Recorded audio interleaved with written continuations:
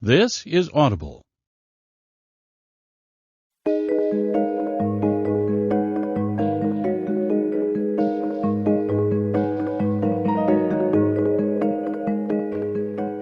Brilliance Audio presents In the Name of Truth by Viveca Sten, translated by Marlene Delargy, performed by Angela Daw. The children were asleep. The sun hadn't yet risen above the grass surrounding the red cabins, and the dew still sparkled on the dinghies that had been lifted out of the water. Every cabin contained 2 dormitories, and each dormitory housed 8 children. 8 girls and boys, some with rounded cheeks and slender bodies, others with the first downy hairs of puberty and budding breasts beginning to show. He'd waited while behind a tree, but now he pulled down his cap and looked around. It was getting lighter very quickly, and the birds were singing more and more loudly. He moved closer. The window of the nearest cabin was ajar. Inside, he could just see sleeping figures with tousled hair and tan faces, foreheads damp with sweat, arms dangling over the side of the bed. He examined the door carefully. It didn't appear to be locked. He couldn't see a catch in the gap between the door and the frame. He turned his head and scanned the area. The instructor's accommodation was a few hundred yards away, among the pine trees. They'd stayed up late. It had been after midnight when the lights in their cabin finally went out. A soft splash caught his attention as a tern plummeted toward the smooth surface of the water. Circles spread outward from the point of contact, then disappeared. It would take no more than a moment. He knew exactly what he was going to do. Chapter 1. Thursday, June 12th, 2014. Don't look so miserable, Benjamin. Åsa Duva tried to smile encouragingly at her son. Plenty of kids would be delighted to have the chance to go to sailing camp. Benjamin didn't answer. He was sitting on the bed with his head down, staring at his phone. A faint electronic melody came from the game he was playing. Åsa folded another pair of jeans and put them in the bag on the floor. She'd already packed several t-shirts and a hoodie, along with his sailing gear and a life jacket she'd borrowed from a friend. I'm sure you'll soon make new friends. Maybe some of your classmates will be there? Still no response. Benjamin's gaze was still fixed on the iPhone his father had given him. Åsa's jaw tightened when she thought about Christian's birthday gift to his son 6 months earlier. Benjamin had been so thrilled he'd barely noticed that his father had stayed at his party for less than an hour, but Åsa had seen him leave long before everyone else, looking stressed, desperate to get home to Nina and the baby. Benjamin glanced up. Do I have to go? His voice lacked conviction. He would never refuse to comply with his father's wishes. Åsa opened her mouth, then closed it again.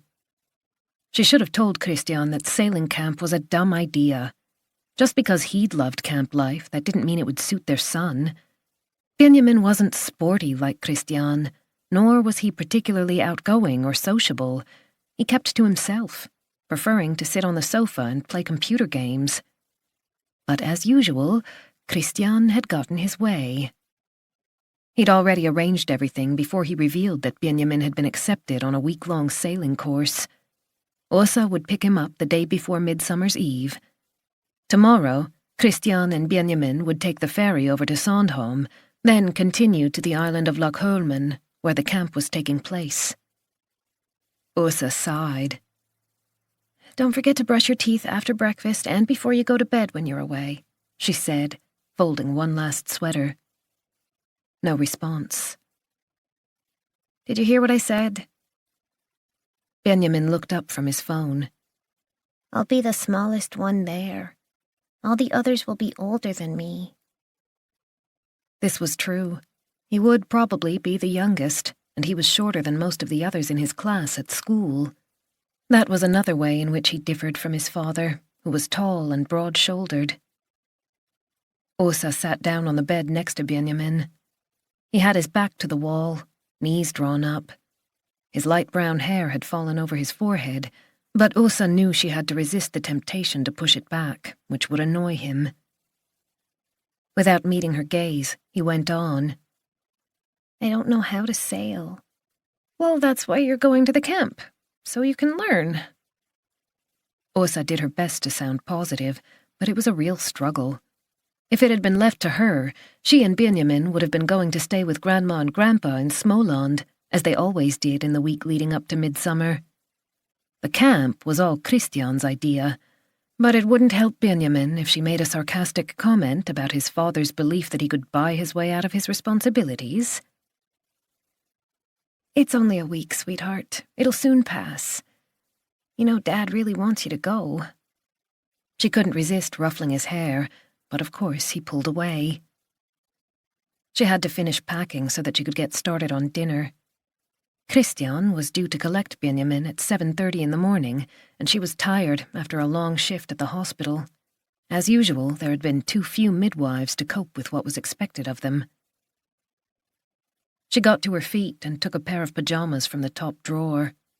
They were made of pale blue flannel. The fabric was soft and smooth beneath her fingertips. The knot of anxiety in her stomach grew. Christian had insisted on sending Benjamin to camp, but she was the one who had to console their son. Christian wasn't worrying about whether Benjamin would get upset or homesick. It'll be fine, she said, wondering whether she was trying to reassure herself or Benjamin. You're going to have so much fun. Chapter 2. Nora Linda closed the folder containing the interview transcript and pushed it away. The trial was due to begin on Monday, her last one before the wedding. Nora smiled. At 3 o'clock on the afternoon of Midsummer's Eve, she and Jonas would be married in the chapel on Sandhamn. Little Julia was going to be a flower girl, and Jonas's daughter, Vilma, would be her bridesmaid. Adam and Simon were both acting as groomsmen. She'd already started checking out various meteorological websites. Jonas laughed at her desperate attempts to convince herself that it wasn't going to rain. At the moment, the sun was shining outside the windows of the Economic Crimes Authority, but the midsummer weather was notoriously unreliable. Her gaze fell on the computer screen, and her smile vanished. This morning, she'd received another anonymous email regarding the trial. The content was the same as the previous messages, aggressive accusations aimed at her principal witness. Don't believe that fucker. As always, the tone was vicious, the sender anonymous and impossible to trace. There was a knock on the half-open door. Nora looked up to see Jonathan Sandelin, chief prosecutor. Are you busy? He asked as he took off his horn-rimmed glasses with their slim frame. It's fine, come on in. She gestured toward the visitor's chair. Her boss sat down, glancing at the folder on her desk as he did so. B-1216-14, The State versus Niklas Vinneman and Bertil Svensson. I thought you'd be hard at work. Nora nodded. She'd spent a lot of time during the spring preparing the upcoming case against Alliance Construction. The company's managing director had siphoned off so much money that the firm had ended up going bust. Nora had charged him with the crime of grave disloyalty to principal and was aiming for a lengthy jail term. How's it going? Fine. The Economic Crimes Authority had suffered a number of well-publicized setbacks over the past few years. They had lost several major cases in both the county court and the Crown Court, and the media had been quick to point out this lack of success. Nora knew the general director was keen to improve the statistics. We're going to win this one, she added. You're not worried that Vinneman will wriggle out of it? As always, Jonathan had his finger on the pulse. Niklas Vinneman, the managing director, had denied any wrongdoing from the get-go, and his defense was very clear. The Economic Crimes Authority had misunderstood the whole thing, and they were trying to send down an innocent man. Shit happens, as Vinnemon's lawyer had put it during an early interview. Making a bad deal isn't a crime, not yet anyway. The sales director's testimony will be key, Nora said, waving a hand in the direction of the relevant documents. I've just read through all the transcripts again. Christian Duva swears that Vinnemon alone was responsible for the deal that led to the firm's collapse. It was thanks to Vinnemon that they paid 10 million kroner for planning permission that turned out to be worthless. Then he managed to hide the money overseas before anyone realized what he'd done. Not a bad amount to tuck away. Nora had to agree. It was far too much for a company of that size, she said. When the bills weren't paid, it didn't take long for Alliance to go under. If the official receiver hadn't begun to suspect something was wrong, Vinnemon probably would have gotten away with it. She heard the sound of a door closing, a key turning farther down the hall. The day was coming to an end. Most of the offices would soon be empty. If I remember correctly, it was a pretty sophisticated operation, Jonathan said, crossing one long leg over the other. Nora nodded. Vinnemon had hidden behind a non-existent company and used an alcoholic by the name of Bertil Svensson as his patsy. Svensson spent most of his time sitting on a bench in the Harlunda shopping mall, and he too had been charged with complicity. For 10,000 kroner and a few bottles of schnapps, Svensson had happily signed all the documentation and fronted the deal, enabling Vinnemon to hide his involvement. That's why Duva's testimony is so important, she said. With his help, I should be able to make the jury understand exactly what happened. There had been no mistaking Christian Duva's bitterness and frustration when he was interviewed, and Nora was convinced he would do his utmost to make sure his former business partner was convicted. They'd worked together for 10 years, and this was the thanks he got, as he'd put it. The money still hasn't been traced? I'm afraid not. That had been a real blow. The 10 million had immediately been transferred to an anonymous overseas account, leaving them with nothing but circumstantial evidence. Nora knew the defense would use the Economic Crimes Authority's failure to find the money as a stick to beat them with during the court proceedings. Leila Kasim, the energetic young detective who was working on the case, had turned over every stone, but to no avail. Any theories as to where it might have gone? Nora shook her head. There were no millions sitting in Vinnemon's bank account. He lived in a heavily mortgaged 3-room apartment in the inner city and was joint owner of a summer cottage on the island of Ingarö with his sister. He had no other assets. Nora had given a lot of thought to the missing money, but hadn't been able to come up with a credible explanation. Should she mention the anonymous emails? She hesitated. She hadn't really attributed any importance to them until now. Most prosecutors encountered this kind of thing from time to time. Before she could make up her mind, Jonathan got to his feet. Anyway, seems as if you've got everything under control. Good. By the way, you do know there's a vacancy for a deputy district chief prosecutor after the summer? A good result here. He raised his eyebrows meaningfully, and Nora couldn't help smiling. She'd been thinking about the post ever since she first heard about it, and had already started formulating her application in her head. Just to give you the heads up, the general director is following the case, Jonathan added before he left. Don't disappoint her.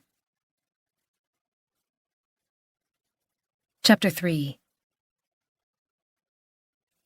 It was almost 4 o'clock, and the bakery would be closing soon. He'd had to hurry in order to buy bread. When he emerged onto the steps with the bag in his hand, he caught sight of the little girl. The lilac hedge that separated the house next door from the bakery was in full bloom. The air was heavy with the scent of its clusters of blossoms. The white wrought-iron chairs where customers could sit and enjoy coffee and cakes were bathed in afternoon sunshine. He was alone for now. The season wasn't fully underway, even though it felt like a hot day in July or August. The girl was wearing a pale blue cotton dress cut just above the knee, the shoulder straps tied in a bow at the back of her neck. Her flip-flops were almost the same color. How old was she? 11, maybe? That was exactly the right age. She was still a child. The spring sunshine had brought out a dusting of freckles over her nose. May had been an unusually fine month. He'd spent many afternoons on benches outside schools and daycare centers. No one had paid any attention to an ordinary guy taking the time to enjoy the first sunny days of the year. He moved closer. The girl's brown hair was tied back in a high ponytail. A few strands had escaped. She had curly hair, which appealed to him. That was exactly how he liked it. He could almost feel its soft silkiness between his fingers. His eyes lingered on the area where the soft curve of her breasts would soon begin to form. She had no idea he was watching her. She was completely focused on a fat Labrador at the bottom of the steps leading up to the Sandhamn Inn. The leash was looped around the railing, and the dog was sitting there panting, its tongue hanging out. The girl went over and reached out to pet it. The animal stood up, delighted with the attention. It raised its head, tail wagging. When she dropped to her knees and bowed her head, her shoulders and the nape of her slender neck were exposed. The inviting gesture didn't escape him. The sun was shining directly on the thin skin, paler than the rest of her body, smooth and pristine, because her hair had protected it. He thought about that soft, bare skin, the feeling of the pale, downy hairs beneath his fingertips, the arousing sensation of a young body. He tightened his grip on the bread bag. He licked his lips and craned his neck to get a better view. Excuse me. A tall woman in tight jeans tapped him on the shoulder. You're in the way. He mumbled an apology, avoided looking her in the eye. He pretended to be sniffing the lilac blossom. The important thing was not to attract anyone's attention, which he now knew instinctively. By the time the woman had pushed past, the girl had disappeared. The black dog was sitting alone on the grass. However, he would be staying on the island for several days, and he would be back to buy more bread tomorrow. Chapter 4. Thomas Andreasson had barely unlocked the front door of the apartment in the Söder district of Stockholm before Elin raced past him and into the bathroom. The fact that he'd had to use the key told him that Pernilla was still at work. Admittedly, the text message asking him to pick up their daughter from preschool on a day that wasn't his turn had given him fair warning, but this was the third evening this week she'd worked late. He'd hoped they would meet in the doorway at least. He went inside, took off his well-worn denim jacket, and ran a hand through his blonde hair. What's for dinner? Elin emerged from the bathroom and kicked off her pink shoes with Barbie on the toes. Have you washed your hands? She held up both hands, palms facing him. Will Mommy be home soon? I think the two of us will be having dinner on our own, sweetheart. It's not fair. I want Mommy. Elin's little face crumpled. Thomas picked her up and whirled her around, tickled her under the chin until she started smiling again. We can eat on the balcony if you like, he said. He carried her over to the window. The balcony overlooked the courtyard, where time had stood still since the apartment block was built in the early 1900s. How about Daddy's homemade burgers? You like those?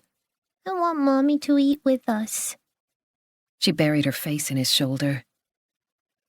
Thomas didn't know what to say. He patted Elin on the head and put her down, then went into the kitchen, which was in shade at this time of day. He thought there was half a package of ground beef in the refrigerator. That should be enough for two. He remained standing with his back to the counter.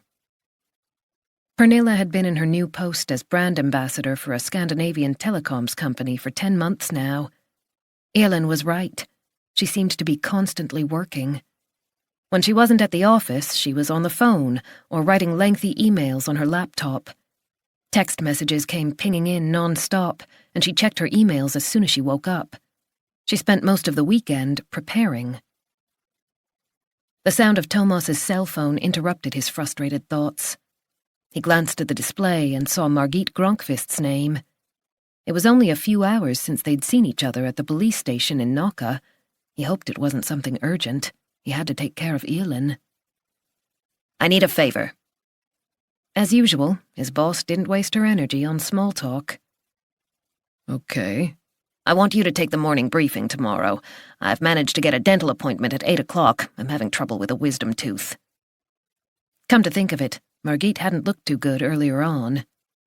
No problem. Thanks. I should be in by 10, unless the dentist kills me. There wasn't much conviction behind the joke. Thomas slipped the phone into his back pocket. It was mainly thanks to Margit that he'd been able to return to Nocca after resigning last summer. He'd been tempted by a post with a private security firm, but he'd been back in his old job since April, and he knew that Margit had had to pull several strings in order to facilitate the move. He took out the frying pan and placed it on the stove. When Pernilla first told him she'd been offered her new role, he'd encouraged her to take it. He'd had no idea how completely it would swallow her up. And then there was the travel, back and forth between the Scandinavian capital cities. He was heartily sick of seeing her wheeled suitcase standing in the hallway. They'd established a routine. Elin was picked up either by Thomas or his mother, who was happy to step in, fortunately. Thomas had gotten pretty good at cooking dinner for two, but without his mother's help, they would never have coped with the challenges of everyday life. Luckily, his job had been pretty quiet over the last few weeks. He found the hamburger buns in the freezer, then chopped an onion and some tomatoes. He fetched the bottle of ketchup from the pantry. In the kitchen window, he caught sight of a 47-year-old man with a grim expression on his face, deep lines running from nose to mouth. It took a moment for him to grasp that it was his own reflection. Pernilla's job had come along at almost the same time as Thomas had been contacted by Eric Bloom, a former colleague who'd moved to the private sector. Eric had painted an attractive picture, and the salary was significantly higher than Thomas's pay within the police. Pernilla's enthusiasm for a fresh start had carried him along. Maybe it was time for a change? He'd told himself that he was stuck in a rut, that he needed to do something different. However, while Pernilla had happily embraced her responsibilities, Thomas had felt trapped behind a desk. He'd written security reports, sat through meetings on budgets and quotes. Cost was key. Profit margins needed to be carefully monitored. After only a month or so, he hated going to work. He'd missed being a police officer more than he could ever have imagined. Margit's dry comments, the daily exchanges with Aram Gorgis and his other colleagues, the feeling that he was making a difference. It sounded banal, but all of that meant something. He hadn't realized how much until it was gone. Eventually, he'd picked up the phone and called Margit, asked if he could come back. He'd thought he longed for something else, but the answer didn't lie in the private sector. Eric had been deeply disappointed, much to Thomas's surprise. They'd hardly spoken since, and Pernilla had told him he was crazy. "Don't come running to me when you're miserable again." Maybe that was where it had started, the gap that had opened up between them. Thomas took out the ground beef and slammed the refrigerator door. Are you mad, Daddy? Elin was standing in the doorway, staring at him. No, sweetheart. He bent down and stroked her cheek. It's fine. Daddy just happened to push the door a little too hard. Nothing to worry about. He glanced at the clock. 5:30. Pernilla probably wouldn't be home until 8, if then. He was so sick of this. Chapter 5. Hello? Nora heard Jonas's voice almost as soon as the front door opened. "I'm in the kitchen," she called out quietly, so as not to wake Yulia. It was 9:30, and their 4-year-old daughter was already asleep. Simon had gone off with his friends to celebrate the beginning of the summer break, and Adam was at his girlfriend's, as usual. Jonas came in and gave her a kiss.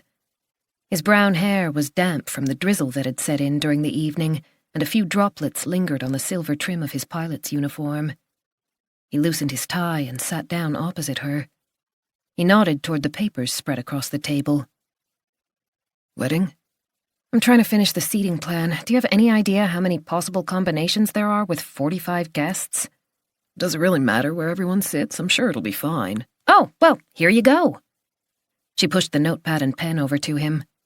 Feel free to take over. You decide who sits next to your sister and her husband, not to mention your aunt. Okay, calm down. Jonas took Nora's hand and pressed it to his cheek. When he smiled, she was lost, as always. I love you so much. Sorry, I didn't mean to start as soon as you got home. It's all a bit much right now. The trial next week and the wedding straight after. I need to cut myself in half if I'm going to get everything done. Something about the way Jonas straightened his shoulders made her suspicious. She drew back her hand. What is it? What do you mean? You look as if you have something to tell me. Nora sat back and waited. Jonas had never been a good liar. He couldn't even look her in the eye. He took off his jacket and draped it over the back of the chair next to him. It was so obvious that he was stalling. Come on, I can see there's a problem. Crew planning called. He fell silent, but Nora knew what was coming. And? She couldn't help the sharpness in her voice. Jonas placed a hand on her arm. They want me to fly to Bangkok on Saturday. But that means you'll be away next week. It's out of the question. You do know that. I'll be tied up with the trial from Monday to Wednesday. Then we need to go straight over to Sandhamn to get everything ready for the wedding. Jonas looked uncomfortable, and Nora realized he'd already said yes, before he'd even spoken to her. He tried to explain. It's an emergency. They've already used all the pilots on standby, otherwise they wouldn't have contacted me. A lot of people are away because it's midsummer. Oh, we're getting married! Her voice had shot up to a falsetto. They hardly ever argued. Never, in fact.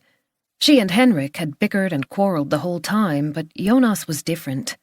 Over the past 5 years, the children had rarely heard raised voices at home. However, his good nature had a negative side. He found it difficult to say no. If there was one thing he hated, it was conflict.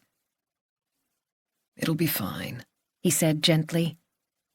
He got up and moved behind Nora, then began to massage her shoulders and neck.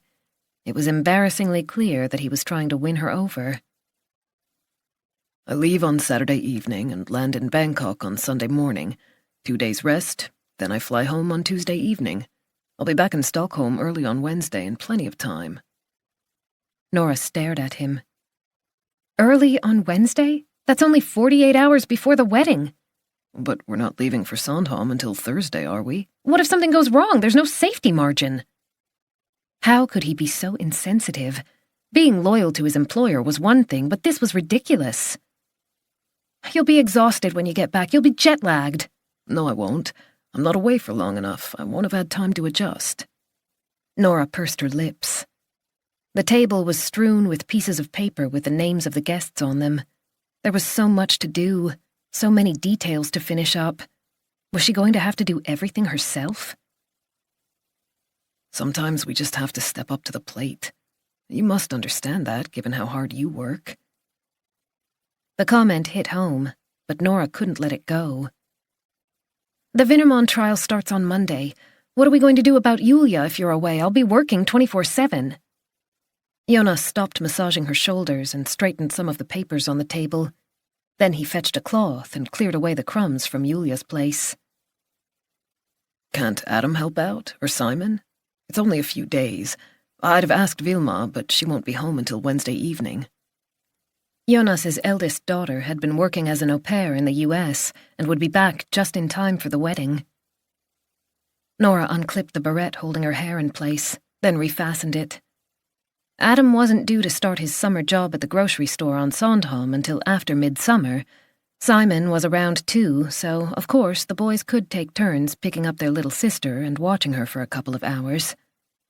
However, Nora was still shaken, unwilling to rethink things. So much preparation had gone into this wedding, all the invitations, discussions with the Sands Hotel where the reception was to take place. She was already worried that something might go wrong. The little voice in her head whispering that a major trial in the same week as her wedding wasn't a particularly good idea didn't help matters. Jonas crouched down beside her and put his arms around her. "We don't need to fall out over this, do we?" he said softly, his lips brushing her temple. "Not when we're finally getting married, you and I." Nora's anger melted away like a patch of snow in April, and she rested her forehead against his. "Promise you'll be back on Wednesday morning. I don't want to be the jilted bride left at the altar." She gave him a wan smile. "Promise?" Chapter 6. It was almost midnight. The lights in the opposite apartment building had been switched off one by one, but Niklas Winneman couldn't relax. There was no point in going to bed. Last night he'd lain there wide awake since the early morning hours, his thoughts clawing away at the inside of his skull, just as he'd done night after night for months. Whatever happened, he couldn't face jail. He had no illusions about what would happen to him in there. The people he'd borrowed money from had been very clear about the consequences if he didn't pay his debts on time. They had plenty of contacts on the inside. Niklas broke out into a sweat. How would he survive in an environment like that? More than once he'd toyed with the idea of ending his life. The company was gone, his life's work ruined. Every time he saw his boys, Albert and Nathan, he felt guilty. They were far too young to cope with what he'd put them through. However, he knew it took a different kind of courage to go through with suicide. He was a coward, and despised himself for that, too. Niklas stared at the black facade of the ugly building from the 1960s, which didn't fit in with the area's turn-of-the-century architecture at all. He got up and went to the kitchen for a bottle of mineral water. He'd managed to stay away from the booze since last Monday. He knew he had to keep a clear head. There was a great deal resting on the events of the next few days. He poured the water into a glass and drank greedily, the drops trickling down his chin. It didn't help. He was desperate for a proper drink. Somewhere in the distance he heard the sound of an ambulance siren. The trial was due to begin on Monday, and Christian's testimony would destroy him. He took out his cell phone and stared at it. He'd already called Christian so many times, begged him to retract his statement. The phone number was seared into his retina. Should he try again? Christian never answered. He simply rejected Niklas's calls as casually as he might squash an irritating mosquito. Niklas gripped the edge of the counter so hard that his knuckles glowed white in the dark kitchen. Then he opened the freezer. The bottle of vodka was on the top shelf, white with frost, as if it were waiting for him. Condensation covered the glass as he poured. He knocked the first drink straight back and felt the calmness spread through his body at long last. He poured himself another and took a good slug before heading back to the living room. He sat down, stared at his phone again, and eventually allowed his index finger to key in Christian's number. No answer, as usual.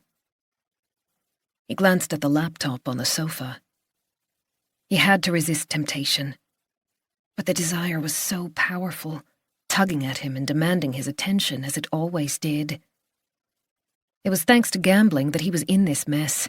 He had to stay strong. He couldn't afford to lose any more money.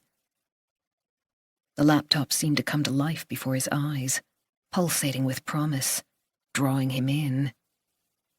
"Anything is possible," whispered the voice inside the black case. "You can win back everything you've lost, enough to pay off your debts. You can have a fresh start. Go on. You know you want to." He had to stop this, think about something else. Niklas reached for the laptop and opened it up. Excitement coursed through his veins. "Just for a little while," he thought. "Half an hour, no more. Then I'll log out and go to bed." I'm in control," he murmured, then took another slug of vodka. Chapter 7. Friday, June 13th. Christian Duva steeled himself before ringing the bell. There was a brief silence, then he heard footsteps approaching. Åsa opened the door and pointed to a rucksack and a sleeping bag on the floor of the hallway. "That's Benjamin's stuff," she said without a word of greeting. Christian closed his eyes for a couple of seconds. He was so tired of Åsa's bitterness. He'd given her everything she asked for. She still lived in the spacious apartment in the Viveca Sten district of the city, and she was well provided for. He'd done his utmost to meet all her demands when they divorced, and yet she still looked at him with distaste. "How are you?" he ventured. "That's no longer your concern." To his relief, Benjamin appeared. Christian gave him a hug. "Hi there. Isn't this exciting? The sun's shining and you're off to your very first sailing camp." Benjamin nodded, and Christian picked up the rucksack. He had no intention of letting Åsa spoil the day. He'd been looking forward to traveling out into the archipelago with his son. They spent far too little time together. "Okay, let's go. Can you grab your sleeping bag, Benjamin?" Christian led the way into the elevator and pressed the button just as his phone rang. When he saw the name on the display, his good humor disappeared in an instant. Why couldn't Niklas leave him in peace? "Careful!" His father's voice made Benjamin stumble and fall just as he was about to step ashore. Two older boys, who were already on the jetty, started to laugh, and Benjamin felt his face flush red. "I hope they're not going to the camp." The boat to Lochholmen was packed with children on their way to the camp. That was obvious from their luggage, and many were carrying life jackets. Almost every child was accompanied by both parents. "Come along, Benjamin, get a move on." Christian sounded impatient, just as he had during the drive to Stofsnäs, where they'd caught the Vauxholm ferry. Benjamin had been so pleased when his dad came to pick him up, but then his phone had rung, and everything had gone wrong. There had been several more calls, all of which went unanswered, and each one had increased Christian's level of irritation. Benjamin had curled up in the passenger seat and played a game on his own cell phone until he started to feel carsick and had to stop. Christian was already some distance along the narrow forest path leading from Trollhättan where they docked. Quickly, Benjamin picked up his sleeping bag and ran after him. They passed a recycling centre before reaching the pontoon bridge over to Lochholmen. There were several boats moored along the wooden jetty in the marina on the right. Benjamin turned his head and saw the camp on the other side of the inlet. A dozen small sailing boats and dinghies had been pulled up out of the water and onto a broad ramp. Beyond the pale green reeds lay a number of red cabins, and the Swedish flag fluttered from a tall flagpole in the middle of a patch of sandy grass. A large motor yacht was making its way along the narrow channel, with a boy who looked to be a few years older than Benjamin on the foredeck. Presumably, he was also on his way to the camp. "Don't stand there daydreaming, Benjamin. Come on. It looks fantastic." Benjamin hurried to catch up with his father, who was striding across the extensive lawn in front of the island's restaurant, a white pavilion in front of a building that had been designed to resemble a mountain lodge. The path continued on the far side. They were nearly there. Benjamin stopped again. The place was heaving with kids. He hadn't expected so many. Christian was already talking to a girl in denim shorts, asking where Benjamin would be sleeping. "Okay, so you're in Star," his father informed him. "That sounds nice, doesn't it?" He led the way to one of the cabins and pushed open a white door that was already ajar. "This must be it." There was a big white-painted room on either side of a small hallway. Each room contained bunk beds. Most had already been claimed, with bags and life jackets dumped on top of the mattresses, but there was an empty bed by the window. Christian went over with Benjamin's rucksack. "This must be yours." He glanced out the window. "You've even got a bit of a sea view. It's the best spot in the room." Benjamin noticed dusty footprints on the grey-blue vinyl floor, and someone had thrown crumpled candy wrappers under his bed. This must be the worst place, otherwise someone else would have grabbed it. So what do you think? It's okay, Benjamin replied quickly. His dad sounded so stressed. There's a shelf here for your things. Christian looked at his phone again. That was the 4th time since they'd arrived. Benjamin had been keeping count. On the wall by the door was a sheet of paper, a list of 8 names, 1 for each bed. Do you know any of these guys? Benjamin peered at the list. Linus Andersson, Marcus Grunwald, Lukas av Helsing, Sebastian Grandin, Samuel Kalberi, Oscar Hagander, Martin von Post, Benjamin Duva. He shook his head. Why was his name at the bottom? Did that mean anything? It doesn't matter. You're bound to get along. That's what happens at camp, especially at your age. Something softened in Christian's face. The lines on his forehead smoothed out, and he no longer looked so tired. I was only 10 when I first came here, he continued. It was the best summer of my life. I made so many new friends. In his smile, Benjamin caught a glimpse of his old dad, the person he'd been before the divorce. There was a life before and after what had happened, a before and after Dad. He looked at the sheet of paper again. Instructors, William Sjöland and Isak Andrén. He didn't recognize their names either. He hoped they were nice. His dad's phone rang again, echoing around the room. Immediately, Christian's features hardened, his mouth no more than a thin line. For a second, Benjamin thought he was going to reject the call, but this time he answered, said he couldn't talk right now. Do you hear me? He suddenly yelled, making Benjamin jump. Stop fucking calling me! Leave me alone! He pushed the phone into his back pocket, his face white with anger. Without any warning, he slammed his right fist into his left palm. Benjamin almost felt as if he'd been slapped. He stared at his father. He'd never seen him like this, and didn't dare make a sound, let alone ask what had happened. He became aware of the hum of conversation from outside, a cacophony of voices in the sunshine. Everyone seemed so happy. Benjamin stood perfectly still and concentrated on a cobweb clinging to the wall. I guess it's time for roll call, Christian said eventually. He turned and left the dormitory, with Benjamin trailing along behind him. The bright sunlight was dazzling, and it took a moment for Benjamin's eyes to adjust.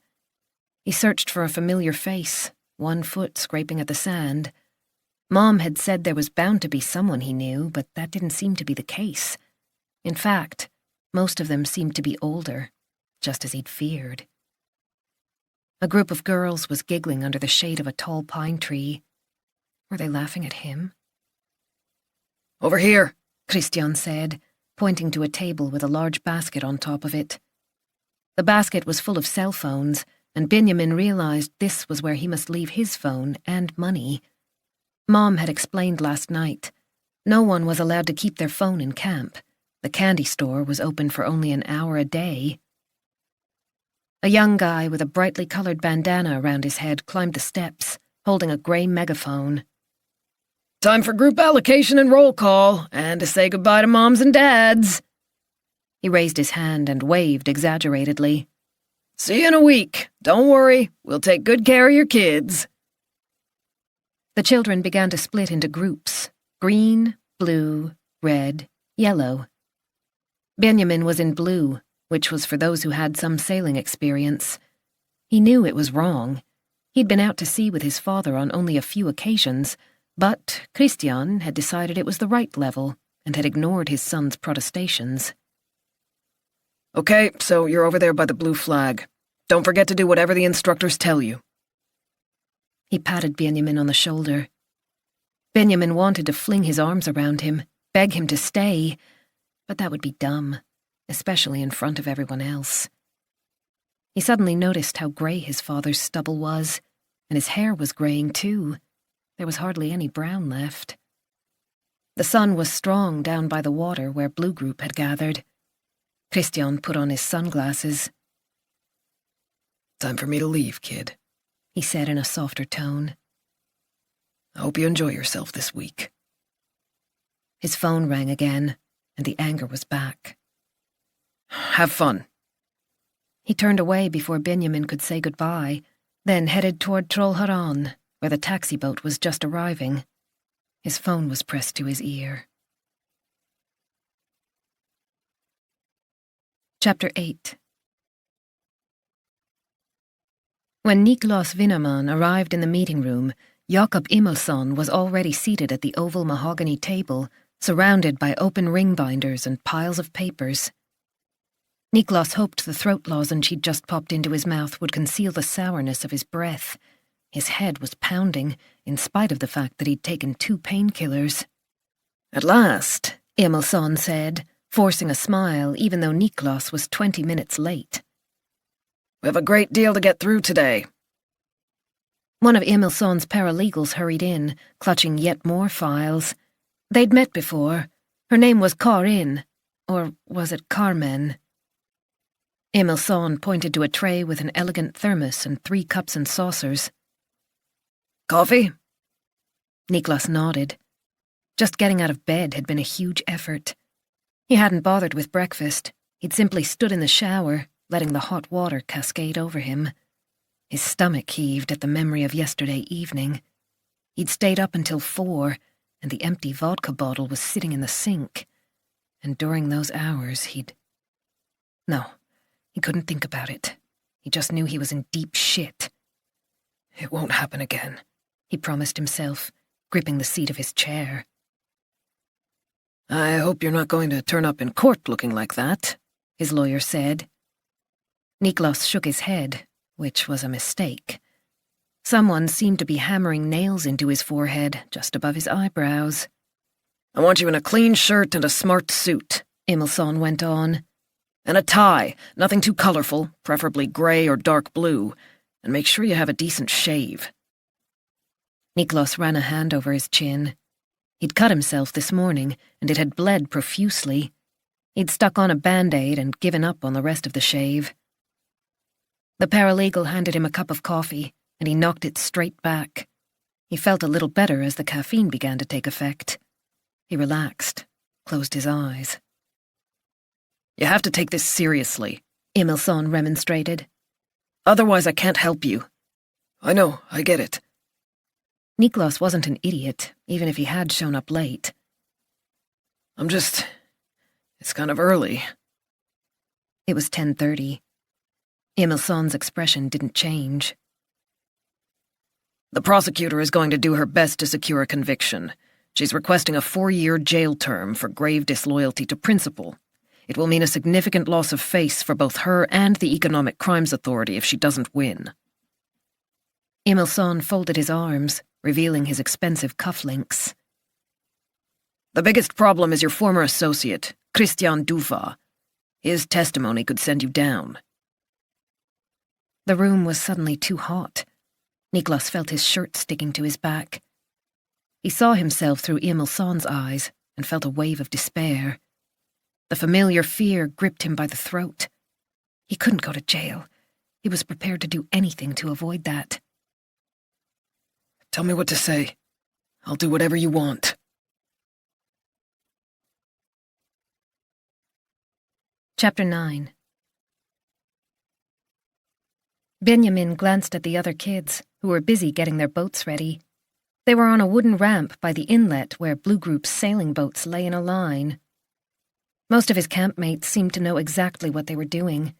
Many had already fetched their sails from the storage shed and were busy pushing their boats toward the water. He was sailing with Clara and Stina, who already knew each other. They were in the same class at a school in the city center and were a year older than he was. "So how's it going?" Isak appeared beside Benjamin. He was wearing a baseball cap turned backward, with his sunglasses pushed so far up they were actually on top of the cap. Benjamin guessed he must be 19 or 20. He was almost as tall as Benjamin's dad. Good, I think. His voice was too thin. He took a deep breath and pointed to a dangling rope. I'm not sure what this is for. Isak laughed, but there was nothing spiteful about him. Benjamin relaxed. Isak seemed to be okay. No problem. There's a lot to learn at this stage. You'll be sailing like a pro before the week's out. The 3 boys in the next boat were almost ready to leave and were looking impatiently at Benjamin. Samuel had been standing on the foredeck of the big motor yacht earlier. He was staying in Star too. Okay, let's get a move on, Isak said, glancing at Clara and Stina, who didn't seem to know what they were doing either. Clara stared at Benjamin, then leaned forward and whispered something to Stina, who giggled. Stina was sweet, with her blonde hair tied up in a messy ponytail. Clara had short brown hair and seemed more self-assured. Time to go, Isak said encouragingly. You sailed with the leaders this morning, and now it's your chance to go out on your own. He patted the nearest hull. If you do exactly as we said during the briefing, everything will be fine. The instructors in the escort boats will always be there. Remember, we're not going to let you out of our sight. It's also very difficult to capsize one of these, but if it does happen, a little swim might be fun. Ready? He gave a 3-fingered salute. When I ask if you're ready, you respond like this, with 3 fingers. That means always ready. Stina gave Benjamin a nudge and grinned. Did she think the same as he did, that Isak talked too much? Come with me. Isak led the way to the shed. He helped them to pick out the right sails and put them up. It took only a few minutes. It looked so simple when he did it. He inspected all the crews. Everyone wearing their life jacket? Everyone been to the restroom and drunk a glass of water? Benjamin nodded obediently. Okay, one last head count, then we can go. Isak counted them all the time, whenever they changed activities or gathered for something to eat. Benjamin clambered into the boat after Stina and tried to do whatever she did. Clara sat down in the stern with her hand on the tiller, as if it was obvious that she would be the one to steer. You'll be fine, Isak shouted after them. Chapter 10. There had been no sign of the girl when he returned to the bakery. He wandered around the harbour area trying to spot her. He'd already walked along the Royal Swedish Yacht Club's jetties and drunk a cup of coffee at the Anchor Cafe, searching for that blue dress. But she was nowhere to be seen, not even on the shore over by Fleskberget. There were just a few sun-worshippers lying on their beach towels. She'd definitely been interested in him. The coquettish way she swung her ponytail had told him that, along with the movement of her slender hips. This was something he'd learned over the years. He could always tell if they were willing. It didn't matter if it was a girl or a boy, he just knew. The signals were there in the sway of their body, the secret invitation when they licked their lips. It was almost 4 o'clock in the afternoon, and the June sun was still high in the sky. It hardly got dark at this time of year. The sky merely took on a deeper shade of blue for a few hours at midnight. Sometimes he stayed up until it grew light again, or surfed the websites that offered what he needed until the desire died down. But it was much too long since he'd been with someone for real. He decided to grab a hot dog from the kiosk. If he couldn't find her after that, he'd have to take the boat over to Lochholmen. His little motorboat was hidden away in the inlet. He was practically alone in the marina, which suited him perfectly. That was the advantage of the low season. He'd never liked crowds. Nor did he want to be recognized, even though the risk was small.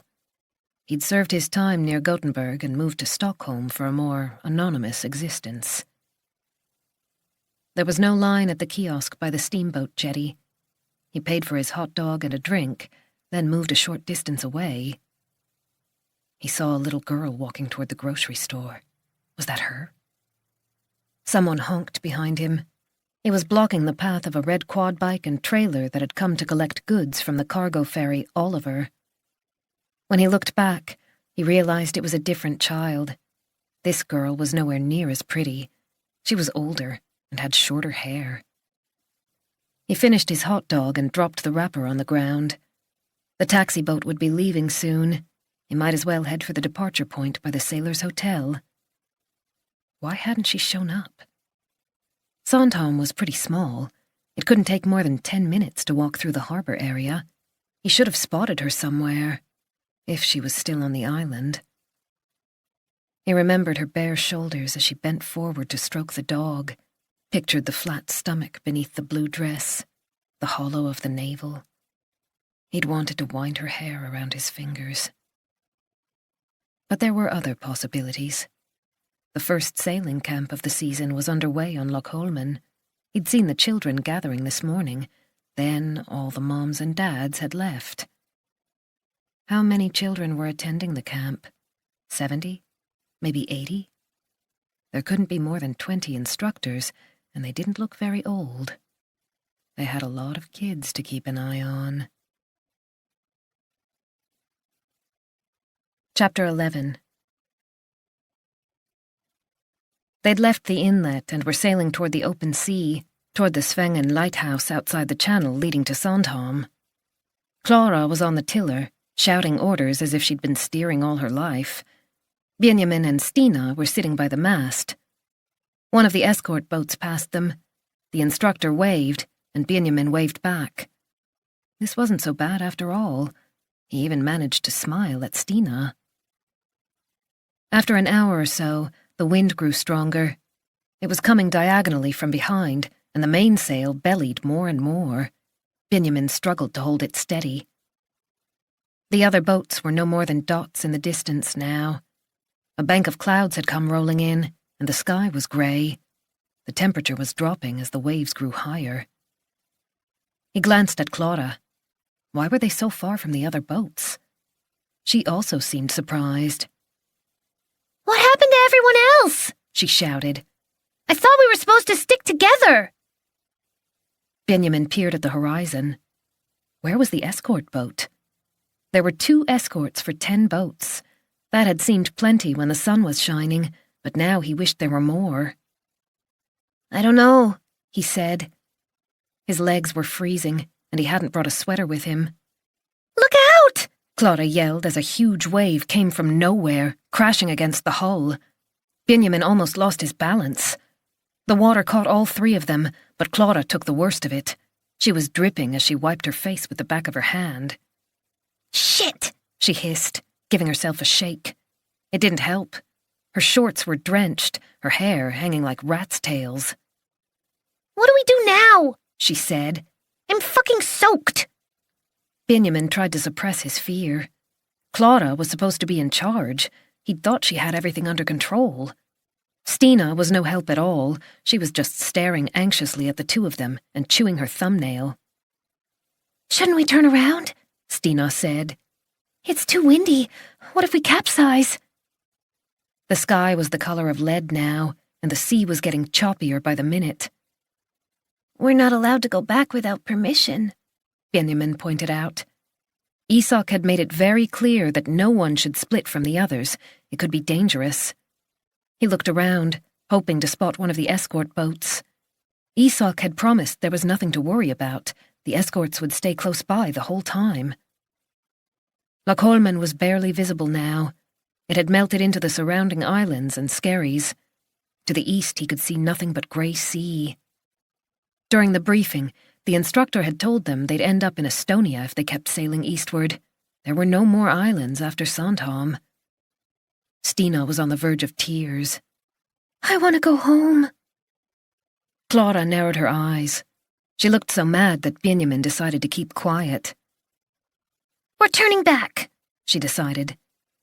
Benjamin, are you ready to let go of the sail? Stina? Stina nodded, and Benjamin prepared himself for the maneuver. He didn't dare to disagree with Clara, even though he knew they shouldn't be doing this. Now! Clara yelled. Benjamin let go of the rope, and the white sail started flapping wildly. The boom swung back and forth like the tail of an angry tiger. Suddenly the boat lurched, listing dangerously. Everything happened so fast. The wind was way too strong. taken the sail! Clara shouted. The water was pouring in over the port side and into the footwell. Benjamin gasped when it reached his knees, but Stina threw herself across the boat and leaned back over the starboard side, which had risen up at an alarming angle. Help me, Benjamin! Stina cried. I can't do this on my own! Benjamin was frozen to the spot. He stared at her, his arms and legs refusing to move. This isn't happening, he thought, screwing his eyes shut. We're going to sink on the very first day. Benjamin! He opened his eyes. For a few seconds, their fate hung in the balance. The port side was almost underwater, the mast was down, and the sail was dipping into the waves. Clara scrambled over the tiller to get to Stina. A new white-capped wave came surging toward them. Then time seemed to stop. Benjamin stared uncomprehendingly as the boom swung across and the boat righted itself. Suddenly, the horizon was where it was meant to be once more. He grabbed the mainsail rope and pulled as hard as he could, his wet fingers struggling to get a grip. The sail responded, billowing out in the wind as the boat moved forward. Somehow, they were heading in the opposite direction, back to Lochholmen. Benjamin slid down into the footwell. He was sitting in several inches of water. He was soaked to the skin. Every muscle was aching, and he'd cut his knee. The blood seeped into the water, forming pale red rings that gradually dissipated. Stina was crying, and Clauda's eyes were almost black. I hate this fucking camp, she snapped.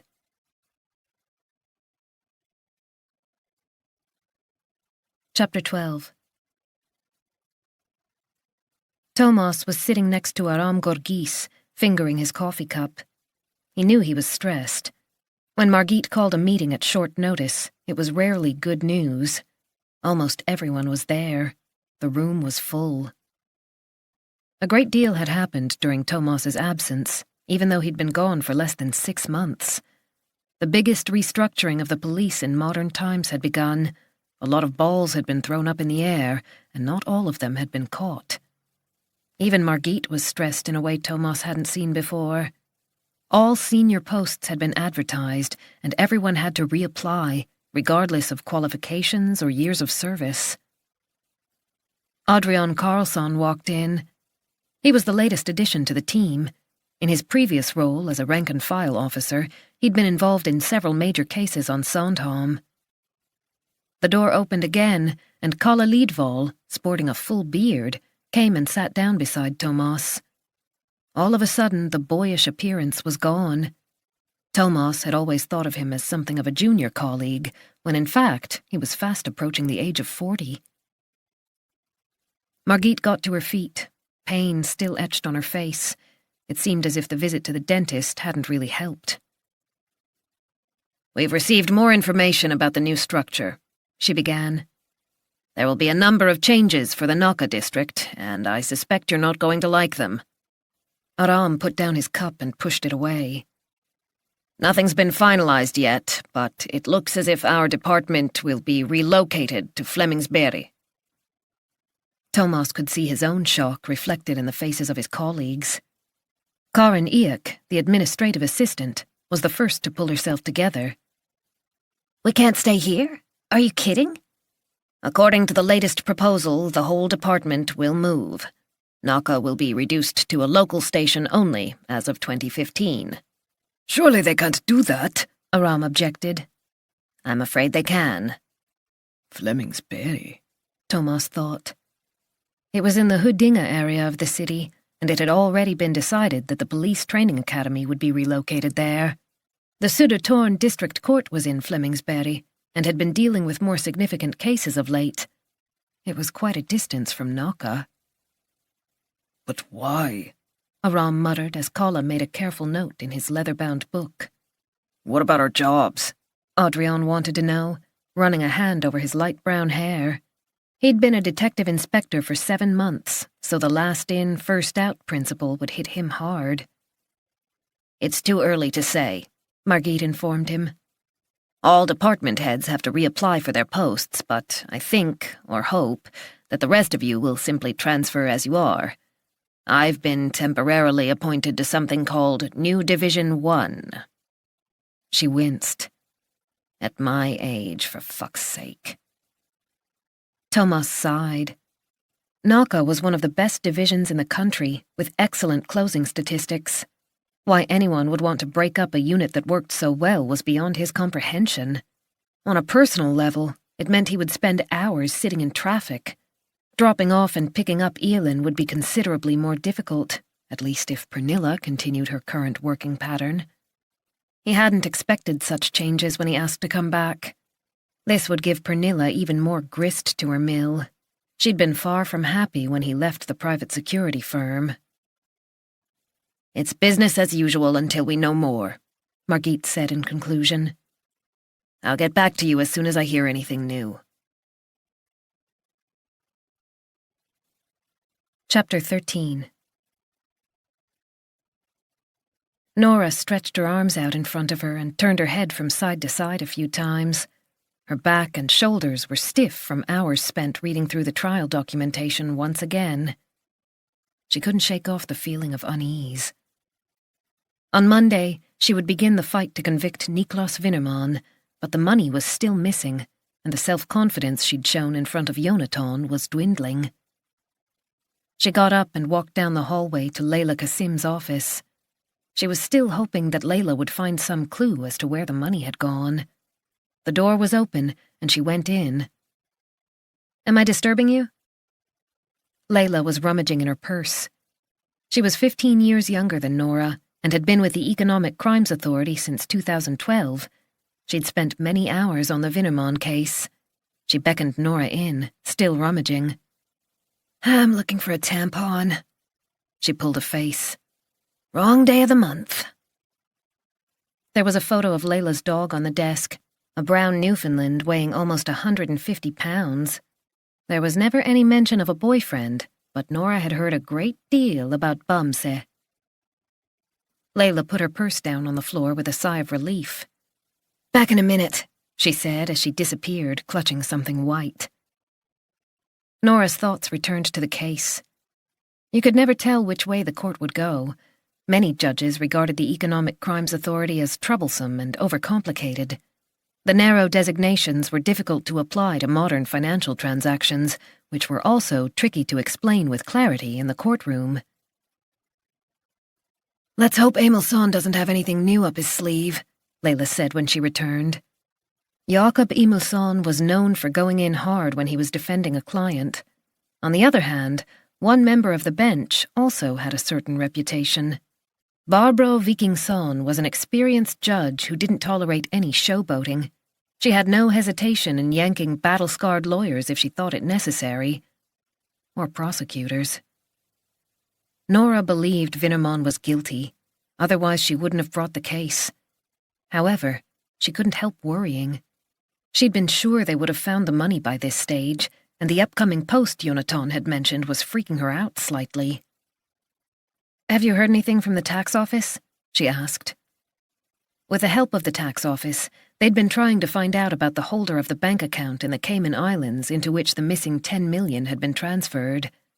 There was an agreement between Sweden and the Cayman Islands that was supposed to facilitate this kind of information exchange, but it was taking forever. The overseas authorities responded politely, but nothing happened. Nora still had no concrete proof that it was Winnerman who'd used that account. Leila shook her head. "I'm afraid not. They're working on it, but they have no leverage to speed things up over there. I called them again this morning," she said with an ironic smile. She was only 32, but she already knew the score. "You'll have to put the thumbscrews to Bertil Svensson, if he's sober," she added. This wasn't the first time they'd come up against a deal with a drunken goalkeeper, which was the term used when someone exploited an addict to front a company. Svensson couldn't remember any details, and of course he had no idea why the money had immediately been transferred to the Cayman Islands. "Do you know how many times he's told me his memory isn't too good these days?" Leila said. "It's almost funny." Nora glanced at her watch. It was high time she left. Jonas and Julia were picking her up at the Slussen subway station so they could go straight to Sandhamn. There was no point in travelling home to Soltjebaden first. Jonas was coming back to the city on Saturday to fly to Bangkok. She still wasn't happy about the idea. I have to go. Layla raised a hand in farewell and reached for an apple on her desk. Nora felt stiff, and she rubbed the back of her neck with 2 fingers as she quickly checked her emails before shutting her computer down for the weekend. As soon as she saw the vicious words in the subject line, she knew what it was about. She sat motionless for a few seconds before she clicked on the message and began to read. The tone was the same as before. There was no doubt that it came from the same source. Another rant about her key witness, Christian Duva. A few lines halfway down were particularly disturbing. He's lying, the fucker. He's lying about everything, and anyone who believes him will be sorry, including you. She ought to report this to the security department. Until now, she'd simply opened the messages, then ignored them. She hadn't even mentioned them to Layla. She looked at her watch again. She was already late. She would deal with this on Monday. Chapter 14. What the hell is wrong with you? Isak said. The expression on his face made Benjamin want to shrivel up and disappear. He didn't dare look at Clara and Stina.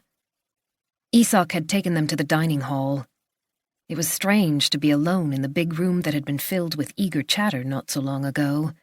A thin beam of light shone in through the nearest window. Are you crazy? You know the rules. The group stays together. We all sail in the same direction. Didn't you listen to my instructions? We were soaking wet, Stina ventured, her lips trembling, just as they had when it seemed as if the boat was about to capsize. And there was no sign of the escort boats. We went through all of this before you left. No one is allowed to sail off on their own. It's too dangerous. How are we supposed to keep an eye on you if you do something so dumb? Benjamin stole a glance at Clara. He knew she was angry, but she didn't say a word. It had been her idea to turn back, but Benjamin had no intention of telling on her. Isak wasn't finished. Anything could have happened. He pushed his hands deep in his pockets. Besides, the escort boats weren't far away. Another group needed help and their situation was more critical than yours. That's how it works at sea. You're old enough to realize that. He softened a fraction. Anyway, let's put it behind us. But I hope you've learned a lesson. Never, ever do something like this again. No more stunts for the rest of the week, is that clear? We just wanted to get home, Benjamin thought. Clara lifted her chin. She looked absolutely furious. Is that clear? Isak repeated. Chapter 15. We're going to miss the boat to Hara if we don't leave soon, Thomas called out from the bedroom as he pushed a change of clothes and a couple of pairs of underpants into a bag. Pernilla was still sitting at the kitchen table with her laptop. It was after 5, and it would take them a good hour to drive to Stafsnäs in the rush-hour traffic. The last boat left at 6:20. Coming. I just need to send this email. Thomas had left work early to pick up Elin and get back to the apartment. He zipped up his bag and went into Elin's room. As usual, there were Barbie dolls all over the place. Elin was sitting on the floor playing on her tablet, the 1950s ideal woman side by side with the internet. Barbie's continued popularity was remarkable. Time to go, sweetheart. He picked up her rucksack. I'll take care of this so it doesn't get lost. He tucked the tablet among Elin's clothes while she grabbed her favorite doll and obediently followed him. We're leaving now, he informed Pernilla. She glanced up. Almost done, and there. She closed the computer, pushed it into her roomy purse, and got to her feet. That wasn't so bad, was it? She took Elin's hand. We'd better hurry up so Daddy doesn't get even more grumpy. Thomas sighed.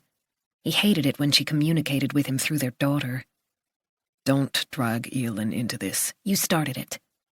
He swallowed a sharp retort, picked up the car keys and the bag of groceries, and walked out the door. Chapter 16. Nora joined Jonas in the glassed-in veranda at the Brand Villa.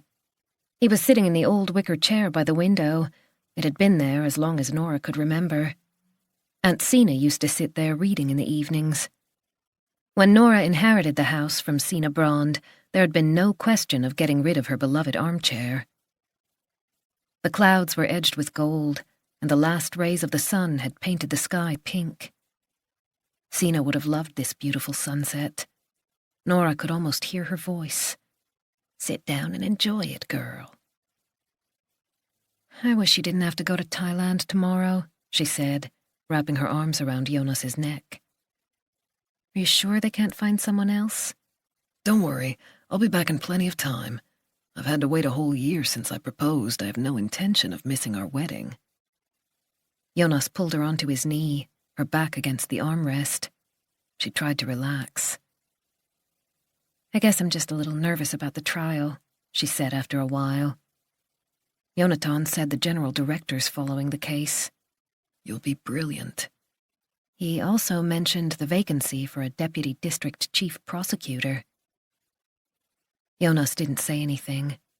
Instead, he traced the line of her throat with 2 fingers, continuing down toward the V-neck of her t-shirt. Maybe we should go and have a lie down, so you won't miss me too much. Nora shook her head. She'd just put Yulia to bed and didn't want her to come marching into their bedroom in the middle of something. Her daughter didn't always fall asleep just because the light had been switched off. Besides, she couldn't stop thinking about Monday. She was restless and distracted. She'd lost the thread of the conversation more than once during dinner. "I'm still wondering about the millions Vinnerman took," she said. "Things would be so much easier if we could track them down."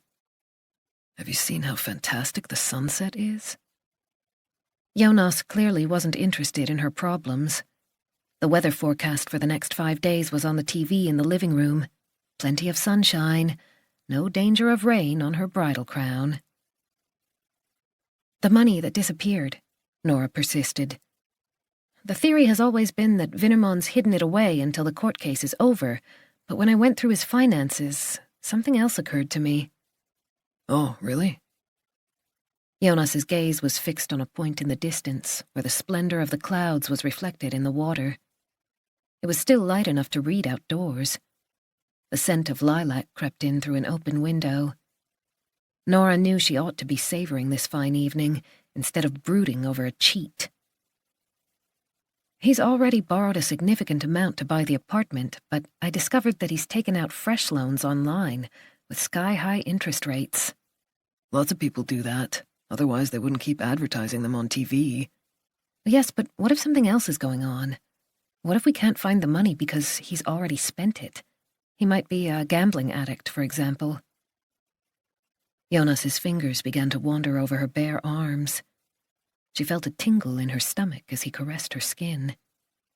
She inhaled his aftershave, a subtle blend of green apples and pine needles. It reminded her of the sparse forest on the island where she often went walking. She loved the narrow paths. The sunlight filtered through the treetops. Shouldn't that have come up during the preliminary investigation? Jonas murmured. So he had been listening after all. Not necessarily. It had been discussed at an early stage, but set aside because there was no evidence. When Vinnerman's property was searched, there was no evidence of a gambling habit, no betting slips, nothing from the horse racing at Solvala. They'd seized his office computer, but again, there was nothing to suggest an interest in gambling. There had been no sign of a personal computer. Vinnerman had claimed that the one at work was all he needed. Layla had concentrated on his banking history and had interviewed all those involved.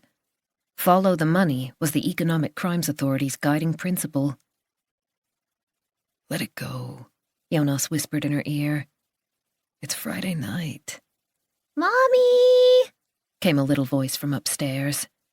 I need to pee. Chapter 17. Benjamin couldn't settle. If he'd had his phone, he'd have been able to play a game for a little while, just like he did at home. He wished he was there, in his own bed. He missed his teddy bear. He always hugged Teddy until he fell asleep. He pictured his mom's face, hot tears scalding the inside of his eyelids. He hadn't called her this evening. He was too ashamed after Isak had bawled them out. The boys in the other beds all went to the same school, except for him. He was the odd one out. After dinner in the dining hall, he'd sat by himself in a corner. No one had come to talk to him. In the end, he'd returned to the dormitory and crawled into his blue sleeping bag. That was another mistake. The others had all brought their own sheets and pillowcases. The boy in the bed above him let out a loud snore. His name was Oscar. He'd just about managed to say hi to Benjamin. One of the other beds creaked. Then the silence was broken by a quiet voice. "Sebbe, are you awake up there?" Benjamin wasn't sure, but he thought the sound came from the lower bunk opposite him. That was where Samuel slept. He was the boy who'd rolled his eyes when it took Benjamin and the girls so long to get their boat ready in the morning. Apparently, Samuel's father had some kind of involvement in the organization. He was very rich and knew the director.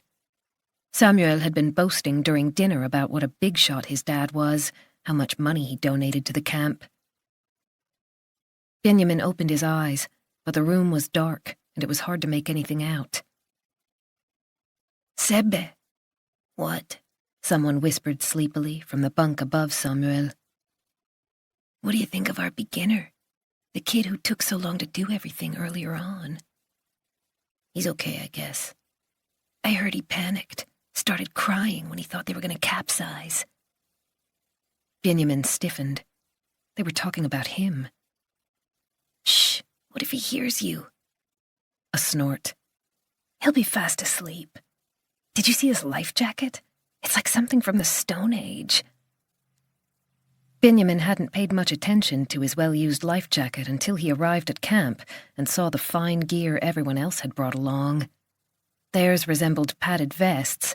His was bulky and stained. Silence fell. Benjamin needed to pee, but he didn't dare get up in case the others were still awake. The first voice spoke again. "I bet he cried himself to sleep. How fucking embarrassing is that?" Benjamin's mouth went dry. He was homesick and unhappy, but he hadn't cried. He hadn't. "Just leave it. I need some sleep." This was followed by a loud yawn. "Okay, good night." Oscar let out another snore and turned over. There was a soft thud as he bumped against the wall.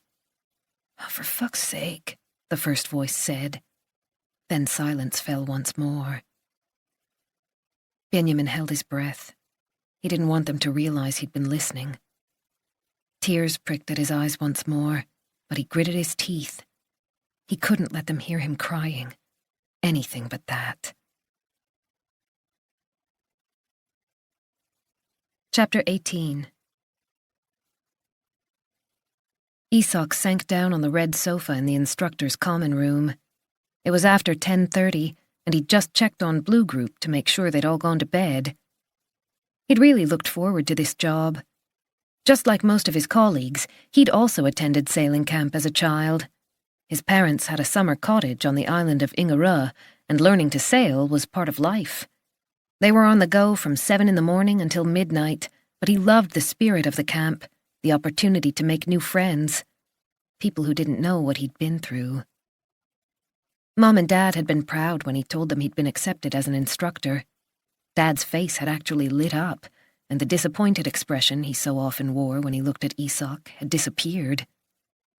David Rutkowski, the senior instructor, walked in. He was 2 years older and a close friend of Isak's brother. Presumably, his brother had put in a good word, otherwise they wouldn't have taken him on. It was time to review the day and plan tomorrow's activities. As usual, David was carrying his black notebook with a rubber band around it to stop any loose sheets of paper from falling out. The door opened again as several more instructors arrived. The room was getting hot and crowded as the sofas along the walls filled up. Maya, who was also new, came and sat down beside Isak. She kicked off her knee-high sailing boots and massaged one foot, her face contorted in pain. Blisters, she explained. New boots, no socks, big mistake. She had lovely teeth, white and even. When she smiled, her eyes reminded Isak of a cat's. So, how did it go today? He asked, discreetly checking out her breasts.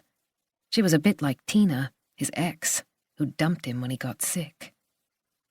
It was so windy this afternoon. Where the hell did that come from? It wasn't forecast. Isak nodded. My group had a few problems. A few of the kids panicked, and one crew turned back before we managed to catch up with them. I had to give them a talking to afterward. Maya smiled again, tucking her blonde hair behind her ears. She seemed so natural, not the kind of girl who had to be messing with her appearance the whole time. You're in Yellow Group, aren't you? Isak continued. The children in Yellow Group already had some experience. They worked on navigation and plotted their routes according to charts. That's right. We had a great time, in spite of the weather. We were up north, so we were protected from the worst of it, but sailing back was pretty challenging. By now, the room was crowded, with several people sitting on the floor. The door had been propped open to let in some air, but it wasn't really helping. David clapped his hands. Okay, let's get started. The forecast for tomorrow is promising. Sunny in the morning, slightly overcast in the afternoon, wind speed moderate. Isak stole a glance at Maya, who was half lying on the sofa with one hand beneath her cheek. As if she sensed that he was looking at her, she turned her head and winked. He wondered whether to take a sauna when the meeting was over. It would be good to clear his head for a while. The sauna was his favorite place whenever he wanted to wind down. The heat entering his body always calmed him. It was much better than the medication. Maybe he could ask Maya to join him? David went through the details for the following day, which islands they would be sailing to, and which instructors would be on duty during Saturday evening.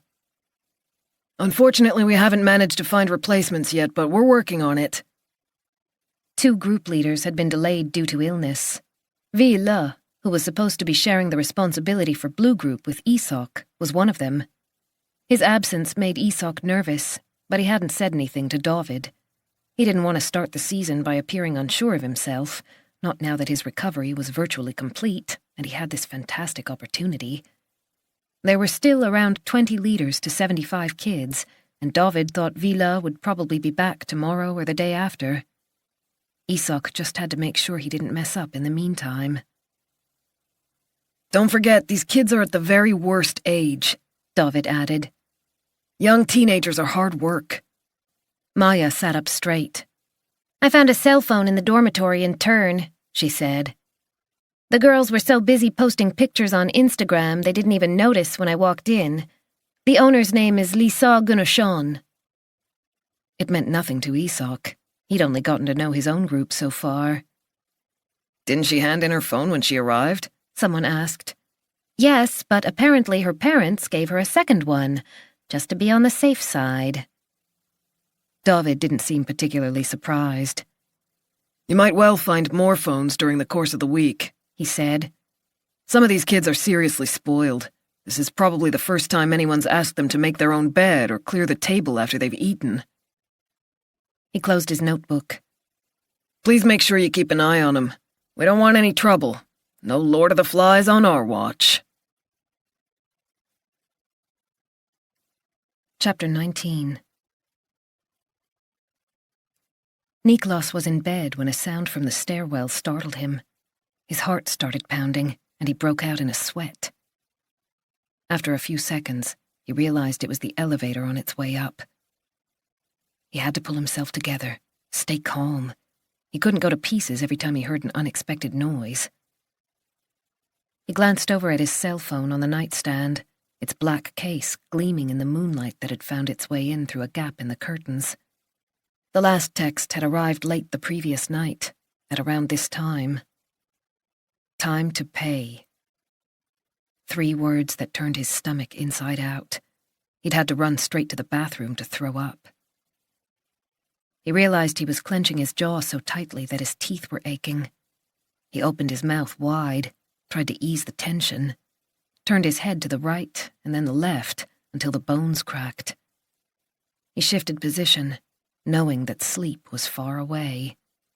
His thoughts went back to the meeting a month ago when, against his better judgment, he'd sought out the man known as Arturus. The bank was threatening to take the apartment, throw him out onto the street. He couldn't lose his home. How would it look in court if he had nowhere to live? The interest Arturus charged was crippling, but Niklas had no choice. He'd agreed to the terms, even though he knew it was foolish. The debt was due to be repaid within 30 days, as soon as the trial was over. Arturus, smartly dressed in chinos and a V-neck sweater, had sat in silence as sweat trickled down the back of Niklas's neck. There was a faint blue glow from the screen of Arturus's laptop, and he had a photograph of a blonde-haired woman holding a little boy in her arms on his desk. Just like any banker. And yet Niklas shuddered when Arturus slowly drummed 2 fingers on the shiny surface of the wood. "Get the hell out of here," a voice screamed inside his head. Arturus signaled to his assistant just as Niklas began to think he'd be leaving without the money. The well-built guy, who hadn't said a word so far, went over to the safe in the corner and took out several bundles of notes, a mixture of euros and dollars. He'd pushed them into an ordinary grocery bag and handed them to Niklas. "There you go," he'd said with a noticeable accent, unlike Arturus, who spoke almost perfect Swedish. "Don't forget where it came from." As he sat there in the armchair, so low down that he'd had to lift his chin in order to look Arturus in the eye, Niklas had promised himself that he would find a solution. Everything would sort itself out. If all else failed, he would have to persuade his sister to sell the summer cottage on Ingarö. But nothing had gone according to plan, and now the debt was bigger than ever. Just like the fear. Chapter 20. Saturday, June 14th. David Rutkowski turned on the kitchen tap and rinsed his face with cold water. It had been past 1 o'clock by the time he went to bed, and the alarm on his phone had gone off at 6:30. His body felt slow, his eyes gritty, but it was always like this when the camp had to be kick-started. Ville had just called to say he was still sick, which was a real blow. Bearing in mind that Isak was new, he'd really hoped that Ville would be well enough to join them this morning. He went into the dining hall and spotted Isak at one of the long tables where the last few kids were finishing their breakfast. The sun was shining in through the wide doorway overlooking the water. The old red-painted repair shed that had been converted into a dining hall was west-facing. The walls were made of untreated wood, as were the beams. Here and there, old life jackets and life buoys hung from simple nails. With water dripping from his forehead, David went over to Isak, who was sitting with a bowl of cereal in front of him. "I just had a message from Ville. I'm afraid he's still sick. He won't be in today either." Isak frowned slightly, but didn't say anything. David placed a hand on his shoulder. "If anything comes up, bring me in. I can lend a hand with Blue Group if necessary. I'm sure Ville will be here tomorrow." Isak nodded. "You're going to Elskar today, aren't you?" David continued. "That's the plan. We've just decided to send Yellow Group out there too. It would be good if you could help take out the provisions." "No problem." Isak immediately looked happier. David suspected it had something to do with Maya. He'd seen the two of them together the previous evening. He smiled and headed off to the jetty where the boats were waiting. Laser Class, C-55, and Hobie Teddy. As he left, he heard Isak urging some of the boys along. "Finish your breakfasts now. See you down by the water in 10 minutes.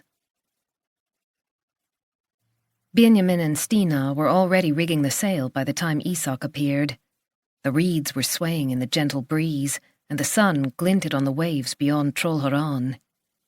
This was going to be a better day, Benjamin thought. It had to be. "Just the two of you?" Isak said. "Where's Clara?" Benjamin looked around. I don't know. He hadn't seen her. He'd just assumed she was on her way. He'd started rigging as soon as he reached the boat.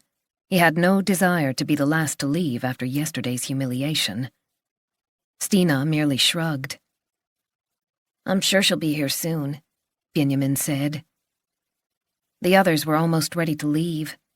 20 children were divided among 7 boats, several of which were already in the water. Isak ran a hand through his hair. "I'll go and check the dormitory. You carry on with the rigging." Benjamin and Stina finished the task together. Should they try to push the boat down the ramp, or wait until Clara showed up? He glanced hesitantly at Stina, who didn't seem to care. He decided it was too heavy and sat down on the jetty with his feet dangling over the edge. Isak reappeared looking worried. "She wasn't there. Stina, when did you last see her?" At roll call, before breakfast. As usual, the group had gathered behind the dining hall just before 8. Isak had counted them before they were allowed in. "And you haven't seen her since?" Stina shook her head. "Benjamin?" No. Benjamin was starting to feel uncomfortable. Was he somehow responsible, as they were on the same team? Then again, it wasn't his fault if Clara was late. None of them had spoken after Isak had scolded them yesterday. The 3 of them had just slunk off in different directions.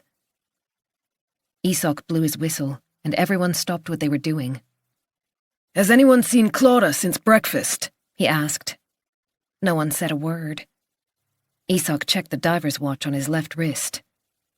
"Come on, guys. Has no one spoken to her?" He turned to the nearest crew. Löva, Tindra, and Sophie were half lying on the jetty with their life jackets unfastened. "Girls, any idea where Clara is?" I haven't seen her. Löva said, plucking at one of the cords on her jacket. "Tindra? Sophie?" They both shook their heads. "Okay, you'll all have to wait here until I find her. I'll be back soon. Benjamin, can you give me a hand? If you can check the showers, I'll take the dining hall." He looked at his watch again. "The rest of you stay here. I don't want anyone else doing a disappearing act." Chapter 21. Christian Duva was sitting at the kitchen table with the morning paper spread out in front of him.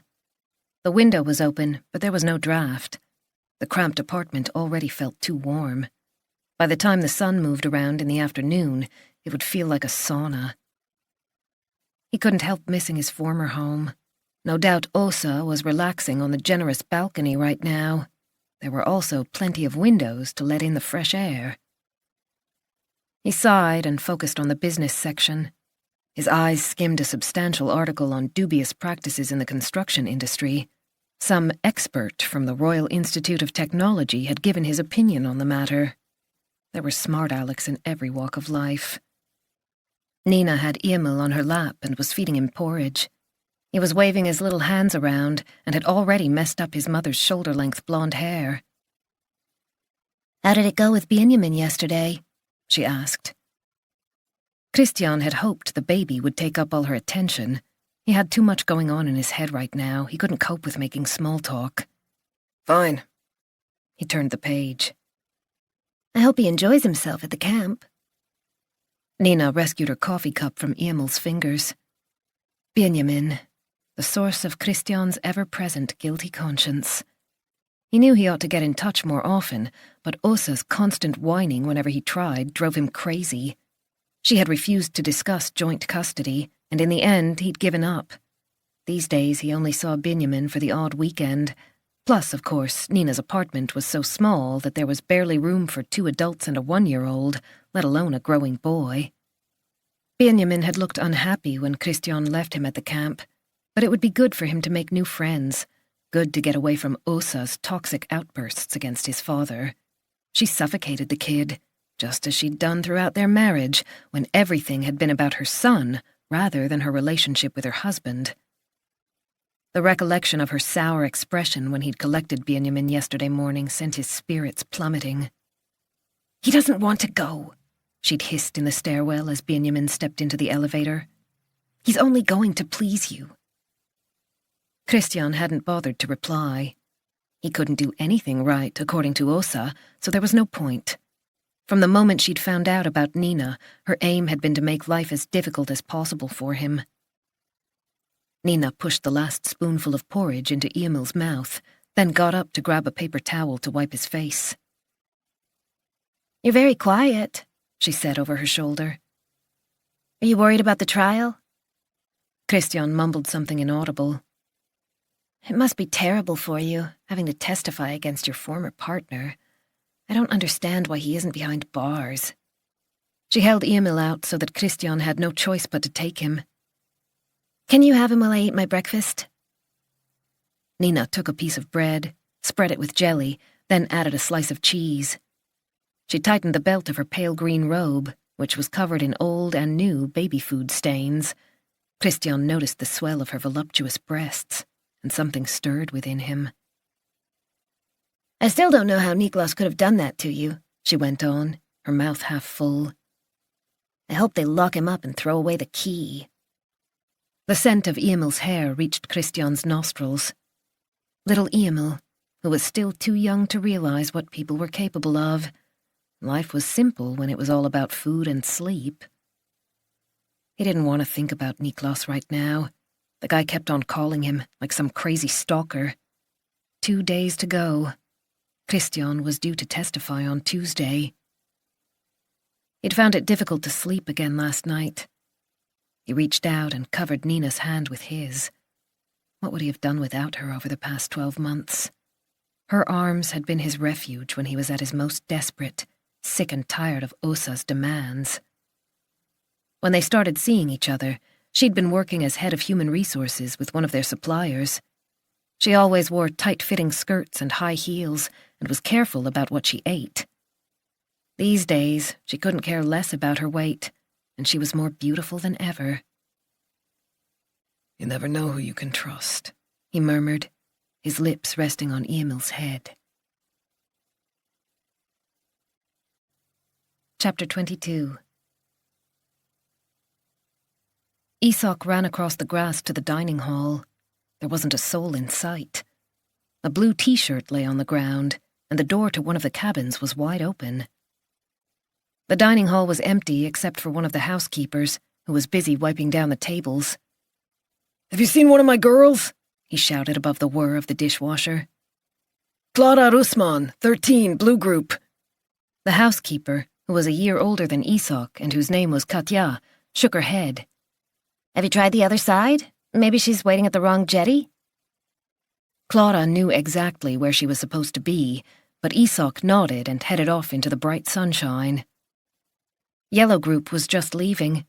He could see Maja in one of the escort boats, and farther away, just off Telegrafholmen, the catamarans Red Group was using. He paused on the veranda and forced himself to look carefully at everything within sight. The old mines displayed on white bases, the grey rocks on the left, the wooden decking that continued as far as the storage shed just a few yards away from him. There was no sign of Clara. His irritation grew. She was penalizing the whole group with her stupid behavior. Presumably, she was hiding away somewhere, hoping they'd leave without her.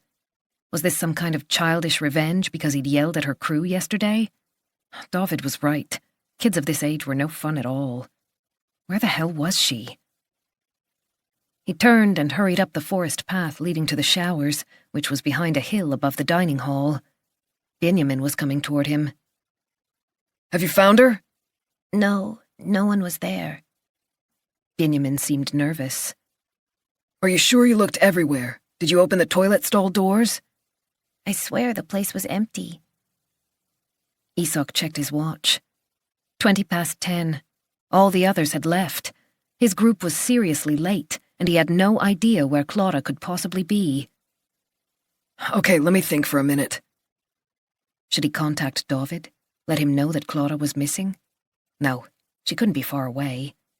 If he took another walk around, he was bound to find her. He hadn't tried the sauna. Maybe she was in there? He made an effort to sound calm. Benjamin already looked terrified. "We'll check all the buildings one more time. You take the boys' dormitories, I'll take the girls' and the sauna.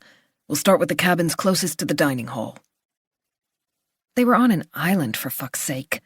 Clara couldn't be far away. But where had she gone? Chapter 23. David was sending a text message when Isak rushed into the instructor's common room. It was 11:20. "We haven't found her," Isak said, trying to catch his breath. He'd spent the last hour running all over the place, calling out Clara's name with increasing desperation. "We've looked everywhere." His fingers were tingling, just like they used to do last year when he'd started to go downhill, and his t-shirt was drenched in sweat. So far, he'd managed to keep the angst at bay, but he could already hear his father's reproachful voice telling him he wasn't up to the job, that they should never have let him go after what had happened. Everyone who was left at camp had joined in the search. Some had gone to the youth hostel, while Sophie, Luva, and Tindra had asked around in the marina. Benjamin and Stina had been sent to Trollhättan. The instructors at sea had confirmed that Clara wasn't with any of the other groups. "Let's go through it once again," David said in a strained tone Isak hadn't heard before. "You counted the kids before breakfast. What time was that?" "Just before 8. Everyone had assembled as instructed behind the dining hall, on the benches placed in a squared-off U-shape. It had been a perfectly normal morning. "Are you absolutely certain Clara was there then?" Isak took exception to the question. "Yes, I've already told you. Do you think I'm lying?" "Calm down. I know my group," he added, hating the apologetic note that crept into his voice. David gave him a look that made his heart pound even more. If only he'd handled things differently. He could have had a word with Clara and Stina before breakfast, asked if they were okay after the previous day's scare, given them some encouragement instead of criticism. If only he'd spent 5 minutes with Clara instead of heading straight into the dining hall. Why had he been so hard on them yesterday? "How did she seem?" David wanted to know. "Was she angry, upset? Are you absolutely certain you saw her?" Isak searched his memory. Clara hadn't drawn attention to herself in any way. He couldn't even remember what she'd been wearing. The children in the other groups had passed by while he was checking his group. There had been a couple of sleepy latecomers. He'd counted several times, but eventually made it to 20. Had he made a mistake? No. They'd all been there before they went in for breakfast. "She was there. She was behaving perfectly normally." He sounded less certain than he would have liked. David's forehead was shiny with perspiration. "What are you going to do?" Isak asked him. It was almost 11:30 now, and no one had seen Clara for nearly 3.5 hours. David stared at his phone. His sweaty fingertips had left smudges on the screen. "We have to call the police." Chapter 24. Pernilla poured coffee into a thermos, then placed it in the picnic basket. "There you go," she said to Thomas, closing the lid on the sandwiches and pastries she'd already packed. "All done." Her voice was unexpectedly gentle, as if she'd decided this was going to be a good day after the frosty atmosphere yesterday evening. They'd barely exchanged a word during the drive to Stofsness and had gone to sleep with their backs to each other. Thomas didn't want to fight either. He patted her on the cheek and picked up the bag containing their swimming gear and Elin's beach toys. It was the perfect day for a trip to Elskar. Elin loved the little island to the northeast of Sandhamn, with its fine white sand. The long, shallow stretch of water along its shoreline was perfect for wading to the skerry opposite to explore. The plan was for Nora, Jonas, and Julia to join them. Elin had no siblings, and Julia was much younger than her 2 brothers, so the girls had grown very close over the past year. They were always excited at the prospect of playing together. Thomas went down to the jetty and put the bags into the boat, a buster that was getting pretty old. He checked the fuel and made sure the anchor was in place. Some old busybody always came hurrying over if you pulled the boat out of the water and obstructed the shore. He heard Pernilla's voice through the open kitchen door. "Thomas, your phone's ringing." He hurried back, and she handed him the phone. He went around the corner of the house when he saw Margit's name on the display. Hi. Are you on Hara by any chance? She sounded stressed. I am. I'm so sorry to disturb you, but there's a problem at the sailing camp on Loch Holman. It seems as if a 13-year-old girl has disappeared. Could you possibly go over there and take a look, just to be on the safe side? How long has she been gone? A few hours. The police didn't normally launch a full investigation if a teenager had been missing for such a short time, unless there was a known threat or some underlying issue. However, it was always a worry, particularly when a case involved young people near the water. Thomas couldn't help glancing over at Elin, who was sitting on the shoreline playing with a pile of pebbles. She was wearing her life jacket. Any suspicion of a crime? He asked automatically. It's too early to say. The girl was last seen at around 8 o'clock this morning, and according to the guy who's in charge of the camp, everything was fine then. They've searched everywhere, but there's no sign of her. Thomas glanced at his watch. It was almost midday. The sun was high in the sky. A motorboat chugged past the jetty, and the buster bobbed up and down as the swell rolled toward the reeds. Okay, I'll go over there. We're just about to leave for a day out on Elskar. I'll drop off Pernilla and Elin, then head for Loch Holman. Thank you so much. The girl's only 13. Has the Coast Guard been informed? Yes, and her parents. They've been told to stay home in case she contacts them. Unfortunately, she doesn't have her cell phone. Participants have to hand them in when they arrive at camp. There was a brief pause. Then Margit continued. This isn't just any sailing camp. It was the local chief of police who called me. One of the big shots whose kids are at the camp knows her. I understand. I'll be in touch as soon as I've checked it out. Pernilla appeared, carrying the picnic basket in one hand and a white sun hat in the other. I thought we were going to Elskar. We are. I'll drop you and Elin. Then I have to go over to Loch Holman. I won't be long. Pernilla's face darkened. But it's your day off. Surely someone else could deal with whatever it is. There had been so many occasions during the spring when Pernilla had sent a text to say she was going to be late or had to deal with something that had come up at the last minute, and yet she thought it was okay to take a swipe at him. Thomas sighed. You're not the only one who has a job to do. Chapter 25. It was 12:30 by the time Thomas reached Loch Holman. There were several empty berths by the sailing camp's jetty, and he quickly secured the buster and stepped ashore. A young man in his early 20s with wavy hair and glasses was coming toward him along the wooden footbridge linking the jetty to the island itself. Thomas could see the tension in his jawline from some distance away. He held out his hand. Thomas Andreasson, Naka Police. I believe a young girl has gone missing. David Rutkovsky. I'm camp leader this week. Thank you for coming so quickly. His face was covered in red blotches. He led the way to the cabins, filling Thomas in on the situation and the search they'd carried out during the morning. Suddenly, a boy wearing a backward baseball cap came running up.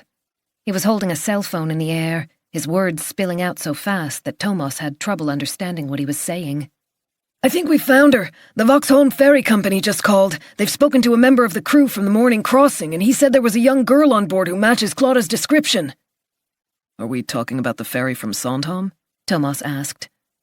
The boy nodded eagerly. This is Isak Andrian, David explained. Clauda's a member of Blue Group. Isak's their instructor. Isak was so excited he couldn't stand still. She told them she'd left her travel card at home and was going to her grandmother's house in Stofsness. The crew felt sorry for her and let her travel without paying. Idiots, David muttered. Thomas took the opportunity to ask a question while Isak was catching his breath. Was she alone? Did she have an adult with her? I don't think so. Thomas didn't bother pointing out that this was a good sign. If she'd been abducted against her will, she would hardly have made a song and dance about not having any money. Do they know where she went?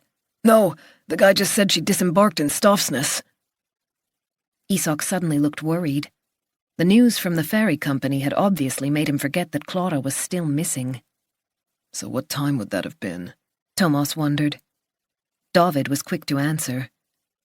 The morning boat leaves Sandhamn at 8:15, and the crossing takes about an hour. Something wasn't right. And how did she get from here to Sandhamn? She must have snuck on board the taxi boat. I took a roll call at 8, Isak said, rubbing his forehead. She must have run straight to the taxi boat. It arrives at 8:05. She would have barely made it. And she would have barely made it to the ferry, Thomas thought. The question is, where is she now? Do you think she could have talked her way onto a bus into the city? David said. I need to call her parents again. She might be heading home. Thomas gazed around. He might as well take a look since he was here anyway, just in case there was something else going on. He turned to Isak. Meanwhile, maybe you could show me where she was staying? Isak led the way to one of the cabins. A life buoy on the wall informed everyone that this was Eider. Here you go. She was on the starboard side, on the right. The dormitory contained 8 beds and was a complete mess. The floor was covered in clothes, towels, odd shoes. Thomas wondered if Elyn's room would look like this in a few years. You know what teenage girls are like, Isak added apologetically. It was meant as a joke, but he couldn't hide the strain in his voice. Thomas noticed how pale he was. He's only a kid himself, he thought. He placed a hand on Isak's shoulder. So how are you doing? Isak looked as if he was on the verge of tears. It doesn't feel good, losing a child you're responsible for. He took off his cap and twisted it in his hands. I told her off yesterday because of something that happened when we were out sailing. If I hadn't been so hard on her, then maybe she wouldn't have taken off. His voice died away. Thomas wasn't convinced that Isak should be left holding the bag for this. She's old enough to realize that it's not okay to run away without saying a word to anybody. David appeared in the doorway. Clara's okay. I spoke to her father. She's just arrived at home. Thomas was relieved, but not surprised. There was nothing to suggest that a crime had been committed. There hadn't even been time to file a formal missing person report. She's home? Isak exclaimed. She managed to get a free bus ride, David said. Then she took the subway, again without paying. Everything's fine. Thank God. Isak sank down on the nearest bed. Thomas patted him on the shoulder once more. In that case, I'll say goodbye, but someone needs to have a word with that girl. Chapter 26. Something had been going on at the camp all morning. The instructors had been running around shouting a name.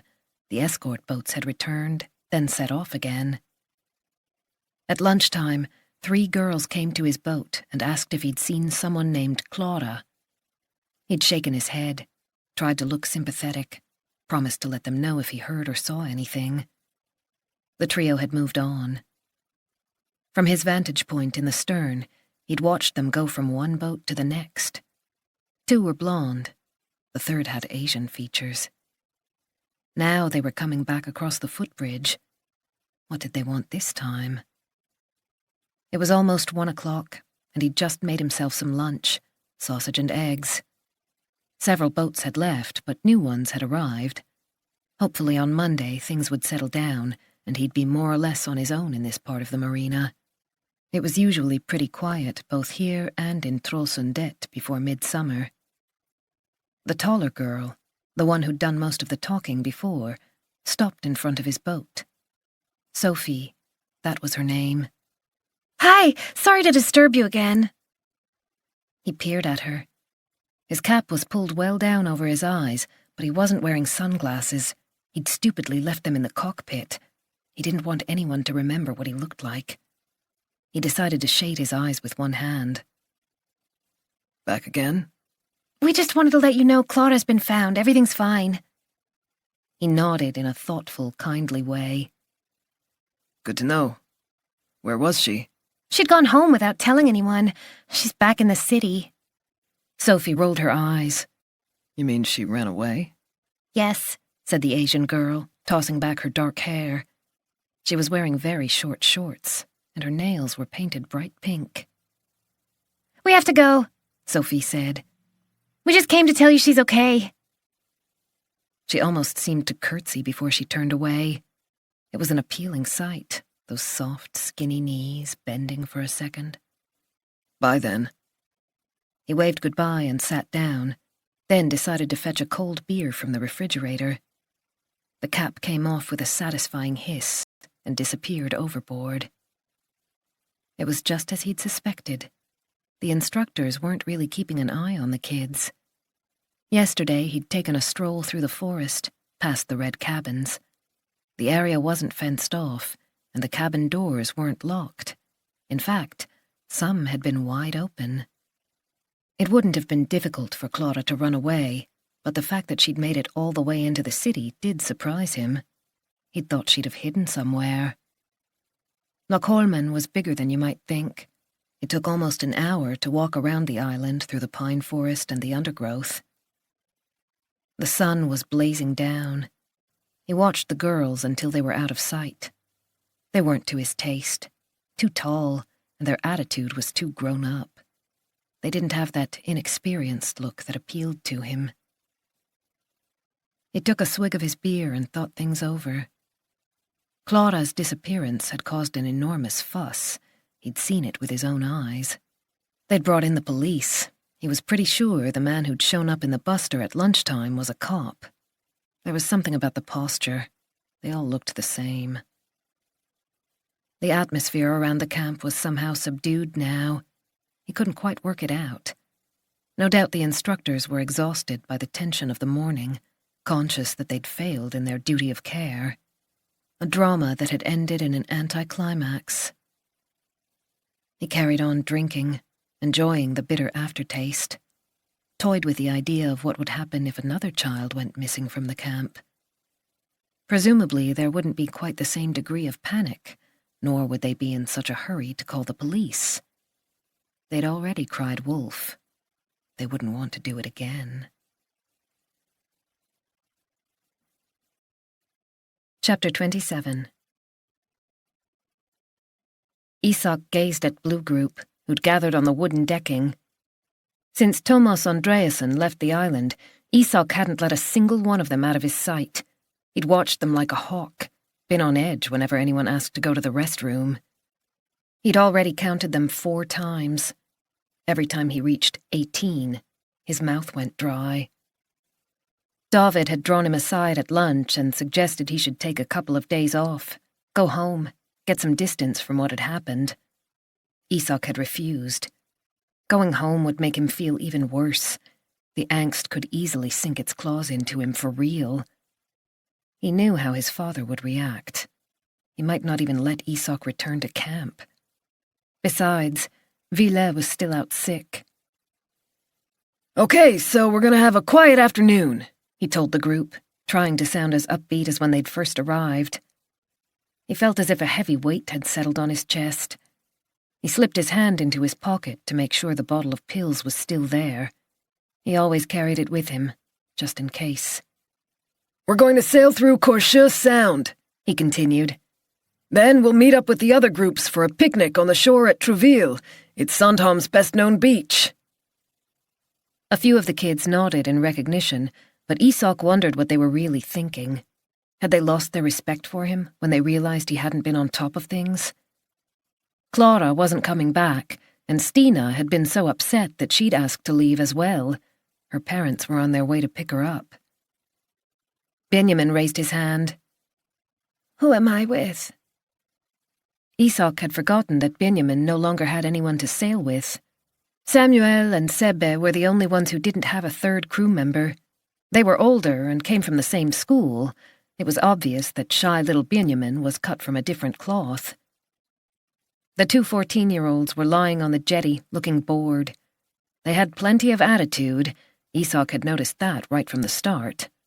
Then again, maybe it would be good for the 3 of them to get to know one another. If it didn't work out, they could always swap around tomorrow. You can join Samuel and Sebbe, he announced. Samuel gazed at Benjamin through half-closed eyes. Do we have to take him? Can't he go with someone else? Was Sebbe's contribution. Benjamin kept his eyes fixed on the ground. Isak opened his mouth to tell the older boys off, but remembered what had happened after his encounter with Clara and Stina. He mustn't go in too hard. He rubbed his forehead, tried to come up with a solution. The kids were getting impatient. The girls had started whispering, and Sophie suddenly sniggered. I'm afraid the three of you will just have to try to get along today. We'll review the situation in the morning. There was a pleading note in his voice. That wasn't good. And I don't want any foolish behavior out at sea, he added. Is that clear? Samuel smirked and nudged Sebe. Okay, let's get these boats rigged, then we can be on our way, Isak said. Chapter 28. It was almost 2 o'clock as Thomas approached Elskar. From a distance, he could see Elin and Julia playing on the shore with Nora. They'd built an impressive sandcastle with a deep moat. The sound of the girls giggling with excitement reached him across the water. Several towels were spread out, but there was no sign of Pernilla. Nora spotted him and waved, then waded out to help pull the boat ashore. Is everything okay? Pernilla said there was some trouble at the camp, a missing girl. Thomas rolled up his pant legs and jumped into the sea to push. The water was cold, no more than 60 degrees, typical for June. It was a false alarm. She'd gone home. Smart cookie. She made it all the way into the city without any money. Thank goodness she's safe. The relief was clear on Nora's face. It's hard to imagine anything worse. You send your child to camp, then you get a call to say she's disappeared. Simon was due to go to sailing camp in July. I felt sorry for the instructors, Thomas said. They were really worried until they heard she was okay. He fastened the bowline to a tree. There were 2 kayaks and a small yacht farther away. A few fluffy clouds drifted across the sky. He looked around. Where's Pernilla? She wanted to go for a walk. I'm sure she'll be back soon. Nora glanced at him. Is everything all right between the two of you? Pernilla seemed kind of down. Thomas brushed a little sand off the prow. You know how things can be sometimes. He knew that wasn't going to satisfy Nora. He could usually talk to her about anything, but for some reason it was impossible to discuss his relationship with Pernilla. And yet he felt an overwhelming desire to put his cards on the table, tell her how difficult their everyday life had become, that he was seriously wondering whether they had a future together. His gaze fell on Elin, the daughter they'd waited such a long time for. Is she mad because you had to work today? Something like that. Nora tucked her arm under his as they set off toward the girls. You're not the only one. My husband-to-be is flying to Bangkok this evening. You just missed him. But you're getting married on Friday. Nora gave herself a little shake, a gesture with which Thomas was very familiar. He's promised to be back on Wednesday, but the timing is crap. I've got a major trial from Monday to Wednesday, a managing director who's stolen millions from his company. She kicked at the sand with her foot. Jonas had to step in for a colleague who's sick. You know what he's like. You can't say no. She sounded irritated, but as soon as she mentioned Jonas's name, her expression softened. Thomas felt a stab of envy. It had been a long time since Pernilla had looked at him that way.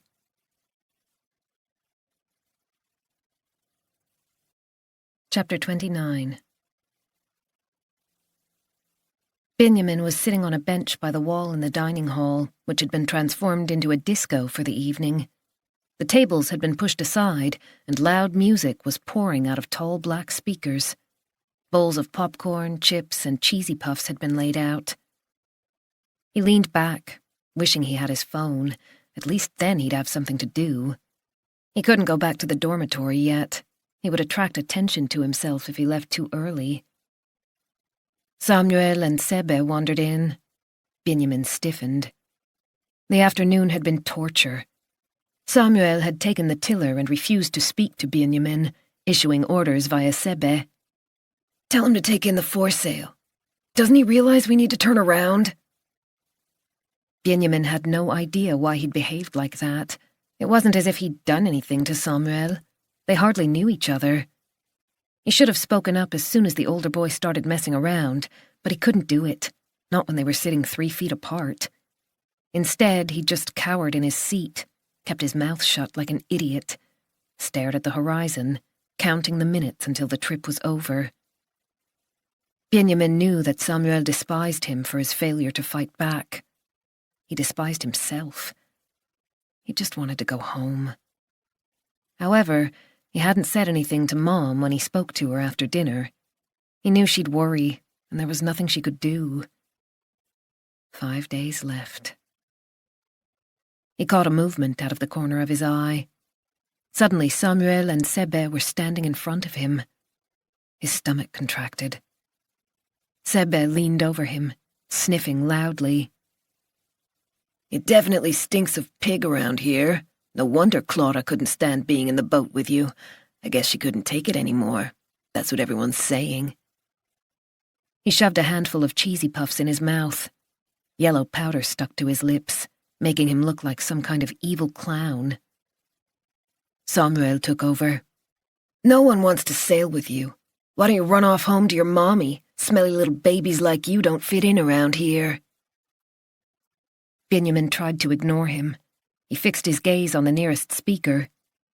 Samuel trod on Benjamin's sneaker, crushing his toes. His stomach was inches away from Benjamin's face. Benjamin pressed his back against the wall in an attempt to increase the distance, but Samuel was still much too close. Most of the girls were dancing to Justin Bieber. The floor was vibrating with the pumping bass line. Benjamin hoped one of the instructors would come in, but they were all out on the terrace. He'd seen them when he came in. Isak had been sitting with Maya from the yellow group. Samuel gave his shoulder a hard shove. It really hurt, but Benjamin made an effort not to show it. He had a lump in his throat. I'm going to do it, he thought wildly. I'm going to stand up and punch him. Instead, he just sat there, his cheeks burning. At that moment, Isak appeared in the doorway. Come over here. Please come over here. As if he'd read Benjamin's mind, Isak crossed the room. Are you having a good time? He asked, putting his arm around Samuel's shoulders. How's it going, man? Have you had a dance yet? He nodded appreciatively in the direction of the crowded dance floor. The girls seem to be going for it, he added with a wink. It's cool, Samuel said, as if they'd been chatting like friends do. Benjamin got up and slipped away before anyone could stop him. David was perched on the rocks outside the dining hall, with the music thumping in the background. He could just make out Sandhamn's quayside across the water in the warm glow of the evening. In spite of the distance, it was possible to see people strolling along the promenade. What a fucking day. The conversation with Bjorn Ekholm, the director of the organization that ran the sailing camps, had been no fun at all. Ekholm hadn't minced his words. He'd wiped the floor with David and had been highly critical of Isak. However, David intended to keep that to himself. There was no point in telling Isak what Ekholm had said, not when he was still so upset by Clara's disappearance. The volume of the music increased. David sighed. He was going to have to ask them to turn it down. They were alone on this side of the island, but even so. When he got to his feet, he saw Isak sitting at the far end of the jetty with Maya. They seemed to be deep in conversation. She was a good girl, calm and stable. She was new this year, but she'd come with excellent references from the Vitsgarn sailing school. Maybe she could help Isak to get over this? David knew he was fragile. He'd heard about the circumstances surrounding Isak's breakdown last year from his brother Linus. Had it been a mistake, taking him on as an instructor? David didn't want to think that way, but he was very relieved that Vila would be joining them tomorrow. Chapter 30. Sunday, June 15th. Benjamin was sure he'd chucked his life jacket under his bed, but it wasn't there, and he was afraid he was going to be late. Isak would yell at him again if he didn't get there on time. He lay down on his stomach and peered under the bed, even though he'd already looked there more than once. Nothing. He mustn't be late, but he couldn't show up without his life jacket either. The stress made his heart race. I want to go home. He got to his feet, repeating the words over and over again in his head as he rummaged through his bag. Where had it gone? Had someone dumped it in the lost and found? Even if his life jacket wasn't there, maybe there was another one he could borrow in the meantime. He hurried out the door with a sigh of relief. Isak was waiting on the jetty, legs wide apart, when Benjamin came running across the grass. Where have you been? He yelled. Everyone's had to wait because of you. I was just about to come back and look for you. Benjamin had never seen him so mad, not even when he'd shouted at them on Friday. Nobody knew where you were. I couldn't find my life jacket, Benjamin gasped. You know perfectly well you have to keep all your belongings shipshape. Sorry, it won't happen again. Isak still looked annoyed. Suddenly Samuel spoke up. That's Clara's, he said, pointing to a label on the life jacket Benjamin had found. Benjamin hadn't noticed it, and he went cold all over. Was it against the rules to borrow from lost and found? You've taken someone else's life jacket instead of looking for your own? Isak sounded incredulous. Benjamin was sure one of the instructors had said it was okay to borrow stuff, but he didn't dare protest. Sorry, he mumbled again. Isak shook his head, then held up a chart. Okay, let's get a move on. We're sailing to Hara today and it's going to take a while. Benjamin waited for Isak to assign him to a different crew, as he'd promised yesterday. Did he dare say anything? Isak was in such a bad mood. Samuel grinned behind Isak's back. That did it. Excuse me, Benjamin ventured, tugging at Isak's sleeve. Wasn't I supposed to be sailing with someone else today? He tried to keep his voice down so that Sebe and Samuel wouldn't hear. At first, Isak didn't seem to understand what he was talking about. Why? He asked, much too loudly. Didn't you get along with Sebe and Samuel? I saw you chatting at the disco. He rolled up the chart and sighed. Fine, you can swap over with Tindra if you like, which means you'll be with Sophie and Luva. Maybe it's best to mix the crews up a little. He placed a hand on Tindra's shoulder. Okay with you? Benjamin's knees went weak with relief as she nodded, but Samuel caught his eye and wrinkled his nose. Jesus, you stink, he mouthed. Then he grinned again.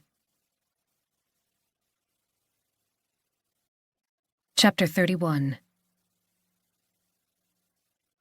The evening sun had warmed the flat rock Benjamin had discovered on the northwestern side of the island. A mother duck and her young were bobbing up and down on the water. Benjamin was lying on his back, listening to the lapping of the waves, staring up at the sky with his hands clasped behind his head. He'd snuck away after dinner. The theory class was out of the way, and everyone could do whatever they liked until bedtime at 10 o'clock.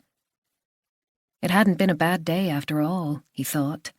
The girls were nice. Sophie had offered him some gum, and the sailing had gone pretty well.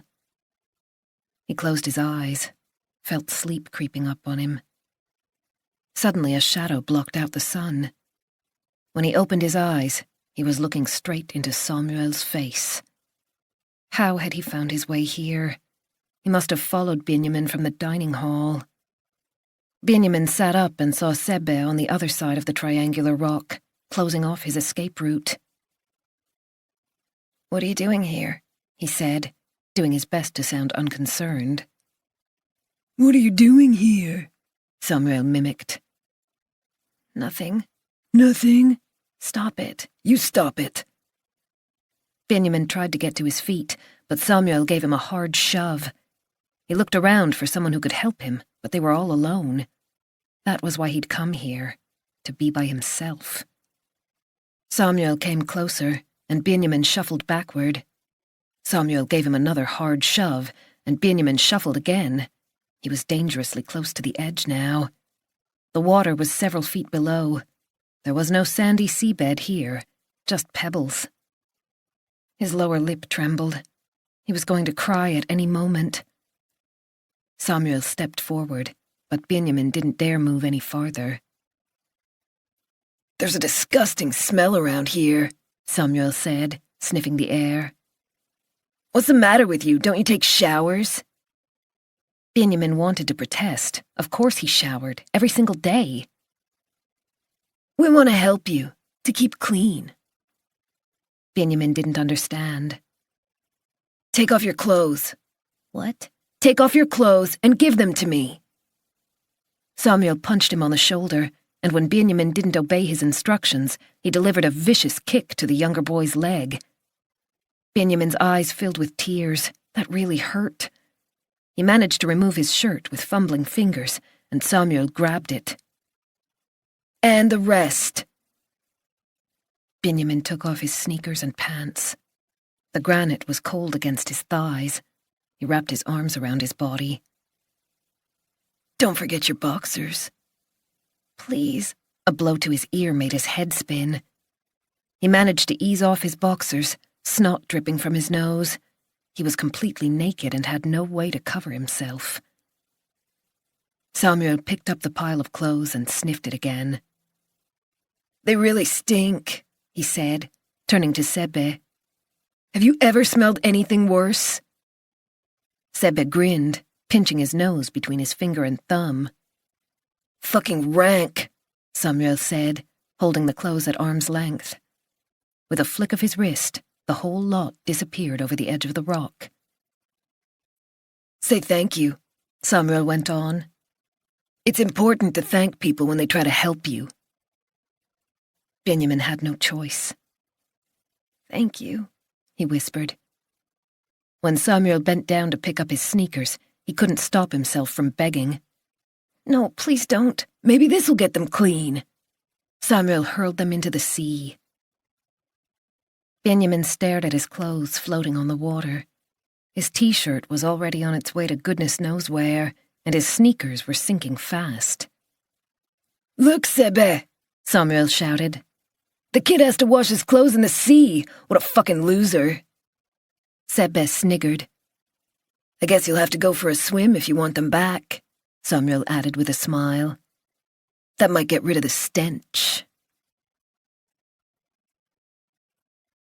Chapter 32. A few minutes after Thomas had turned off the bedside lamp, Pernilla's cell phone pinged on the nightstand. "I thought you'd switched that off," he mumbled without turning over. As usual, it hadn't taken him long to drift toward sleep. Pernilla sat up and turned on her lamp. "Sorry, I just need to check something." Thomas listened to her tapping away, composing a new message. "Oh, something's happened at work. I'm gonna have to fly to Copenhagen on Tuesday. I might be away for a few days." "Do you have to sort this out now?" Thomas muttered. "Can't it wait until tomorrow?" "Don't start." Thomas wasn't in the mood for an argument. It was too late. He adjusted the pillow. "Can't we get some sleep?" "I won't be long." Pernilla slid out of bed. Thomas heard her go into the hallway, and after a few seconds she was back. Judging from her movements, she had her laptop on her knee. Another ping, from the computer this time. Then her phone beeped. "Seriously, Pernilla." He turned over so he could see what she was doing. He no longer felt drowsy. "Sorry, I'll turn off the sound. I have to read a couple of emails. You go to sleep." Pernilla might as well have been talking to Elin. Thomas didn't usually have a problem with her working in bed, but this time he couldn't suppress his irritation. "I need the light off. I have to get up before 6 for work tomorrow." "Why are you so grumpy?" "I'm not grumpy." "Honestly, Thomas, what's the problem?" Her tone suggested that he was the one being difficult, not her. "I'm just going to read through these emails and send a quick reply. It'll only take a few minutes." How many times had he heard that before? After his trip to Lochholmen, she'd sulked for the rest of the day. Thomas had had to watch what he said, but of course it was fine if she had to work in the middle of the night. She'd already put on her glasses, and the rapid movement of her eyes told him she was absorbed in the contents of a message. Enough. If you must work, I suggest you go into the living room or the kitchen. This is a bedroom, not an office. There was no reaction at first, but after about 5 seconds, Pernilla closed her laptop, grabbed her robe, and left the room, slamming the door behind her. Thomas reached across and turned off her bedside lamp, then settled down and pulled the covers up to his chin. He was determined to get to sleep, in spite of the fact that he was now wide awake. Nina was fast asleep, just like little Emil in his crib by the window. Christian Duva stared out into the darkness with burning eyes. Niklas had tried to contact him again, and as usual, he'd rejected the call. However, his pulse increased every single time. The mere sight of Niklas's number on the screen was enough to send his stress levels soaring. They'd once been good friends, he and Niklas. For the last few years, they were colleagues at one of Sweden's largest construction companies. They'd gotten along well from the outset, worked well together, and seen through several major projects. Gradually, they'd begun to talk about starting up something of their own. They'd call the firm Alliance Construction, a kind of private joke. They'd formed an alliance with each other, now and forever. Nina let out a little snore. How he envied her ability to fall asleep in seconds. He'd been tossing and turning for hours, aware of every crease in the sheets. It was way too hot in the bedroom, but he didn't want to risk waking Emil by opening the window. He couldn't stop thinking about the past. Their first office on the outskirts of Stockholm had been nothing more than one room with 2 desks, but those had been good times, a positive atmosphere, high energy levels, lots of laughs every day. Their families had hung out together. Their wives had become friends, and Benjamin liked playing with Niklas's sons, even though Albert and Noton were a little older. Christian closed his eyes. They'd been the best of business partners, the best of friends, almost like brothers. Then everything went wrong. Chapter 33. Nora knew she ought to get some sleep before the trial, but gave up shortly before midnight. She switched on the bedside lamp and opened up her laptop. When Jonas was home, she didn't usually work in bed, but of course he wasn't here. She hadn't even bothered to remove the bedspread on his side, just folded it over.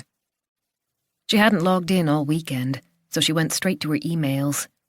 Her eyes were immediately drawn to the threatening subject line. Her stomach contracted, but she couldn't help clicking on the message. The capital letters screamed out at her. Fucking whore! You should burn in hell if you believe Christian Duva. He's lying to save his own skin. He's lying about everything. How can you trust his testimony? You're going to pay, just like him. Nora shuddered. She stared at the words, blinked. If Jonas had been here, it would have been different. She could have shown him the message, and he would have calmed her down, dismissed it as nonsense. Now the vicious words crept under her skin. This was the first time she'd received a personal threat since she took up the post as prosecutor. She and Julia were alone in the apartment tonight. Adam and Simon had spent the weekend with their father and wouldn't be back until tomorrow. She couldn't help glancing at the bedroom window, where the roller blind was half drawn. They lived on the 3rd floor. It was impossible for anyone to see in. Nevertheless, she got out of bed and pulled the blind all the way down, pushing the bottom against the sill so there wasn't even the slightest gap. Threats against prosecutors weren't unusual. More than 1 in 3 had experienced something like this at least once. A few years ago, a bomb had been planted outside a prosecutor's front door when she went after several members of a biker gang. However, it was cases involving violent crimes or drugs that usually evoked this kind of response, rather than financial wrongdoing. Nora's pulse was still racing. Logic had no impact. She clutched her computer in a vice-like grip, tried to swallow but couldn't produce enough saliva. The front door was locked. She'd checked before she came to bed. But there was no security chain. A good kick or two would smash it open. There was a scratching noise outside the window, and Nora stiffened. Was someone spying on her, even though she'd just drawn the blind? She quickly closed her laptop and turned off the light, then sat there motionless, waiting. She heard a click from somewhere in the apartment. She gave a start, then realized it was the refrigerator. She listened hard, her throat constricting as the seconds passed. Yulia. Yulia was alone. Nora pushed back the covers and crept over to her daughter's room. She opened the door as quietly as possible and tiptoed in. Yulia was fast asleep, her forehead damp with sweat and the covers pushed aside. Everything seemed peaceful, but Nora went over to the window and pulled down the blind. She stood there for a moment, pressed against the wall, listening for any strange noises. Her arms were covered in goosebumps. After a few seconds, she lay down on the narrow bed and wrapped her arms around Yulia, who didn't move. The faint rasping sound came again. Then there was silence. Chapter 34. Benjamin had gone to bed before Samuel and Sebe and pulled the sleeping bag over his head, hoping they wouldn't notice him. When Isak poked his head around the door to say goodnight, he'd pretended to be asleep, even though he didn't dare relax until the others had dropped off. Somehow he must have dozed, because when he opened his eyes, it was dark. He could hear soft snores from Oscar in the bunk above. His thoughts immediately turned to Samuel. Why was he behaving like this? Benjamin hadn't done him any harm, hadn't made a nasty comment or taken his stuff. Okay, so he'd borrowed the life jacket, but it had been in the lost and found. He hadn't meant to steal it, he'd just wanted to use it for a few hours. Claudia had gone home anyway. He stifled a sob. He'd managed to retrieve his clothes by slithering down into the cold water. One of his sneakers had disappeared. He'd dived several times, but there was no sign of it. In the end, he'd clambered out, pulling on his soaking wet t-shirt and jeans, and run barefoot back to the camp. One of the instructors had caught him before he made it to the dormitory. "Did you fall in?" she'd asked with a smile. "You'll have to be more careful in the future." Benjamin hadn't told her the truth. He wanted to run away, just like Claudia, but what would his father say? Christian thought sailing camp was the best thing in the world, and Mom would be upset too.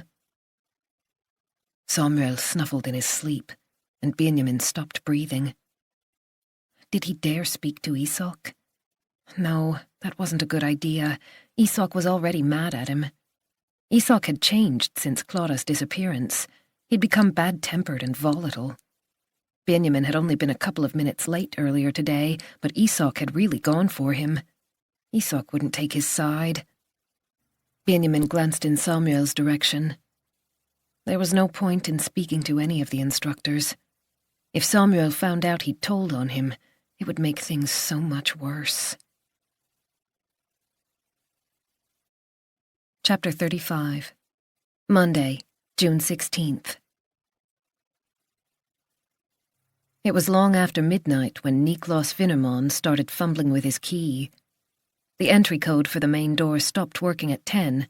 After that, residents needed a key to get in. He shouldn't have drunk so much. He remembered all the other times when he'd thought exactly the same thing.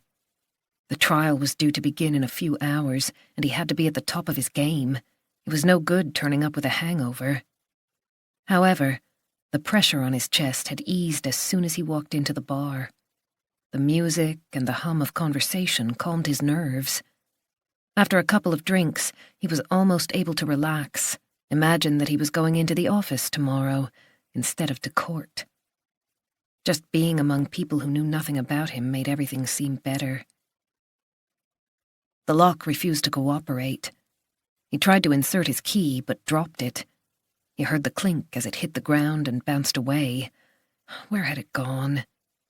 He bent down, groping around in the darkness.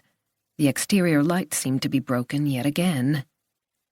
Useless fuckers, he muttered. How hard could it be for the housing committee to make sure the bulb was changed? Someone was walking toward him, moving fast. The hard blow to his side came out of nowhere. He didn't have time to react. He lost his balance and pitched forward, his chin hitting the pavement. His glasses fell off. What the hell are you doing? He gasped. Are you crazy? He hadn't seen anyone as he approached the door. Where had this guy come from? Another vicious kick. This time Niklas couldn't suppress a groan. Yet another kick, even harder. Niklas curled up with his arms wrapped around his belly to protect himself. The last kick had struck his ribs, and the pain was unbearable. The next delivered a direct hit to his chest, knocking the air out of him. He whimpered, trying to brace himself for a fresh onslaught, but slowly he began to breathe again. Oxygen was reaching his lungs, even though it hurt every time he inhaled. He could sense the other person in the darkness. Don't kill me, he thought as he felt the cold night breeze on the back of his neck. A fresh kick to the base of his spine numbed his entire nervous system like ice-cold water. Then the pain exploded. Please stop, I haven't done anything, he panted. The silence made it worse. What do you want? Take my cell phone and my wallet, anything, as long as you stop. This time he got an answer. A hoarse voice whispered in his ear, so close that he could feel the warm breath on his skin. Have you got our money? Niklas immediately recognized the accent that had given him the creeps the first time he heard it. Arturas's man. Slowly he became aware of the cold ground beneath his body, the gravel digging into his flesh where his shirt had ridden up. His heart was racing, his pulse throbbing through his body as if every beat were its last. He swallowed over and over again as he tried to find the right words, the words that would persuade this Lithuanian hitman to stop beating him up. I'll pay back everything I owe, I promise, he said, with such conviction that he believed it himself. I'll swear on anything you like. Tell your boss he'll have the money by the end of the week. You've got 3 days. Wednesday at the latest. Please, you'll get it all, with interest. Just let me go. For a second, he thought it was going to work. The man was going to leave him alone. Then came one final kick, delivered with such force that Niklas flew backward and hit his head on the steps. He saw a shower of sparks. Then everything went black. Chapter 36. The adrenaline compensated to some extent for the lack of sleep, but Nora still felt shaken when she arrived at the courthouse and went through the security barrier. Even though the threatening message seemed less alarming by the light of day, she had still made a point of looking around before she left home. She couldn't stop thinking about the rasping sound outside the window and had given Yulia an extra big hug before leaving her at preschool. Nora paused in front of the electronic information board to find the right courtroom. Her briefcase was heavy, but she couldn't help wondering if she'd brought everything she needed. An impersonal voice came over the loudspeaker, calling Nora's case. The State versus Niklas Winnerman and Bertil Svensson, all parties and their representatives to Court 5. Nora headed upstairs. The accused and their defense attorneys were waiting by the door. Niklas Winnerman appeared to have been in a fight. He had a band-aid over one eyebrow, and his chin was badly grazed. He was clearly in pain, possibly from his ribs, and grimaced every time he moved. Beside this vision of wretchedness, Jakob Emilsson looked even smarter than usual in his three-piece suit. Judge Barbro Vikingsson was already seated. Threads of silver glinted in the parting of her shoulder-length dark hair. On her right were the law clerk, Dennis Graunstedt, and a juror by the name of Annika Sondberg, a stout woman whose hair had been sprayed into rigid submission.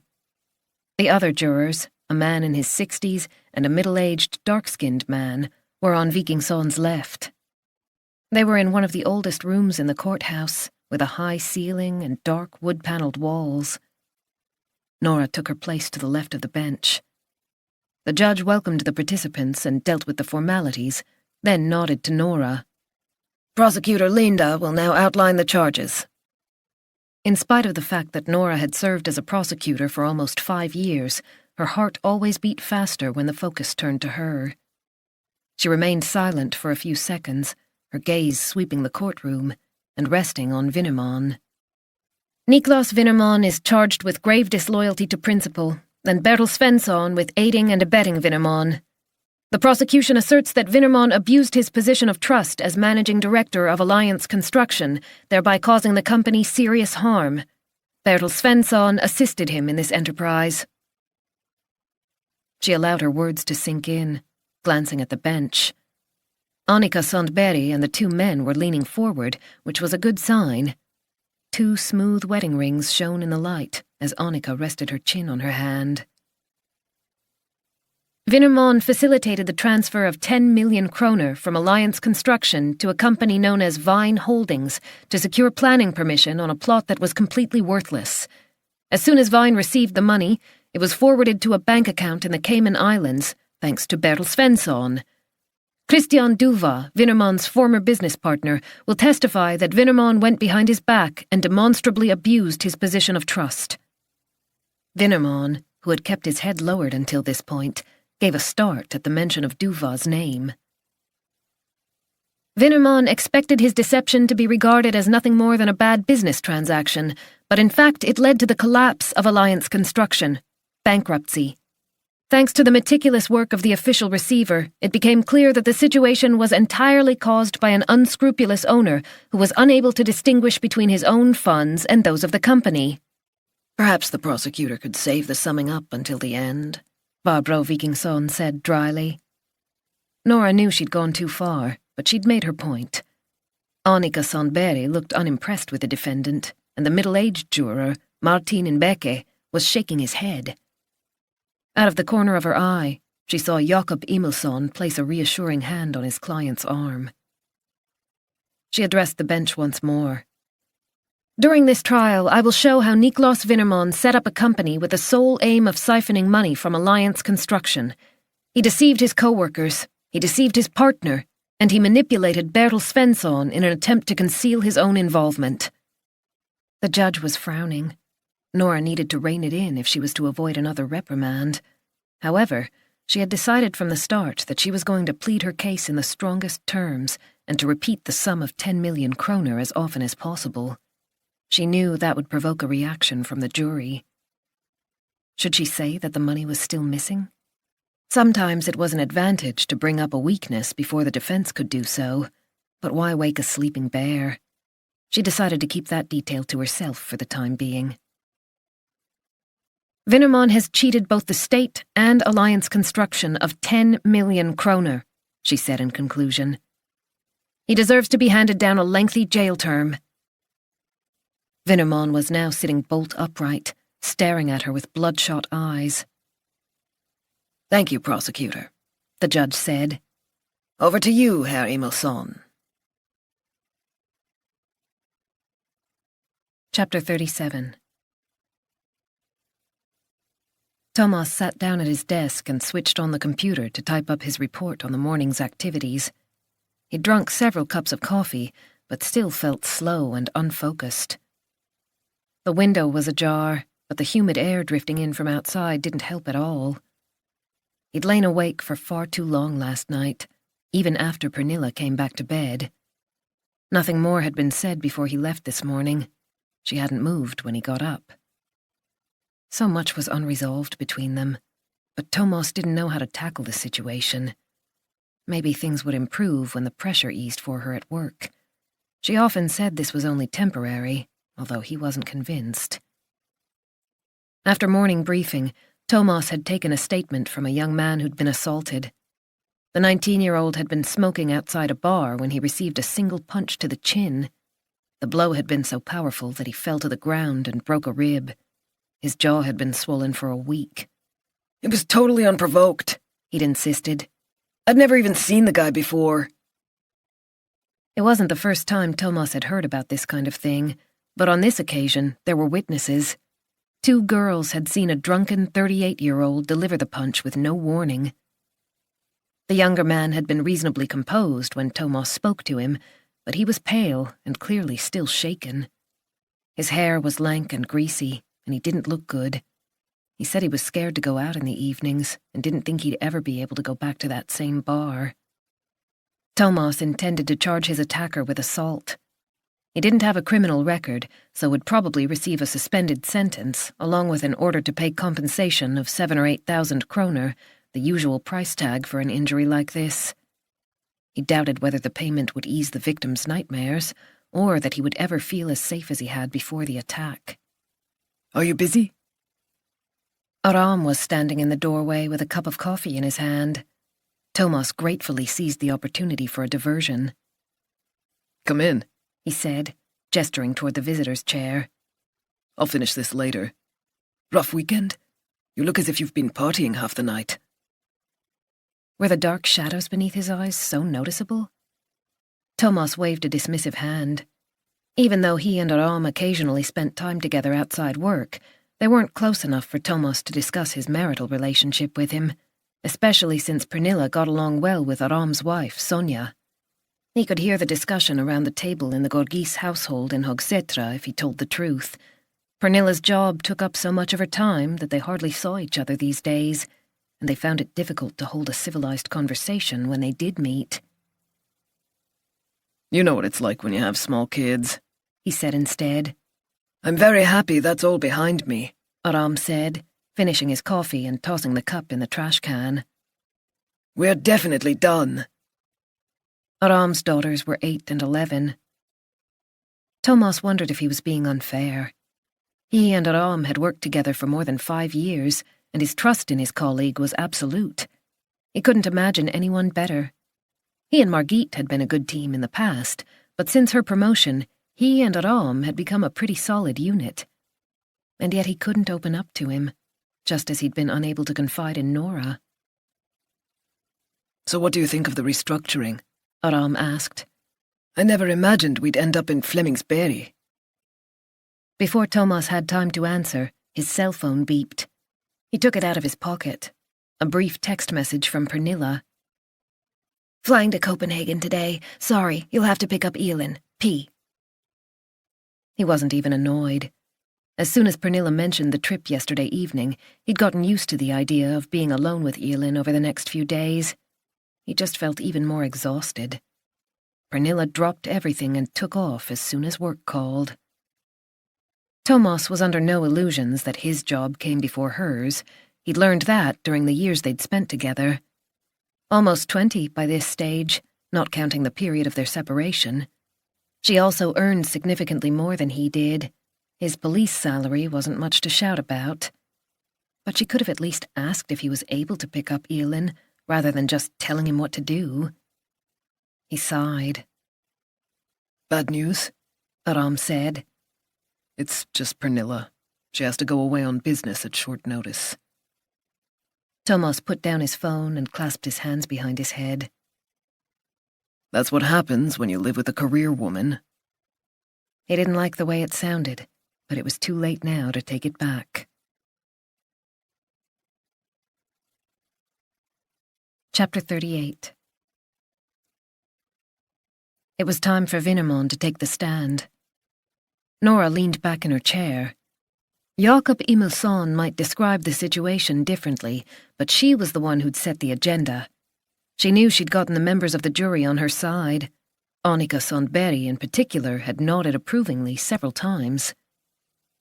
The phases of a criminal trial were set in stone. The whole process was like a formalized drama in a series of acts. The prosecution opened, the defense responded, the facts of the case were laid out. The accused and the witnesses were questioned and counter-questioned. Then there were the closing statements, followed by the verdict. Just as she'd expected, both Niklas Vinnerman and Bertil Svensson had pleaded not guilty. Now they would have the opportunity to appear in the best possible light, led by their own attorneys.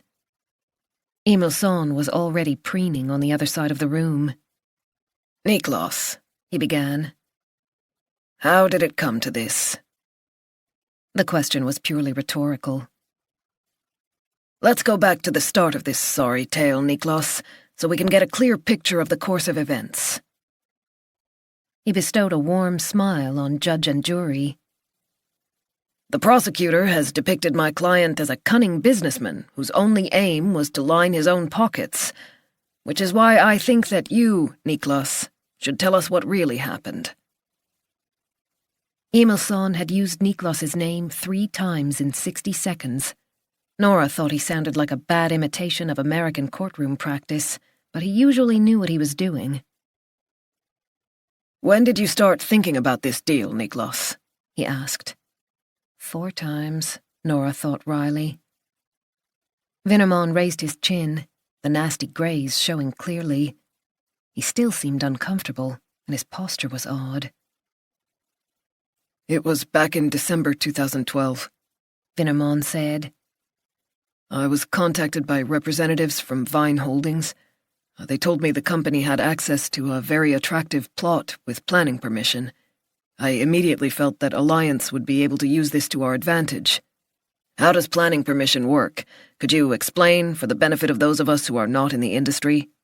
It's called planning permission, but it's more of a land allocation, an agreement between a local authority and a property developer, giving the developer the sole right to build on land owned by the authority. And what determines the value of such an agreement? Emilsson asked. There is a whole range of factors. The geographical location of the land, transport links, whether there are any stores nearby. So planning permission for a plot of land in Solna, close to inner-city Stockholm, would be worth a lot more than a plot of the same size in, say, Lapland? That's correct. And how did you assess the worth of this particular agreement? I compared it with similar plots. We were already working with local authorities throughout Stockholm. It wasn't difficult to come up with a reasonable price level. Emilsson was making it sound like an ordinary conversation, Nora thought, but every time he got Vinnerman to open his mouth, he planted fresh information. In this case, you agreed on a price tag of 10 million. Could you tell us how you justified that amount? It was a good deal, because the agreement spanned a period of almost 5 years, which gave us plenty of time to develop the project. We were intending to build apartment complexes. Everybody's crying out for housing in Stockholm, so it would have been extremely profitable. You wanted to make a profit? Vinnerman nodded, with a slightly frantic edge. Absolutely. I might have been a little too keen, but I was convinced that we could make a real killing if we got in quickly. You certainly did, Nora thought. 10 million in your own pocket. How did Vine Holdings contact you? I received an email. Had you done business with them before? How did you know the firm was a serious player? Vinnerman shuffled uncomfortably. There are plenty of reliable companies in the construction industry, just like us. Just like you used to be, Nora added silently. Then what happened? We exchanged a series of emails, and eventually we arranged a meeting. I met their lawyer, who brought all the relevant documentation with him. Where did you meet? In a conference room at the central station. So not on their premises? No. Their head office was in Örebro, so they suggested a venue in the city. I thought it was a good idea, as it meant I didn't have to travel. Jakob Emilsson was listening attentively, as if every word his client uttered was completely new information. In fact, it was in all the transcripts of the interviews Layla had conducted. Nora had read them many times. Were there just the 2 of you at this meeting? Yes. Their managing director was supposed to be there, but he had the flu and couldn't come. What was the next step? I went home and studied the figures in detail. I decided we ought to close the deal. It was just too good to turn down. Was that when you spoke to your partner? No. It was just before Christmas. Christian was away with his new family. I decided to talk to him when he got back in January, but I had mentioned it earlier. Please tell the court about your discussion with Christian Duva. I explained the proposal, showed him all the documentation and my calculations. He agreed that it was an interesting deal and well worth pursuing. He claims that he strongly advised you to have nothing to do with it. Vinnermon's cheeks flushed red. I don't understand why he's saying that. He agreed that we should go ahead. Emilson stroked his chin, his expression pensive. But it was only you who signed all the documents. Duva's signature is nowhere to be seen. We were both supposed to sign, but on that day, Christian came down with gastric flu. We couldn't afford to wait. Vine Holdings had received a counteroffer, and the deal could have slipped through our fingers. Nora wondered if the jury had picked up on Vinnermon's defensive tone. The older man, Svenuka Hult, was busy making notes. Christian and I should have signed the contract together, Vinnermon conceded. But we have signed separately in the past. His uncertainty was showing now. We all know this kind of thing can happen easily, don't we? Emilson turned to the jury. I'm sure we've all bent the rules now and again. He smiled indulgently. Please, go on, Niklas. I sent everything over to Vine by courier and arranged for the payment to be made. Ah, yes. Let's talk about the payment. It was a significant amount. I presume you were very careful before authorizing the transfer. Vinnermon spread his hands wide. It sounds like a lot of money, but in fact it really isn't, under the circumstances. We've had projects with a turnover of 50 million or more. Nora could see immediately that neither Annika Sandberg nor Svenuka Hult was convinced by Vinnermon's comment. 10 million was a hell of a lot of money, particularly if it ended up in a conman's pocket. Needless to say, I was always careful with the company finances, Vinnermon added. It was too late. Even the law clerk couldn't hide his disapproval. What did he earn? 25,000 a month, maybe? It would take him over 30 years to earn 10 million, before taxes. Emilson immediately realized things were heading in the wrong direction. Then you had some bad luck, he prompted. You could say that. Vinnermon pressed a hand to his ribs. What went wrong? There shouldn't have been any problems with a payment of that size, but at the same time, we hit unexpected difficulties on another project, and suddenly the company's liquidity was under pressure. Couldn't you have gone to the bank? Requested a temporary overdraft? We already had one. The bank refused to increase our overdraft limit when it emerged that the land allocation agreement was worthless. They pulled the rug from under us. If they'd taken a different approach, Alliance Construction would have survived. Vinnermon wiped his brow. His hair was noticeably thinning, the pale skin of his scalp visible through the strands of grey. Making money from us when things were going well wasn't a problem, he continued. But as soon as we ran into difficulties, we would have made it if they'd given us a loan for a few months. Nora almost heard him grunting to himself. When did you realize something wasn't right with the agreement? When I contacted the local authority shortly after signing the contract. They sent over additional documentation showing previously unknown limitations to the validity of the planning permission. Previously unknown? What do you mean by that? No one had shown me these documents before. Shouldn't you have checked? I really wish I had. Vinnermon lowered his eyes. There are a lot of things I wish I'd done differently. Maybe his scruffy appearance wasn't a careless oversight, but a deliberate strategy?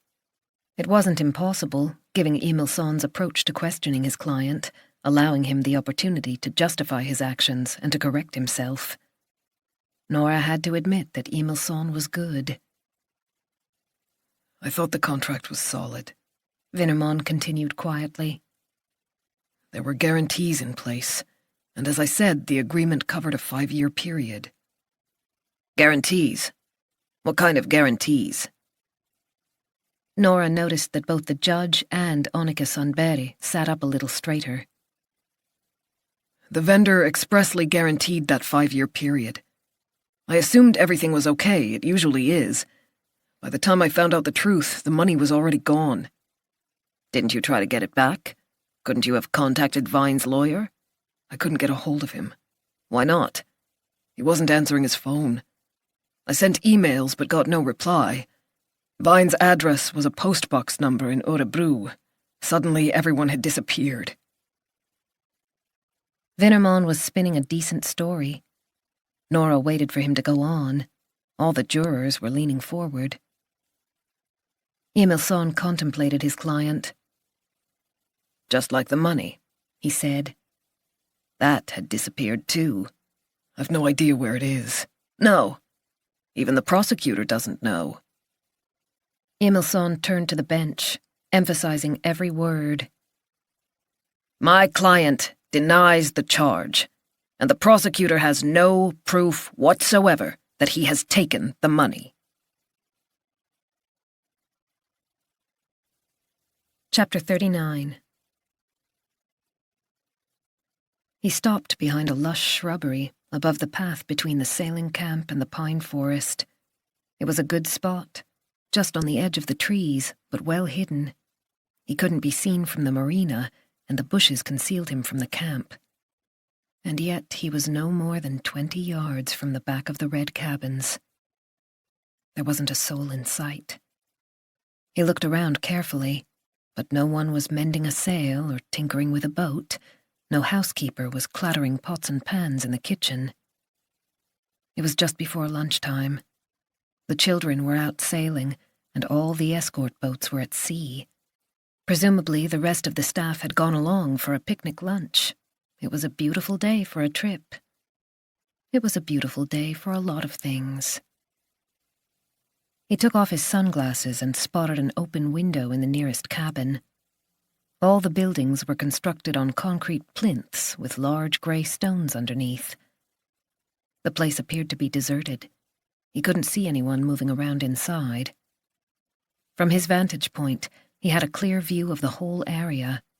Yet still he hesitated, even though his body was trembling with excitement. Should he risk it? He paced back and forth, going through the pros and cons. In this weather, they'd be out sailing all day. If anyone showed up, he could always say he was lost. No doubt it wouldn't be the first time someone from the marina had wandered into the camp. There was always an excuse. Just to be on the safe side, he waited another minute or two before crossing the path. The sign on the cabin told him this was Star. The green door wasn't locked, exactly as he'd expected. It only took a second to push down the handle and slip inside. He paused and gazed around. So this was where the children slept. The thought excited him, made his heart beat faster. The list on the door gave him their names. 8 boys, sharing a dormitory. Some of them must surely be the right age, 11 or 12, before puberty kicked in. He couldn't help smiling as he imagined the naked bodies in these beds. Tan arms, white skin where their clothes had protected them from the sun. Boys or girls, it didn't really matter. Those who wanted the same thing as he did were interested anyway, regardless of gender. He'd hoped to find some pajamas lying around, items of clothing he could touch, but he couldn't see any. Most of the beds were properly made up with sheets, but on the one by the window lay a crumpled sleeping bag. Maybe it belonged to someone younger? He went over and picked it up, inhaled its scent, made it his own. He's young, he thought happily. There were none of the smells associated with puberty to assault his senses, no teenage sweat to spoil the feeling. Inside the sleeping bag, he found a neatly printed label. Benjamin Duva. Benjamin, he murmured. Your name is Benjamin. His mouth went dry, and he had to lick his lips several times. He felt the familiar throbbing sensation down there, the desire to share his joy, his love. It had gone wrong only once. He remembered his hands closing around the other boy's slender neck when the screams grew too loud, the lifeless eyes when he finally fell silent. He turned his attention to a couple of discarded items of clothing that had been underneath the sleeping bag. He picked up a creased pale blue t-shirt that was inside out. The size told him all he needed to know. The owner had to be 10 or 11 years old. Quickly, he checked that he'd closed the door properly. There was still no one around outside, no one to hear or disturb him. He leaned forward and shut the window. The t-shirt smelled exactly the same as the sleeping bag. Benjamin, he thought again, as he dropped to his knees by the bed and bowed his head. With a contented sigh, he pushed one hand down his pants while clutching the sleeping bag with the other. He breathed deeply into the shiny fabric and let out a groan of sheer pleasure. Chapter 40. The court had reconvened after breaking for lunch. The food coma was bound to kick in shortly. Dennis Granstedt, the law clerk, was already yawning. Jakob Emilsson had presented Vinnemon in the best possible light during the morning. Now it was up to Nora to see what she could do. Vinnemon was slumped in his seat next to his attorney. He wasn't required to take the stand during questioning. It was interesting to hear all of the details about this affair, Nora began. But of course that throws up a whole lot of fresh questions. Vinnemon's chin looked even more swollen now. His entire body was out of alignment. His 2 teenage sons were sitting in the public gallery, but he wasn't paying any attention to them. So you were contacted by a representative from Vine Holdings who suggested you should do business together? Yes. Via an email from a sender you didn't know? Vinnemon shuffled. That's not unusual in our industry. The initial contact is often made through an email. I understand. How did you prepare for that first meeting? Did you check out the company in any way? No. You didn't take references? Ask for a credit check? No. Nora raised her eyebrows.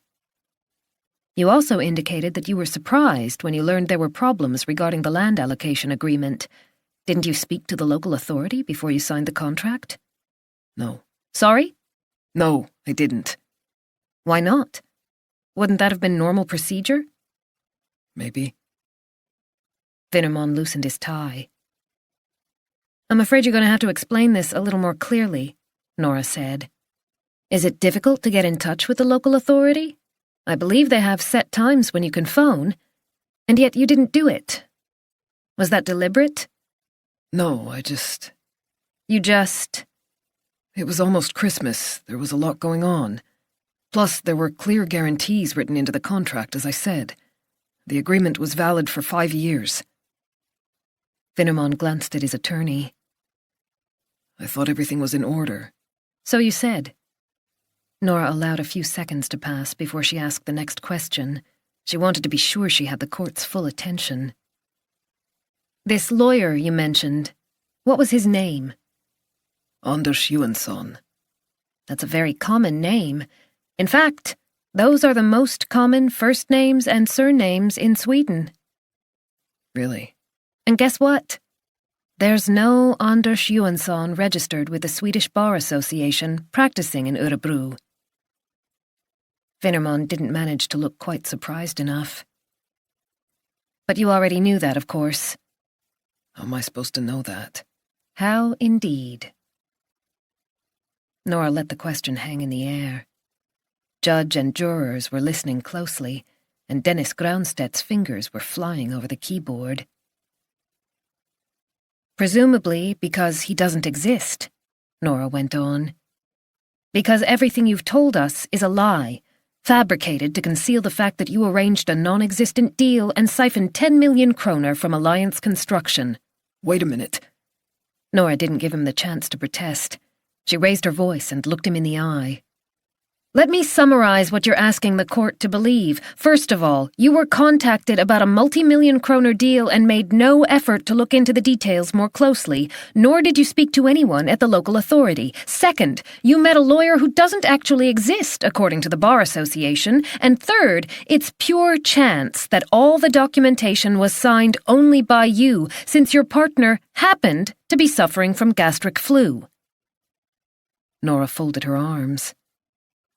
Do you even believe it yourself?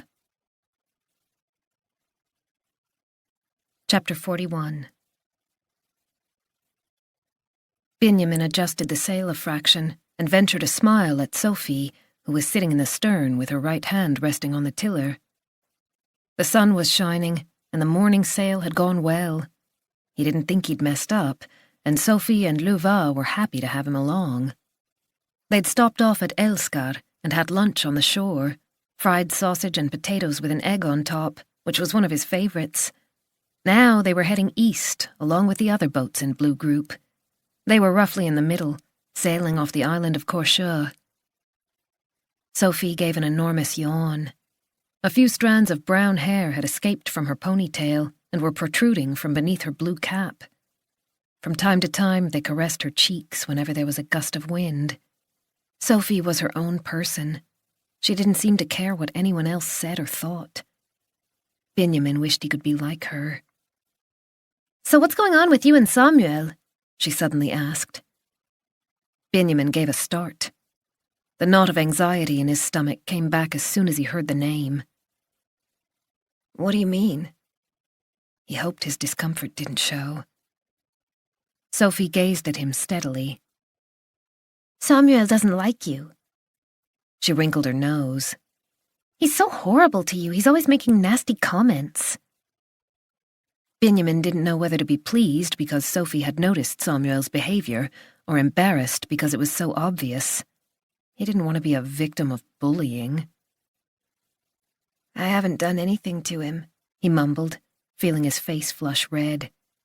He turned away, pretending to check the sail. Another boat had caught up with them. They were sailing side by side, approximately 20 yards apart. Fortunately, it wasn't Samuel and Sebe's boat. He's vile, Sophie said. He can be really vicious when he takes a dislike to someone, just so you know. Luva waved to the two girls and the boy in the other boat. We know him, she said. We were at the same junior high. He was very difficult. Sometimes he just lost it, screamed the place down. His eyes used to go kind of weird, almost black. She nibbled a fingernail, then inspected it with interest. And he always used to cheat when the teachers weren't looking. In exams or when he was playing football, everyone knew. The knot in Benjamin's stomach was getting bigger. Sophie nodded. But nobody dared say anything because he was crazy. Plus, his dad knew the principal. He's got ADHD, Luva explained. He had his own teaching assistant in elementary school, but he gets mad if anyone mentions it. She sounded very serious, as if this were something he really needed to know. Benjamin realized the girls were worried about him. The waves foamed in their wake. Try and stay away from Samuel, Sophie advised. He's capable of just about anything when he loses control. Chapter 42. Nora took a few sips of tepid water. The daylight seeped in through the leaded windows. It was time for Bertil Svensson to take the stand. His defense lawyer should have told him to smarten himself up.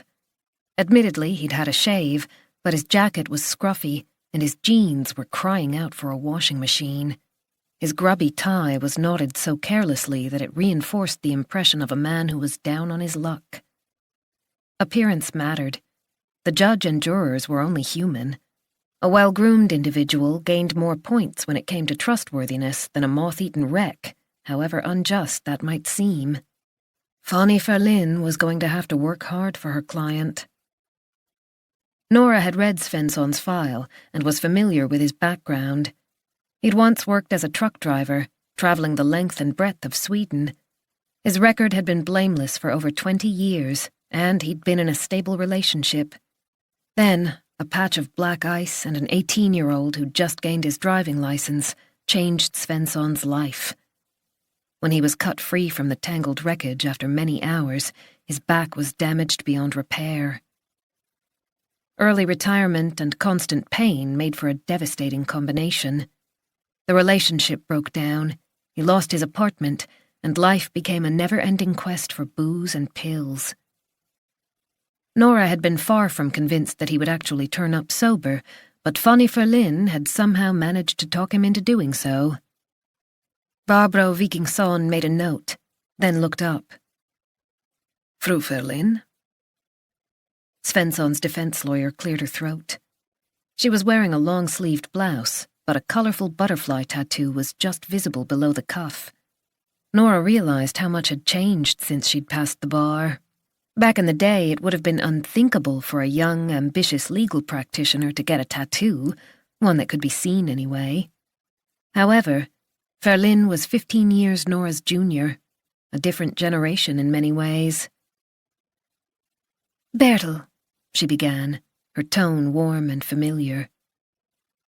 Let's talk about these papers you apparently signed. Svensson straightened up a fraction, but his back was still bent. He looked defeated. Do you have any form of training in economics? No, I don't. Have you ever studied economics? Not exactly. Have you worked in the financial sector? No. That's what I thought. Nora understood the tactic. Ferlin was hammering home the message that Svensson knew nothing about finance and hadn't understood what he was signing. So, how could you have known that those documents would lead to criminal activity? That was a leading question, to say the least. Not allowed, because this wasn't a cross-examination. The judge didn't intervene. Maybe she was giving Ferlin a little leeway because Nora had pushed her luck. I had no idea, Svensson said. Bertil, think carefully before you answer my next question. Did you intend to assist in the execution of a criminal offense? Absolutely not. Svensson came to life and looked straight at the judge. It seemed as if Ferlin's coaching had had some effect. If I'd realized, I never would have signed, he said, his voice trembling. I swear. I believe you, Ferlin assured him. And I'm sure everyone here feels the same. She tilted her head to one side. But in that case, why did you agree to be named as the managing director of an unknown company without finding out more about it? I was drunk, of course. Dennis Grounstedt hid an involuntary smile with his hand. And I needed the money, Svensson continued. It was the beginning of January and winter was setting in. The payment meant I'd be able to rent a room when the snow came. Annika Sandberg shook her head sadly. Ferlin's tactic seemed to be paying off, although Nora thought echoes of Vinnermon's testimony still lingered. Ferlin might be young, but she'd done her job much better than Nora had expected. Have you finished, Fru Ferlin? Barbro Vikingsson asked. Yes, ma'am. Ferlin put down her pen. Her smile revealed that she was pleased with her contribution. In that case, it's over to the prosecution. Fru Linda. Nora straightened her papers and waited until she'd made eye contact with Bertil Svensson. Let's go back to January 11th, 2013, the day you met Niklas Vinnermon. He approached you in the Harlunda shopping mall and offered you a sum of money in return for taking on the role of managing director of a company by the name of Vine Holdings. Have I got that right? Svensson's back was even more bent now, if that were possible. I just signed some papers, he said. It only took a couple of minutes. I don't know what it was all about. Didn't you find it strange that someone wanted you to be a company director? That's pretty high-level stuff. I don't know. Do people often pay you to sign papers? No, Svensson mumbled, almost inaudibly. Nora frowned. So you say, but you have a conviction for a similar offense. She held up a document showing that Svensson had been convicted of accountancy irregularities within a company some years earlier. On that occasion, too, he had been summarily appointed to the board just before the crime came to light. It had cost him several months in jail. He looked uncomfortable. You know what I think? I think you were prepared to sign anything as long as you got paid. That's not true. Nora ignored his response. So tell me exactly what happened when you met Niklas Winneman. Svensson scratched the back of his neck. I was sitting in the mall with some of the other guys. It was late morning. We'd had a couple of beers. He glanced at Winneman, who refused to look at him. He came over and wanted to talk. It sounded simple. All I had to do was sign a couple of documents. And he said he'd pay you 10,000 kroner. No. Nora was taken aback. Svensson had already admitted this. Was he about to retract his statement? Sorry? At first he offered me 8, but that's not enough for 3 months' rent, so I told him I needed 10,500 or no deal. Svensson was babbling. Fanny Ferlin's mouth was set in a rigid line. So he went and took out more money. From the cash machine? No, it was out of order, so he went to the bank. Another surprise. This was new information. Nora was sure he'd never mentioned this during his interviews. The bank? Yes, the one in the mall. Not Nordia, the other one. It was time to round things off. Both the jurors and Dennis Groundstedt were starting to look bored. Even the judge seemed to be having difficulty concentrating. However, Nora hoped she'd made her point. Bertil Svensson was a man whose signature could be bought. I believe you knew exactly what you were doing, she said in conclusion. But you didn't care about the consequences, because you were well paid by the man who approached you, Niklas Winneman. Chapter 43. Niklas Winneman sank down onto the toilet seat and buried his face in his hands. He immediately felt a stab of pain. It was impossible to find a position in which his broken ribs didn't hurt as soon as he moved. The emergency medic had prescribed painkillers, but they weren't helping much. The X-rays had revealed significant cracks in 2 ribs, but no other fractures, thank God. However, he had bruises all over his body and had suffered a slight concussion. You'll probably feel at your worst after a week or so, the doctor had said, his expression sympathetic. I'd recommend a week off work and plenty of rest. Rest. Niklas had almost laughed out loud, but that would have hurt too much. The court had taken a 20-minute recess. 20 minutes before he had to go back to that stuffy room. The restroom door opened. Niklas didn't recognize the voices. They sounded young, 2 guys talking about a friend who'd been accused of assault. It was only 1 punch, for fuck's sake, and the guy deserved it. Asa could wind up in jail for this. It's not right. Niklas closed his eyes, tried to get a little more comfortable. He was trembling from a lack of sleep. It had been after 4 a.m. by the time he got home from the hospital. Jakob Emilsson had already asked him several times how he was feeling, but Niklas hadn't told him what was going on. No one knew about his gambling debts, and he was in no doubt about how Emilsson would react if he told him. If the truth came out. It would be the final nail in the coffin if it somehow reached that bitch of a prosecutor. A perfect motive, which she wouldn't hesitate to present to the court. His left side was hurting even more, and a dull headache had begun to throb at his temples. He rubbed his face with both hands. He had no idea how he was going to get through the rest of the day. Chapter 44. Layla Kasim was waiting for Nora outside the courtroom, as requested. Nora had discreetly sent her a text message, even though phones were strictly forbidden in court. She was sitting on a bench under the window, checking something on her phone, but she put it in her pocket as soon as Nora emerged, just behind Winneman's ex-wife and 2 teenage sons. Nora quickly summarized her interaction with Bertil Svensson. He's now saying that Winneman took out money from a bank in the Harlunda shopping mall. Were you aware of this?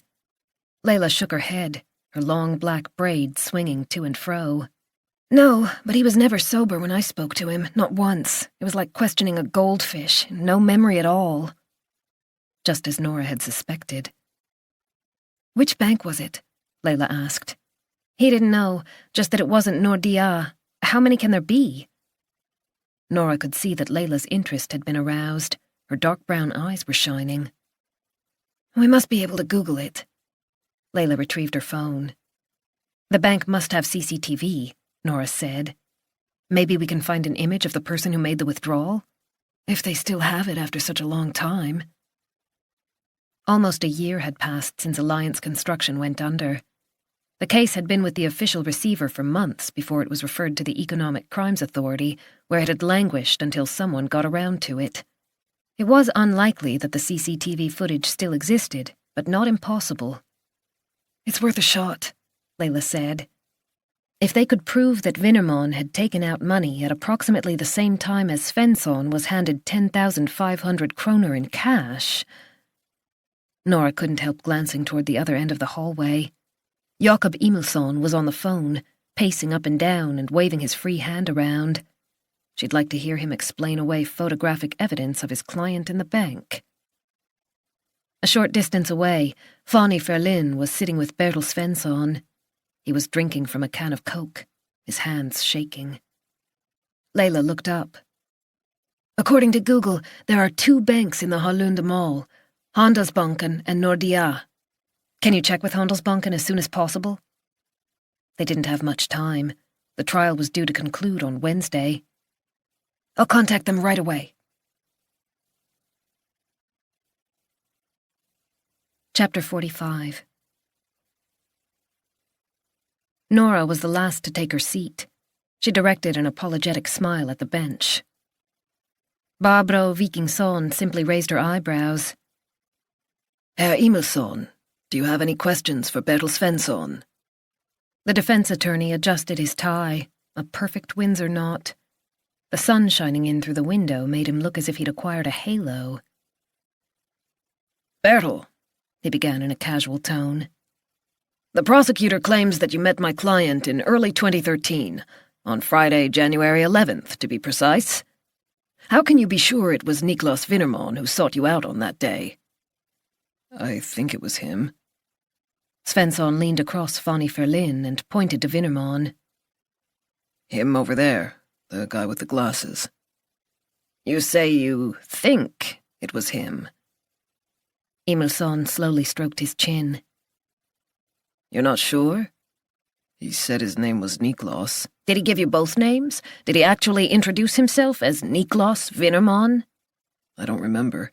He definitely said Niklas. Did he show you any ID? No. Did you have any contact at a later date when he perhaps confirmed his identity? No. And yet you've pointed him out in this courtroom. Emilsson's voice deepened. Do you understand the significance of this allegation? We're talking about a serious offense that could mean many years in jail for my client. Svensson's eyes were darting all over the place. Answer the question, Ferlin whispered. I think I recognize him. What was he wearing when you met? I don't really remember. The same glasses with brown frames, and a baseball cap. He looks like the guy who spoke to me. He looks like the guy who spoke to you. Emilsson turned to the judge, his expression skeptical. Nora shifted on her seat. Svensson wasn't doing too well.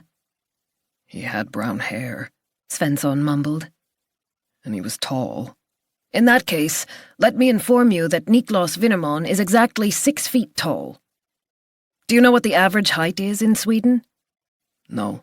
It's 5'11". You can ask Statistics Sweden if you don't believe me. I can also tell you that 1/3 of all men in Sweden have dark brown hair, just like my client. So there are tens of thousands of men who are the same height and have the same hair color.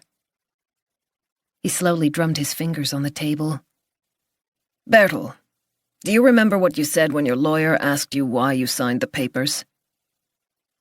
Svensson looked up from Emilsson to Ferlin and back again. He chewed his upper lip. Not exactly. You said you were drunk. Yes.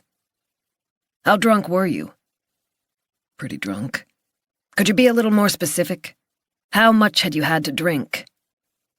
I'd had a few beers with the guys and some vodka. What does that mean? Quarter of a bottle? Half a bottle? More than a quarter, I guess. In other words, you'd consumed a considerable amount. Your blood alcohol level would have been significantly raised. It would have been enough to see you convicted of drunk driving. But I wasn't driving, Svensson protested. I'm not saying you were. I'm merely trying to put your alcohol consumption in some kind of context.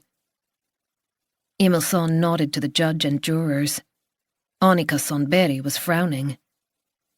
Nora hoped it would soon be over. Bertil Svensson's testimony was turning into a disaster. The clock struck 4. Most people wouldn't be able to walk or even stand up if they'd drunk as much as you did, Emilsson continued. And yet you claim that Niklas Winnerman was the man who approached you that day. Nora knew exactly what he was doing. This was all about sowing the seeds of doubt. He didn't have to disprove anything. There was no need for him to present a case of his own or to bring in new witnesses. It was Nora's responsibility to prove that Winnerman had paid Svensson to sign the contract and had squirreled away the money. One juror who wasn't convinced by her argument. That was all it would take.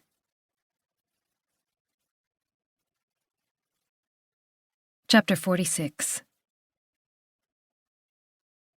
Dinner was over, and the area outside the dining hall was crowded with kids waiting to hear about the evening's activities.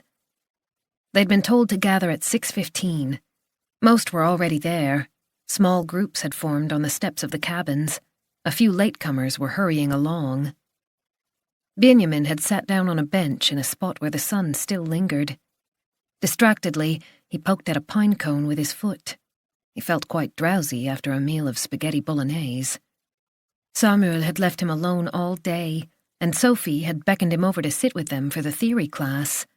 They'd shared a chart while plotting courses as part of their navigation training. It was warm in the sun, nice to rest for a while.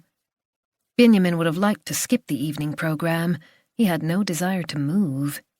He also had a slightly sore throat, no doubt as a result of being forced into the water to retrieve his clothes the previous day. Hi, everyone! Isak had appeared, along with Ville, the new instructor who was also responsible for Blue Group. Ville had cropped red hair and was taller than Isak. Benjamin straightened up, trying not to belch. Ville waved a bundle of papers. Okay, guys, listen up. We're going to have a quiz this evening, and there's a great prize for the winning team. Isak took over. We're going to divide you into teams of 3. The questions are distributed all over the island, and you'll be given a map to help you find them. Sophie groaned. Do we have to? Can't we just chill? She was sitting on the ground with her back against a tree trunk and seemed to have eaten as much as Benjamin. This will be so much fun, Ville said, beaming at her. Isak tucked in his shirt at the back and gazed at the group for a few seconds. So, let's sort these teams. Samuel stepped forward. Benjamin can come with me and Sebbe. Benjamin stared at him. What was he up to? There was no way Samuel would want to spend time with him voluntarily, not in a million years. Samuel came and stood beside him, ignoring his stunned expression. Sebbe joined them. Benjamin looked around for Sophie, but he was too late. Isak handed over the answer grid, a small map, and a pencil. There you go. You've got 2 hours to find the questions and fill in the answers. When you've finished, come back here and we'll work out the results before supper time. Isak gave them an encouraging wink. Don't get lost. The island's bigger than you might think. Then he divided the rest of the group into teams. Benjamin saw that Sophie and Tindra were together, while Luva ended up with 2 other girls. One by one, the teams set off toward the forest. Benjamin swallowed, trying to figure out what Samuel had in mind. He definitely wasn't trying to be nice. The previous evening, Benjamin had finally found his life jacket, stuffed away at the back of a closet. He knew he hadn't put it there. Sophie's words echoed inside his head. Try and stay away from Samuel. Just as he was about to ask if he could be on a different team, Isak raised his hand in farewell. Off you go, boys. No point in hanging around here. See you later. He and Vila headed for the instructor's common room. Maya was coming from the other direction. Isak's face lit up, and he hurried to meet her. Are you any good at quizzes? Samuel said, poking Benjamin in the side with his elbow. I'm fucking useless. Benjamin shrugged. You're okay about yesterday, aren't you? Samuel went on. We were only messing around. Isak disappeared indoors. Look at that, Samuel said suddenly, pointing up at the sky. When Benjamin tipped his head back to look, Samuel punched him on the chin. Ha! Just messing around again. Sebbe laughed, as he always did when prompted by Samuel. Benjamin forced himself to smile. The blow had been too hard to be a joke. He needed to pee, but Samuel was already on the move. Chapter 47. Nora had left the courthouse as soon as the proceedings ended for the day. She wanted to get away from the stuffy atmosphere and the sense of failure following Emilsson's questioning of Bertil Svensson. On top of all that, there was a delay on the subway. It took an eternity to reach Slussen, where she changed to the Saltø line. It felt as if the train was crawling along, and it was 6:30 before it finally reached her stop. She hurried home, carrying her heavy briefcase. She was sweating as she unlocked the front door. Hello? Mommy! Yulia came racing from the living room. Nora could hear the sound of a children's TV show in the background. I talked to Daddy. Yulia had a ketchup stain on her t-shirt. Daddy called? He's flying. Nora bent down and picked up her daughter. Adam emerged from the kitchen, clutching a half-eaten sandwich. Hi, Mom, he mumbled with his mouth full. Hi, sweetheart. Did Jonas call? About 15 minutes ago. Such a small amount of time. Adam tickled Yulia under the chin and made her giggle, then turned back to the kitchen. By the way, we're out of milk, he announced. Wait a second. Come back here. Nora had to stand on tiptoe to kiss his cheek. He'd graduated from high school 2 weeks ago, specializing in natural sciences. The family had celebrated by putting up a huge photo of Adam as a 10-month-old baby lying on a towel fresh from his bath. She'd always liked that picture. She could still remember the moment when she held his little body to her breast, that special baby smell. Gone forever. You were so tiny, and now you're so tall. She'd been different then, a younger Nora, more naive, but also more excited, with no idea of what taking care of a newborn actually involved, feeling simultaneously terrified and fiercely protective. Nothing like the woman who gave birth to Yulia at the age of 42. With each passing year, she saw more and more of Henrik in their son, although his character had evolved into a mixture of her ex-husband's unshakable self-confidence and her own slightly reserved approach. Sometimes his gestures were so like Henrik's that it was positively eerie. Suddenly she felt dizzy. She carefully lowered Yulia to the floor and sank down on the stool next to the mirror in the hallway. Yulia ran back to her TV show. It had been such a long day. Nora closed her eyes and rested her head on the wall. Then she took out her phone and rang Jonas. A voice said something in Thai that she didn't understand, presumably that her call couldn't be put through. She would have loved to talk to him for a while, tell him about the trial, hear his voice. She was used to Jonas being away on long-haul flights, and yet she couldn't help feeling anxious, even though his employer was one of Europe's most reliable airlines in terms of safety. I'm just tired, she thought. My mind is playing tricks on me. She gazed at her engagement ring, white gold with 3 inset diamonds. The stones sparkled as they caught the light. The proposal had taken her by surprise last summer. They'd been sitting on the glassed-in veranda at the Brand Villa, Nora wrapped in a blanket, shaken and upset after a devastating fire that had broken out on the island. Jonas asking her to marry him was the last thing she'd expected at that moment, but the answer had never been in doubt, even though she'd promised herself she would never remarry and risk the kind of pain she'd felt after the divorce from Henrik. She ought to eat something, and change her clothes. She stayed exactly where she was, blinking several times to clear her vision. She tried Jonas again, but the same voice simply relayed the same message.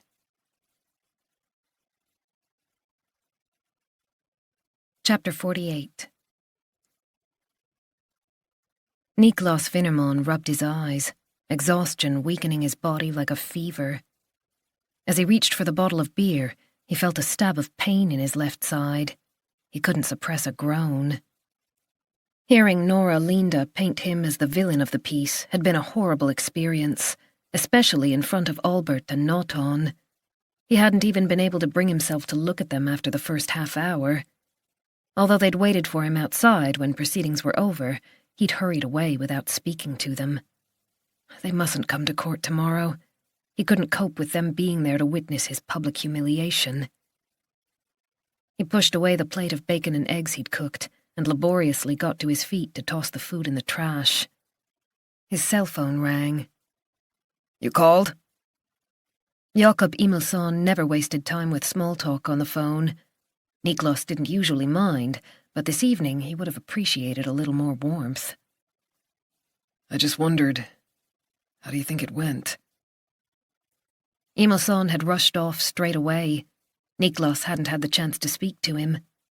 After a few beers, he'd left several messages, asking his attorney to contact him.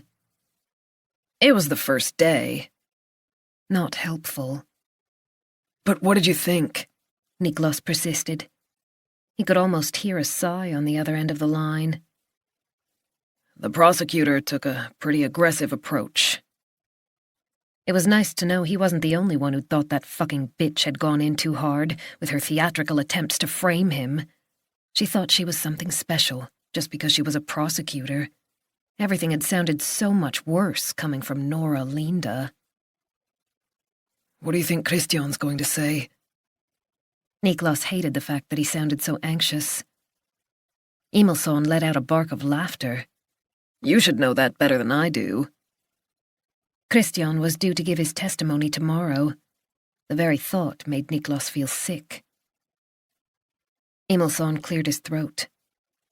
I'm sorry, but I have to go. You know how it is.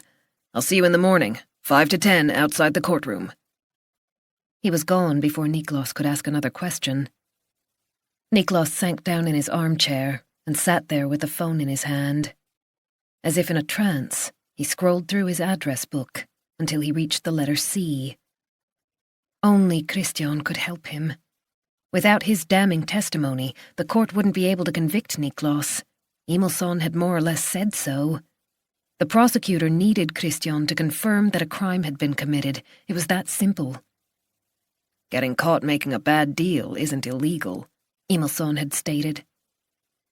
Niklas had already called way too many times, begging Christian not to give evidence against him. At first, he'd mainly picked up the phone when he was drunk, but over the past few days, he'd been trying 24/7. He got up and fetched another beer from the refrigerator. He gasped as he sat down again. The pain was agonizing. He reached into his pocket for his painkillers and swallowed a white pill, rinsed it down with a swig of beer. He stared at the screen, the thoughts going around and around in his mind. He kept reaching the same conclusion.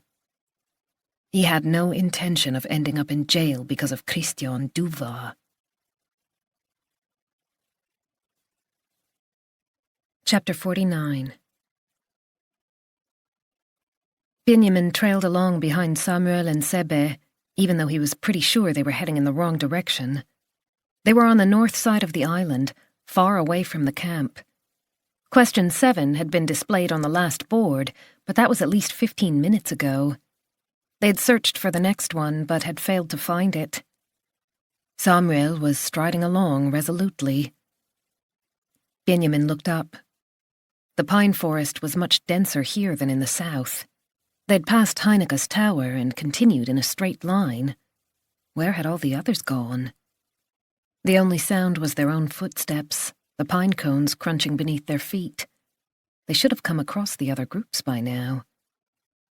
Samuel stopped in a small clearing where the ground was covered in yellow needles. Benjamin desperately needed to pee. He wondered if he could go behind a bush.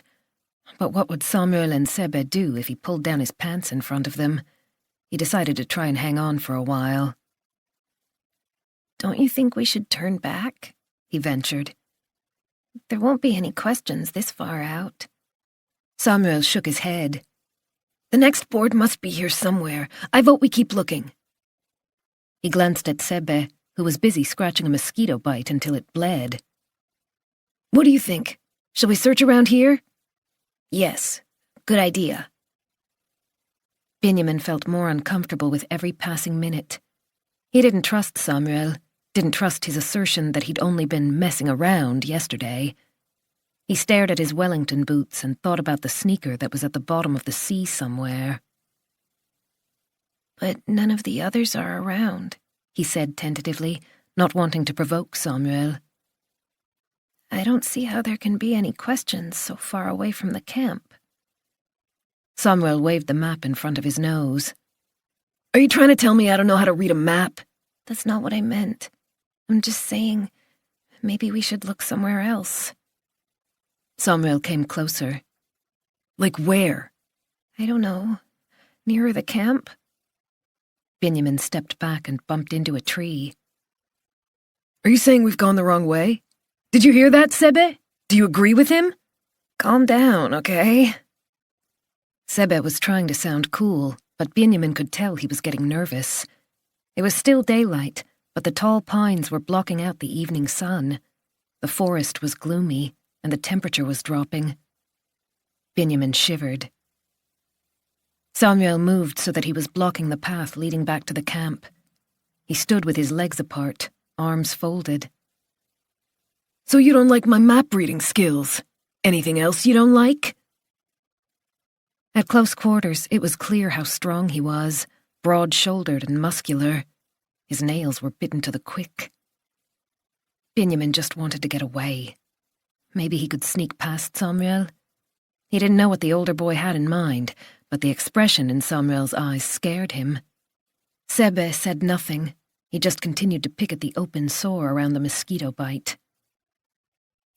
"Go on, tell me," Samuel insisted. Benjamin remembered when his father had stopped the car to avoid running over a rabbit. It had looked so feeble in the beam of the headlights, absolutely terrified.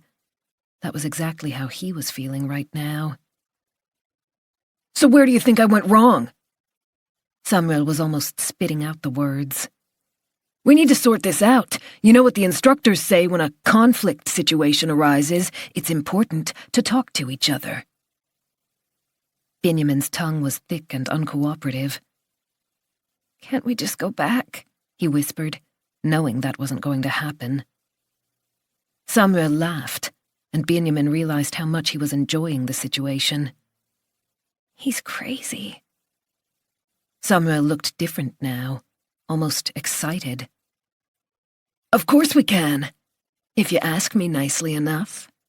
Slowly, he undid the buckle of his brown leather belt and slid it out of the loops. "But I don't think you'll be able to manage that." He held the belt in his hand and flicked it menacingly at the ground. Something warm and wet ran down Benjamin's legs, turning his jeans a darker shade of blue. "Oh my God, he's pissed himself," Samuel exclaimed, eyes shining. Benjamin could no longer hold back the tears. "Please let me go," he sobbed. Samuel flicked the belt again, and Benjamin sobbed even harder. "Stop it," Sebe said suddenly. "What the hell's wrong with you? You too chicken?" Samuel snapped. Sebe rolled his eyes. "I don't give a shit about him, but we need to finish the quiz before it gets too late. Otherwise we'll be in trouble with the instructors." Samuel tightened his grip on the belt. I'm sure we'll have time to do that as well. Chapter 50. Benjamin closed his eyes, waiting for the blow. All at once he heard an unfamiliar voice. What are you boys up to? He opened his eyes and saw a man wearing sunglasses and a baseball cap standing by the blueberry bushes a short distance away. Benjamin ran over to the man and babbled, We're from the sailing camp. We're doing a quiz, but we can't find the boards with the questions on them. Can you help us? His heart was pounding so hard he could hear the blood rushing in his ears. He grabbed the man's left arm, desperate to stop him from leaving. What's your name? Benjamin. The man smiled warmly and placed a hand on his shoulder. What a great name. Benjamin was determined not to leave the man's side as long as Samuel and Sebe were around. And how old are you? Said his savior, his hand still resting on Benjamin's shoulder. 11.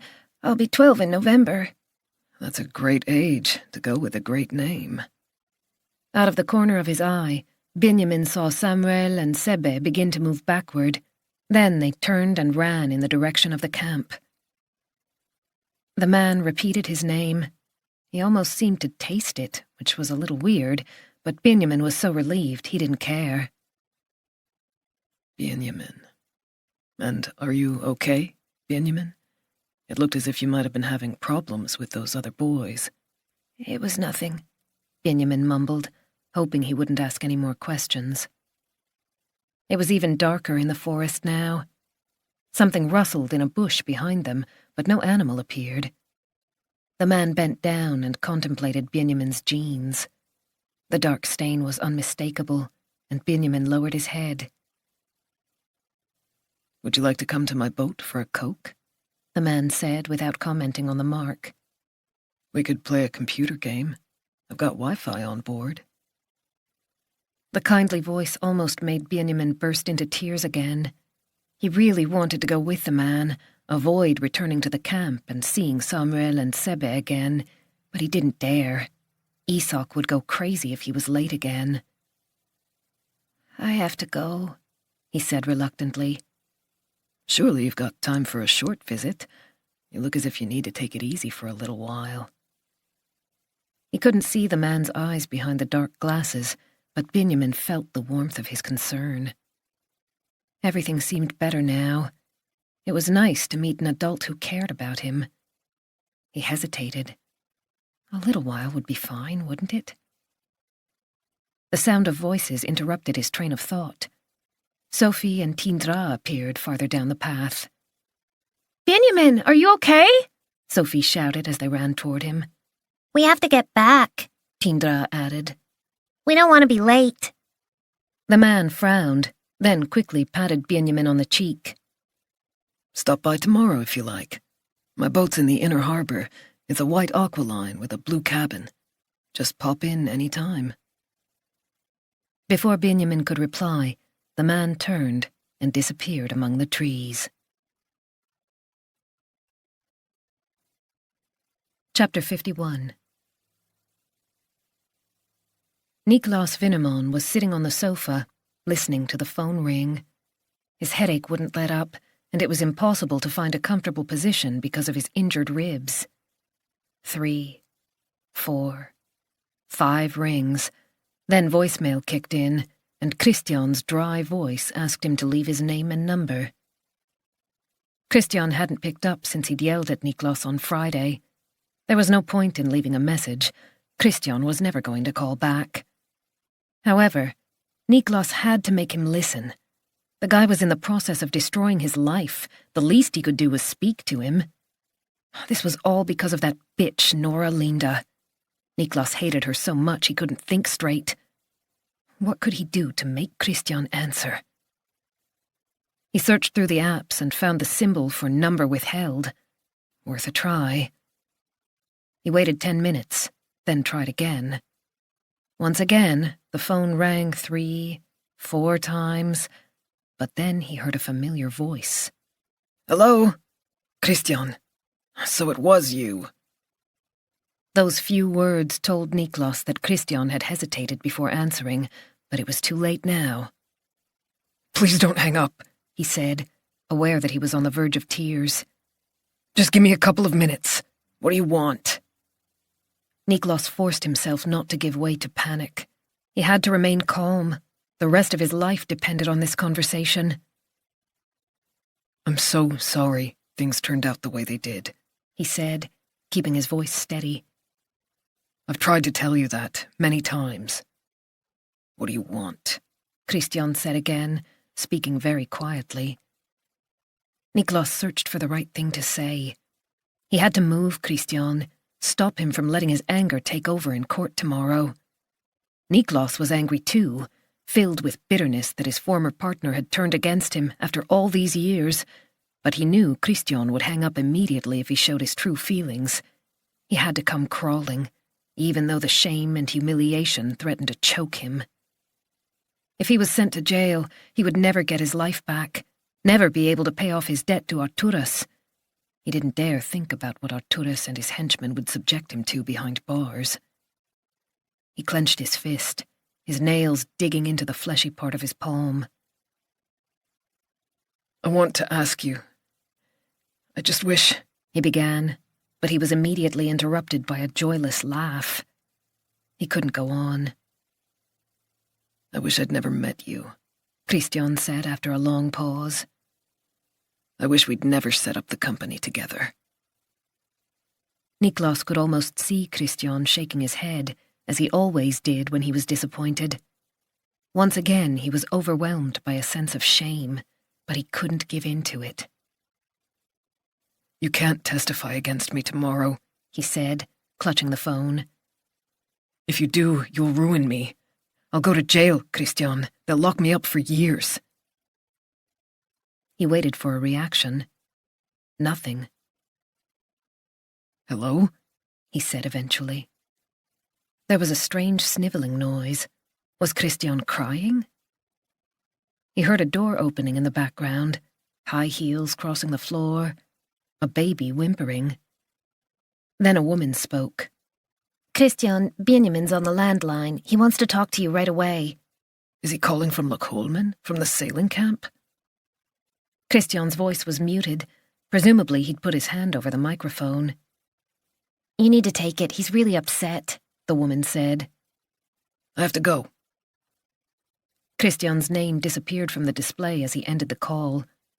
Niklas slowly placed his phone on the table. There was no point in trying to contact Christian again. No hope of any support from that quarter. Tomorrow, he would be a dead man. He grabbed the bottle of beer and hurled it at the wall behind the TV with as much force as he could muster. Broken glass went everywhere. Beer splashed over the walls and carpet. He covered his face with his hands and sobbed. He had to stop Christian from taking the stand, and he was prepared to do whatever was necessary. He dragged himself to his feet, his ribs more painful than ever. He was pushing another pill out of its blister pack when he was struck by a fresh idea. Maybe it was time to fight fire with fire. Chapter 52. Benjamin shifted from foot to foot as he waited. He hadn't gone to the debriefing in the dining hall, but had crept along to the instructor's common room, where there was a phone on the wall. With his heart in his mouth, he'd called his dad. The cell phone was busy, but he remembered the number for Nina's apartment. He froze when she answered. For a few seconds, he couldn't say a word. Is Daddy there? He managed eventually. Benjamin, is that you? Is Daddy there? His little brother, Emil, was wailing in the background, but Nina ignored him. She seemed to realize that Benjamin was upset. Are you okay, sweetheart? It was hard to control his voice. Can I speak to Daddy? Just a minute. He's in the living room on his cell phone. Benjamin was trying to keep watch through the grubby window. He didn't dare sit down on the sofa in case the door opened. There was a dead fly smeared across the inside pane. The receiver felt warm and sticky in his hand. Why didn't Daddy come? Footsteps outside made him grip the phone even harder. A twig snapped. "Please, Daddy." Suddenly he saw David walking along the path from the dining hall. Benjamin stared at the phone, his eyes filling with tears. "Please, Daddy, please." David mustn't find him. Kids weren't allowed in here without permission. Isak would be furious. Benjamin slammed down the receiver and looked around. He had to find somewhere to hide, but there was no other way out, not even a closet or bathroom to duck into. He couldn't crawl under the sofas, and if he crouched down in the kitchen area, David would see him in seconds. "David?" Someone was calling outside, and David stopped just yards from the door. It was Maya, waving and holding up a sheet of paper. David turned and went to join her. Benjamin's entire body was shaking. Should he try to contact his father again? He'd already called his mother, but her cell phone was switched off. She was probably at work. She wasn't allowed to have her phone with her when she was at the hospital. The thought of his mother made him want to cry again. He reached out for the receiver, then thought better of it. David might be back at any minute. It was too risky. His jeans were cold and wet with pee. He had to change before anyone saw him. He opened the door and ran. Chapter 53. The surface of the water was smooth and shining, apart from the odd ripple caused by a stickleback darting along. He was sitting in the stern of his boat, enjoying a beer. He decided to stay outdoors for a while, even though the mosquitoes were becoming active. They didn't really bother him. He rarely got more than a couple of bites. Maybe they didn't find him sufficiently attractive. Maybe his blood wasn't sweet enough. The thought amused him. This evening, he'd met Benjamin for the first time. Benjamin. He repeated the name, remembering how he'd felt when he placed his hand on the boy's shoulder. The warmth of Benjamin's body through his t-shirt, the sweet little mouth with those pink lips. The two older boys had been picking on Benjamin. That much had been obvious. But the bullies had played right into his hands. Benjamin had been so relieved when he appeared, a knight in shining armor. This was a new role, which also made him smile. The teenagers didn't know what a favor they'd done him. Sometimes it was hard to win children's trust, persuade them to come along voluntarily, but this time, everything had been handed to him on a plate. It was almost like the previous occasion, which had ended so badly. He would make sure this was different. By now, Benjamin would be back in camp, getting ready for bed. Soon he would brush his teeth and take off his clothes before sliding into his blue sleeping bag. Did he keep his underpants on? Or did he sleep naked? His breath grew heavier as he imagined Benjamin on the way to bed. The boy slept nearest the window, which was usually left open despite the mosquitoes. Otherwise it would be too warm with all those children in one room. A little splash attracted his attention. A silver flash disappeared beneath the boat, leaving faint rings on the water. When he looked up, he saw a small yacht approaching. A woman was standing on the foredeck with a rope in her hand, ready to moor up for the night. He wasn't pleased. The other boats had left the inner marina during the morning. He'd hoped to be alone here for a few more days. He finished his beer. Maybe he'd take a stroll after sunset, wander past the camp, say goodnight to Benjamin. Chapter 54.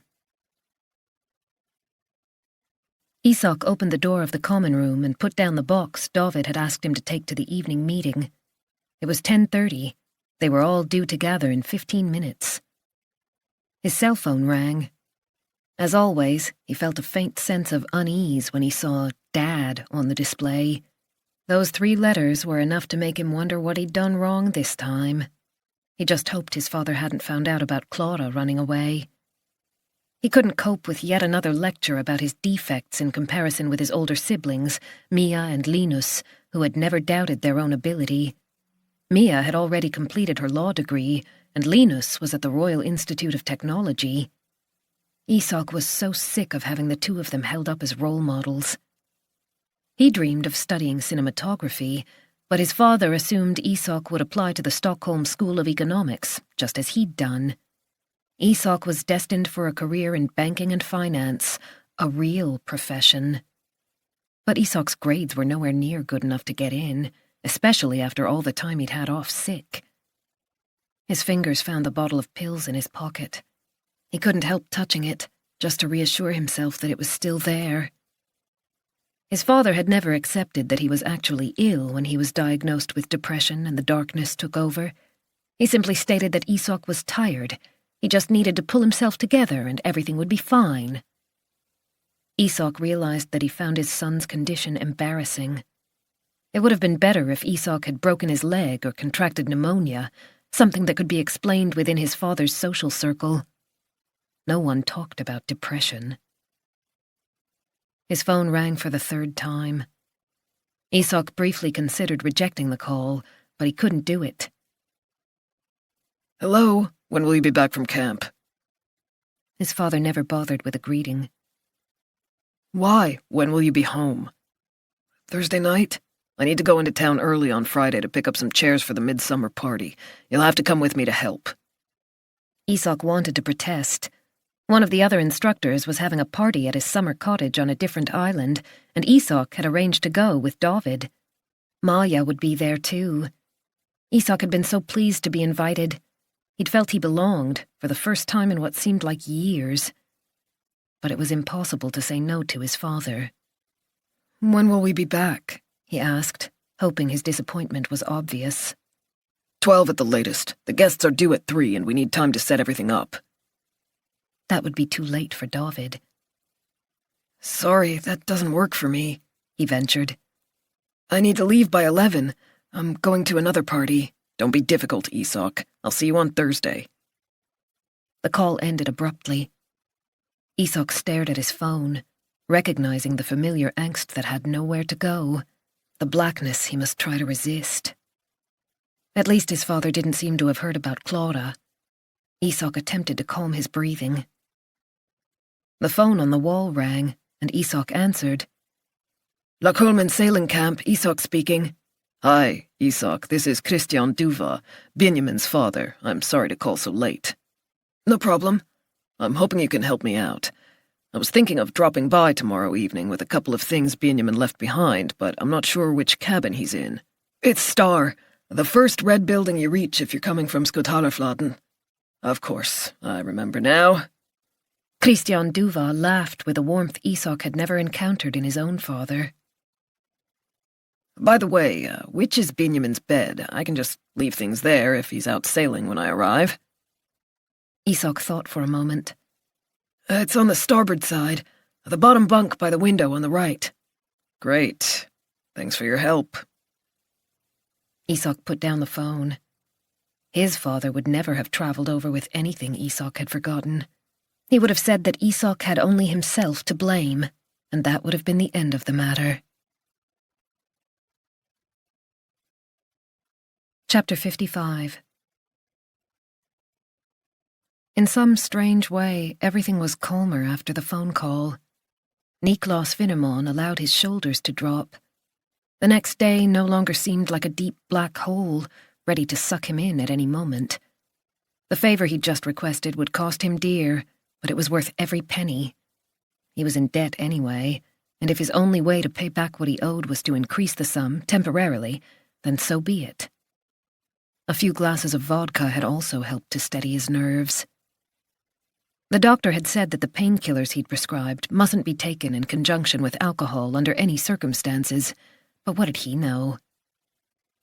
Niklas licked his lips as he went into the kitchen to pour himself one last drink. Then he must go to bed, gather his strength for tomorrow. Couldn't you smarten yourself up a little? Emilson had said when they met outside the courtroom. Tomorrow he would show that smug bastard.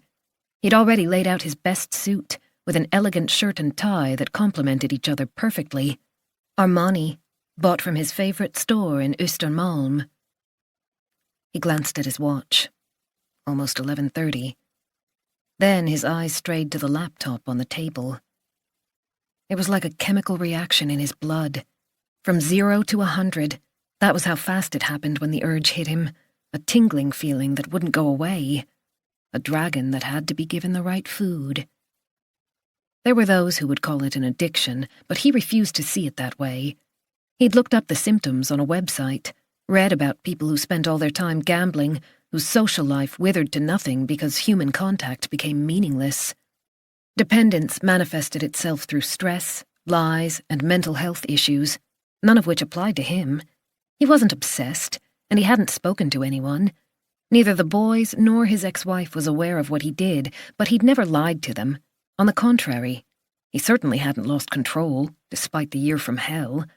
Okay, so he'd had to take out a fresh loan on the apartment and sell his shares, and when the payday loan hadn't been enough, he'd had to resort to other measures. And in the end, he'd contacted Arturas. But it had been his own choice. His stomach flipped at the thought of the Lithuanian. Niklas hadn't had much success recently, but something told him that his luck was about to change, that it was his turn at last. If he could win it all back, he would be able to fix his life, pay off his debts, including the one he'd incurred this evening. He poured himself a vodka and sat down. It took only a second to open up the computer and log in. His energy level shot up as he typed his password. His blood was positively fizzing and singing. He was going to recoup his losses. He could feel it in every fibre of his body. He usually visited various sites depending on his mood, but this time he was in no doubt. This was a night for craps. Chapter 56. Tuesday, June 17th. The sun was shining in through the window when Isak opened his eyes. Ville was still fast asleep in the bed opposite, lying on his back with his mouth half open. Isak smiled. The feeling came from nowhere. He just knew that the anxiety had left his body for the first time since Clara ran away. He'd slept properly for once, rather than lying awake worrying about the things he should have done differently. After the incident with Clara, he'd been terrified of being sent home, terrified that everyone, especially his father, would see that he wasn't up to the job. But now it was all fine. He was in control, and Ville was here. Today he would call his father and make it clear that they would need to go into town earlier on Friday morning if he wanted Isak to help with the chairs. He was determined to stick up for himself for once. He wanted to celebrate midsummer with Maya. Last night he'd chatted for a while with the boys in Blue Group. The atmosphere seemed to have improved. They'd gotten to know one another a little better. Only Benjamin remained on the periphery. He'd been curled up in his sleeping bag when Isak arrived, so Isak hadn't had the chance to tell him his father had been in touch. Maybe it wasn't surprising that the older boys didn't really bother with Benjamin. He was only a few years younger, but it made a huge difference. It was good of Samuel and Sebbe to take him with them for the quiz. Isak turned over in bed. It was 20 to 7, but the room was already warm. The birds were singing outside the window. It's going to be a good day, he thought as he stretched luxuriously. He would see Maya at breakfast, and the weather was going to be glorious. Everything was better. A sense of anticipation spread through his body. Roll call took place before breakfast, as usual. Blue Group had assembled in the clearing behind the dining hall, waiting impatiently for Isak to count them. 15, 16, 17. There were supposed to be 18 children. He counted again. Still only 17. He felt panic begin to stir in his belly, but he pulled himself together. Has anyone seen Benjamin? Samuel, do you know where he is? Samuel looked offended. How should I know? I'm not his fucking mother. Sebbe sniggered, but Isak didn't have the energy to reprimand them. He rubbed the back of his neck, wondered what to do. I'm hungry, Tindra announced. Okay, guys. Go and have breakfast while I look for Benjamin. Isak set off for the showers. Over and over again, he'd stressed the importance of keeping an eye on the time, but it just went in one ear and out the other. Maja was standing on the steps outside one of the girls' cabins as he went by.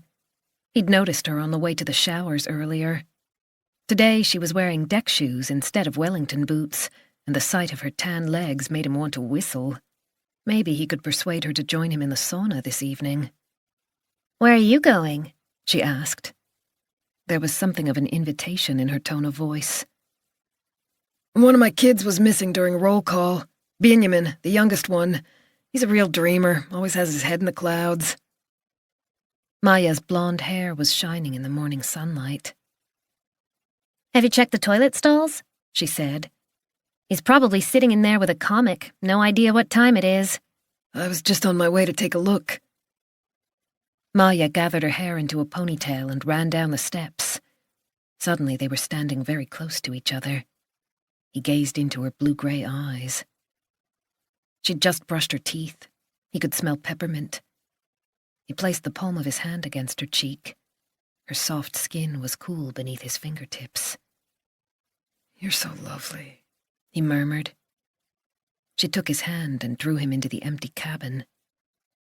Everyone's still at breakfast. There's no one here. She led him into one of the dormitories, wrapped her arms around him, and pressed her body to his. Eyes like a cat's. He ought to go and find Benjamin, but Maya was probably right. The kid was sitting on the toilet. He wouldn't miss breakfast. Maya parted her lips. They tasted every bit as good as Isak had imagined. Chapter 57. Christian Duva had just knotted his tie in front of the hall mirror when his cell phone rang. He'd slept badly, had to force down a cup of coffee and a sandwich for breakfast. Number withheld. Niklas, making one last attempt to dissuade him from testifying. He left the phone lying on the table. He would have to set off for the courthouse very soon. At least the end was in sight. Voicemail took over, but after a few seconds, the phone started ringing again. Nora Linda's number was also withheld. Maybe she was trying to reach him? Christian hesitated, then decided to answer. Hello? Listen very carefully. The man had a strong accent, and his voice was so menacing that Christian's mouth went dry. Who are you? He managed to force out. That doesn't matter. All you have to do is listen. There was a lot of noise in the background, as if the man were on a busy street. Christian thought about ending the call, but something stopped him. His tie was too tight, and he tried to loosen the knot with one hand. That didn't work. He had to insert a finger between his neck and the collar to get some air. The unknown voice explained what would happen if Christian didn't do exactly as he said. Through a fog of confusion, Christian confirmed that he understood, that he would follow the instructions he'd just been given. He wasn't to contact the police. If he did, then the worst would happen, and his family would suffer the consequences. There was a click as the man hung up. Wait, please wait, don't hang up! The conversation had lasted no more than a minute, but it was enough. He looked in the mirror and saw a grey face staring back. He wanted to smooth down his hair, but his hands were shaking too much. He couldn't fix his tie either. He should have let the call go to voicemail or switched off his phone. A wave of nausea came over him, and he rushed into the bathroom. A slimy mixture of coffee and a cheese sandwich splashed down into the toilet. He retched until there was nothing left but bile. He sank down on the floor and rested his head against the wall. Are you okay? What are you doing in there? Nina called from outside the door. There was a horrible taste in his mouth. He tore off a couple of pieces of toilet paper and wiped his face. Christian? I'm coming. Leave me alone. Nina mustn't find out what was going on. No one must find out. Don't contact the police. The words rang in his ears. He had no doubt that the man was capable of carrying out his threat. That couldn't be allowed to happen, not at any price. He saw a little Emil in his mind's eye. Nina. Benjamin. He didn't dare think of the consequences if he failed. Chapter 58. See you later. Maya kissed Isak on the lips, adjusted her t-shirt, and disappeared in the direction of the dining hall, where Yellow Group was waiting. Isak looked at his diver's watch. Almost 9 o'clock. He'd have to miss breakfast. It would soon be time to talk the students through the day's program. He also needed to make sure Benjamin had shown up. He ran a hand through his hair and just managed to get out the door before 2 girls from the dormitory came along to pick up their stuff. Isak couldn't hold back a foolish smile. There were kids all over the place now. Half an hour earlier they'd been in the dining hall, but now they were running around, gathering everything they needed. Isak hurried down to the wooden jetty. Some of the girls had already opened up the storage shed and were busy carrying out ropes and sails. Has Benjamin turned up? He asked Sophie and Luva as they emerged with their arms full of equipment. In his head, he was still with Maya. No, he's supposed to be helping. The girls went over to the nearest boat and set to work. Isak counted his group again. Still only 17. His fingers started tingling in the old familiar way. He spotted Tindra by one of the other boats. Have you seen Benjamin? Was he at breakfast? She shook her head. I haven't seen him all morning. Ask the boys. A heavy weight had settled in Isak's belly, even though there was no reason to fear the worst. Benjamin had forgotten the time, just as Maya had suggested. However, he was beginning to wish he hadn't gone into the dormitory with her. He should have focused on finding the boy. Ville was coming toward him with the charts. I can't find Benjamin, Isak said immediately, without going into details. Have you seen him? The expression on Ville's face gave him the answer. His stomach contracted. I'll go and look for him, Ville said. He didn't seem particularly bothered, which was reassuring. Isak decided he was probably worrying about nothing. What were the odds that another kid would run away? He still broke out into a sweat as he followed the same procedure as a few days earlier when Clara disappeared. He shook his hands to try to get rid of the numbness. Part of him wanted to organize the kids into search parties, but on the other hand, that would cause unnecessary panic, and the parents wouldn't be happy when they found out. David would go crazy, not to mention the head office. Everyone would realize that Isak wasn't in control of his group, and it would confirm his father's view that Isak wasn't up to the job. His heart was pounding, just like last time. He was gasping for air. He'd already checked both the dining hall and the showers. The dormitory was empty. Where the hell could Benjamin be? Chapter 59. Nora entered Court 5 and sat down to the left of the bench. She had dressed carefully this morning, choosing a tailored jacket with a pencil skirt, and she'd put on more makeup than she normally did. It was a kind of armor that boosted her confidence. Jakob Emilsson was opposite her, with his tie-pin and 3-piece suit as usual, despite the warmth of the early summer's day. Nora had already greeted Emilsson, Fanny Ferlin, and their clients outside the courtroom.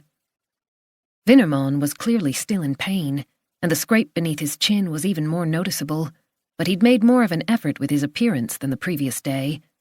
His tie was an elegant dark blue, his shoes were well polished, and there was a fresh confidence about him.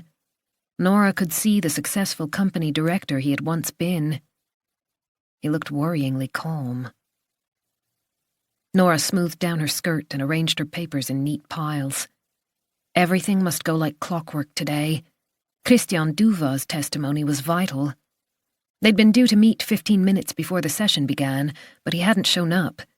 She assumed he'd just been delayed for some reason, although the sweaty palms of her hands indicated a creeping concern. The door opened, and Christian Duva walked in. Nora gave him an encouraging smile, but he refused to meet her eye. She understood. This must be difficult for him. Most people were intimidated the first time they found themselves in court. Testifying against an old friend and business partner wouldn't be easy. Barbro Vikingsson explained the procedure. Duva would be required to take the oath before they began, and everything would be for the record. Christian nodded and obediently recited the oath. I, Christian Duva, do solemnly swear that the evidence I shall give shall be the truth, the whole truth, and nothing but the truth. He ran a hand over his hair and fiddled with his glass of water. He seemed very nervous, and Nora gripped her pen tightly as she realized he truly wanted to be somewhere else. So much depended on what he was about to say. He had to deliver. She planned to begin with a few simple questions about the relationship between him and Vinnerman, get him to relax before she moved on to the tricky part. Could you tell us how long you and Niklas Vinnerman have known each other? Duva was perched on the edge of his seat. The grey suit hung loosely on his body. He must have lost a lot of weight recently. 12, 13 years. We were colleagues before we decided to start up Alliance Construction together. That was around 10 years ago. Were you friends as well as co-workers? I guess so. We used to meet up socially with our families. With your families, the way good friends do. Nora noticed a little shake of the head from Annika Sandberg. The reaction was exactly what she wanted: indignation. The close relationship between the two men, the trust and warmth, had been brutally set aside. So how did you acquire the capital you needed? It must have taken a significant amount of money to get underway. We both took out bank loans. I used my apartment as security, and I think Niklas did the same. What percentage of the company did you own? We each owned 50%. Nora behaved as if this information was new to her, even though the golden rule in court was never to ask a question to which you didn't already know the answer. Did things go well? Duva's strained expression softened. Extremely well. The company grew year after year, and we were able to take on more and more employees. He almost managed a smile. So you must have made a good profit. Yes, but we folded virtually everything back into the company. Niklas thought we should wait before we paid ourselves a dividend, leave the money where it was, invest in our future, as he always said. The light in his eyes died. And what's your financial situation at the moment? I don't have a job, and it's hard to get a new one when... Duva gripped the edge of the table. When things are the way they are. Most of my capital was in the company. I got divorced a few years ago, and I had to pay off my ex-wife so that I could retain my share of the business. That can't be easy, Nora said sympathetically. No, it isn't. Duva reached for his water and took a sip. He put it down, but was unable to let go. His fingertips were pressed against the glass. Nora decided to change tack. How come the two of you decided to set up a joint enterprise? We worked well together. We complemented each other. We didn't want to be wage slaves for the rest of our lives. We liked the idea of having something of our own, something that would enable us to earn good money. To earn good money, Nora repeated, almost in passing. Did that interest Niklas? I'd say he was the driving force out of the two of us. Why? Niklas has a different lifestyle from me and my family. Could you perhaps clarify that? Duva looked uncomfortable but answered anyway. Niklas lives in Östermalm, one of the most expensive areas of Stockholm. He's always liked going to clubs and bars, and he drives top-of-the-line cars. My tastes are a little simpler. He touched the lapel of his jacket. My suits aren't exactly designer labels. Nora raised her eyebrows. And were you really making enough to support that lifestyle? We were getting there. We talked about our exit strategy, selling the company in 10 years when we both turned 55.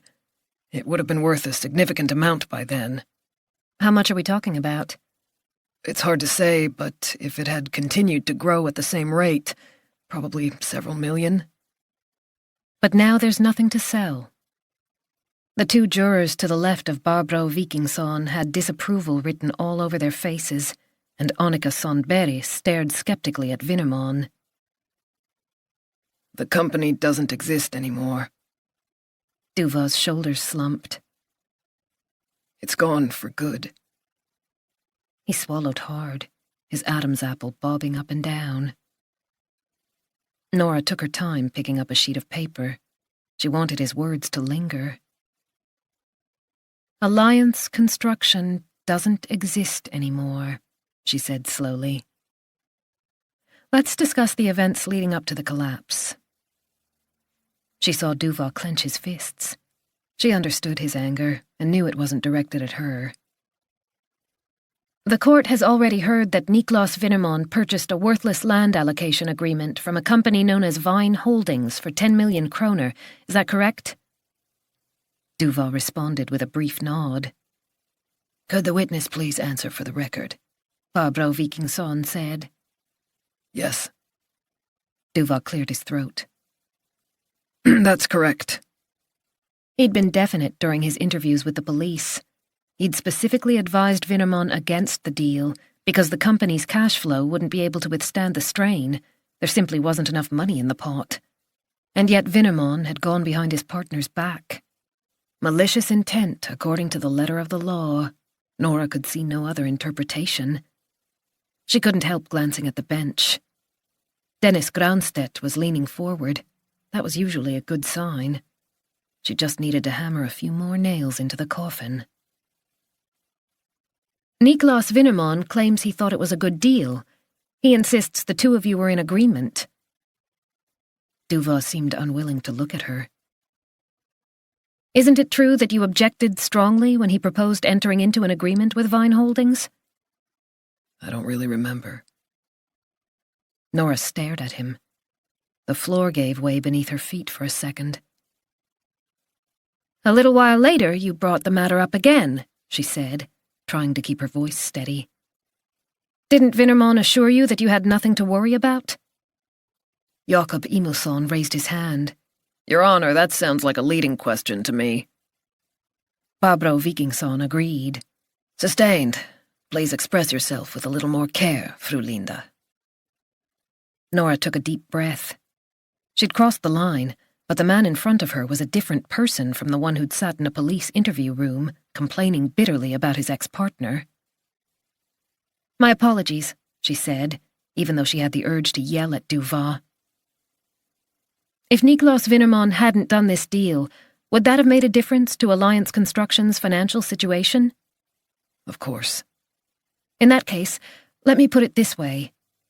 Did you advise Vinnerman against purchasing the land allocation agreement or not? I don't remember. Christian Duva directed his gaze somewhere above Nora's head. I trusted Niklas to take care of his responsibilities just as I took care of mine. What the hell was going on? Nora searched through her papers, found the transcript of the interviews and held it up. That's not what you said when you were questioned by the police. It's printed here in black and white. Maybe it is. The response was barely audible. Nora turned to the judge. May I have the court's permission to read an extract from the interviews conducted by the police with this witness? You may. You said, Nora read aloud, that you strenuously advised Niklas Vinnerman against this deal, and he assured you he wouldn't proceed if he had any concerns about its validity. You also said that he lied to your face when you asked him about the matter at a later date. She waited for a reaction from Duva. The seconds passed. When he didn't speak, she leafed through her papers. The clock ticking on the wall sounded unnaturally loud. You said your financial director came to you when funds were running low, but Vinnerman refused to admit what was going on. It was against the rules to stand up in the courtroom, or to approach the witness. All Nora could do was lean across the table as far as possible. Have you forgotten all of this? She asked. A barely perceptible smile played across Jakob Emilsson's lips. There must have been some kind of misunderstanding. For the first time, Christian Duva turned his head and looked at Winnerman. Niklas made a bad deal, he said quietly. I've done it myself over the years. We can't condemn him for that. Chapter 60. Isak ran past the dining hall and out onto the jetty. David was at the wheel of one of the escort boats, ready to shove off. Wait, Isak gasped. I have to talk to you. The last of the white sails heading north filled the inlet. Several yawls had already rounded Telegrafholmen. All the groups were completing a longer trip today. There's a child missing, Isak shouted over the sound of the engine. I've counted over and over again. There are only 17. Calm down. What's happened? Isak realized he was yelling. His fingers were almost numb. He had to pull himself together. He ran his hands through his hair and spoke more slowly. Benjamin's missing from Blue Group. I don't know where he's gone. I've searched everywhere. David frowned as he absorbed the information. He switched off the engine, slipped the key in his pocket, and stepped ashore. Okay, start from the beginning. When did you last see him? I haven't seen him at all today. He wasn't at breakfast, and I've been looking for him ever since. Isak broke off. He couldn't possibly tell David that he'd been with Maya instead of trying to track down Benjamin from the start. So he's disappeared, are you absolutely certain? David sounded calm, but his face was flushed. There was a weird buzzing noise in Isak's ears. He'd lost another child. He was completely fucked. He's not here. I've been searching for nearly an hour. His voice rose to a falsetto. What if he's run away, just like Claudia? What makes you think that? I don't know, but he's gone. Isak was having difficulty getting enough air into his lungs. His legs had started tingling too. The angst was on its way to the surface. Why had he applied to be a sailing instructor? David pressed 2 fingers to the bridge of his nose and rubbed up and down. What are we going to do? Isak said. Should we contact the parents? He's probably hiding somewhere. We'll give it an hour. Has your group left yet? No. Villa was with Blue Group. It was 10:10. They should have been underway long ago. It's just like last time, a voice screamed inside his head. In that case, we'll split them into pairs, David said decisively. Get them to search the island systematically, just like we did when Claudia went missing. If you organize that, I'll call the Vaxholm Ferry Company. I'll check with the harbour master in Sandhamn, see if Benjamin's taken the taxi boat over there. He already had his phone in his hand and was scrolling through the address book. Isak's breathing was still laboured, even though it was a relief that David had taken charge. David placed a hand on Isak's arm. We'll find him. Don't worry. Chapter 61. She was losing ground. Was the panic showing in her eyes?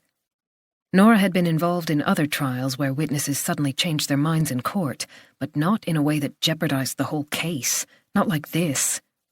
She had been totally convinced that there was enough evidence to secure a conviction, but now it was clear she'd relied too heavily on Christian Duva's testimony. And the worst thing was that she had no idea what to do. The case was slipping through her fingers by the minute. Instead of questioning her witness with calm effectiveness, she sounded like a broken record. Every sentence was stilted. She was stammering and repeating herself. Had she really thought that she could apply for the post of Deputy District Chief Prosecutor? Her shirt was sticking to her sweaty armpits. Have you really forgotten what you said during your interviews with the police? She tried again. Perhaps it's time to finish up, Fru Linda. Barbro Vikingsson's neutral expression didn't help matters. The courtroom didn't look any different. The fan was humming away, but everything was wrong. Nora had never felt so helpless. Soon they'd be breaking for lunch. However she angled or rephrased her questions, she could get nothing out of Duva apart from the assertion that Niklas Winnerman had been caught making a bad deal. Even the few people in the public gallery had started yawning. Dennis Granstedt was making notes without a trace of enthusiasm, and Fanny Ferlin was drawing a series of little circles on her notepad. Nora couldn't end the morning so poorly. "You are aware that you're under oath?" she snapped. Emilsson's smile grew even broader. Nora's words revealed her desperation, but were unlikely to make Duva change his testimony. If he did so now, he would risk being charged with perjury. And yet she had to ask. I am, he replied in the same monotone. He must have been subjected to some form of pressure. That was the only possible explanation. The maximum sentence for influencing the outcome of a trial through perjury is 8 years. I understand. The stuffy atmosphere of the courtroom felt more oppressive than ever, and the hot sun added to the unpleasantness. Only Emilsson seemed totally unconcerned. I have to give it one last shot. How can you have changed your mind so fundamentally about Wintermann's actions since you spoke to the police? She said. I can't be held responsible for the way the police interpreted our conversation. Interpreted? This is a transcript of everything you said, which was read back to you. I didn't write it down. So you're claiming the police are lying? I didn't say that. But if you think the transcript is wrong, then the police must have made it up. Why would they do that? I have no idea. Hopeless. Nora held up the transcript once more. So Layla Kasim, the officer who conducted the interviews, made this up? I didn't say that. You're putting words into my mouth. Nora managed to suppress a comment about who was putting words into whose mouth. Well, you need to come up with some kind of explanation, she said instead. I don't understand why you would say one thing to the police and the opposite in court. Duva didn't answer, but Nora was determined to wait him out. Eventually he cracked. I admit I was very bitter when the company went bankrupt. I blamed Niklas. Refused to accept any responsibility myself. Nora wanted to grab him by the shoulders and give him a good shake. But you've seen these transcripts before, she said, hating the fact that she couldn't hide her frustration. Why didn't you point out the inaccuracies then? Duva shrugged, then took out a handkerchief and wiped his forehead. This is an important case, Nora went on. It would be nice if you took it a little more seriously. She regretted the words as soon as she'd spoken. That attitude would win her no sympathy from the jurors, especially when it involved a witness called by the prosecution. Ground rule number 1, don't remonstrate with your own witness. Emilsson raised a hand and addressed the judge. My apologies, Your Honor, but it feels as if we've heard these questions over and over again. Perhaps it's time to adjourn for lunch, to give the prosecutor time to consider her approach. He bestowed a warm smile on the court, and Nora's cheeks burned red. Barbro Vikingsson consulted her jurors. Annika Sandberg nodded with such enthusiasm that her double chin wobbled. The court is adjourned for 1 hour. We reconvene at 1 o'clock. The judge gave Nora a look that could be construed as sympathetic. It didn't make her feel any better. Chapter 62. Phone, Åsa!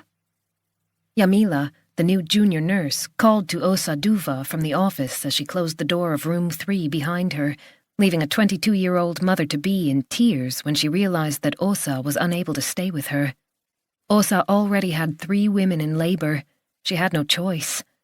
It was only the middle of June, but there were already problems because of understaffing. What it would be like as the summer wore on was too much to think about.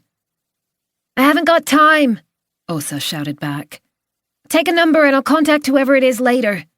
He says it's important. He's calling from a sailing camp on Loch Holmen. Benjamin. He hadn't been in touch for 2 days. He'd sounded so small and lost on Sunday, but in spite of repeated attempts to find out what was wrong, he'd just kept mumbling that everything was okay. Åsa had found it hard to relax that evening. She'd considered calling Christian, but had changed her mind at the last minute. The risk of Nina answering was too great. She refused to discuss Benjamin with that woman. She hesitated outside room 4, where a mother in the throes of delivering triplets was struggling with the pain. But Benjamin knew it was hard for her to talk when she was at work. It must be important. She turned and hurried to the office, where Jamila was tapping away on the computer, the phone by her side. Hi, sweetheart. Åsa made an effort to sound cheerful so that Benjamin wouldn't realize she was worried. How's it going? Is the sun shining over there on Lochholmen? This is David Rutkowski, an unfamiliar voice informed her. I'm the senior instructor at the sailing camp, and I'm calling about your son. Åsa reached out her hand and leaned on the wall for support. Has something happened to Benjamin? She asked, her voice so shrill that Jamila looked up. I'm just wondering if he's with you. With me? David might be the senior instructor, but Åsa could tell from his voice that he wasn't very old. I want to speak to an adult. What do you mean? Jamila came over and placed a hand on her arm. Is everything okay? Åsa shook her head and turned away. She could only listen to one person at a time. Are you saying you can't find him? She said. He's supposed to be with you all week. Has he tried to contact you? Has he called you today? I don't know. I'm at work. I'm not allowed to have my phone on. Could you check, please? Wait a minute. My phone's in my locker. She hurried to the staff room, opened up her locker, and took out her purse. She rummaged around with awkward fingers until she found her phone. It took forever to turn it on. Her hand was shaking so much she couldn't press the button. It's switched off, she muttered to David. No problem. Take your time. Reception inside the hospital wasn't great, but eventually 2 bars appeared in the top corner. She waited as the seconds passed. No messages appeared in her inbox. She kept staring at the screen, kept hoping. I don't think he's tried to contact me, she said at last. Okay. If he does, could you let me know right away? Åsa rested her head against the door of her locker and closed her eyes. Only a few days ago, Benjamin had been sitting on the bed while she packed his bag. She'd seen how unhappy he was, but had simply babbled away, pretending everything was fine. And now he'd disappeared. He can't be missing, she said, fighting to stop herself from breaking down. He's only 11. He wouldn't be able to find his own way home from the camp. I know. Plus, he doesn't have a phone. You said all phones had to be handed in. I really wish I knew where he's gone, David said, sounding far more concerned now. We've searched everywhere. We're still searching. Åsa stared at her iPhone as the sense of unreality grew. Has anyone spoken to his father? Have you called Christian? I wanted to check in with you first. It was Christian who wanted Benjamin to go to camp. Without any conscious thought, Åsa opened the staff room door. The hallway looked exactly the same as it always did. The lights outside rooms 3 and 5 were flashing, and a food trolley stood outside the kitchen. Have you contacted the police? David didn't answer her question. Is there any way he could have gotten back home without letting you know, or gone to a friend's place? Is there anyone else we should call? I need to go home, see if he's there. I'll do it right away, and I'll speak to Christian. Åsa realized she was already moving toward the elevators. She handed the phone to Jamila as she passed by, then broke into a run with her purse under her arm, still in her white uniform. You're needed in room 4, Jamila shouted after her. Not now. Benjamin is missing. Chapter 63. When Thomas stepped ashore on Lochholmen, he almost expected someone to tell him they'd found the boy at home, just like last time. But he didn't like what he'd heard so far. No one had seen Benjamin for half a day. Margit had given him and Aram a quick briefing before they left Naka. Benjamin Duva was 11 years old and small for his age. His parents were divorced. Aram followed him off the police launch that had given them a ride to the island. He paused on the jetty and looked around, then said, I guess you've been here pretty often. He gazed at what appeared to be the ruins of some kind of medieval fortress up on Trollhättan. A yellow flag adorned with a sea eagle fluttered above tall walls and a stone tower. What the hell is this? Disneyland? Come on, we need to find the senior instructor, Thomas said. They set off across the grass, where a group of 12 and 13-year-olds were sitting with nautical charts spread out in front of them. It was obvious they knew about the disappearance. As soon as they saw the two detectives approaching, the whispers began. David Rutkowski came to meet them. His expression was grim, his eyes darting from side to side. Is there somewhere we can talk in private? Thomas asked. We'll use the instructor's common room. David led them to a spacious room with well-used sofas and armchairs lining the walls and a black soapstone stove in one corner. Another instructor, whom Thomas recognized from his previous visit, was waiting for them. His face was grey. Hi, Thomas said. Isak, isn't it? The young man nodded. So how are you doing? Is your group involved again?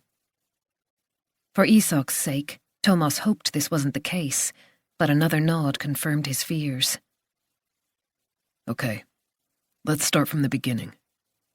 Aram sat down, took out his pen and notebook, and opened it to a clean page with narrow blue lines. Tell us what's happened today. We can't find Benjamin, Isak said, as if he were sleepwalking. We've called his parents, but he hasn't been in touch, David added. Not with his mother, anyway. We haven't managed to contact his father. His cell phone is switched off. When did you last see Benjamin? Yesterday evening, Isak mumbled. I checked the boys around midnight. They were all asleep in bed. How come no one's seen him today? Isak ran a hand through his already messy hair. I didn't notice he was missing until breakfast time. David glanced at his colleague. He opened his mouth to say something, then closed it again. What about the other boys in his dormitory? Surely they know if he was in his bed this morning. No one remembers if he was there or not, David said. We wake them at 7:30. It's pretty chaotic, with everyone getting up and dressed at the same time. Who woke them? Aram turned to Isak. Was it you? Yes. I banged on the door and shouted that it was time to get up. That's what I usually do. His voice broke. But I didn't go into the room. If only he'd gone in and noticed that Benjamin was missing. Thomas could hear the questions going around and around inside Isak's head. He was an expert in that kind of self-reproach when it was too late. If only he'd woken up on the night Emily died in her sleep at the age of 3 months. 8 years had passed, but he still wondered if he'd have been able to save her. If was a dangerous word. So what steps did you take during the morning, before you called the police? Aram asked. We searched the camp, the forest, and the whole island, David explained. We also sent small groups of children to ask if anyone in the marina had seen him. He rubbed his forehead, which was beaded with sweat. They'd done their best, but Thomas knew there were plenty of hiding places on Lochholmen. Anywhere in the camp he could be hiding? It's not very big. There are the dormitories, the dining hall, and this common room. We've checked all the boathouses and the showers, plus the instructor's accommodations. What about that fortress? Aram said. Could he have gotten himself locked in there by mistake? David shook his head. The tower's locked. It's used by a sailing club called the Sea Eagles. That explains the flag, Thomas commented. There's a cellar beneath the tower, but we've searched that too. I'm wondering about the youth hostel, Thomas said. The last time I visited Trollgården, there were lots of places where a child could tuck himself away. David took out his phone and started texting as he spoke. We've already been there, but I'll ask someone to run over and take another look. Thomas tried to picture Benjamin. It took a great deal of courage to break the rules and head off on his own. The girl who disappeared a few days earlier had been older. Why would an 11-year-old run away from a sailing camp? Had something happened to him? Was Benjamin enjoying camp? He asked. Isak had one hand in his pocket. Thomas could see the outline of his fingers against the fabric. He was clutching something. I think so, he said. He was shy, but things were improving each day. Who did he hang out with? He got along well with some of the girls. Sophie, Luva, and Tindra, they're in Blue Group too. Two of the older boys in his dormitory took care of him too. Samuel and Sebastian. Aram made a note of the names. What did you do yesterday evening? Did anything happen that might have made him want to run away? I don't think so, David said. We did a quiz combined with orienteering. Benjamin was in a team with the two boys I mentioned, Isak offered. He took his hand out of his pocket and scratched his arm, which was covered in red marks. He was late for the debriefing afterward. Apparently he'd had to go to the restroom. He closed his eyes, tried to pull himself together. I don't know if that's important. There could be something else behind the disappearance, Thomas said hesitantly. Aram had mentioned the possibility as soon as they got in the car. This is an island, after all, Thomas went on. We're in the middle of the archipelago. You think he's drowned? Isak exclaimed. David placed a hand on Isak's shoulder. Benjamin can swim. All the children have to be able to swim to take part in the camp. I understand that, but accidents can happen, Thomas persisted. It's easy to slip on a jetty or lose your balance and bang your head. Have you searched around the jetties? Aram asked. Isak scratched his arm even harder. We've focused mainly on dry land, David admitted. Could you send out some boats to travel slowly around the island? Check under the jetties and the marinas, too, Thomas said. David covered his face with his hands for a couple of seconds, breathing heavily through his nose. Yes, I can do that. Could we have a chat with the friends you mentioned? Thomas's chair creaked as he shifted position. Are they around? David pointed through the window. Blue Group is down by the inlet. We kept them in camp because you were coming. Everyone else is out at sea.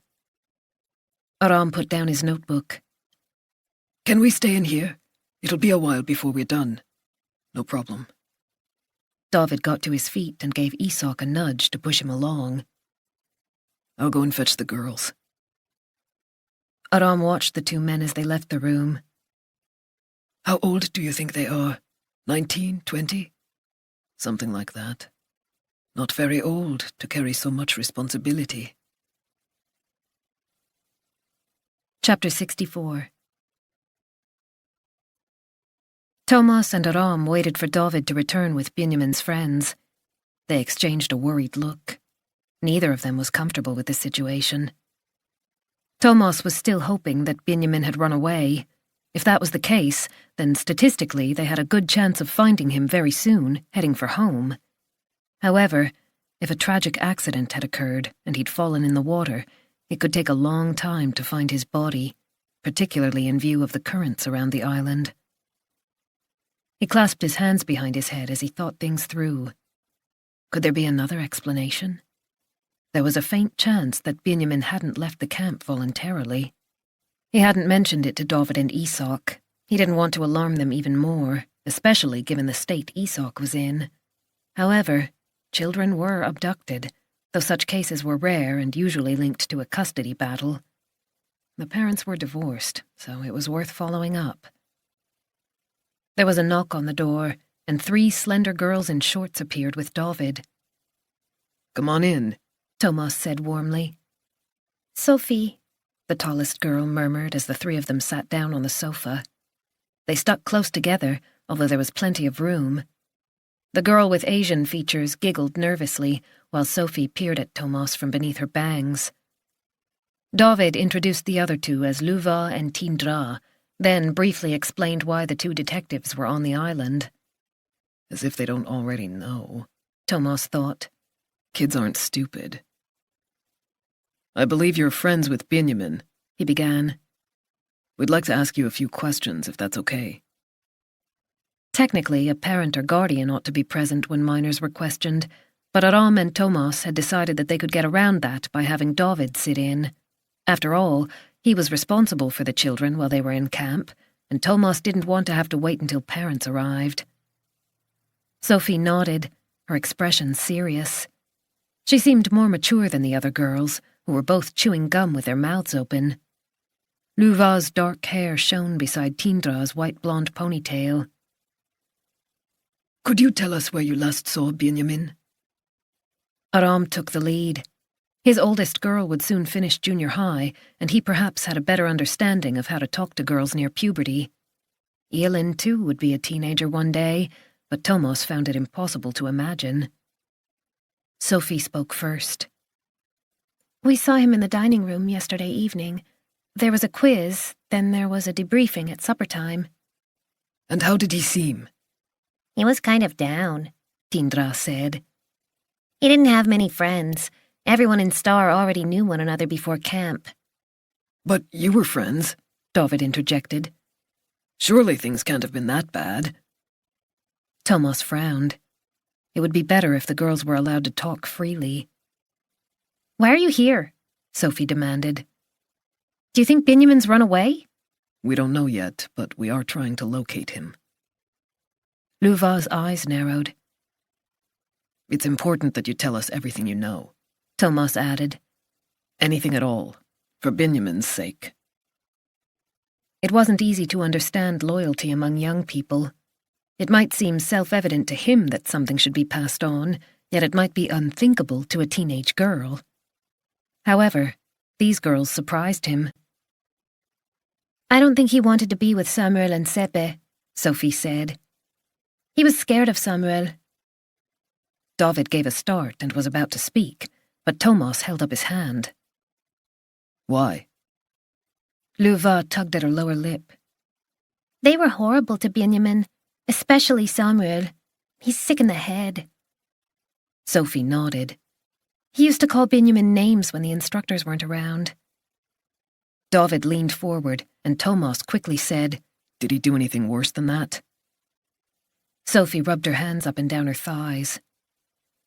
He hid Benjamin's life jacket. That made Benjamin late for morning briefing, and Isak told him off. I heard Samuel bragging about it. Aram stopped taking notes for a moment and said, Thank you for telling us this. I realize it's not easy.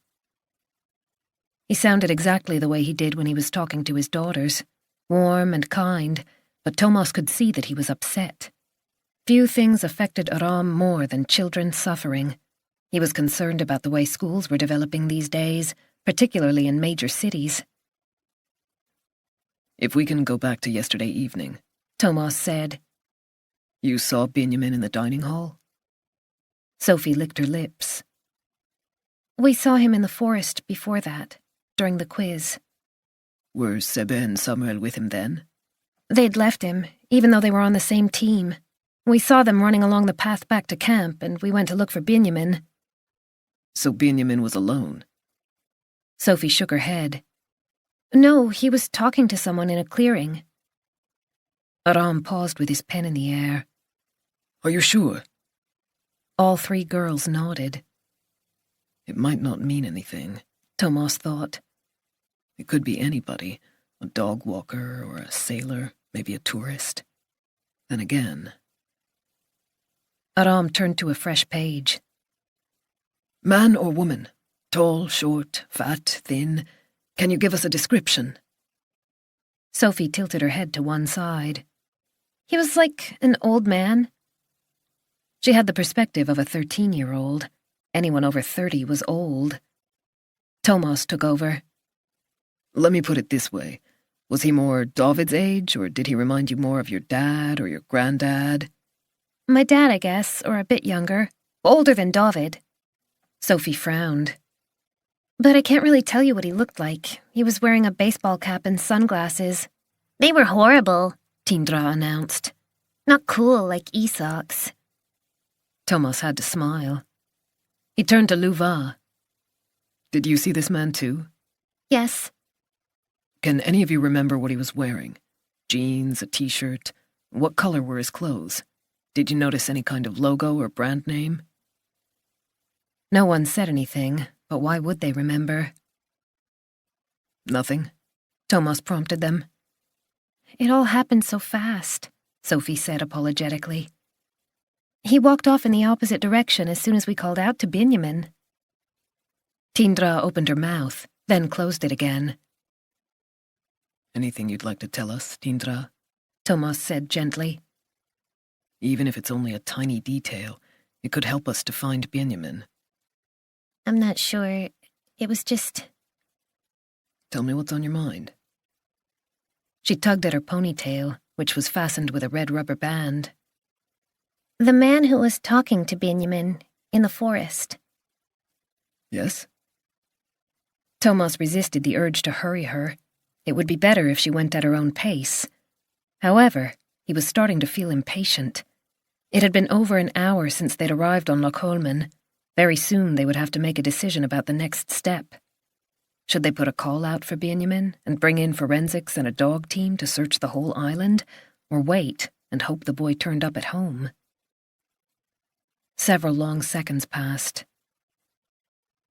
Tindra? He reminded me of a guy we spoke to in the marina on Saturday, when we were looking for Clara. "You're right," Sophie exclaimed. It was him! Tindra's face lit up. So, was he on his boat? Aram asked. The girls nodded. He had a white motorboat with a blue cabin, Tindra said. and he was drinking beer when we saw him, Sophie added. He was wearing a cap then, too, but no sunglasses. Would you recognize him again? Don't know, Luva said. I don't think so, Sophie added with a shrug. Maybe when we're done here, you could show us where the boat's moored. Aram finished making notes. Okay, thank you for talking to us. If you think of anything else, please get in touch. David's got our number. The girls got to their feet, but Tindra lingered. It looked as if Benjamin had wet himself yesterday, She said, blushing slightly. Sorry? When we saw him in the forest, his jeans were kind of dark-colored around the zipper and down his legs. Luva giggled nervously, and Sophie looked uncomfortable. She noticed it too. Thomas thought. But she didn't say anything because she's trying to protect him. He pretended everything was okay, Tindra went on. but it was exactly the same as when my little brother doesn't make it to the bathroom in time. He's only 5, though. Thomas didn't like the feeling in the pit of his stomach. A boy who'd wet himself, despite the fact that he could have gone behind a tree for a piss anywhere in the forest. An unknown man who left as soon as the girls showed up. Something wasn't right, and time was passing. Chapter 65. Nora had gone into a side room to be alone when she called Layla. The sun was on the other side of the building, so the heat was less oppressive than in the courtroom, making it easier to breathe. However, Nora still felt somehow cracked and chipped, like a plate at a flea market. Come on, she muttered, even though the phone had only rung once. Layla answered on the second. Any luck with the bank? Nora asked. Not really. Nora leaned against the wall and closed her eyes. I've spoken to the manager at Handelsbanken, and nobody seems to know whether the CCTV footage is still available. He promised to check it out and get back to me. When? I said it was urgent. He'll be in touch by the end of the day. Something clicked in the background. Nora assumed Layla was on her way into the building on Hantverkargatan, where the Economic Crimes Authority was housed. It was only a stone's throw from the courthouse, no more than a 5-minute walk. How'd it go this morning? Layla said. Not too well. Nora briefly summarized Christian Duva's testimony and his new assertion that Vinnerman had simply been caught making a bad deal. It was enough for her heart to start fluttering like a hummingbird's wings. It sounds as if someone's gotten to him, Layla said. No one changes their mind like that. I remember exactly what he said when I interviewed him. Nora agreed. There's only one person who could be behind this, but I don't know how to prove it. She went over to the window. There was a large horse chestnut outside, its leaves fresh and green, its flowers well past their prime. The threatening emails. She'd received another one last night. Niklas Vinnerman must have sent them, and now he'd persuaded her witness to change his mind. However, there was no way of proving his involvement. She could hardly bring it up with Duva in court.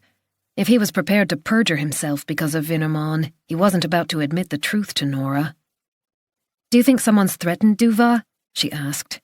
"Sounds that way." Layla was aware that Duva's testimony was key. But why would he be afraid of Vinnerman? Maybe he's not. Maybe he's been bribed, Layla suggested. Nora remembered what Duva had said about his financial situation. Vinnerman had 10 million kroner at his disposal. In the park, a woman was pushing a stroller across the neatly raked gravel path. "I'll keep pushing the bank," Layla promised. "The trial ends tomorrow." Nora sank down on a chair by the window. "Then it'll be too late." Chapter 66. Thomas got up from the sagging sofa and opened the door to let in some fresh air. The ground outside was covered in pine cones and needles. A short distance away, he could see some granite stones at the foot of a tall pine tree, with a few moss-covered rocks here and there. David had gone to fetch Samuel and Sebastian. The plan was to talk to the boys, then head over to the marina to look for the man from the forest. "I'm wondering if we ought to put out a general call for Benjamin," Thomas said over his shoulder. Aram clicked his ballpoint pen several times. "Maybe we should speak to the boys first.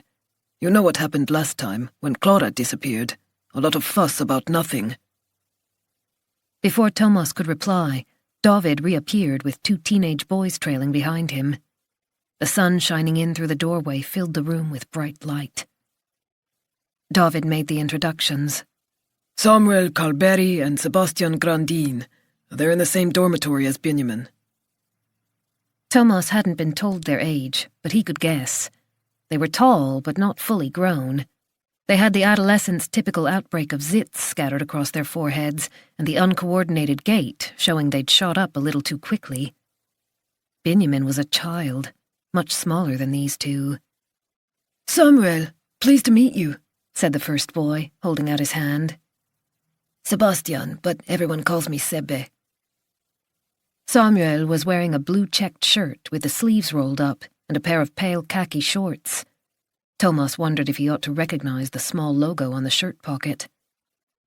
The boys might have different surnames, but they could have been twins with their fresh appearance and identical short haircuts. 2 well-brought-up young men.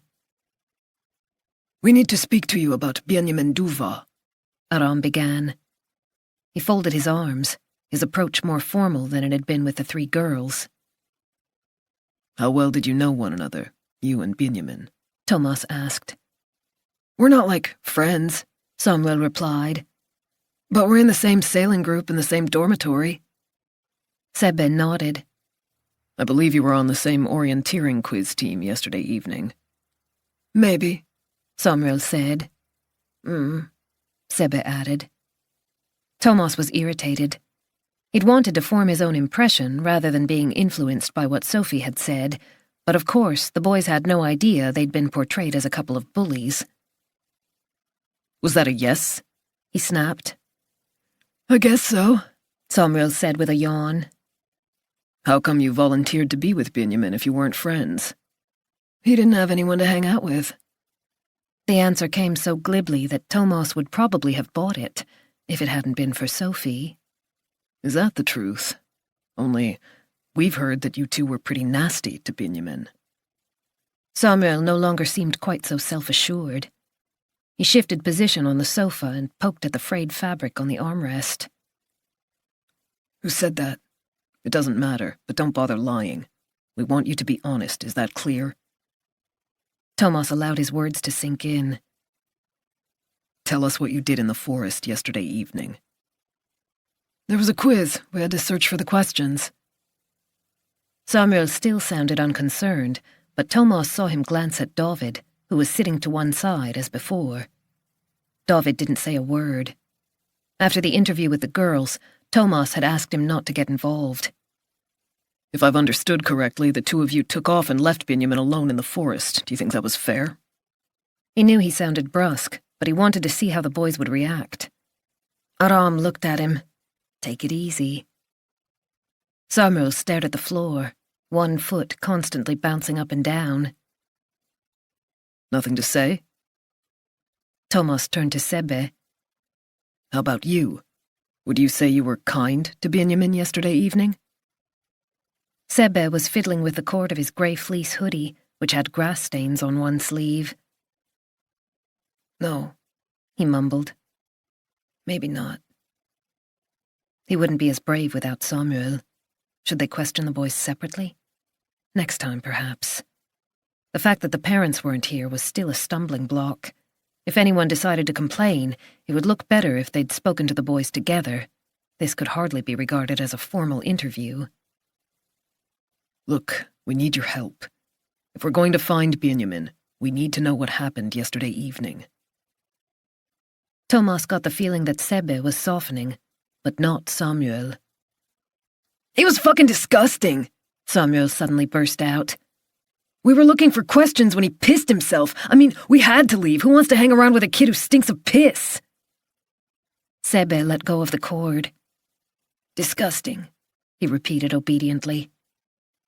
There was no doubt that Samuel set the tone and Sebbe followed. Thomas recognized the pattern. It was the herd mentality that ran through any group, whether it was a gang of criminals or a couple of pimply bullies. The leader made the decisions, and the entourage fell into line. Thomas focused on Sebbe. Was that really what happened? Sounds pretty weird to me. Dunno. Sebbe's eyes were darting all over the place. Besides, we didn't just take off, Samuel insisted. Benjamin started talking to some old guy, and in the end we got tired of waiting for him. That must be the same guy, Thomas thought, resisting the urge to run straight down to the marina. The boys would have been closer than the girls, and therefore have had a better view of the man's appearance. Maybe they could give a clear description? What did the old guy look like? Aram asked. I'd never seen him before, Samuel replied. Can you describe him? Samuel shrugged, but Sebbe said quietly, He had brown hair. He was wearing a green sweater and a baseball cap with stadium on it. He was about the same height as my dad, just over 6 feet. Thomas was surprised but grateful. That's pretty detailed, Aram said. Sebbe didn't look at his friend. I like watching crime shows. I know accurate descriptions are important. Did he mention his name? No. What did you do after you left Benjamin? Nothing special. We went back to the dining hall for supper. The instructors were going through the answers to the quiz. Did you speak to Benjamin later that evening? Both boys shook their heads. Thomas leaned forward. I want to know exactly what happened between the two of you and Benjamin yesterday. David was looking anxious, but Thomas continued. Did you do anything to Benjamin that might have made him run away? Sebbe altered his position again, but Samuel was determined to defend himself. We didn't do anything, I swear. I never said another word to him. Are you sure? He'd gone to bed when we got back to the dormitory, Sebbe said. He was asleep. And how about during the night? Were you so mean to Benjamin that he didn't dare stay around? Thomas was going in hard, but something told him it was the only way to get anything out of these two. We didn't do anything to Benjamin yesterday, Samuel assured him, the picture of wide-eyed innocence. Ask anyone. Thomas wasn't remotely convinced, but reminded himself that teenagers' brains weren't like adults. The frontal lobe needed to keep on growing for many years to come. Important parts of the empathy center were still missing. In their world, everything was about them. Aram took over. Okay, let's move on to this morning. Was Benjamin there when you woke up? I don't remember, Samuel said. Thomas turned to Sebbe, hoping his good memory would help them out again. How about you? Try to picture the dormitory when you woke up. Sometimes it helps to close your eyes. Sebbe scratched his head. I don't remember seeing him. I think his bed was empty, but I'm not 100% certain. 8 boys who'd just woken up, rummaging around for their clothes. One ran off to the restroom, another tried to grab 5 minutes more sleep. Why would they remember whether one of the others was there or not? Isak had stated that Benjamin was asleep in his bed just before midnight when he did his final check. When Sebe got up just after 7:30, the boy was apparently missing. At least that gave him some kind of time frame. If Benjamin had run away, he must have gotten up early, before anyone else, and crept out. The first taxi boat to Sandhamn left at 8:05, but he hadn't been on board that one, or the next one an hour later. The boat had room for some 60 passengers, and the driver stood right at the back with a good view of everyone. There was nowhere to hide, which suggested that Benjamin was still on the island. But what if he'd simply woken early and gone for a walk, slipped on a jetty or lost his footing on a rock covered with early morning dew? In seconds it would have been too late. There wasn't a trace of concern in Samuel's eyes. He was just waiting for permission to leave. Thomas stared at the two boys and couldn't help wondering whether the bullying had in fact gone too far. Chapter 67. The noise level was painfully high in the crowded restaurant around the corner from the courthouse. Not that it mattered to Christian Duva. In a way, it was a relief to let the racket fill his head. He had rushed out of the courtroom and into the bathroom as soon as the judge broke for lunch, but as he bent over the toilet bowl, nothing came up but foul-tasting bile. His head was throbbing. He had to get a hold of some painkillers if he was going to survive the afternoon. Many hours of torture remained before his time on the stand was over. He remembered the prosecutor's shock when she couldn't persuade him to change his mind, and the smug expression on Niklas's face. Christian closed his eyes and felt the sweat break out yet again. He used his napkin to wipe his forehead and saw the woman at the next table grimace in disgust. The diners were way too close together in this place. He'd ordered oven-baked cod with egg sauce, but barely touched it. The sauce had congealed into an unappetizing sludge. The sight of it was making him feel sick. He finished off his glass of water. He was so tired, so worried that they would carry out their threat. How did things end up this way? He'd lain awake on so many nights, trying to make sense of the chaos that had been his life ever since Alliance Construction went under. When he scraped together the shards of the past 10 years, he couldn't believe it had come to this, after all the years he and Niklas had worked together side by side. Niklas, whom he'd once regarded as his best friend. But Niklas had shown a different side of himself when Christian divorced. He'd openly taken Åsa's side, criticizing Christian's actions and his choice of new life partner. Everything had changed from that moment. And now he was sitting here. He heard a shrill signal behind his back, someone's cell phone a few tables away, just the way his phone had rung in the hallway this morning. The memory of that muffled voice made him shiver, in spite of the stuffy atmosphere in the restaurant. Nina and Emil were on their way to her parents' summer cottage. His instructions had been very clear. Nina mustn't answer the phone to anyone but Christian. He couldn't think about Benjamin right now.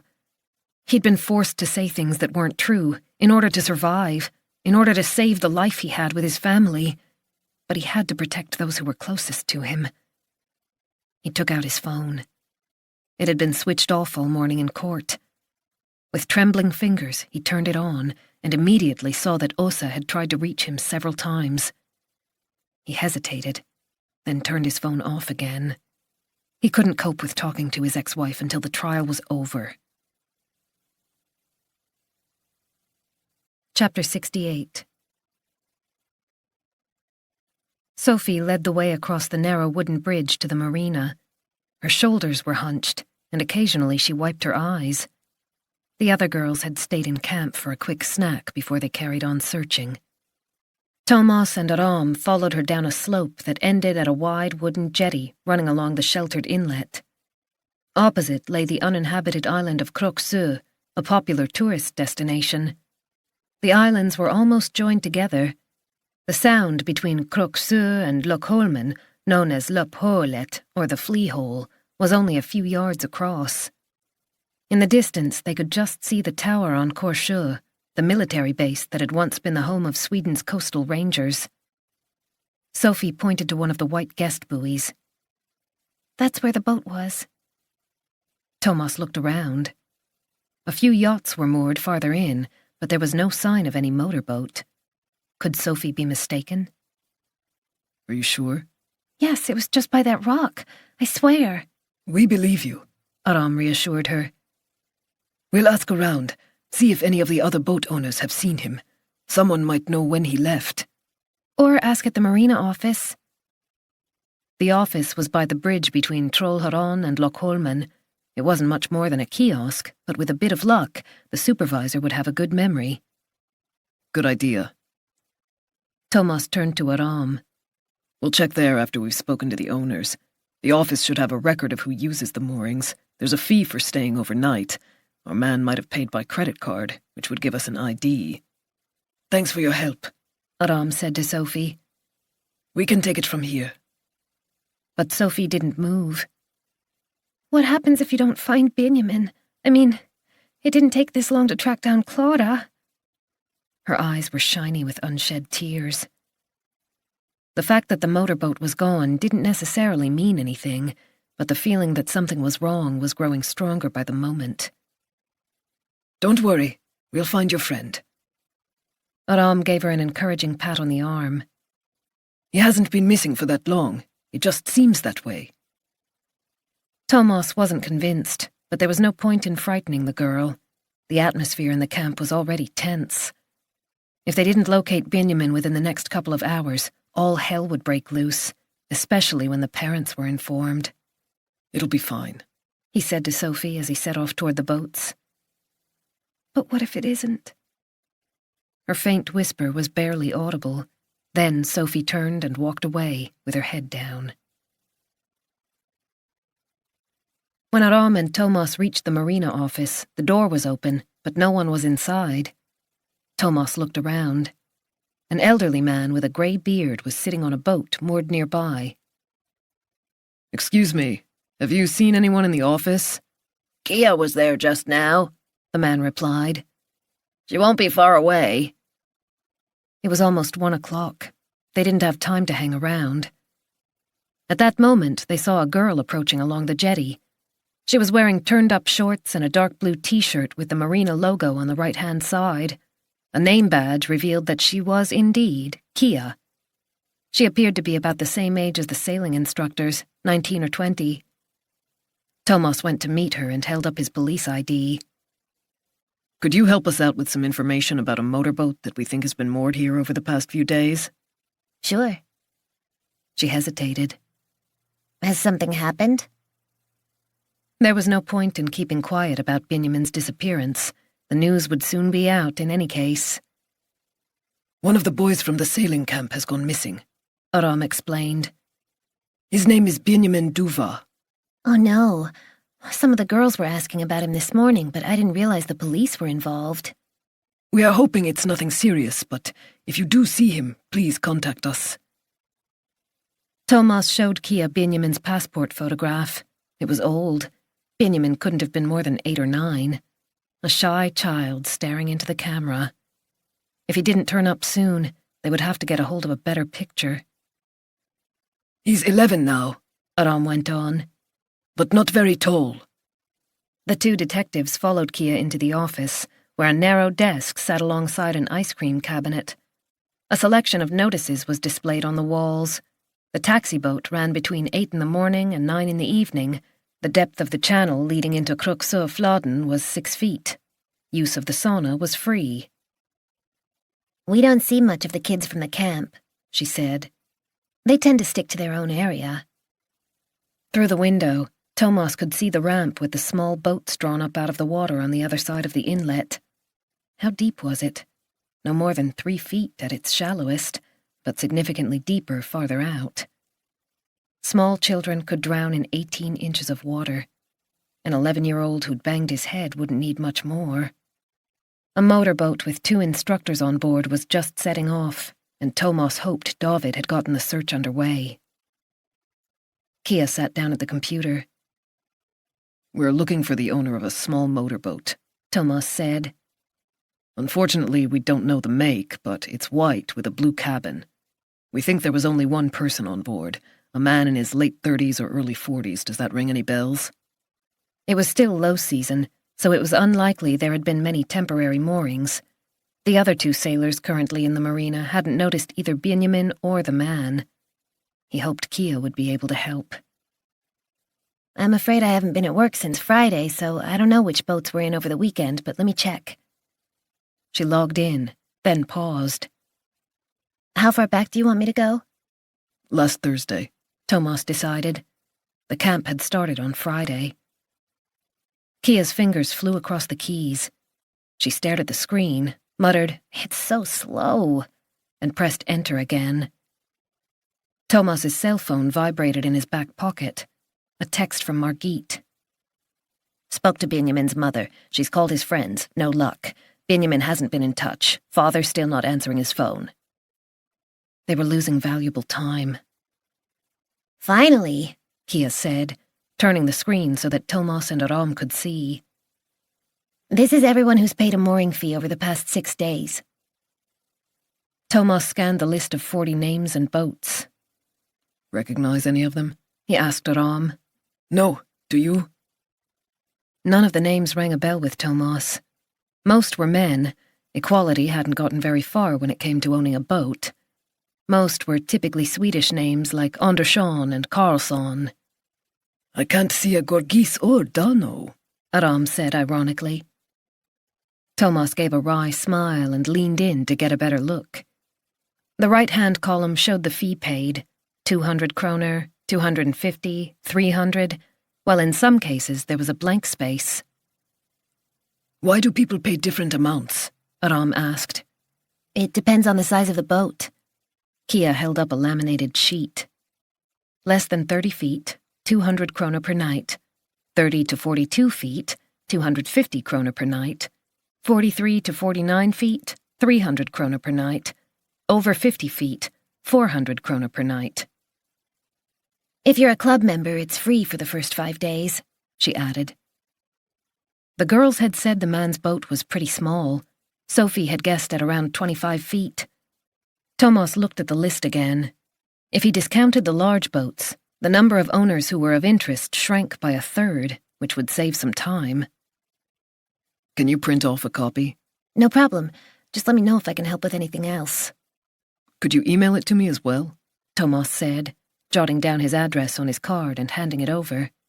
It would be a good idea if someone back at the station in Naka got started checking the names right away. His eyes were drawn to the water once more. He was increasingly certain that Benjamin wasn't hiding away somewhere on the island, which left only 2 alternatives. Chapter 69. Nora went back into the courtroom. Her briefcase had never felt heavier. She was determined not to show any reaction to the testimony Christian Duva had given before lunch, but the expression on Jakob Emilsson's face turned her stomach. Only a man who was sure of victory would smile like that. His job was to punch holes in the evidence, and she'd given him every possible assistance. Duva would be here in a minute, and this would be Nora's last chance to get the truth out of him. She had to use the time to elicit sensible answers, make him revert to what he'd said during his police interviews. However, no flashes of inspiration had struck her during the lunch break, nor did she feel any more energetic, despite the fact that she'd forced down an overcooked portion of spaghetti bolognese.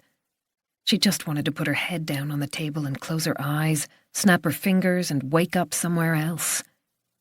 That wasn't an option, so she opened her briefcase, took out her files, and arranged them in front of her, then carefully placed 2 blue ballpoint pens beside them. On the bench, Barbro Vikingsson was exchanging a few words with Dennis Granstedt, whose forehead was already shiny with sweat. Nora couldn't bring herself to look at the 3 jurors. She, too, had sat up there as a law clerk and knew exactly what happened when a case was adjourned for lunch. That was when the events of the morning were discussed in detail. She could hear their comments as clearly as if she'd been sitting next to them. Well, she certainly wasn't expecting that. Or, the prosecutor ought to have better control over her witness. No doubt Barbro Vikingsson would have agreed, with a tight little smile indicating that the prosecutor was in over her head. Someone had probably said that the Economic Crimes Authority needed to take a good look at its procedures. Nora Linda should think carefully before she decided to prosecute next time. There was no chance that she would get the post of Deputy District Chief Prosecutor now. The door opened, and Christian Duva entered the room. The harsh sunlight accentuated the deep lines running from nose to mouth. His lips were narrow and colourless, his complexion almost grey, without any hint of a tan. He went over and sank down on his chair. Nora saw him glance at Niklas Winnerman. The more she thought about it, the more she was convinced this was about money. It wouldn't be the first time a witness had allowed himself to be bought. She'd seen it before, in other contexts. Winnerman must have agreed to share the missing 10 million with Duva. That would give him enough capital to get back on his feet, maybe even start up a new business. They hadn't gone through Duva's finances with a fine-tooth comb as they had with Winnerman's. Nora toyed with the idea of asking Layla to take a closer look, but the chances of finding something were probably minimal. Winnerman had managed to hide the 10 million so successfully that neither she nor Layla had found any trace of the money. He would hardly transfer a sum to his former partner in a way that was easy to track down. Yesterday, she'd finally sent copies of the threatening emails to the security department, but this morning she'd been informed that it was impossible to locate the sender without a significant surveillance operation. The prospects of success were negligible. The way the case was going, it didn't really matter. Nora realized she was staring blankly at Niklas Winnerman. He noticed before she could turn away. He gave a faint smile, then an almost imperceptible wink. Chapter 70. The idyllic inlet outside the marina office was peaceful, a vacation paradise ready for midsummer. From time to time, the water sparkled as a stickleback popped its head above the surface, then disappeared. It was just after 1:30. Thomas and Aram were on their way back to the camp with a list of boat owners. It was still possible that Benjamin was hiding somewhere, but surely he should have emerged by now, driven by hunger if nothing else, or tried to contact his parents. Thomas stopped by the white pavilion that served as an outdoor cafe. If Benjamin's run away, he ought to have been in touch with someone by now, he said, taking out his phone. Especially in view of all the fuss last time. We have to put out a call. It's been more than 12 hours since anyone saw him, and we've no idea where he's gone. Aram was staring at the list Kia had given them. Do you think the boat owner's involved? Could Benjamin have been abducted? It's too early to say, but I'd really like to speak to the guy, or at least find out who he is so we can eliminate him from our inquiry. It was so still that the red buoys appeared to be standing at attention. The water was clear, but it was impossible to see more than 18 inches or so beneath the surface. Thomas couldn't help wondering if there was an 11-year-old boy lying down at the bottom. We have to bring in more resources, he said decisively. Beyond Korsjö Tower, a plane was drawing a white line across the bright blue sky. He called Margit. Put out a call for Benjamin Duva. There's no sign of him out here, and we don't think he's taken off on his own. Consider it done. Have you managed to speak to his father? His phone is still switched off. I've tried his wife, Nina, but she's not answering on the landline in their apartment or on her cell. Margit must be in the staff kitchen. Thomas could hear the sound of the coffee machine grinding beans. We'll give them a few hours, she went on. They might be busy. A yacht was heaving to by the marina office, and the dark blue taxi boat was on its way to Sandhamn. We need help, Thomas said. Dog teams and maritime police who can drag the waters around the island. Contact the Coast Guard, too. This is going to take time. David Rudkowski was waiting on the steps of one of the red cabins when Thomas and Aram reached the camp. How did it go? Did you find the man the girls mentioned? I'm afraid not. The boat was gone. What happens now? David's voice was thin. We're putting out a call for Benjamin, Aram told him. We're also bringing in dog teams and more officers to search the island. We'll probably need a search party on Sandhamn too, just in case Benjamin somehow managed to get over there. A specialist team will also be dragging the offshore waters. It's possible Benjamin might have fallen in," Thomas added. David clasped his hands behind his head and rocked back and forth on his heels. "What should we do with the other kids? What do we say to them?" "You should inform them of the situation. We're going to want to speak to everyone from Benjamin's dormitory and everyone in Blue Group." Thomas glanced at his watch. "When are they due back?" "Not until this evening. They're on a long trip today." "I think you'd better bring them in. We'd like to question them as soon as possible." David nodded. "I'll take care of it." "Can we use the common room again?" Aram asked. "No problem. What about the parents?" "They should also be informed, and you need to contact your boss if you haven't already done so. Make sure he's up to speed." "His name is Bjorn Ekholm.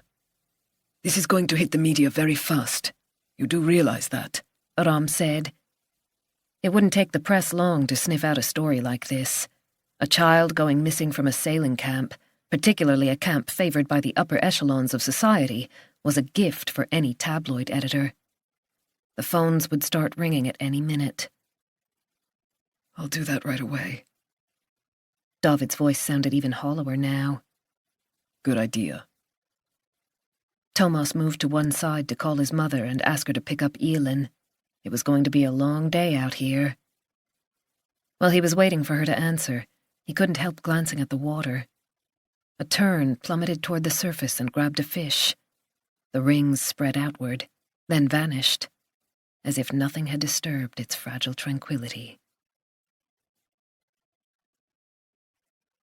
Chapter 71.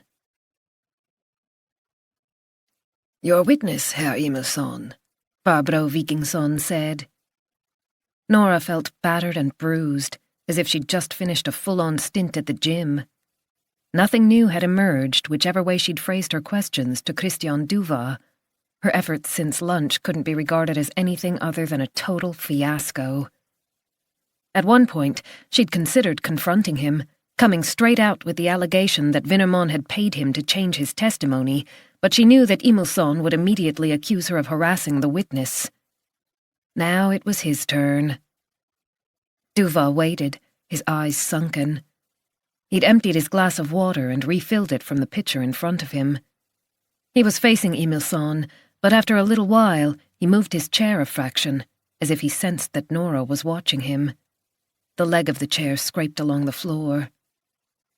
Emilsson adjusted his tie. "It must have been your worst nightmare," he began.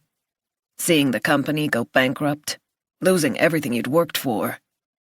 It was terrible. That's exactly what this last year has been, a nightmare. The prosecutor has pointed out that there are certain, let us call them discrepancies, between your testimony today and your original statement to the police.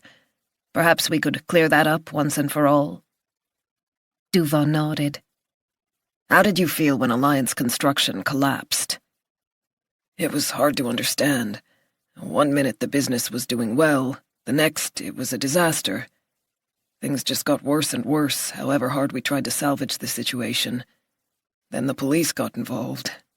I never thought we'd end up here." He spread his hands wide, but Nora couldn't summon up a scrap of sympathy. "How did you react? You must have experienced a range of powerful emotions, bitterness and sorrow, maybe even anger. Personally, I would have been furious." "I was very upset." "Did you want revenge?" "I'm sorry." "Did you want to get even?" Emilsson shook his fist. "Under circumstances like these, we all want to blame our misfortune on somebody else, wouldn't you say?" He paused, offering Duva the opportunity to agree. Dennis Groundstedt waited for the answer with his arms folded, and Barbro Vikingsson raised an inquiring eyebrow. "You don't need to be ashamed of feeling that way," Emilsson went on encouragingly. "It's a perfectly normal human reaction." "Yes." Even though the room was quiet, Duva's voice was barely audible. A fan hummed in the background, but had little or no effect on the stuffy atmosphere. Nora felt as if the oxygen wouldn't last the day. Christian, isn't it the truth that you took out your frustration on your partner? That you let out all those feelings when you were questioned by the police without giving a thought to the consequences? The corner of Duval's mouth twitched. I expect it was a relief to hit back, metaphorically speaking. To blame this whole mess, if I may call it that, on Niklas Winnerman. It had to be someone's fault, and Niklas was the easiest target. Nora couldn't help noticing that 2 of the jurors nodded in recognition. The case was going downhill fast. Isn't that what happened? You longed for a scapegoat, and your business partner was right there. Despite the fact that you'd been good friends for so long, despite the fact that you'd built up the company together. Duva buried his face in his hands. I thought it was Niklas's fault that we'd lost everything. And then it was too late to take back what you'd said, wasn't it? Once it was all written down and you'd signed the statement the prosecutor was waving around this morning. Emilsson was firing off one leading question after another, but who was going to stop him? Duval was Nora's witness, so Emilsson had the right to cross-examine him. You couldn't revoke what you'd said, Emilsson continued smoothly.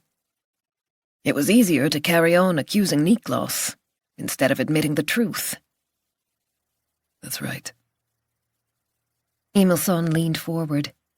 The handkerchief in his top pocket, an exact match with his tie, fluttered a fraction. In that case, I must repeat what the prosecutor said earlier. His voice had taken on a new, serious tone.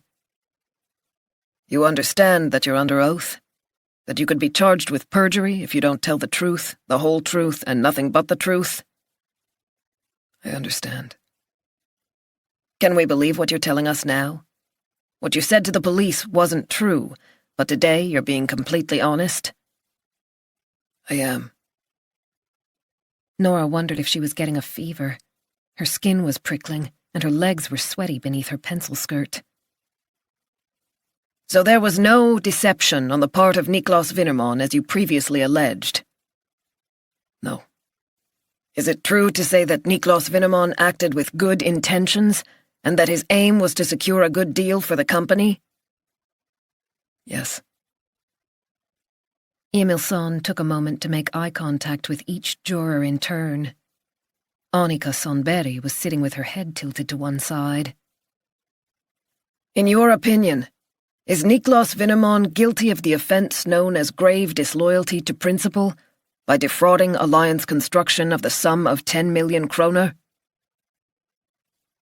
No, Christian Duva said. No, he isn't. Chapter 72.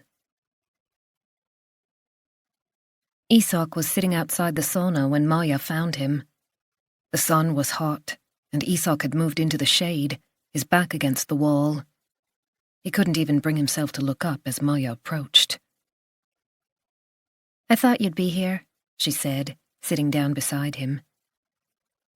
"I heard what happened, so I came back in one of the escort boats." She took his hand and stroked it. Her sympathy was more than Isak could bear. He shook his head, turned away.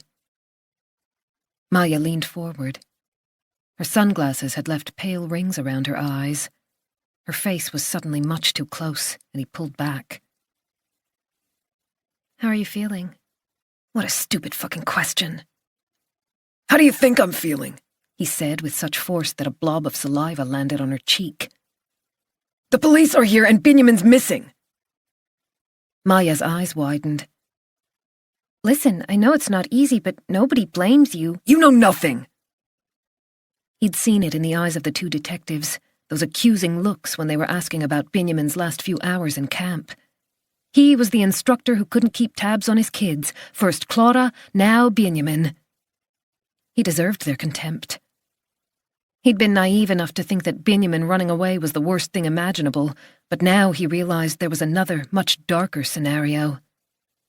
What would he do if Benjamin had drowned?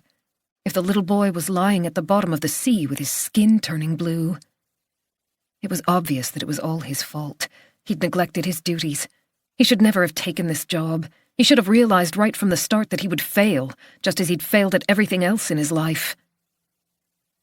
Maya wasn't about to give up. "Why don't you come and have something to eat? The housekeepers put out some sandwiches in the dining hall. I'm sure you'll feel better with something inside you." I'm not hungry. The cramps in his stomach were coming in waves, as they'd done all day. "Come with me anyway." "Isak?" Maya waited for his reaction. "David's wondering where you are," she said eventually, reaching out to stroke his cheek. Isak knocked her hand aside. Don't touch me. "I'm only trying to help." Leave me alone. "Isak, please." Her eyes shone with tears, but he didn't have the energy to consider her feelings. How bitterly he regretted the time they'd spent together that morning. I was on my way to look for Benjamin when you stopped me, he said nastily. "When I stopped you?" Maya pushed herself backward, away from him. If it hadn't been for you, I might have found him. It was unfair, and he knew it, but it was too late now. Maya leaped to her feet and wiped her nose with her hand. "Fuck you!" she shouted, and ran away. Somehow, Isak had thought he'd feel better if he made her feel bad, but instead, his sense of guilt was overwhelming now. He reached into his pocket, touched the bottle of pills. How many were left? No more than a dozen. He clawed at his arm, which was already red raw. He stared after Maya, who had disappeared among the trees. I'm sorry, he whispered. I didn't mean it. Chapter 73. The sailing dinghies were approaching Lochholmen. Thomas was standing outside the dining hall, watching them come in, one after the other, with the wind at their backs, sails billowing. The sound of cheerful voices drifted through the air, accompanied by the odd burst of laughter in the warm afternoon sun. He'd just spoken to his mother, who'd collected Elin and taken her back to his parents' house. It was best if Elin slept there tonight. He didn't know what time he'd be back on the mainland. He didn't bother contacting Pernilla. She wasn't home anyway. It was almost 4 o'clock, and Benjamin was still missing without a trace. He heard a dog barking not far away. 2 dog handlers had arrived an hour earlier, along with other officers, to help with the search. Thomas had quickly outlined the situation and formed a plan of action. The fire department on Sandhamn had also been called in. The dogs would pick up Benjamin's scent all over the camp, but if he was hiding somewhere on the island, they would find him. The maritime police had already started dragging the offshore waters. Hi, Thomas. Kalle Lidval was coming toward him in sunglasses and a dark blue baseball cap. Thomas raised a hand in greeting. He was very pleased to see his colleague. Kalle had developed into an excellent interrogator and had recently completed specialist training to further hone his skills. Interviewing children and adolescents was a delicate balancing act. It was essential to convey the seriousness of the matter, while at the same time creating a sense of security in a frightening situation. Scared children had difficulty remembering things, and right now, the police needed all the information they could get. Aram and Thomas had already discussed where they should begin and how the questions should be put. Any news on the father? Thomas asked. Has he been located yet? Kalle shook his head as he rolled up the sleeves of his pale blue shirt. No one seems to know where he is, including the ex-wife. Margit's spoken to her. There's no answer from his apartment and his cell is switched off. Same with the new wife. That wasn't a good sign, but right now they had to prioritize the search for Benjamin. What about the list of boat owners we sent over? Adrian and Karin are working on it, but there are quite a lot of names to go through. You know how it is. Thomas nodded. Everything took time, and a systematic approach was essential. And yet he couldn't help feeling frustrated. He glanced at his watch. 4:05. The first of the dinghies were mooring at the fixed buoys down below the dining hall. A catamaran with a neon yellow foresail glided up to the ramp. Thomas! Aram was hurrying along the path with an agitated look on his face. One of the dogs has signalled, down by Skotalafloden. Thomas and Kalle quickly followed Aram to the grassy area in front of the dormitories. Aram pointed to the jetty at the bottom of the hill, just beyond the camp itself. Thomas knew that the instructors and visitors often used the mooring. He'd done so himself last Saturday. Over there. Thomas immediately recognized the grey-haired handler at the far end of the jetty. He'd met her 7 years earlier, on a bitterly cold February day on Sandhamn. On that occasion, her German shepherd had found the place where the dismembered remains of a 19-year-old had been hidden. In spite of the fact that 6 months had passed since the girl had been murdered, the dog had signalled without hesitation. He hoped there would be no further similarities with that case. "We've met before," Sophia Granit said as soon as Thomas reached her. Today she was accompanied by a Belgian shepherd. We have. It's been a while. So what have you found? Sophia was holding a blue t-shirt belonging to Benjamin, which she'd used to give her dog the scent. The small garment made Thomas think of Elin, and his heart turned over. Pernilla had taken off because of her job. He was searching for a missing child, while she was discussing brand marketing strategies. He couldn't bury his head in the sand any longer. They had to sit down and talk when she got home. "This is Jackson," Sophia said, interrupting Thomas's train of thought. "He's only 4, but he's already very good." She produced a dog biscuit from her pocket and held it out. What happened to, He couldn't think of the name. "Raja, That's it. tumors." There was a deep sadness in Sophia's eyes. "She's crossed the Rainbow Bridge, as they say." She bent down and patted Jackson. "You're a clever boy, aren't you?" Jackson wagged his tail. So you found something? Jackson signalled in several places. Sophia pointed to a vacant berth between the jetty and the shoreline. "The missing boy has definitely been on board a boat that was moored here. There are traces farther out. Jackson was on his way into the water when I stopped him." It didn't take much to leave a scent trace. A hand grabbing a gunwale, a leg brushing against the side of a boat. Thomas peered over the edge. The water was shallow. He could see the bottom all the way to the shore. If Benjamin had fallen in here, they would have found him. A body shouldn't have drifted away so quickly. Anything else you can tell us in terms of a timescale? Aram asked. Sophia gave a wry smile and said, "Recently." She moved her hand, and Jackson immediately lay down at her feet. "He's a good dog, but he doesn't have a digital time reader in that nose." Thomas rubbed his chin. The outlet to Sandhamn was opposite the pontoon, no more than 100 yards away. Beyond lay the Sandhamn Sound and the shipping lane to Stofsness and the mainland. A boat setting off from here would be gone in seconds. The mother still hasn't heard anything from Benjamin, Aram said. Åsa Duva was at home, waiting by the phone. She'd repeatedly assured Margit that there was no way her son would fail to contact her if he'd run away. They were very close.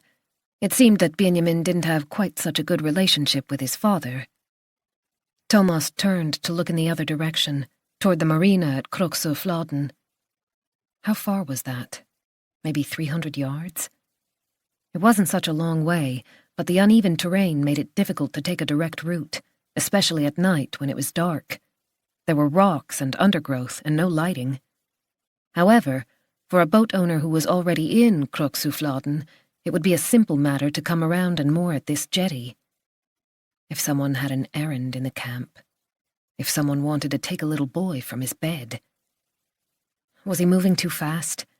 It was important not to jump to conclusions based on the dog's first signal. They still had so little to go on. They hadn't even gotten a hold of Benjamin's father.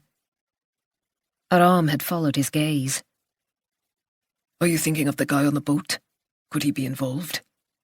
If he moored here with the intention of abducting Benjamin and carried him back to the boat, it's the perfect spot. Thomas knew this was pure speculation. There could be plenty of reasons why he's no longer here, Aram pointed out. His vacation is over. He was heading somewhere else for midsummer. Aram was right, but the probability that Benjamin had run away was getting smaller by the minute. The Coast Guard was also out searching, but had found nothing so far. They would have to ask David if the kids were in the habit of coming down here, if there was any reason for Benjamin to be on this particular jetty. Otherwise, there might be a completely different explanation for the scent traces. The fact that Benjamin hadn't left the camp of his own free will.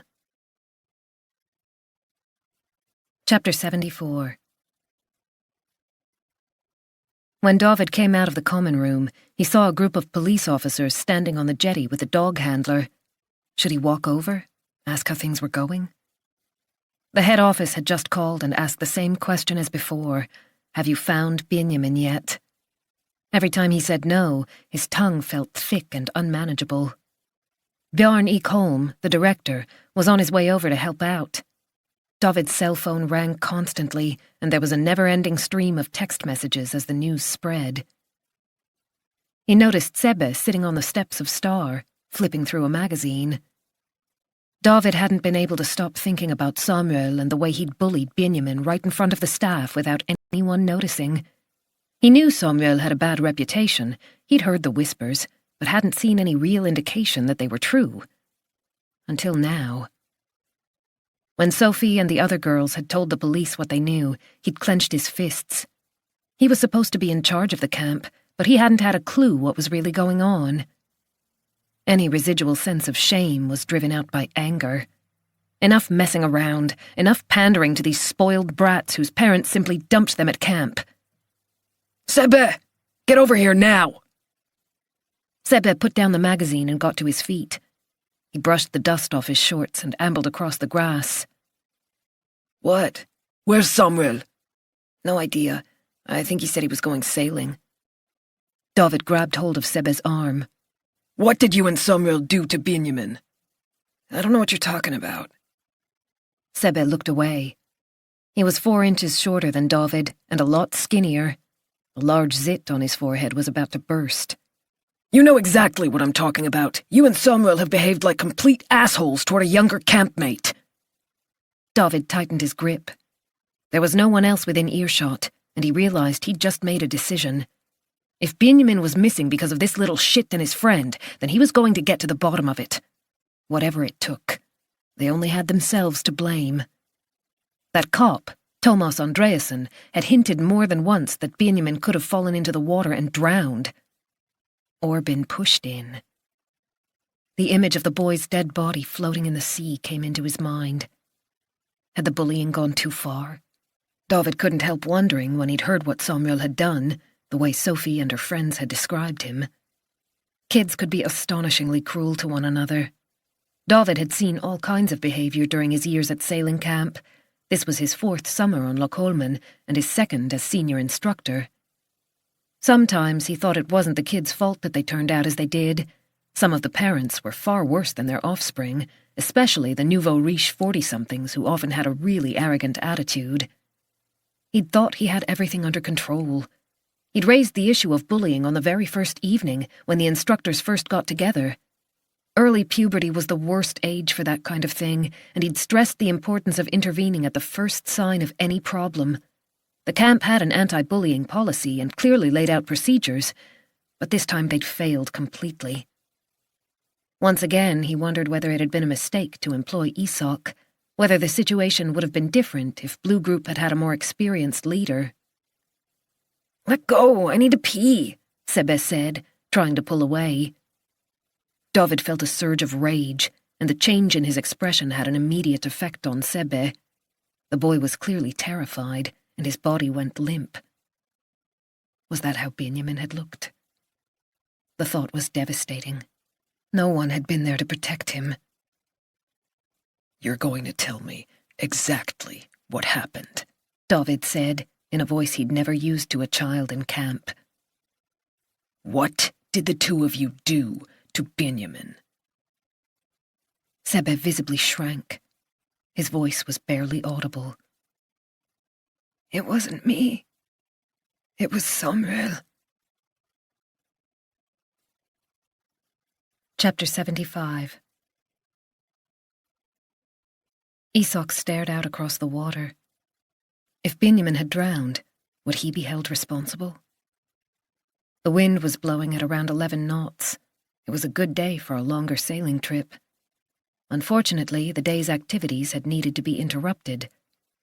He'd seen the boats on their way back, making their way to the jetty down below the dining hall. He remembered the contract he'd signed when he accepted the job as instructor. Clause after clause on obligations and responsibilities, the duty of care toward the children, the vital importance of carrying out the requirements of the post. He hadn't shown that duty of care, hadn't done his job properly. He'd failed to fulfill his responsibilities. Might he face criminal charges? He didn't think so, but the fear was gnawing away at him. What if they found out he'd been with Maya instead of looking for Benjamin? He'd been perfectly well aware that he was doing something wrong, but he hadn't cared. It'll be fine, he'd thought, because he wanted to be with Maya, despite the fact that Benjamin was already missing. The thought made him let out a sob, and he rubbed his eyes. Benjamin's parents must be so worried by now, and it was all Isak's fault. He'd never be able to explain to his own father how Benjamin had disappeared on his watch. His father, who always insisted that failure was not an option. Grit your teeth and do your best, that was what he always said. For once, he'd been proud of Isak. My son's going to be an instructor on Loch Holman, he'd boasted to anyone who would listen. There were so many applicants, but Isak got the job. He wouldn't be proud now. Instead, he would stare at Isak with the same frustrated expression he'd worn throughout last year, as if he'd always known that his youngest son would never live up to his expectations. The cramp in his stomach had settled into a dull ache. He hadn't eaten since the previous evening. There was no point in trying to force anything down. He was thirsty, though. But how could he go over to the dining hall and face the other instructors? David had run out of patience with him, and he'd pushed Maya away. She'd be better off with someone else. His throat was bone dry. He got up and opened the door of the sauna to see if anyone had left a drink behind, maybe a bottle of water or a soda. He looked around and spotted a half-full can of Coke in the outer room. It didn't taste too good, but at least it quenched the worst of his thirst. He continued into the inner room and sat down on the slatted bench, running his fingers along the rough wooden panels on the wall. He'd always enjoyed spending time in here after a day at sea, letting the heat penetrate his skin, feeling his muscles slowly begin to relax. Now the place seemed totally alien to him. He went back into the outer room. As he put down the empty can, he spotted a rope in one corner, neatly coiled. He bent down and picked it up. It must measure a good 15 feet, if not more. Brand new. There was no sign of dried seaweed or brown kelp stuck to its surface. Isak looked up at the ceiling. A sturdy hook had been fixed there one evening when they were playing a stupid game. Everyone had to knock back a beer, then haul himself or herself up a rope and hang there by one arm for at least 10 seconds. He ran his hand over the rope. It was cool against his palm. Over by the wall was a wooden box that would bear his weight. He looked up at the hook once more. The silver-colored metal glinted in the sunlight, shining in through the window. Tiny dust motes danced in the air, forming a shimmering halo around the hook. Maybe there was another way out. Chapter 76. Thomas and Aram were about to go into the dining hall when someone came running up behind them. "Hang on a minute!" David shouted. All the participants in the sailing camp had been called to a meeting that was due to begin shortly at 5 o'clock. Children and instructors were approaching from all directions. Thomas stopped by the ramp, where several boats had been hauled out of the water and carelessly dumped, sails still fluttering in the breeze. There hadn't been time to de-rig. David scrubbed at his forehead with a clenched fist. I've spoken to Sebbe again. I made him tell me what really happened in the forest. Aram simply shook his head when David explained how Samuel had threatened Benjamin with his belt, how fear had made the little boy wet himself. That's not all, David went on. Apparently the boys found Benjamin sitting on a rock by the water the day before yesterday, in the evening. They made him strip naked, then threw all his clothes in the water and ran away. His breathing was laboured. Little shits. Thomas looked at David closely. His eyes were bloodshot, and he was blinking rapidly. He mustn't break down now. They needed his help. Thomas took a step forward and placed a hand on his shoulder. Are you okay? David rubbed his hand beneath his nose. Those two need to be sent home immediately, he burst out. Aram had taken out his notebook and turned to a clean page. Did Sebbe say anything about last night? He asked. David shook his head, shuddered. He swears they didn't touch Benjamin again. The last time he saw Benjamin was in the dining hall when everyone came back from the quiz. Benjamin was already in bed when they got back to the dormitory, and Sebbe fell asleep almost right away. In that case, he can't possibly know what Samuel did, Aram pointed out. He turned to Thomas. 8 hours is a long time to lie there waiting for more trouble. It's enough to make any kid take off. Was that the explanation? Had Samuel frightened Benjamin so much that he simply ran away? Or was it the other way around? Had Samuel waited until everyone was asleep, then attacked Benjamin again, taken him outside and done God knows what? Jackson had found Benjamin's scent down by the pontoon. The cabin where he slept was no more than 100 yards away. Tell me something, Thomas said. Do the children spend time on the pontoon? No. We actually tell them not to go there, because that's where we moor the escort boats, and we don't want anyone messing around with them. Do you know if there were any boats there last night? I'm sure there were. A blue group's escort boats would have been there, and white groups. David pointed to the jetty in front of them. There isn't room for all the boats on this side. Aram seemed to understand where Thomas was going. They had to find out whether Samuel had somehow forced Benjamin into one of the boats during the night. Is Samuel capable of driving an escort boat? David frowned. I don't know for sure, but I guess so. Most kids of his age whose family has a summer cottage in the archipelago can handle a motorboat. Ours aren't complicated, but of course he'd need a key. Thomas still had a bad feeling. They had to speak to Samuel again, as soon as possible. Where are Samuel and Sebbe now? They should be in there, David replied, pointing to the dining hall. I haven't seen Samuel for a few hours. Sebbe said he was out in one of the boats. Maybe he was helping with the search, though I find that hard to believe. But everyone's supposed to be at the meeting.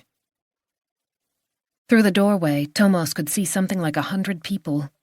Many were still wearing unfastened life jackets, having come straight from their sailing trip. No doubt the news had spread by now.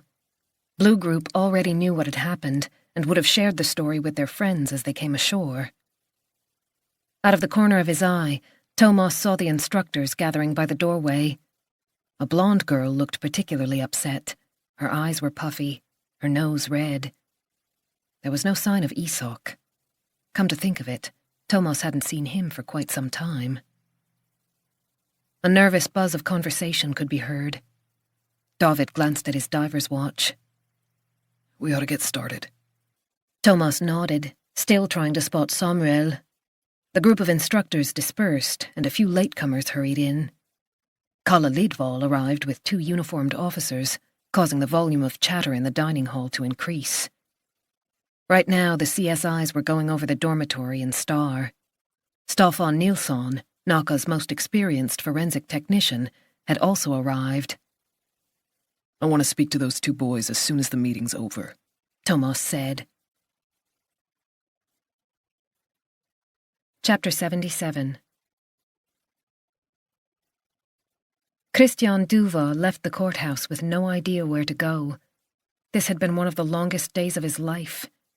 He lived in Viveca Sten, yet an hour later he found himself in the Söder district, in the middle of Götgatan, where the rush-hour traffic was just beginning to ease. He couldn't face the thought of going home, let alone travelling out to his in-laws' country home in Norrtälje, where Nina was waiting with Emil. When he came across a bar a couple of blocks past Medborgarplatsen, he went inside without hesitation. A double cognac, he mumbled to the bartender. He paid with 2 100-kroner notes. The decor was a parody of an American sports bar, with various team pennants on the ceiling and pinball machines along the walls. There was an enormous flat-screen TV above the bar, with the volume turned down. 2 foreign teams were playing soccer. The place was almost empty, and Christian found himself a quiet corner. No doubt Nina was wondering where he was, but he couldn't bring himself to call her. Not yet. She would demand an explanation for his behavior this morning, when he'd insisted that she and Emil must go to her parents' house. She would ask questions he couldn't answer.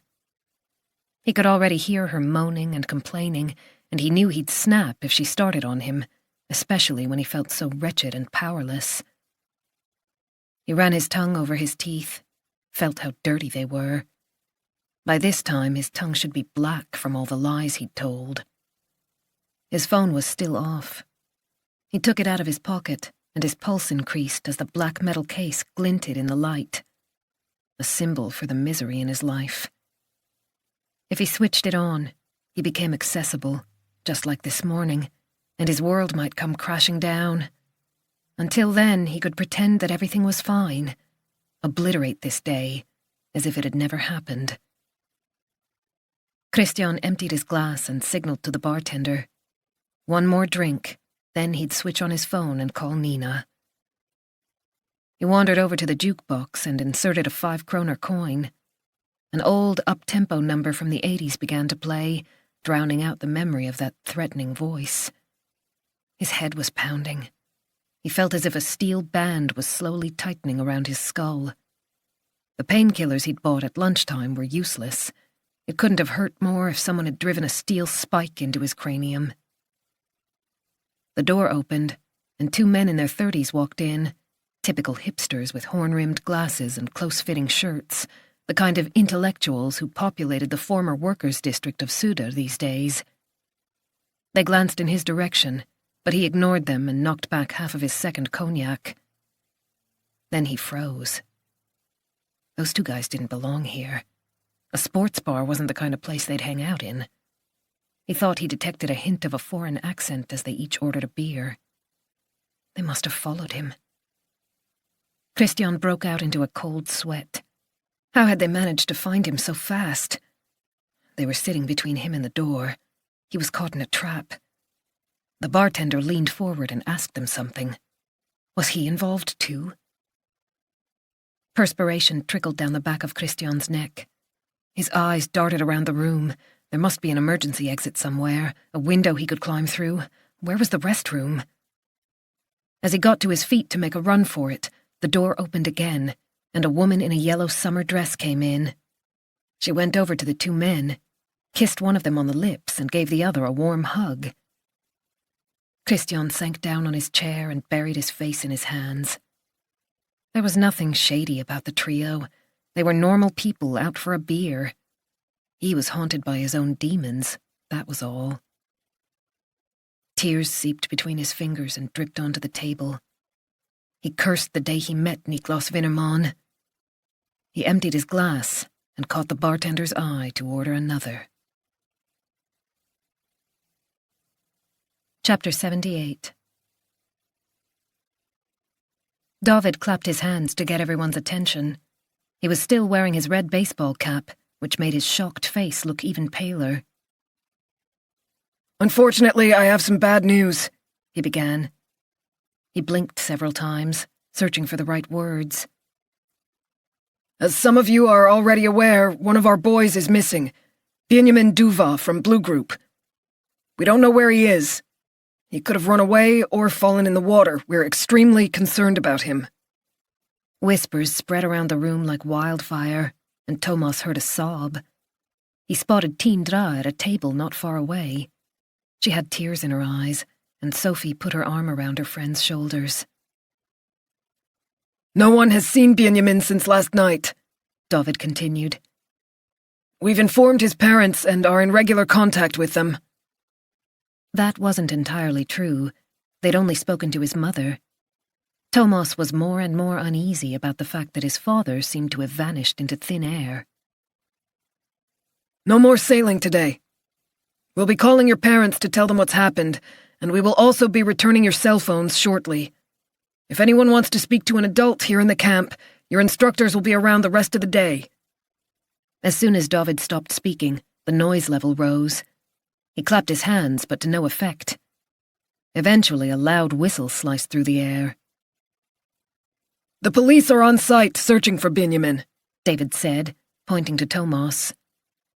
This is Detective Inspector Thomas Andreasson from Naka, and he'd like to say a few words. Thomas went and joined David. Behind them, a staircase led up to the loft, where all kinds of equipment were stored. A couple of windsurfing boards were poking through the banister, and a life jacket was drying on a hook. Confused faces gazed up at Thomas, but here and there he caught a glimpse of something darker, an enjoyment in the sensationalism of it all. This would be an exciting story to tell back in school when the summer was over.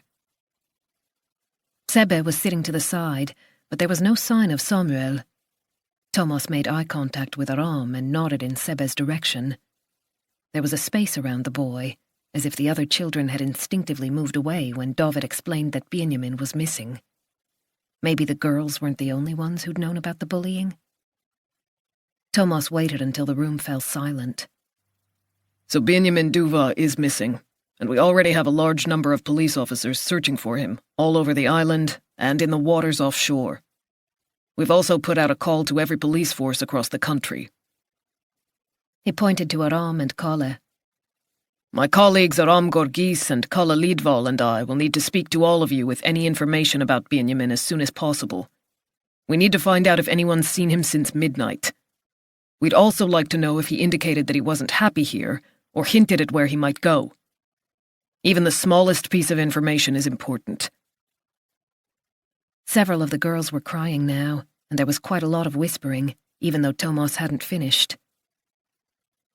Make sure you tell us everything you know, even if you think it might not be relevant, he emphasized, hoping he had gotten his message across. He saw the glint of a phone case as one of the instructors took out his cell. These days, no one was more than 10 seconds away from the internet. He would have to tell them to go easy on social media before the whole story was all over Instagram and Facebook. If you know where Benjamin might be, it's essential that you tell us, he said again. This is not a game. He knew he had to mention the other possibility. One more thing. If anyone has seen anything unusual over the past couple of days, for example, a stranger in the vicinity of the camp, we need to know. We can't exclude the possibility that Benjamin has been abducted. The murmur of voices died away, then rose to a crescendo. The meeting was over, and the dining hall was beginning to empty. In spite of the height of the ceiling, around 24 feet, the air was oppressive beneath the corrugated metal. I saw Sebe sitting on his own, Thomas said quietly to David. He didn't want the children who were still around to hear the conversation. But Samuel wasn't there. Have you seen him? David shook his head. He seemed calmer now, but the colour hadn't returned to his face. Anxious voices could be heard from outside. Small groups had gathered around the tables on the terrace. Could you please find him for us, right away? David nodded. Anything else I can do? We want to begin the interviews. I was thinking of using the instructor's common room. Could Aram and Kalle each take a corner of the classroom? No problem. Thomas's phone rang. Margit. He hoped she'd managed to get a hold of Benjamin's father. I have to take this. Let me know as soon as you track down Samuel. Chapter 79. The door of the common room closed behind 13-year-old Sabina. She barely remembered Benjamin, despite the fact that they'd been in the same group, and she certainly had no idea where he might have gone. Thomas straightened his back, trying to inject fresh life into his stiff muscles. The chairs in here weren't exactly ergonomic. His neck cracked unpleasantly when he turned his head from side to side. He couldn't help wondering about Samuel Carlberry. What the hell was wrong with a kid of 14 who was prepared to whip an 11-year-old, who got a kick out of tormenting others? Lack of empathy was one thing, but what Samuel had done to Benjamin was utterly heartless, evidence of a cruelty that was hard to imagine in someone of that age. According to David, Samuel was the youngest of 3 siblings, with a significant age gap between him and the other 2. There were also 2 grown-up half-siblings from his father's first marriage. Ragnar Carlberry was a well-known figure, the managing director of one of the country's largest business conglomerates, and he often featured in the business press. Thomas glanced at his watch. Almost 6:30. Where was David? Surely he should have found Samuel by now. The door opened and Aram appeared. Thomas was pleased to see that he was carrying 2 cups of coffee. "We're not going to finish tonight," Aram said. "We'll have to come back tomorrow." Do you think they'll all still be here by then? A number of parents were on their way to the camp. As Thomas had feared, the story had spread fast. He knew that Margit had had to deal with a lot of calls. "It would be best if the kids could stay in camp for now," Aram agreed. It was much easier to interview them on Lochholmen instead of driving all over the city to track them down, but they couldn't prevent worried parents from taking their children home. Anything from the offshore teams? Aram shook his head. "No news is good news, I guess, under the circumstances." Thomas had just spoken to the colleague who was responsible for the search parties on Sandhamn. Dog teams had been brought in, but found nothing. The best lead was still the spot by the jetty, where Jackson had picked up Benjamin's scent. "I'm still waiting to speak to Samuel," Thomas said. "Have you seen David? He was supposed to be looking for him, but that was over an hour ago." "I thought you'd already spoken to him." Thomas's phone rang. It was David. "How's it going?"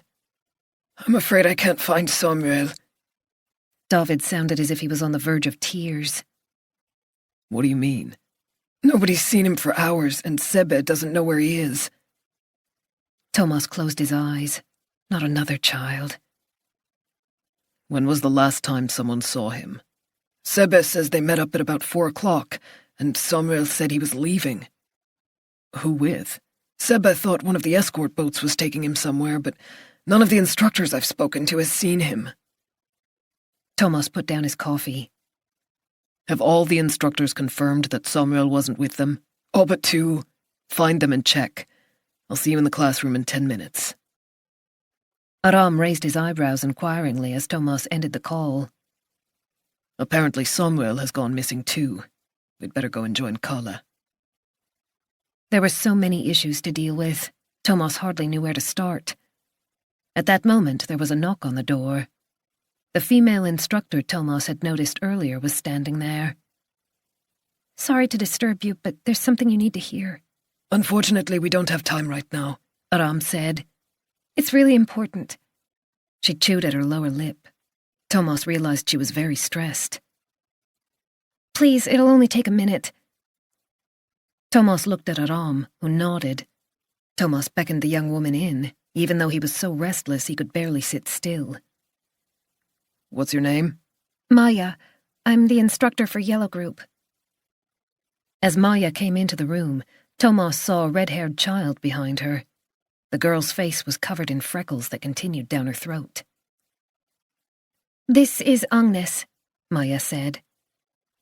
"Tell these police officers what you told me just now."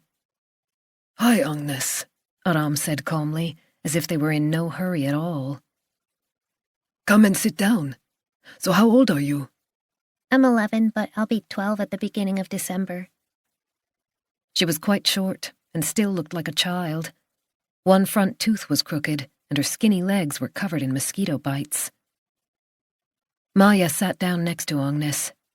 She placed her hand over the girl's and gave her a reassuring squeeze. Tell them about the man you saw outside Benjamin's cabin first thing this morning. Chapter 80. Nora looked out the subway window. They'd almost reached Slussen. Her phone rang, but by the time she dug it out of her purse, it had gone to voicemail.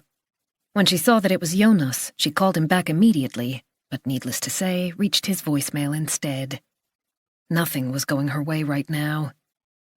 It was only a few days to Midsummer's Eve, yet the disastrous events in court overshadowed everything else. She was incapable of looking forward to her wedding. She stared at her phone, then called Layla. "How's it going?" she asked before Layla had time to speak. "I was just about to call you. I've been in touch with a guy in the security department at Handelsbanken, and he has access to the CCTV footage from the Hallunda branch." Something flickered in Nora's breast. "The only problem is he's up north in Kiruna. He won't be back until late tonight. I've arranged to meet him at 10 o'clock in the morning." An automated voice informed Nora that the next station was Slussen. She gathered up her things and got to her feet. "That's when we're due to start summing up," she said. "Can't you move the meeting forward?" She knew she was grasping at straws, but anything was better than what she'd achieved today. "I'll call you as soon as I find something," Layla promised. The doors opened, and Nora headed for the Salsjö line. The train was already in, so she broke into a run. Departures were every 20 minutes, and she didn't want to miss this one. Once she was in her seat, she decided to try Jonas again, and this time he answered. At last. She couldn't help smiling. Just the sound of his voice made her feel so much better. The image of Jakob Emilsson's supercilious smile disappeared, along with the memory of Christian Duva's lies and Niklas Winnerman's face. "Do you know how much I miss you?" she said. I miss you too. How's the trial going? "Not too well. I can't bring myself to talk about it." She massaged her temple. Is it that bad? "I'll tell you all about it when you get home. What time will you be back tomorrow?" We were due to land at 9:30 in the morning. He paused, cleared his throat. The thing is, we have a bit of a problem. In the background, Nora could hear a voice over a loudspeaker giving information in Thai. We were supposed to take off in an hour or so, Jonas went on. But there are a few technical issues. Like what? Nora realized she was almost shouting. She took a deep breath and tried to tone things down. What's happened? There's no point in going into details. The technicians are working as hard as they can. I just wanted to let you know that I might be slightly delayed. What does slightly delayed mean? I don't know. I can't answer that question at the moment, but we'll take off as soon as the problem is fixed. And if it isn't fixed? I'm sure it's nothing serious. You know how it is. A couple of lights flashing red instead of green. Nora knew him well enough to realize he was being evasive. She also knew what his schedule looked like. If the plane was delayed for more than 5 hours, he wouldn't be allowed to fly on that day because he would have been on duty for too long. If the repairs took 24 hours or more, then the airline would keep the same crew rather than flying out a new one, which meant he might not be home until Thursday. Nora rested her cheek against the window and closed her eyes. I can't cope, she thought. I can't deal with this as well. As soon as he'd mentioned the flight to Bangkok, she'd been worried that something like this would happen, that he'd be held up on the way back to Sweden. Honestly, Nora, I'm sure it'll be fine. She opened her eyes and stared out at the weeping birches, still fresh and green. They'd passed Östervik. Soon the line would split in two, heading toward Solsidan and Saltsjöbaden. In the worst-case scenario, I'll be back on Thursday morning, Jonas assured her. And we're not traveling over to Sandhamn until the afternoon. They pulled into the Fiksetra station. We'll get everything done exactly as planned. I promise. You promised you'd be home in time. And I will. There were yellow dandelions growing along the railway track, ugly weeds that ruined lawns and stained your clothes. We're getting married on Friday, Nora. Nothing is going to change that. Chapter 81. Thomas was like a coiled spring. A man outside Benjamin's cabin? He gave Agnes an encouraging smile.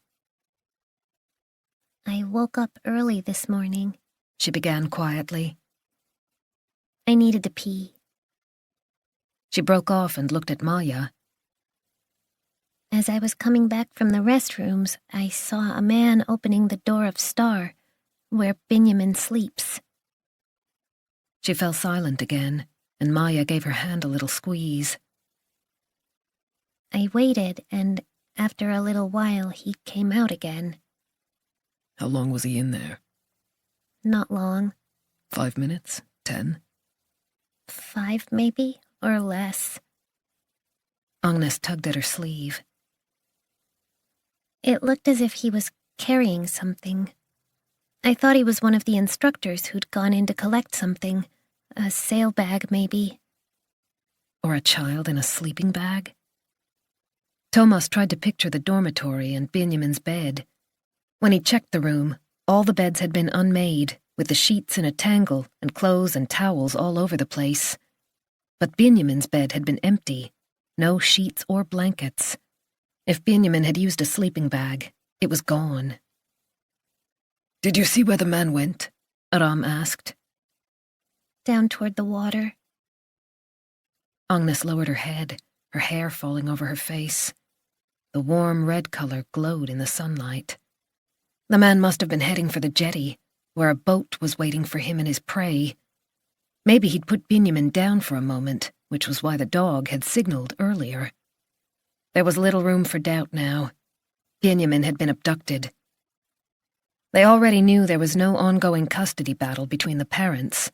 When Margit spoke to the mother, she'd been adamant that Christian Duva wouldn't have taken his son. He wasn't even that keen on spending time with him. It didn't make sense. From what Agnes had said, it didn't sound as if Benjamin had been struggling. Had he been drugged? He must ask Staffan Nilsson to check for any traces of a sedative. What did you do then? Aram prompted Agnes gently. I went back to bed, but after David told us about Benjamin, I went to Maya. Well done. That was the right thing to do. Agnes fingered her necklace, a small pendant on a chain. Thomas knew they'd been lucky. If Agnes had woken 5 minutes later, there would have been nothing to see. They must be grateful for the fact that a young girl in pajamas happened to be on the edge of the forest when the door of Star opened. Maybe they should be grateful that the stranger hadn't taken her as well. Where was Samuel? Can you tell us anything about the man's appearance? Thomas asked. What color was his hair?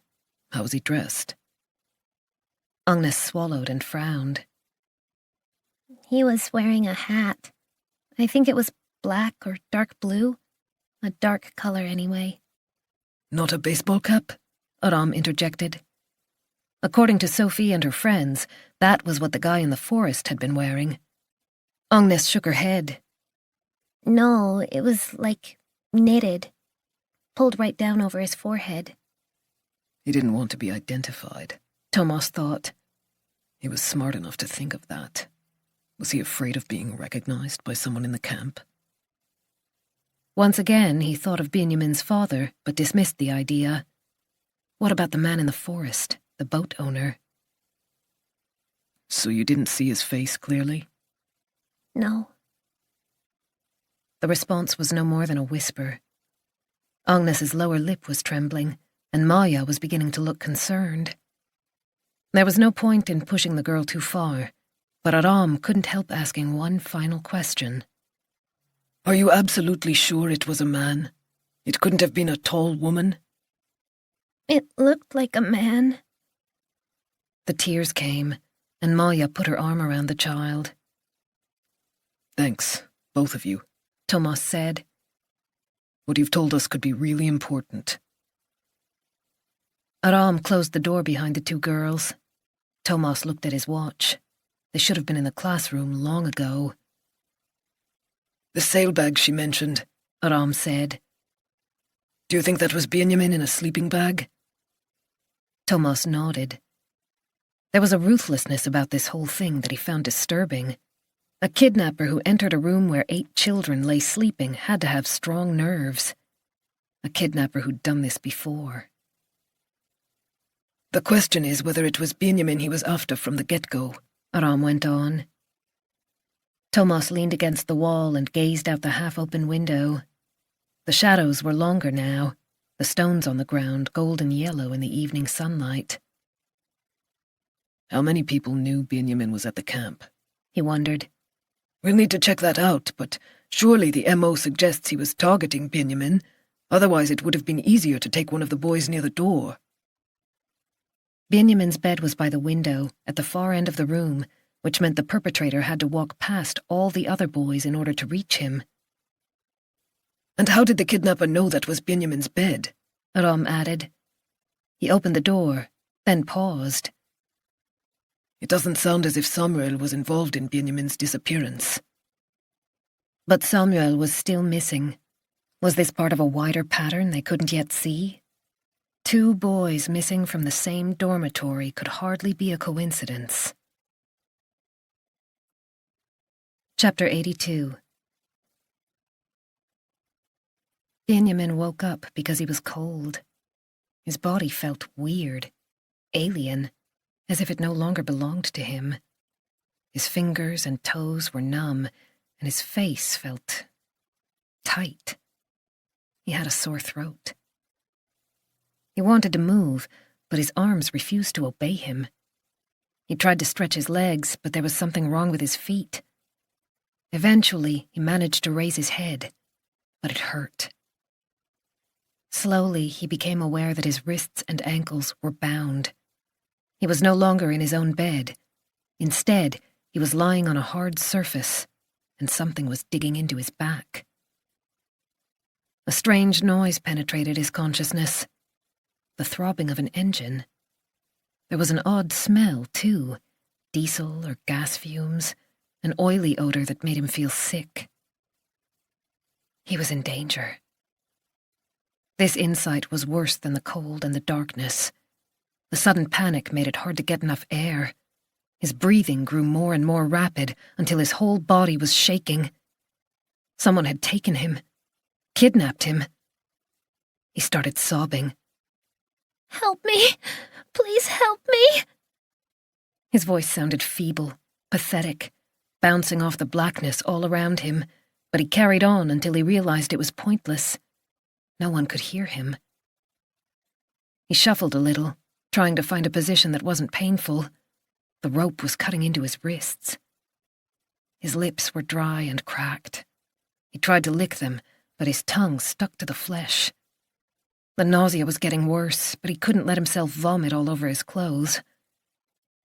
Benjamin closed his eyes. The tears continued to flow, and he sniveled as he breathed through his nose. Nobody knew where he was. Even he didn't know where he was. Chapter 83.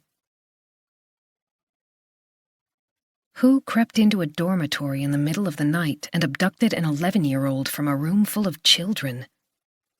Thomas had been asking himself that question all the way to the classroom. Why hadn't anyone heard, woken up? But according to David, after a long day at sea, the kids slept like logs. David was sitting at a table with a man in his 50s, while Kala was leaning on a wall next to a whiteboard and flip chart. There was a pile of a dozen or so mattresses in one corner. When the man saw Thomas and Aram, he stood up and held out his hand. Bjarne Ekholm. I've come over from the head office. I'm responsible for all our sailing camps. After 15 years with the maritime police, Thomas recognized a sailor. The sun-bleached hair and weather-beaten complexion spoke for themselves. The harsh fluorescent lights brought his lined face into sharp focus. Have you found Samuel? Thomas asked. His father came and picked him up in their boat, Ekholm explained. He was concerned when he heard what had happened. It was a relief to hear that Samuel was okay, but the unnecessary worry the boy had caused didn't exactly improve Thomas's impression of him. Any progress? Ekholm wanted to know. His posture was almost unnaturally erect. Thomas wondered if he had a military background. We'll be leaving on the police launch shortly. We need to have a meeting back at Naka to address the situation. Kala nodded. He too had received Margit's text message calling everyone in. The search had moved into a different phase when Benjamin was no longer considered a runaway, but the victim of a kidnapping.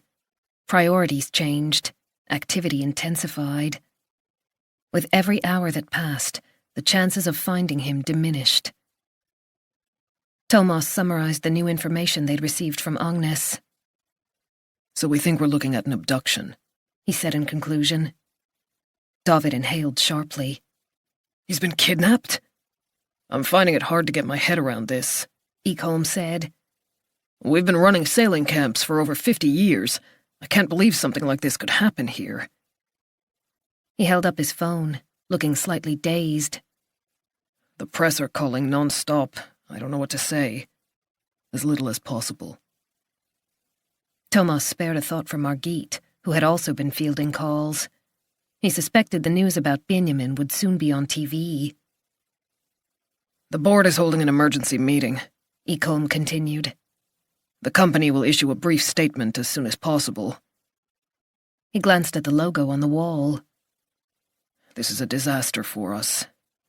There's something I have to ask, Thomas said. We can't rule out the possibility that someone in the camp is involved. It seems as if the kidnapper knew exactly where Benjamin was sleeping. They couldn't exclude anything at this stage. Agnes hadn't recognized the man, but he could easily have had help on the inside. I'd be appalled if any of our staff were a part of this, Ekholm said after a brief silence. How well do you know your instructors? Do you carry out detailed background checks? Thomas deliberately kept his tone neutral. We don't go that deep, Ekholm admitted. But they all go through an extensive training program before they begin. We're very meticulous about that. Can you give us a little more information on the program? Aram said. Ekholm placed his hands on the back of the chair. First of all, there's a practical course on key aspects of sailing, safety and seamanship, plus basic teaching techniques.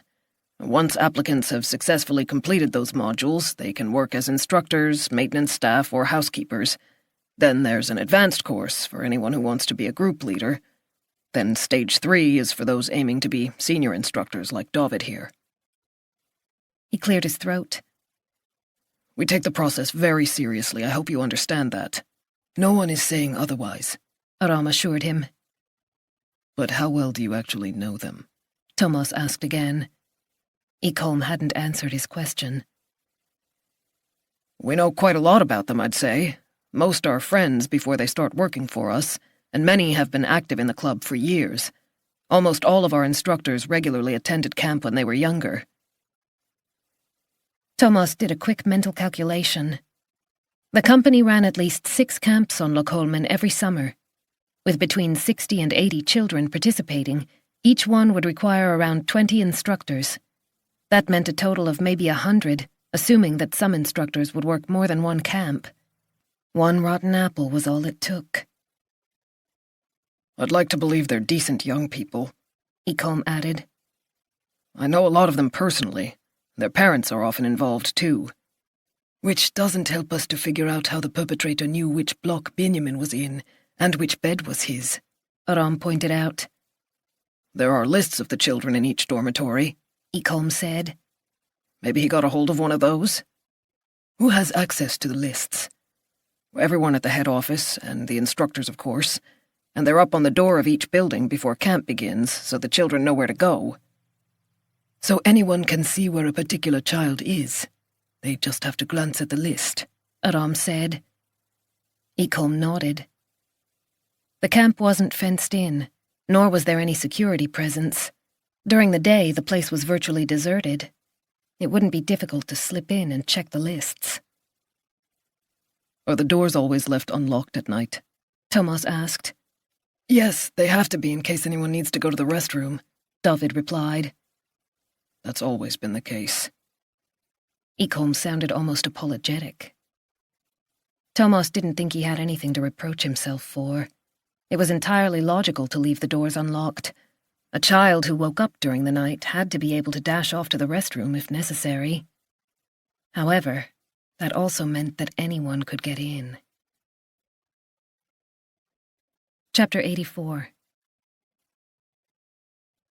The police launch had arrived. It was time to leave. Aram had already gone down to the boat. Thomas headed over to Star to see Staffan Nilsson. Kala was staying on the island to interview more children with the help of uniformed colleagues before the camp emptied completely. Blue and white police tape cordoned off the door of the building. Discarded boots and sneakers still littered the steps. Thomas ducked beneath the tape, went up the steps, and poked his head into Benjamin's dormitory. The room smelled of dust and sweat. A black forensics case stood just inside the door. Apart from that, the place looked just the same as earlier in the day, with unmade beds and clothes all over the place. An orange life jacket had ended up on the floor. And yet it felt completely different. Staffan Nilsson was leaning over Benjamin's bed, holding a shining metallic instrument in his hand. How's it going? Thomas called out. The launch is here. We need to go. If there was one man who knew exactly where to look, it was Nilsson. He was nearing retirement age, but Thomas hoped he would stay on until he was 67, or even longer. They needed experts of his caliber, just as much as the new young IT guys who played with the internet as if it were their own personal pet. Nilsson's skills had led Thomas and his colleagues in the right direction many times. No sign of a struggle, he replied without turning around. No traces of blood, no clumps of hair. I don't think there was any physical violence involved in Benjamin's abduction. Thomas had already reached the same conclusion. So he was drugged? Either that or he was so scared he didn't dare call for help. Someone who took a child in the middle of the night wouldn't want to attract any attention. Once again, Thomas wondered why none of the other boys had woken up. But then again, it had probably happened very fast. Have you found anything to indicate the use of some kind of sedative? Thomas asked, trying to see what Nilsson was doing. With the right drug, it wouldn't take long to knock someone out, especially a small child with very little body weight. Less than a minute with a preloaded syringe, or chloroform, which had a pleasant odor and was therefore more frequently used. I'm working on it. Nilsson held up an evidence bag. We need to analyze this. Could be ether. A piece of cloth soaked in ether was highly effective, and the compound could easily be bought online from most Eastern European countries. Thomas's attention was caught by the closed window. It was just as easy to see in as out. If he was drugged, then this was planned, Nilsson went on. People don't just wander around with ether in their pockets. He placed the evidence bag in his case and unzipped his white crime scene suit. Thomas thought about the man in the forest. Had he met Benjamin there by chance, or was he checking out the area? We've secured a number of prints from the window ledge and the bed frame, Nilsson said. They may or may not help us. How many people had been in this room recently? At least 8 boys, parents, instructors, police officers. There must be hundreds of prints on the doors and walls, maybe even more depending on how thoroughly the place was cleaned between camps. They were treading water. We have to go, Thomas said. Are you coming? Chapter 85. Isak was sitting on the floor of the sauna with his eyes closed when the door was suddenly flung open. There you are. Why aren't you answering your phone? I've called you over and over again. David was glaring at him. It must need charging, Isak said, though he'd purposely switched it off. He let go of the rope that he'd been clutching for hours and surreptitiously slid it behind his back, hoping David wouldn't notice.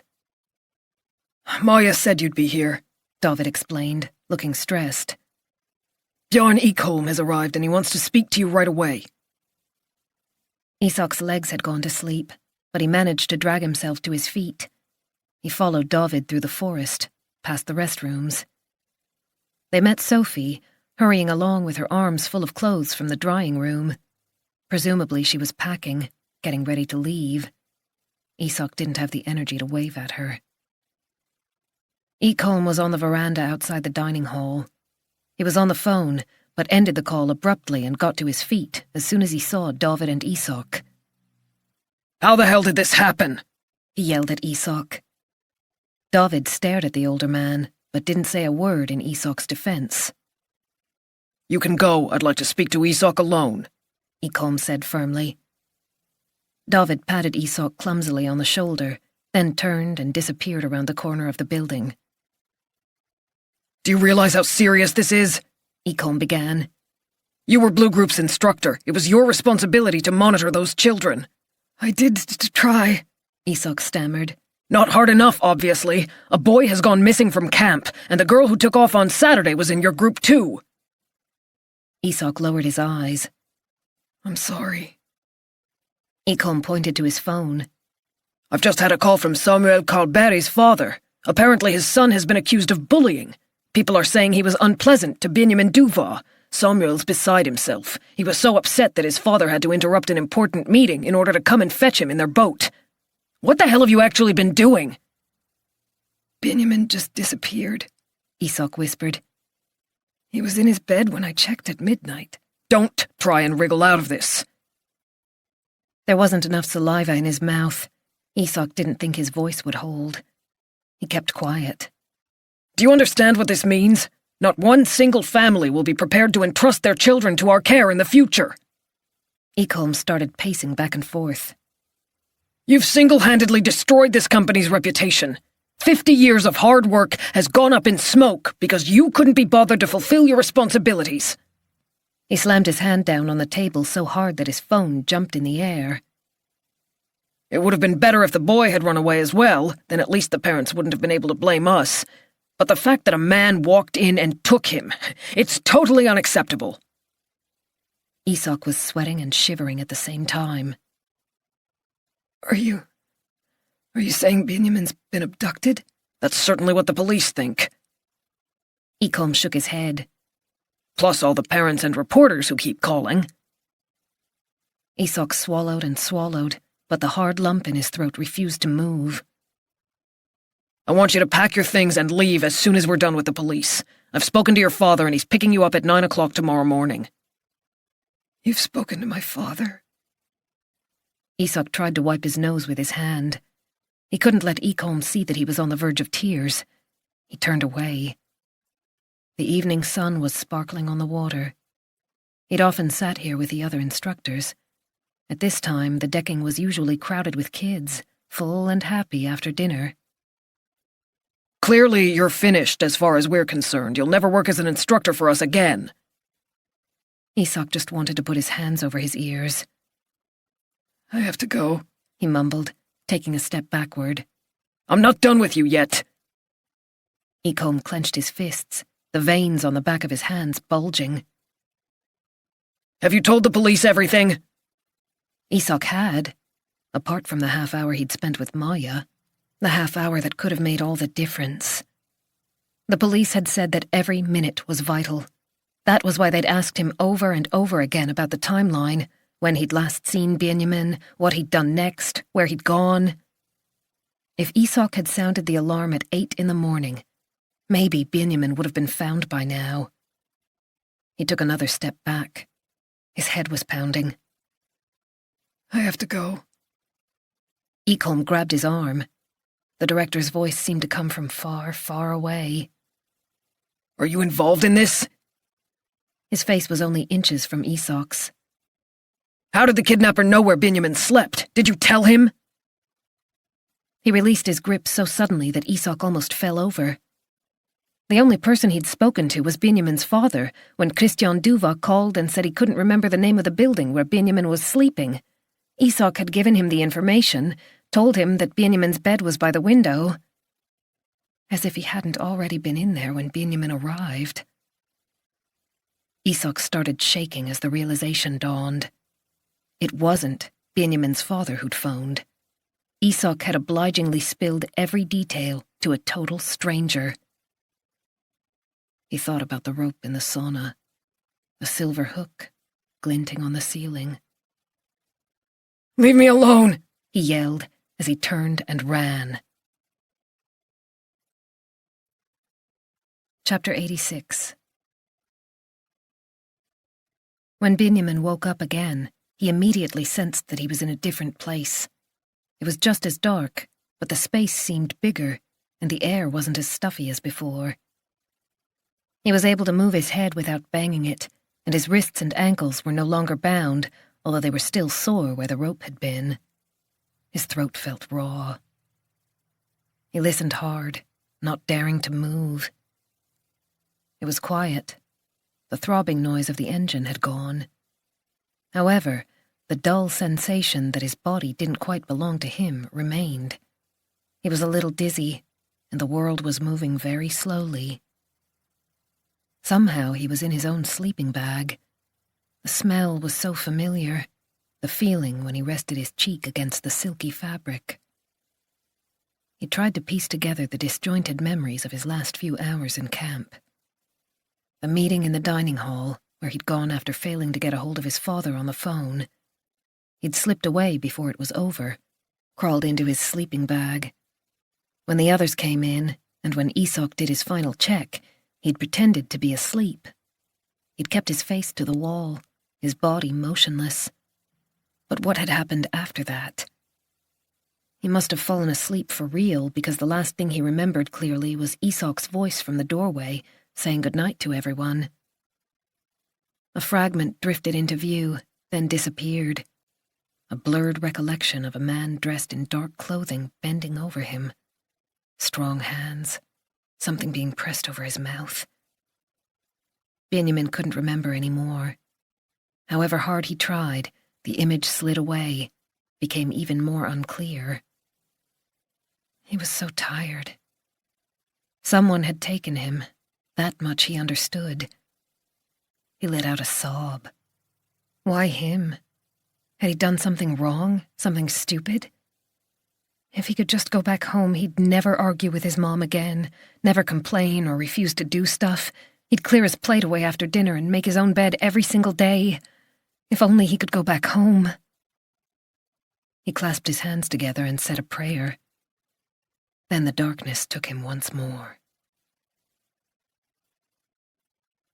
Chapter 87. Thomas walked into the large conference room on the 3rd floor of Police HQ. The lights were on. The room lay in shadow, even though it wasn't yet dark outside. Someone had put a photograph of Benjamin and a map of Lochholmen on the notice board.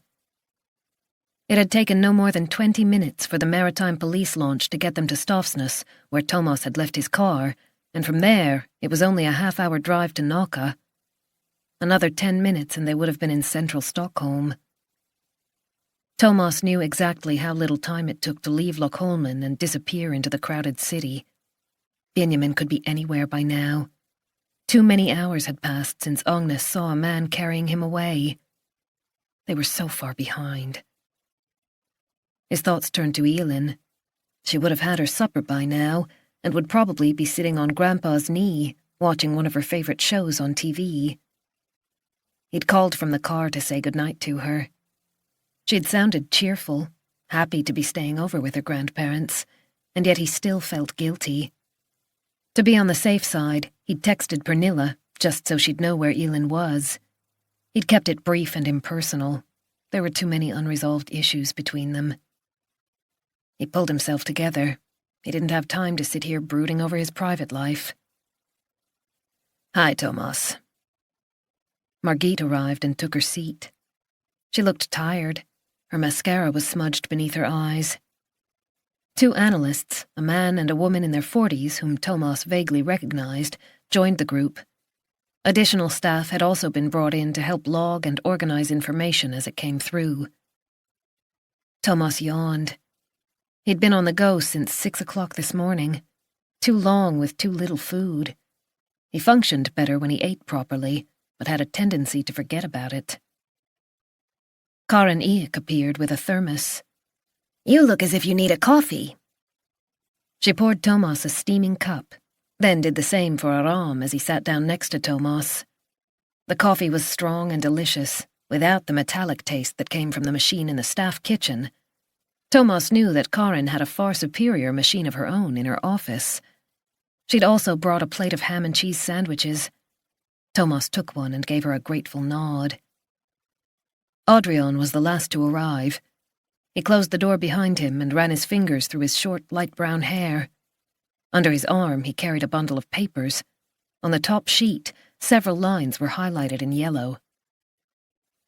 "Okay, let's get started," Margit said. They would follow standard procedure.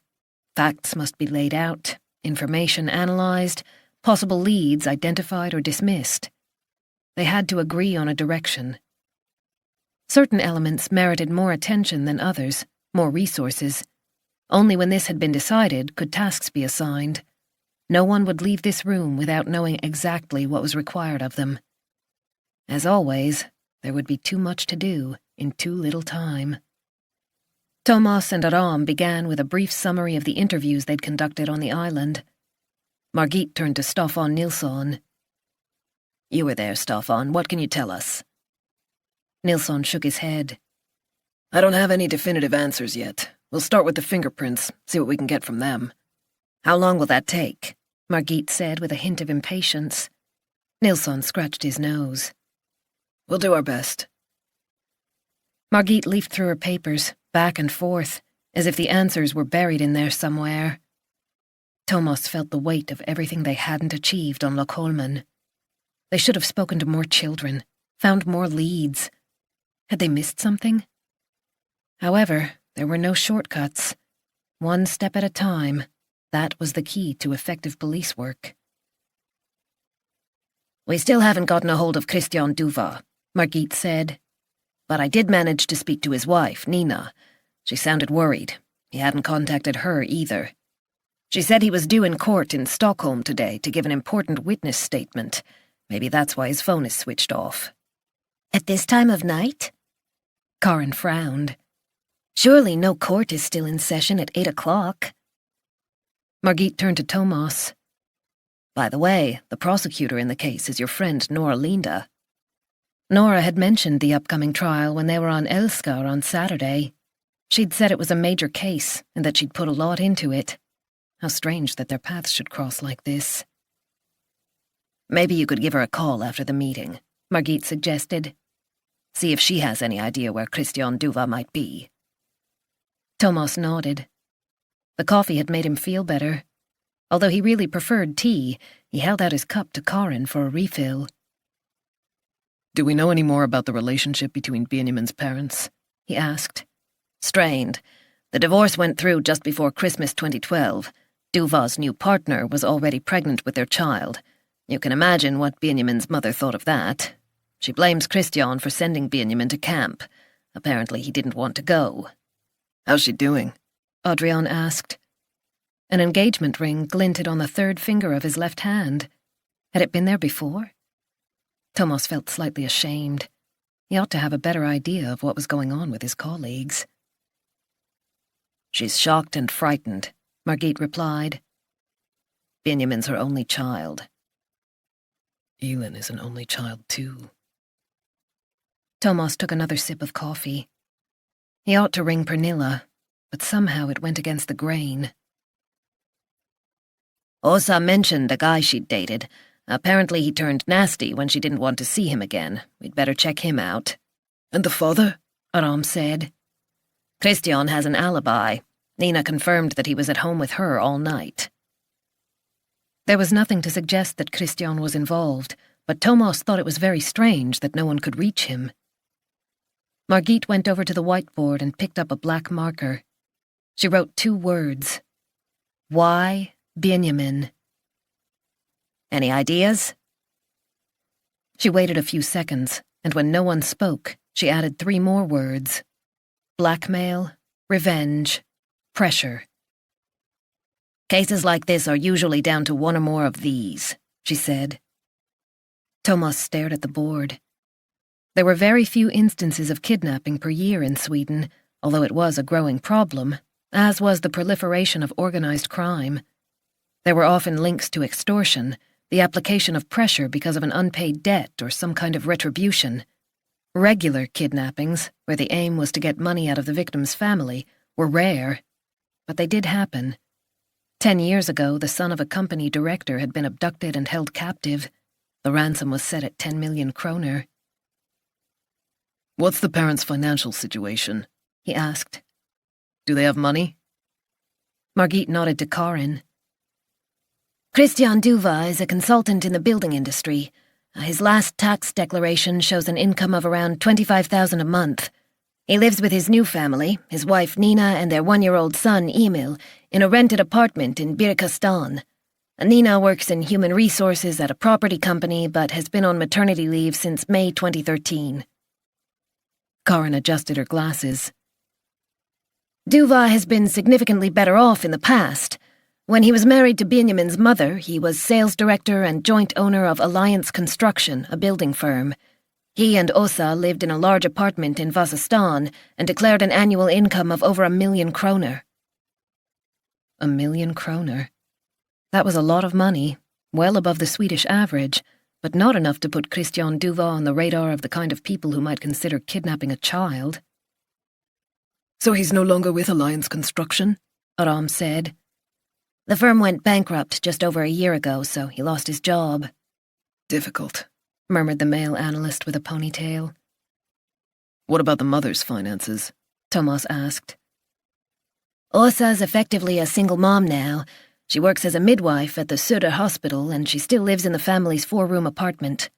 It sounds as if Benjamin spends most of his time with her rather than his father, Margit interjected. How much was an apartment like that in Vasastan worth? Thomas was no expert on the Stockholm housing market, but it had to be 4 or 5 million, if not more. It shouldn't be a problem to borrow money using the property as security if necessary. Does she have any other assets? She has a share portfolio worth almost 11 million. Adrian let out a low whistle. That hospital must pay pretty well these days. I wonder if they need a new security guard. Margit raised an eyebrow. Åsa Duva was more than comfortably off, but Thomas still didn't see her as the key. She didn't move in the circles where kidnapping occurred. A kidnapper usually wanted to scare someone or recoup a debt. The socioeconomic profile just didn't fit a midwife. Could there be other links? The ex-boyfriend? We need to find out if there's anything suspicious in her background, he said. Maybe the guy she was dating has criminal connections? Margit agreed. We don't know enough about Benjamin's parents, and experience tells us that a case often begins and ends with the parents. I'll look into it, and check out Åsa's ex, too, Adrian offered. How's it going with the list of boat owners? Thomas asked. We're working on it. Nothing interesting so far. Margit looked at her watch. We'll keep trying to contact Christian Duva, and in the meantime we'll keep digging into the home environment. She turned to Adrian. Make the ex-boyfriend your first priority. There was a sudden flash of lightning outside the window, followed a few seconds later by a deafening clap of thunder. Then the rain came pouring down. Chapter 88. Niklas Finneman was lying on the bed in his underpants, watching the storm through the window. The sky had been transformed into an inferno of lightning flashes, and the torrential rain hammering down on the capital was more reminiscent of a November day than a June evening shortly before midsummer. However, the apartment had felt like a sauna when he got home.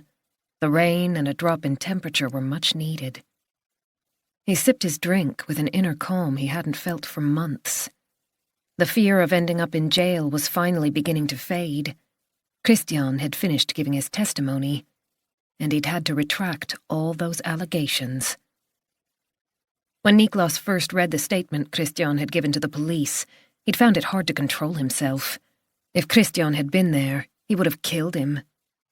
Their long friendship counted for nothing. The loyalty Niklas had believed he could rely on had gone straight out the window. Christian had dragged his name through the dirt without a second thought. A dazzling flash lit up the sky, followed almost immediately by a loud clap of thunder. Then everything went dark again. The only light inside the apartment came from a lamp in the hallway, but Niklas found it quite restful after the tension of the day. It was a relief to lie here with his head on the pillow, to let everything go. He ought to call Albert and Naughton, tell them things had gone well today, much better than yesterday. Then again, maybe he should wait. It would be even more enjoyable to speak to them tomorrow, tell them there was no case to defend. Excellent, Emilson had said before he rushed off as usual, his cell phone clamped to his ear. I'll see you tomorrow. With a bit of luck, they'll dismiss the case in no time. That really would be something to celebrate on Midsummer's Eve. The day had belonged to Niklas. His ribs were more painful than ever, but his heart was lighter than it had been for months. Nora Linda's face when Christian did a complete U-turn and defended him. That had given the bitch something to think about. Even Fanny Ferlin, who had treated him with such condescension, had looked at him with new respect.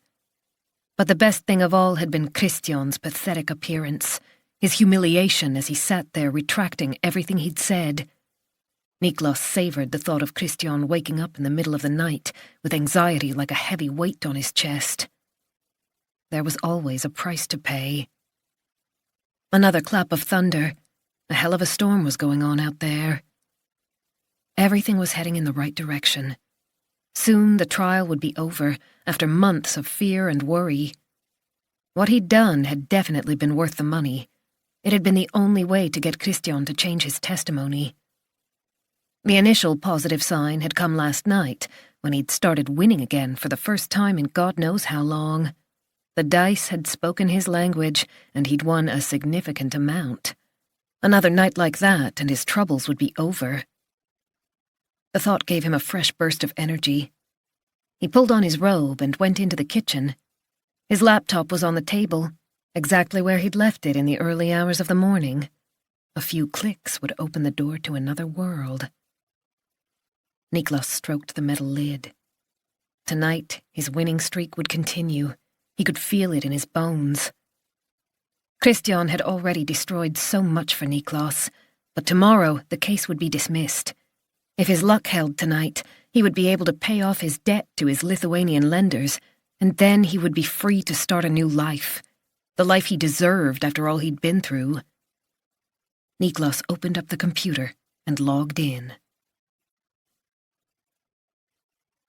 Chapter 89. Thomas sat down at his desk. Pernilla, with Elin on her lap, smiled at him from the framed photograph next to his computer. It had been taken on the jetty in front of the house on Hara. The wind had ruffled Pernilla's hair, and she was kissing Elin's forehead. How did we end up here? His cell dinged. A text message from Pernilla. A single sentence. Is Elin okay? Was that all they had to say to each other? Thomas stared at his phone, then called his wife. It's me. Elin's fine. As I told you before, she's sleeping over with my parents tonight. But why? I have to work. He sounded more abrupt than he'd intended, and Pernilla's sharp intake of breath didn't exactly improve matters. What do you mean? Aren't you at home? I had to deal with an urgent case. A case that's more important than your own daughter? Nobody could misunderstand him more effectively than Pernilla. After 20 years together, there was nobody who knew him better, or could hurt him more. He didn't want to get drawn into another argument, especially not on the phone. That wasn't why he'd called her. That's not fair. I'm only away for 2 nights. Is it too much to expect you to prioritize Elin for 48 hours? Thomas could hear the hum of conversation in the background. It sounded as if she was in a restaurant. A song he vaguely recognized was playing. So it was okay for her to go out and enjoy herself, but he wasn't allowed to do his job? Are you seriously starting on me when you're the one who's gone away? He said. You have a responsibility. Thomas went over to the window, opened it wide and let in the cool evening air. Tried to keep his temper. So do you. Don't try to make me feel guilty, Thomas. An 11-year-old boy has gone missing from the sailing camp on Loch Holman. We think he's been abducted. The situation is critical. Pernilla sighed. There's always something, isn't there? It was the same on Saturday. Why does your job always come before mine? Someone laughed loudly right next to Pernilla. Is it because I earn more than you? Is that why you have to believe your work is more important than mine? Enough, Pernilla. Thomas heard a man's voice proposing a toast. I can't talk now. Speak to you later. The call ended, and Pernilla's name vanished from the screen. Thomas stood there with the phone in his hand. Outside the window, the last rays of the sun touched the red brick facade, and the scent of elder blossom reached his nostrils. The glory of early summer didn't make him feel any better. He went back to his desk and kicked the trash can, hard, scattering crumpled balls of paper and empty coffee cups all over the floor and leaving black trails of cold coffee. He sank down on his chair and closed his eyes for a few seconds, trying not to give in to the frustration that was so near the surface. Not now. Thomas massaged his forehead, ran his fingers along his eyebrows. After a minute or so, he got up, went to the bathroom, and rinsed his face in ice-cold water. The paper towels had run out, so he grabbed some toilet paper and wiped his mouth and nose. He went back to his office, picked up the trash can and tidied up as best he could. Then he called Nora, as he'd promised Margit. Hi, do you have a few minutes? He explained that a child had gone missing from the camp on Lochholmen. The boy's name is Benjamin Duva. His father is Christian Duva. Christian Duva? He testified in court today. In the trial I told you about on Saturday, he's my key witness. I know. His wife told us he'd gone off to the courthouse this morning, but we can't get a hold of him. What do you mean? He's not answering his cell, and no one knows where he is. Thomas glanced at his watch. It was almost 9 o'clock. Where the hell could Christian Duva be at this hour? The fact that he still hadn't been in touch wasn't a good sign. Nina had called again, wondering if they'd found him. Was he also in danger? Had he been threatened? Nina had told Margit that he'd behaved oddly before leaving the apartment in the morning, that he hadn't been himself. He'd suddenly insisted that she must take Emil and go to her parents' place in the country, which wasn't like him at all. We have to contact him, Thomas went on.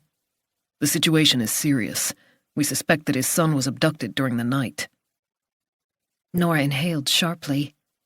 That's terrible. That's why I'm calling you. We really need to speak to Christian. What time did you finish in court today? We adjourned at 4:30. 4.5 hours ago. You don't know where he went after that? I have no idea.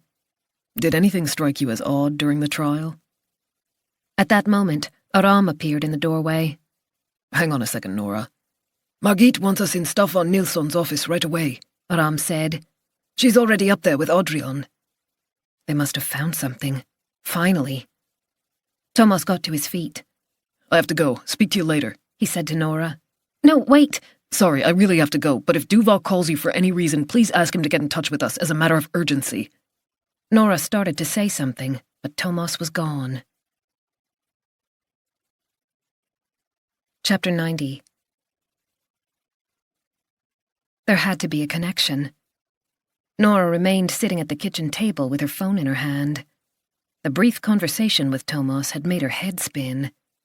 She'd wondered whether Duva might have changed his testimony as a result of a bribe, but what if someone had abducted his son in order to put pressure on him? She poured herself a glass of water and tried to think logically. She was still thirsty after her run earlier in the evening. The exercise had eased her anxiety over the fact that Jonas was delayed, but now her pulse shot up again. She went into the living room, sat down on the sofa, and switched on the TV. The 9 o'clock news had just started. A woman in her 40s with dark hair gathered into a loose bun was speaking to the camera, her expression grave. An 11-year-old boy has gone missing from a sailing camp on the island of Lochholmen near Sandhamn in the Stockholm archipelago, she announced. Her face was replaced by images of the area, possibly taken by drone. Nora recognized the inlet by Trollhättan, the red dormitory buildings around the grassy area. The flag was flying, but in her mind's eye, Nora saw a flag at half-mast. Those poor parents. Poor Christian Duva. It was hardly surprising that he'd looked so strained. A picture of a boy appeared. He looked younger than 11. Benjamin Duva vanished from his dormitory at some point Monday night or the early hours of Tuesday morning. Anyone with any information is asked to contact the police as a matter of urgency. The number is on your screen now. If that was my child. Nora blinked several times. She grabbed a cushion and pressed it to her stomach. When Thomas had told her about the missing girl on Saturday, the one who turned out to have run away, her heart had flipped over. The thought of sending her child off to summer camp and never seeing him again. She bit her lip. Simon was due to go there in a month or so. Would she dare to let him after this? She stared blankly at the television, where the news anchor had moved on to an item about genetically modified crops. Niklas Winnerman. He'd likely sent her threatening emails, and he seemed volatile. But could he really be behind the kidnapping of a child in order to influence a witness? A child who must have played with his own sons? Nora didn't want to believe it.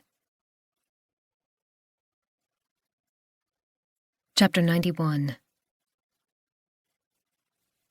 Åsa went into the kitchen, then stopped by the sink. Why had she come in here? She couldn't think of a reason. Confused, she looked around for clues, but couldn't see anything that would help. She picked up the dishcloth and tried to wipe the already spotless draining board. She was shaking so much that she dropped the cloth. She clasped her hands together and prayed. Dear God, please let him come home. Please don't let anything bad happen to him. After a while, she poured herself a glass of water, stared at it, then tipped it away. The detective had asked if she'd been threatened in any way recently. Åsa had mentioned Gregor, the man she'd met online and dated a few times. He'd been furious when she said she didn't want to see him anymore. He'd sworn at her and called her a whore. Was this his way of punishing her? She suppressed a sob. Please don't let that be true. She went back into the living room. The television was on, just in case there was anything about Benjamin. They'd talked about him on the 9 o'clock news, shown a picture of him, and said he'd gone missing from the sailing camp. Benjamin! Åsa swayed and had to lean on the doorframe for support, but her legs gave way, and she slid down onto the floor.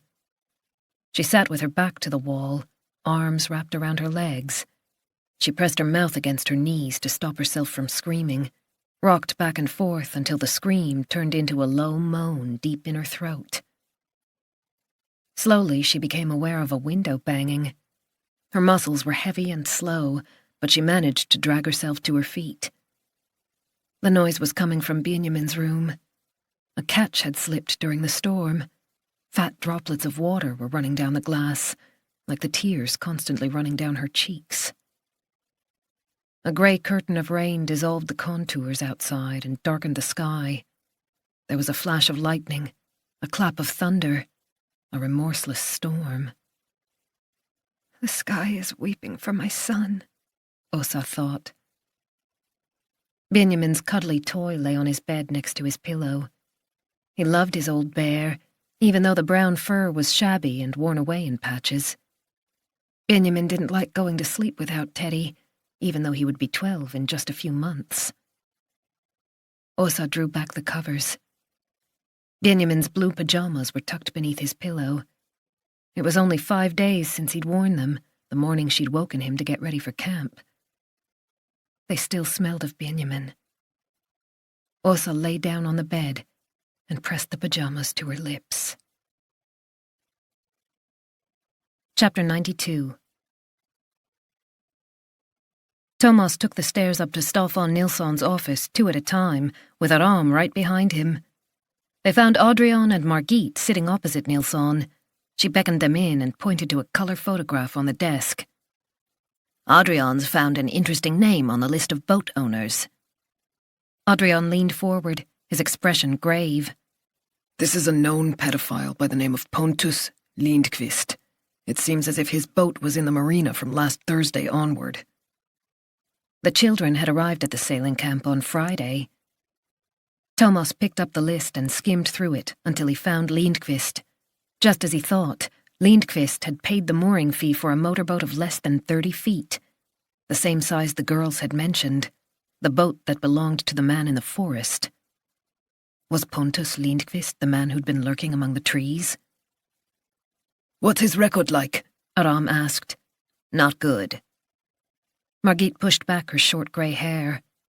When Thomas had started in Nacka, it had been streaked with bright red, but over the past year, Margit had gone back to her natural colour. Audrion took over.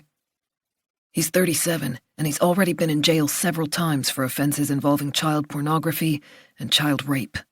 His latest conviction followed the discovery of thousands of images on his computer, which he'd distributed through the file-sharing program GigaTribe.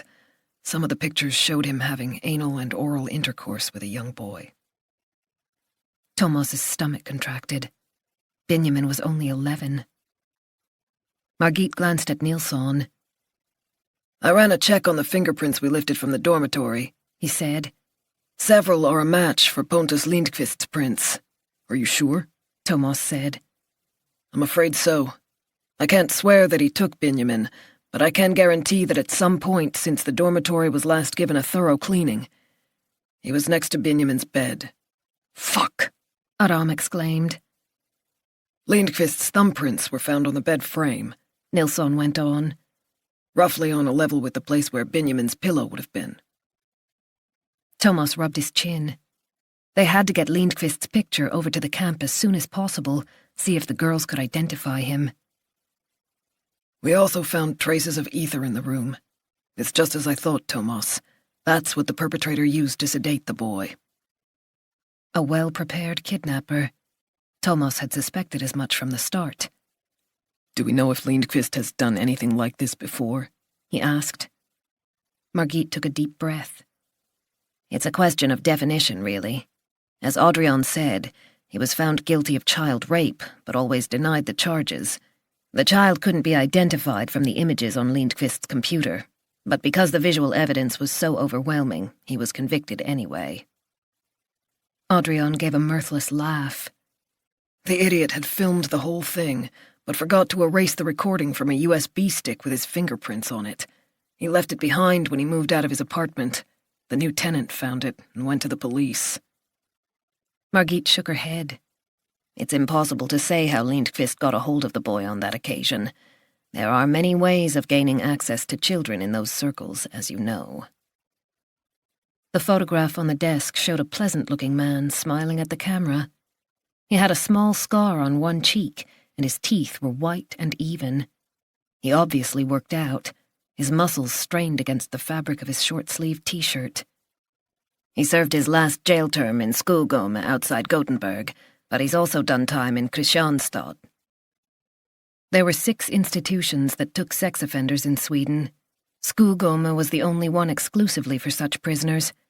This meant it was also the place other criminals despised the most. Those who committed sex crimes were right at the bottom of the hierarchy.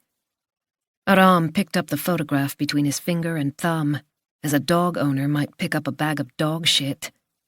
Then he tossed it aside. When was he released? Thomas asked. Margit checked her notes.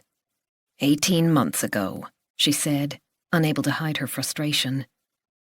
So he hadn't been able to control himself for longer than 18 months.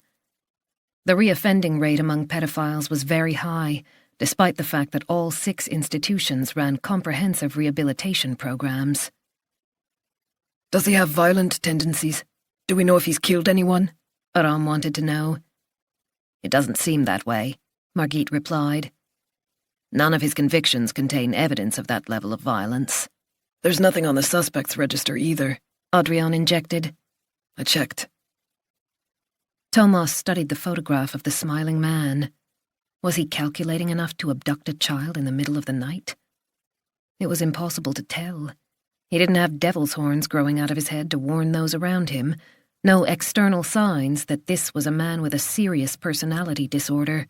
A man who for many years had carried out sexual attacks on children in order to satisfy his perverted needs. If it is Lindqvist who's taken Benjamin, then at least that explains why his mother hasn't received a ransom demand, Thomas said, hating the implication behind his words. Margit sighed. He's not interested in money. That's not what drives him. Nilsson looked at the photograph of that smiling face. He had several grandchildren. The oldest was a boy of 10. Get it out of my sight, he said, pushing it away so that it ended up under a pile of papers. Sexual attacks on children were impossible to understand. Thomas could never see the person behind the crime, only the monster, even though he was well aware of the psychological mechanisms. Most pedophiles rationalized their behavior and came up with explanations. They often claimed it was the child who had initiated the first sexual contact. As a father, Thomas couldn't understand how an adult could engage in sexual activity with a child, even less his own child, which also happened way too often. What do we know about Lindqvist's social situation? Aram asked. He sounded calm, but Thomas knew him well enough to realize how deeply this was affecting him. He trained as an elementary school teacher, but these days he works in IT, Adrian replied. He's a freelance programmer. There's nothing wrong with his finances. He owns a 3-bedroom apartment in Farsta. A pedophile who'd worked with children and knew his way around a computer. A perfect fit, unfortunately. We have his address, Margit said. His apartment isn't far from the shopping mall. Ekebergabakken, 5A, first floor. Thomas pushed back his chair and placed a hand on Aram's shoulder. Let's go. Chapter 93. The door opened, and Mom came into the room carrying a big breakfast tray. There was a wonderful smell of toast and strawberry jelly. Benjamin realized how hungry he was. Mom had poured him a glass of freshly pressed orange juice and made chocolate milk just the way he liked it. She was smiling. As he reached for a slice of toast, it disappeared, leaving nothing but the stale smell of the enclosed space. Benjamin opened his eyes. He wasn't at home. He was still in darkness, and Mom wasn't here. Why did he have to wake up? He began to cry, hot tears pouring down his cheeks. It would have been better if he'd stayed asleep. At least then he didn't feel scared. He licked his dry lips, trying to produce a little saliva. Swallowing was even more painful now. He was so hungry, so thirsty. His stomach rumbled quietly. He must have dozed off again. He didn't know for how long. He reached out with one hand and cautiously felt around his body. He was still in his sleeping bag, but now it was on top of a mattress. The surface was rough against his palm, with the odd piece of horsehair sticking out. He moved his hand over the edge and encountered something hard, a stone or concrete floor. The dust made his fingertips feel dry and flaky. Suddenly he touched something sharp, a piece of glass maybe, and the pain brought tears to his eyes again. He stuck his index finger in his mouth and tasted blood and earth. His eyes had begun to grow accustomed to the darkness, and he was able to make out vague shapes. He was in a small room, maybe a cellar or storeroom. He carried on groping around with his other hand and found something. He picked it up. It was a 1.5-liter plastic bottle. When he unscrewed the cap and smelled Coca-Cola, he couldn't believe his luck. With trembling hands, he lifted the bottle to his lips and drank in great big gulps. The Coke was lukewarm, but that didn't matter. It was wonderful to be able to quench his thirst. He'd never tasted anything so delicious in his entire life. After a moment, he stopped himself. This might be the only drink he'd get for a long time. He put the cap back on. His finger was still bleeding. He put it back in his mouth, despite the horrible taste. Where was he? Who had brought him here? His head was spinning, but he knew he had to get out. Slowly he got to his feet. His legs were shaky, and he was weak and dizzy, but somehow he managed it. He sucked his finger to try to get rid of the blood. It was a really deep gash. He shuffled along by the wall. He couldn't find any windows, but eventually he reached something that resembled a door handle. "Please, please," he whispered as he tried to open the door. But it was no good. He pushed and pulled, kicked and yelled and wept. But the door remained locked. Chapter 94. There was a god after all. Niklas Winnerman stared at the brightly coloured numbers flashing on the screen and knew he'd been given a second chance. He added it all up one more time and came to the same conclusion as before. Together with the previous day's winnings, he now had enough to pay off his debt to Arturas. He went over to the window, flung it wide open and roared with joy. The heavy raindrops landed on his face, mingling with tears of relief. After a few moments, he drew back and closed the window. Then he went into the bathroom and dried his face with a towel. He looked at his reflection in the mirror and promised himself that he would never, ever get into a situation like that again. If necessary, he would seek professional help or join a Gamblers Anonymous group. Never again. He was going to pull himself together and sort out his life. He owed it to Albert and Naughton, who had already gone through far too much. His boys had the right to be proud of their father again. He went back into the kitchen. As soon as he saw the laptop, the desire was there. Even though he knew he had to stay in control, he just couldn't give in and risk losing everything again. This time he had to stop while his luck was in. And yet he stood there transfixed by the screen, his thoughts running away with him. Would it be so bad to play just once more? He'd been doing so well. Just once more before he logged out forever. One click. That was all it would take. His fingers were already picking up imaginary dice. He licked his lips, reached for the mouse as he tried to make up his mind. No! He struck his cracked ribs, hard. The pain was so intense that he doubled over. He couldn't breathe. He almost saw stars. But it worked. It made him think clearly and enabled him to find the willpower he needed. He quickly typed in the details to allow the money to be paid into his overseas bank account, then immediately pressed the button to log out and resolutely closed the lid of his laptop. Pay or go under. Wednesday at the latest. That was what the man who'd been waiting for him outside the apartment building had said. Niklas remembered the fear, the gravel digging into his skin as he lay on the ground. He'd been convinced that he was going to die within the next few minutes. He would transfer the money tomorrow. He pushed away the laptop, and that small movement eased the pressure on his chest. Soon he would be free from all his problems. Then he would make sure that Christian Duva got what he deserved. Chapter 95. The heavens had opened. Great pools of water were forming on the freeway, and the rain was hammering against the windshield. This time Aram was driving. The road surface gleamed as they entered the tunnel leading to the southern link. They passed one set of decorative lights after another, but Thomas was too busy to admire the shimmering blue patterns adorning the walls. He was trying to read Margit's notes, which wasn't easy given the speed at which they were travelling. Could Lindqvist have been dumb enough to take Benjamin to his own apartment? Who knows? Aram said. He was hunched over the wheel, eyes glued to the road ahead, one hand on the gear shift. Thomas's eyes darted from one paragraph to the next in an effort to take in the whole picture.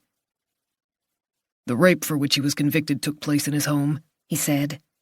The wallpaper in his bedroom was clearly recognizable in the images they found on the USB stick. I wondered if he's learned anything from that. Thomas continued flicking through verdicts and reports. The more he read, the more disgusted he became. The glow of the streetlights became straight lines as the car raced along. At the bottom of the pile of papers was a new photograph of Benjamin that Margit had requested from his mother. It had been taken outdoors. There were trees in the background. Benjamin was smiling, but his thoughts seemed to be elsewhere. The expression in his eyes was distant, and his mouth was half open. Maybe he was about to say something to the person behind the camera. He was wearing a striped t-shirt, and his arms were skinny, but his cheeks still had a childlike roundness. Unfortunately, Thomas had to admit that Benjamin's age and appearance fit perfectly with Pontus Lindqvist's known preferences, girls and boys who had not yet reached puberty. No doubt Benjamin's slight figure had caught Lindqvist's eye, while the boy's older companions hadn't interested him at all. When it came to the kind of desire that Lindqvist represented, puberty brought safety. They had turned onto Nynäsvägen and passed Tallkrojan. They were no more than 10 minutes away from Forsta. Aram put his foot down, ignoring the surface water. When they passed a truck, their windshield was drenched. Even the wipers didn't help. Visibility was down to about 3 feet. The clock on the dashboard showed 9:28. Thomas was painfully aware of the time. Benjamin had been missing for over 13 hours. Aram flashed his headlights repeatedly at a car in the left-hand lane until it moved. He sped up and overtook it, his back wheels sliding briefly before the tires regained their grip. The question is where he could have hidden Benjamin, Thomas mused. There were no other properties registered in Lindqvist's name, only the apartment in Forsta. Could he have access to a storage room down in the basement? The idea had struck him while he was reading the notes. So far, Benjamin's abduction had been preceded by meticulous planning. As far as they could tell, Lindqvist had arrived on Lochholmen well prepared the day before camp began. He'd had plenty of opportunities to pick out his victim, and had even managed to make an initial contact with Benjamin. With that level of forethought, he was hardly likely to take the risk of keeping the boy at an address that could easily be traced. But if he had access to a storeroom, or maybe an old cabin somewhere in the forest, there were plenty of places available to those who were willing to pay. Thomas took out his phone and called Margit. "I was just about to call you," she said. "Where are you?" Almost there. Can you check something out for me?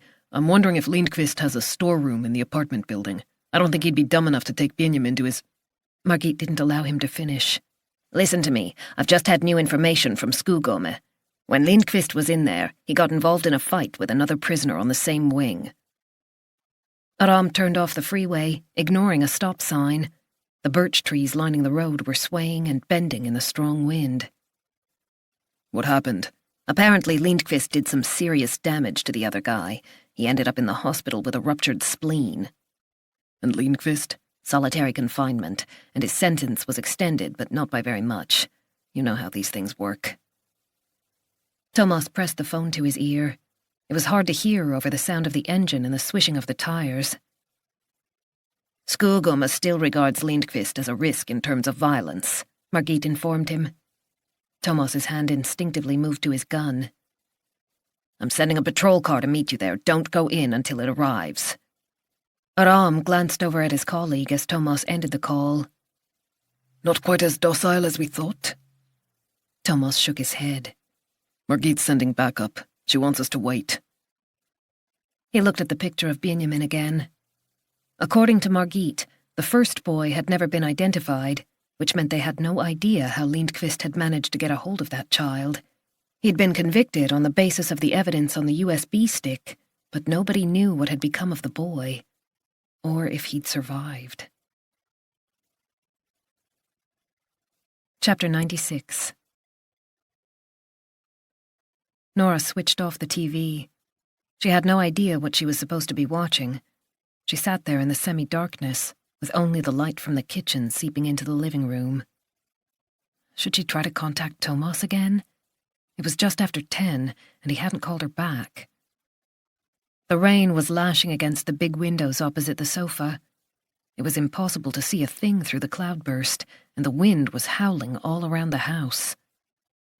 She remembered how frightened she'd been the other day when the shadows crept up on her. Vinnermon's email had really spooked her, and she'd lain awake half the night. She was alone with Julia again this evening. Adam was with his girlfriend, and Simon was having a sleepover with a friend. Nora shivered and swallowed hard, trying to get rid of the lump in her throat. Jonas should have been here by now. Then she wouldn't have been anxious and lonely. Wouldn't have felt so abandoned.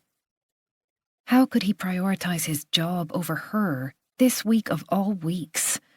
She would never have done that to him. Her phone lit up with a new text message. Jonas? But no, it was just Adam, telling her that he was staying at his girlfriend's. Nora blinked away the tears and forced herself to think about something else. Why hadn't Thomas been in touch again? She wanted to talk to him about Vinnerman and Duva. She called his number, but his phone was off. She thought for a few minutes, then called Layla. It was late, but she hoped Layla wouldn't mind. Hello? Layla sounded a little dazed. Had she already gone to bed? It's Nora. Sorry, did I wake you? No, it's fine. Is everything okay? Nora explained the situation as quickly as she could. I don't know what to do. I didn't have time to tell Thomas about Vinnerman before he hung up the first time, and now he isn't answering his phone. Layla thought for a moment. Do you think Benjamin's been kidnapped in order to put pressure on Christian Duva? Have you any evidence for that? Anything concrete? Abduction is a serious accusation. No, but Duva changed his evidence so suddenly. Layla sighed. He could have been lying to us all along, just as Emilson claimed. You know what he said, that Duva was looking for a scapegoat when the business collapsed. Blaming his partner was the easiest option. They were interrupted by the sound of loud barking. Layla shushed Bamse and told him to go back to his basket. I'm thinking of contacting Barbro Vikingsson first thing tomorrow morning to explain the situation, Nora said. She needs to know about this. Layla took a deep breath. Bamse was still whimpering in the background, but at least he'd stopped barking. Just be careful, Nora. What do you mean? If you don't have any concrete evidence that Vinnerman's involved in Benjamin's abduction, it could look bad. It might seem as if you're trying to save your case by coming up with new accusations against him. Do you really want to lay yourself open to that? Did she? They ended the call, and Nora sat there staring at her phone again. Then she sent a text message to Thomas. Call me as soon as you can. Chapter 97. An entry code was required to get into the smart apartment building on Ikabergabakken. Thomas looked around. How the hell were they going to get in? The nearest windows were in darkness, the street was deserted, and backup hadn't yet arrived. It would take hours to bring in a locksmith. It was still pouring. He was already drenched. So what now? Aram said. Suddenly a figure appeared on the other side of the frosted glass. The door opened, and a man in a dark-colored jacket slipped out with his head down. Thomas gratefully grabbed the door and stepped inside, then realized that Aram wasn't following him. Shit, I think that was him. Thomas spun around. The man was heading away from them, walking quickly. What had Sophie said about his hat being well pulled down? Hey, you! Stop! Aram shouted. The man was already about 10 yards away. He stopped in the shadow of the apartment building next door, with his back to them. He was wearing a woolen hat. Was it Pontus Lindqvist? It was impossible to tell. The man looked back, and the light from the street lamp fell on his face. It was Lindqvist. Police, we need to talk to you, Aram yelled. Big mistake. Lindqvist turned and ran. It took Thomas and Aram a second to react, then they both broke into a run. Stop! Thomas bellowed as loudly as he could. Lindqvist ignored him and dodged in among the rain-sodden buildings. They couldn't lose him. Thomas's heart was pounding as he drew his gun. Stop or I'll shoot! Lindqvist simply increased his speed. He was clearly fit, and the distance between them rapidly increased. Final warning! Thomas roared, taking aim as he ran.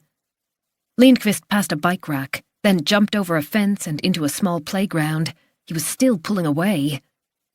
They were running across grass now, but the rain had transformed the surface into a treacherous mess. Thomas could feel the mud sucking at the soles of his shoes. All at once, Lindqvist darted between two buildings and disappeared. I will shoot! Thomas shouted again, even though it was too late. He stopped and bent forward, hands on his knees. Where the hell is he gone? The rain made it almost impossible to see. He blinked repeatedly, but it made no difference. Water was dripping from his forehead, and his eyelashes were sticking together. Aram peered through the greyness. There, over there! He pointed to a running figure about 100 yards away, heading for an underpass beneath the freeway. That must be him! Thomas became aware of the noise of traffic, cars and trucks thundering along in close proximity. Come on! Aram set off again. They raced down a slippery slope. Thomas almost fell several times, but somehow regained his balance. They slithered down onto the road surface and ran along the narrow path leading to the tunnel, but when they emerged on the other side, there was no sign of Lindqvist. What the fuck? Aram stopped and pushed back his wet hair. They could see the lights of the Farstad shopping mall in the distance. Every time a vehicle sped by above them, the headlights lit up the area. He has to be here, Aram said. They had been so close to picking up Lindqvist and finding Benjamin. This is pointless, Thomas said through clenched teeth. We've lost him. Chapter 98.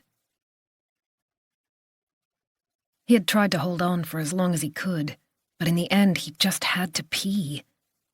There was something like a bucket in the far corner. Benjamin had groped his way across the room, pulled down his pajamas, and peed as best he could in the darkness. His aim wasn't perfect, and his stomach contracted. Would the person who'd taken him be mad because he'd made a mess? He hesitated, but didn't know how to clean up. In the end, he wiped the palms of his hands on his pajama pants and staggered back to the mattress. He was shivering. The concrete was cold against his bare feet. He crawled into his sleeping bag and soon felt a little warmer. His finger was throbbing where he'd cut himself. The skin felt tight and sore over the knuckle. Why? He kept thinking, over and over again. Why did he take me? Samuel had been in the bed opposite, with Sebbe on the top bunk. There were 8 boys in the dormitory. Why had he chosen Benjamin? He was so hungry and thirsty. He grabbed the bottle of Coke and took a few swigs. As he put it down, he realized it was very light. There wasn't much left. His throat felt even worse after hours of yelling and screaming. In the end, he'd given up. No one could hear him anyway. He wanted to cry, but instead, he curled up with his nose pressed against the fabric of his sleeping bag. As he inhaled the smell, he could pretend he was somewhere else, on the boat with Mom and Dad, when everything was the way it used to be, before the divorce. Mom had been much happier back then. They would go for picnics on different islands, sitting on a blanket with the food all laid out on plastic plates. Mom made pancakes with jelly, and Benjamin was allowed to eat them with his fingers. The image of those sunny days faded away. He couldn't block out the reality of his situation. No one was going to come and rescue him. He was all alone here, in the darkness. Chapter 99. Isak was lying on his bed, fully dressed, waiting. Soon everyone would go to sleep, and the camp would settle. No one would be looking for him. He had drawn the blind before he switched on the bedside lamp, so that it was impossible to see in. He was alone. Vile's sailing jacket was draped over a chair to dry, but there was no sign of his roommate. Vile was probably avoiding him, just like the rest of the instructors. David was no longer supporting him, and Isak himself had driven Maya away. The instructors would be in the common room now. The children ought to be in bed by now, those who were still on the island. Most were going home tomorrow. Someone sobbed. Was it him? I'm totally fucked. He was worthless, just as he'd known from the start. Why had he believed that things would go his way this time? The expression on Maya's face outside the sauna. She had been disgusted by him. She'd left him, just like his ex-girlfriend had done when the depression took over. He understood perfectly. He discussed it himself. Maya would be so much better off without him. He didn't deserve a girl like her. He scratched his arm. The skin was beginning to break. David. He'd actually thought that he and David could be friends. So naive. David hadn't defended him, hadn't come to his rescue when Ecombe started on him. David didn't want to be his friend. Nobody wanted to be his friend. And he knew exactly why. He was a freak. He didn't deserve friends. He deserved nothing but contempt. He'd actually told the kidnapper where to find his victim. As soon as he closed his eyes, Benjamin's terrified face appeared. He could have done things differently, made different decisions. Then everything would have been all right. Instead, he'd gotten it all wrong. He'd helped the kidnapper. He'd spent time making out with Maya instead of facing up to his responsibilities. He hadn't even realized that Benjamin was being bullied. David had told him about Samuel, about how he and Sebbe had given Benjamin a hard time from day one. How could he have been so blind? Isak was utterly crushed by the knowledge that Benjamin had been so unhappy in camp, even before he was taken.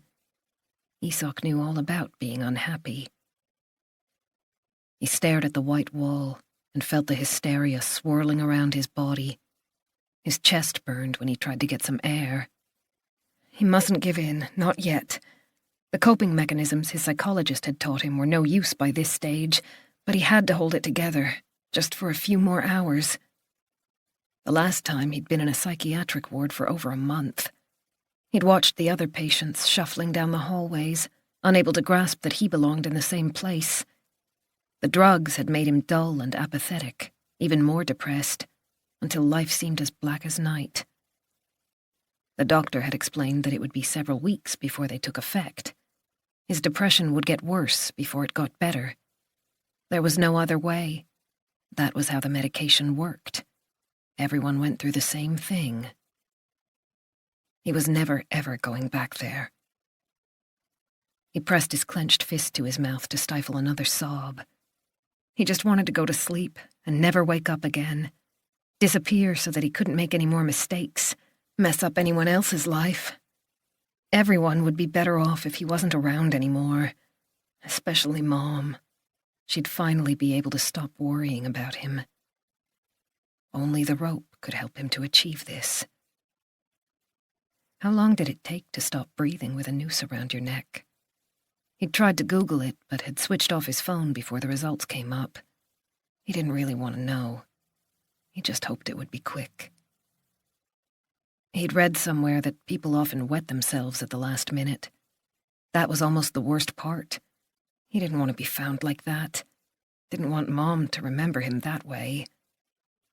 To be on the safe side, he hadn't had anything to drink for several hours. He hadn't eaten either, but that didn't matter. He wasn't hungry, even though the cramps had stopped and his stomach had begun to settle. Only a few more hours. Then he would go to the sauna. He would never have to feel anxious again. Worthless, worthless, worthless. The words reverberated inside his head, grew and filled his mouth like a lump of food that was impossible to swallow. Isak closed his eyes tightly to shut out the world. Chapter 100. You're telling me you lost him? Margit snapped. He walked straight past you and you lost him? Thomas was still cold and wet, and Margit's fury didn't make him feel any better. He was well aware that Pontus Lindqvist had disappeared from right under their noses. I explained what happened. What else can I say? He just vanished. Thomas's tone was sharper than usual, which was hardly surprising. In that case, I suggest you go back out there and find him. Officers were already searching for Lindqvist in the darkness. Dog teams had been brought in, and the CSIs were on their way to his apartment. By the way, Margit added, Adrian checked out Åsa Duva's ex-boyfriend, and he's been in Greece since last week. It's good that someone's doing their job properly. She ended the call without saying goodbye. Thomas shook his head. He knew Margit was feeling the stress of the ongoing restructuring program, but hadn't realized how badly she'd been affected.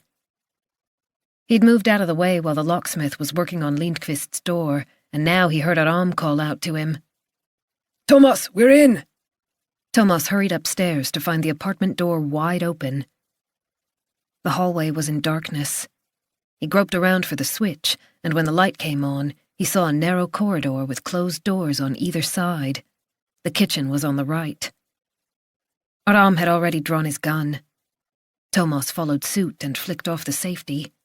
The apartment was probably empty, but he had no intention of taking any more chances. Not tonight. He switched on the kitchen light. No one there. Aram flung open another door. The living room's clear, he called out. The next door revealed the bedroom.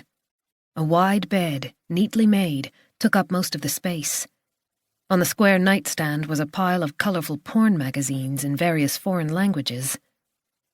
Thomas put on his latex gloves and picked up the top one.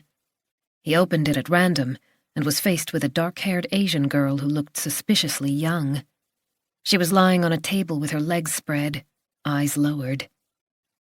He felt a fresh wave of frustration. Letting Lindqvist go when they'd had the chance to catch him was unforgivable. He checked the time. 10:30 already. A call had gone out, but the guy could be anywhere by now. Adrian was trying to track down his boat, and the maritime police had also been informed, in case Lindqvist decided to go to sea. Next to the bedroom was a spacious black and white bathroom, which looked as if it had been renovated very recently. The sink was ultra-modern, an oval bowl on a stand. Aram went back to the living room. Thomas opened the bathroom cabinet. There was a package of condoms on the top shelf. I found his computer, Aram shouted. Thomas went to join his colleague, who was standing next to a desk in front of a large window, contemplating a sophisticated desktop computer. Aram pressed a key and the screen came to life, but it was no surprise to discover that a password was required. We need to get this looked at as soon as possible, Aram said. If he's got magazines like that lying around, I'd like to know what's on his computer. The rain was still pouring down, but Thomas could see the small playground directly opposite the apartment building. Did Lindqvist sit here watching the children? Unopened mail lay on the coffee table by the lead-grey sofa. Thomas flicked through the envelopes, but they were all bills or advertising flyers. Nothing to indicate that Lindqvist had access to another property. They'd already been down to the basement and established that there was no one in the storage compartments. There was no attic. Lindqvist's home was neat and clean, with a selection of potted plants that appeared to be thriving. For some reason, Thomas had expected it to be grubby and messy, not this well-ordered place with its leather sofa and armchairs. Then again, it didn't matter. The guy was filth irrespective of the decor. There had to be a clue to where he'd hidden Benjamin. Where?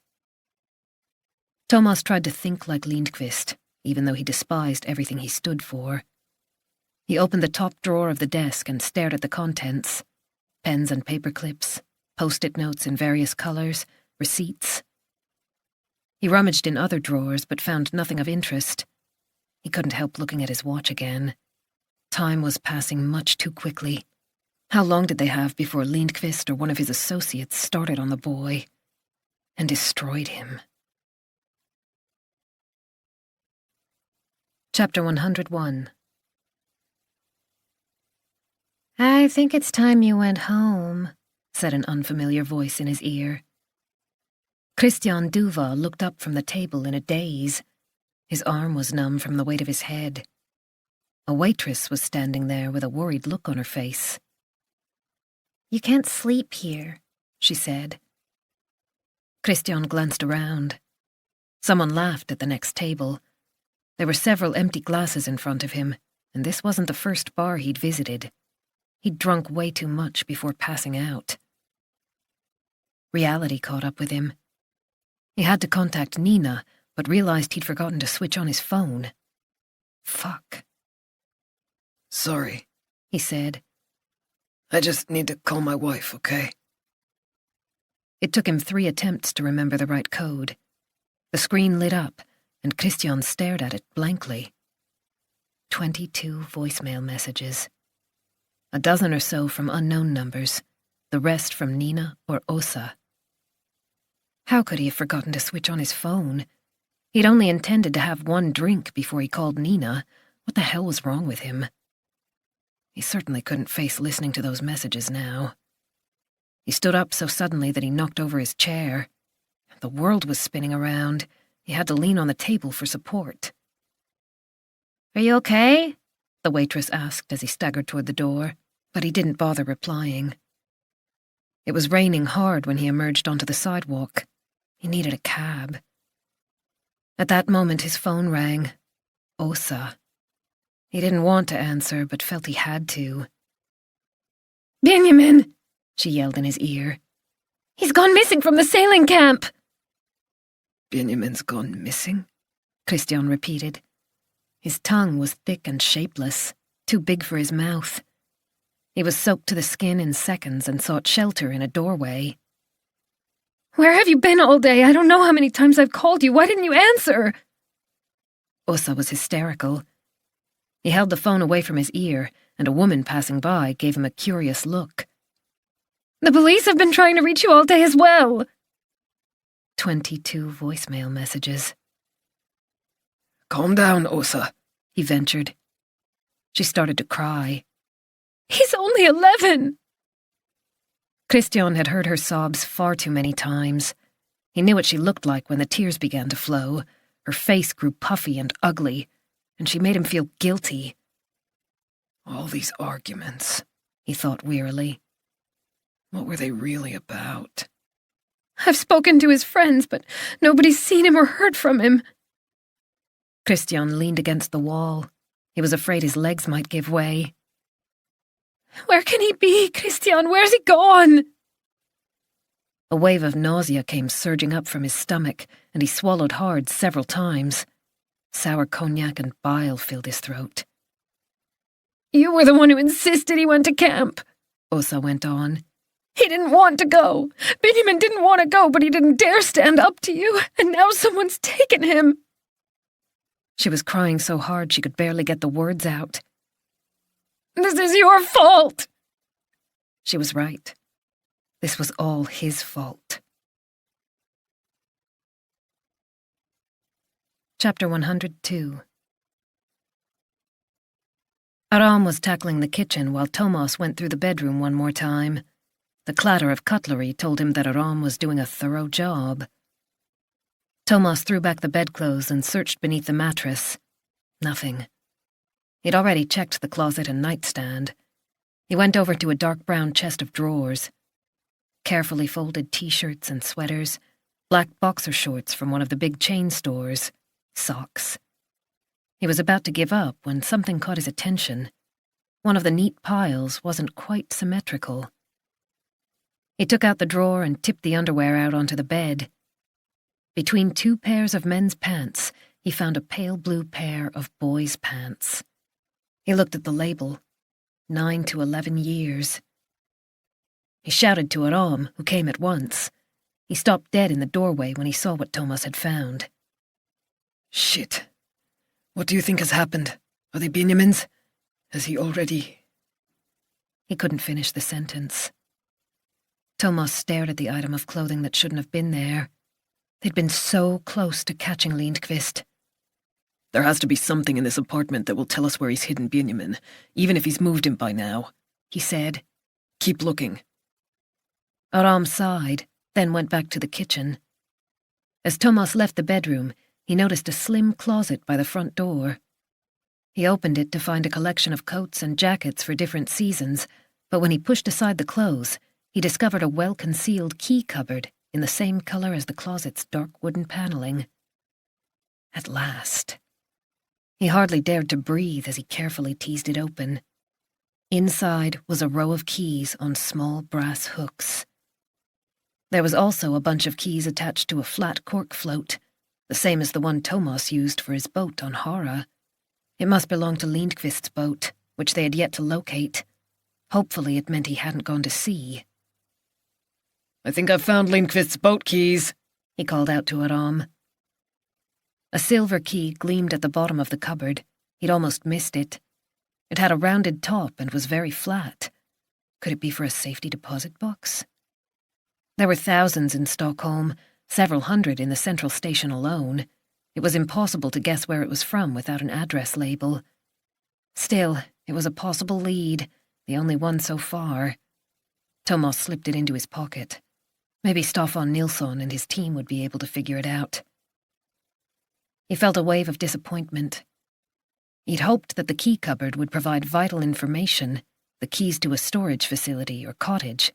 If Lindqvist had another place, then surely the keys would be here. Otherwise, why would he have gone to the trouble of camouflaging the cupboard? At that moment, the phone rang in the living room. He straightened up quickly and banged his head on the wall. The key cupboard fell to the floor. It had been inserted in a small alcove, easy to lift out if you knew about it. Thomas rubbed his head. The cupboard had landed at his feet. There was a key taped to the back. He bent down and carefully removed it. He carried it over to the light and read the word "Sure Guard" on the pale grey rubber tag. He went into the kitchen, where Aram was rummaging around wearing latex gloves. Drawers and cupboards were open. Glasses and crockery were neatly arranged on the shelves. Even the cans were lined up, like soldiers on parade. Thomas held out his hand with the key resting on his palm. Aram stopped in mid-movement. Taped to the back of a key cupboard, Thomas explained. Wow. Aram took a closer look.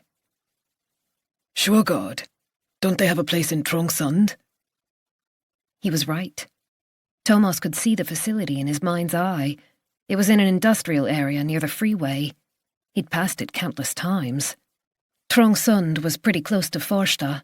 All you had to do was follow Nynäsvägen. All kinds of things were hidden away in those storage units. The police had found drugs and stolen goods, even the victims of trafficking on rare occasions. The units were soundproofed and far away from residential areas, which meant there were no nosy neighbors wondering what was going on. Thomas pulled off his gloves. His fingers were sweaty and his knuckles felt stiff. Let's get over there, see what we can find. Chapter 103.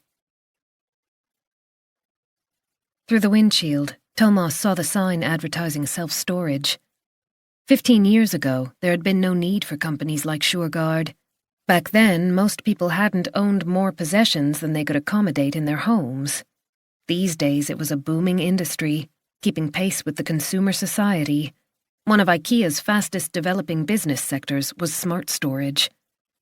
Apparently, the value of the items stored rarely exceeded 3 months' rent.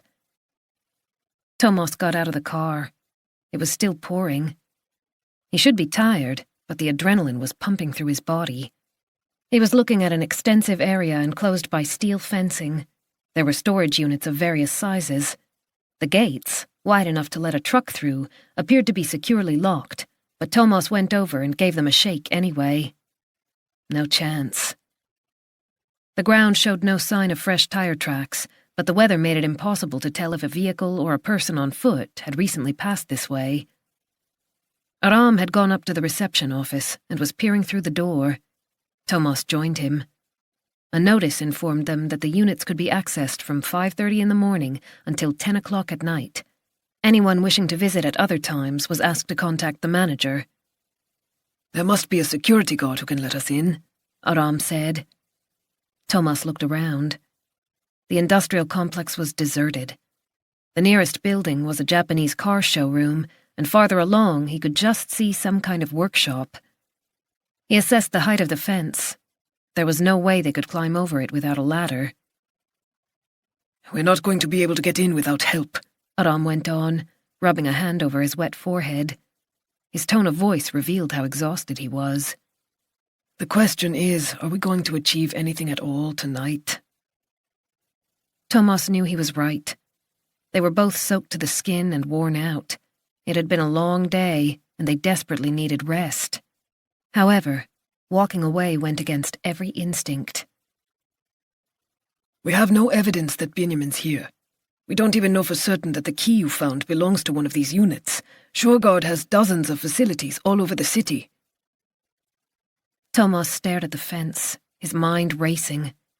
They had to get a hold of someone from Sureguard who could let them in, and they needed a dog team to check out the units. That would take hours. He checked his watch. Almost midnight. If they came back first thing in the morning, 5 or 6 hours would have passed.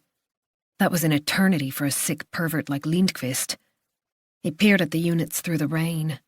Were they even ventilated? How much air was in them? The smallest ones measured no more than 30 square feet. Were they heated? He caught sight of his own reflection in the window of the office. His hair was plastered to his head, his jacket was dripping, and his jeans were sodden. His daughter would be fast asleep in a warm bed at her grandparents' house with her favorite dolls tucked up beside her. She wasn't cold and alone. She wasn't crying for her mommy and daddy. Elin was safe. "We're not leaving yet," he said. Thomas took out his phone and called for assistance. Chapter 104. Time slipped by as he woke up, fell asleep, woke up again. Benjamin had no idea how long he'd been locked up. He didn't even know if it was day or night anymore. Would he ever see the sun again? He was so cold. It had crept up on him. He didn't know when it had started, but now he was shivering all the time. A faint noise broke the dense silence. It sounded like an engine, but different, not so close and loud as before.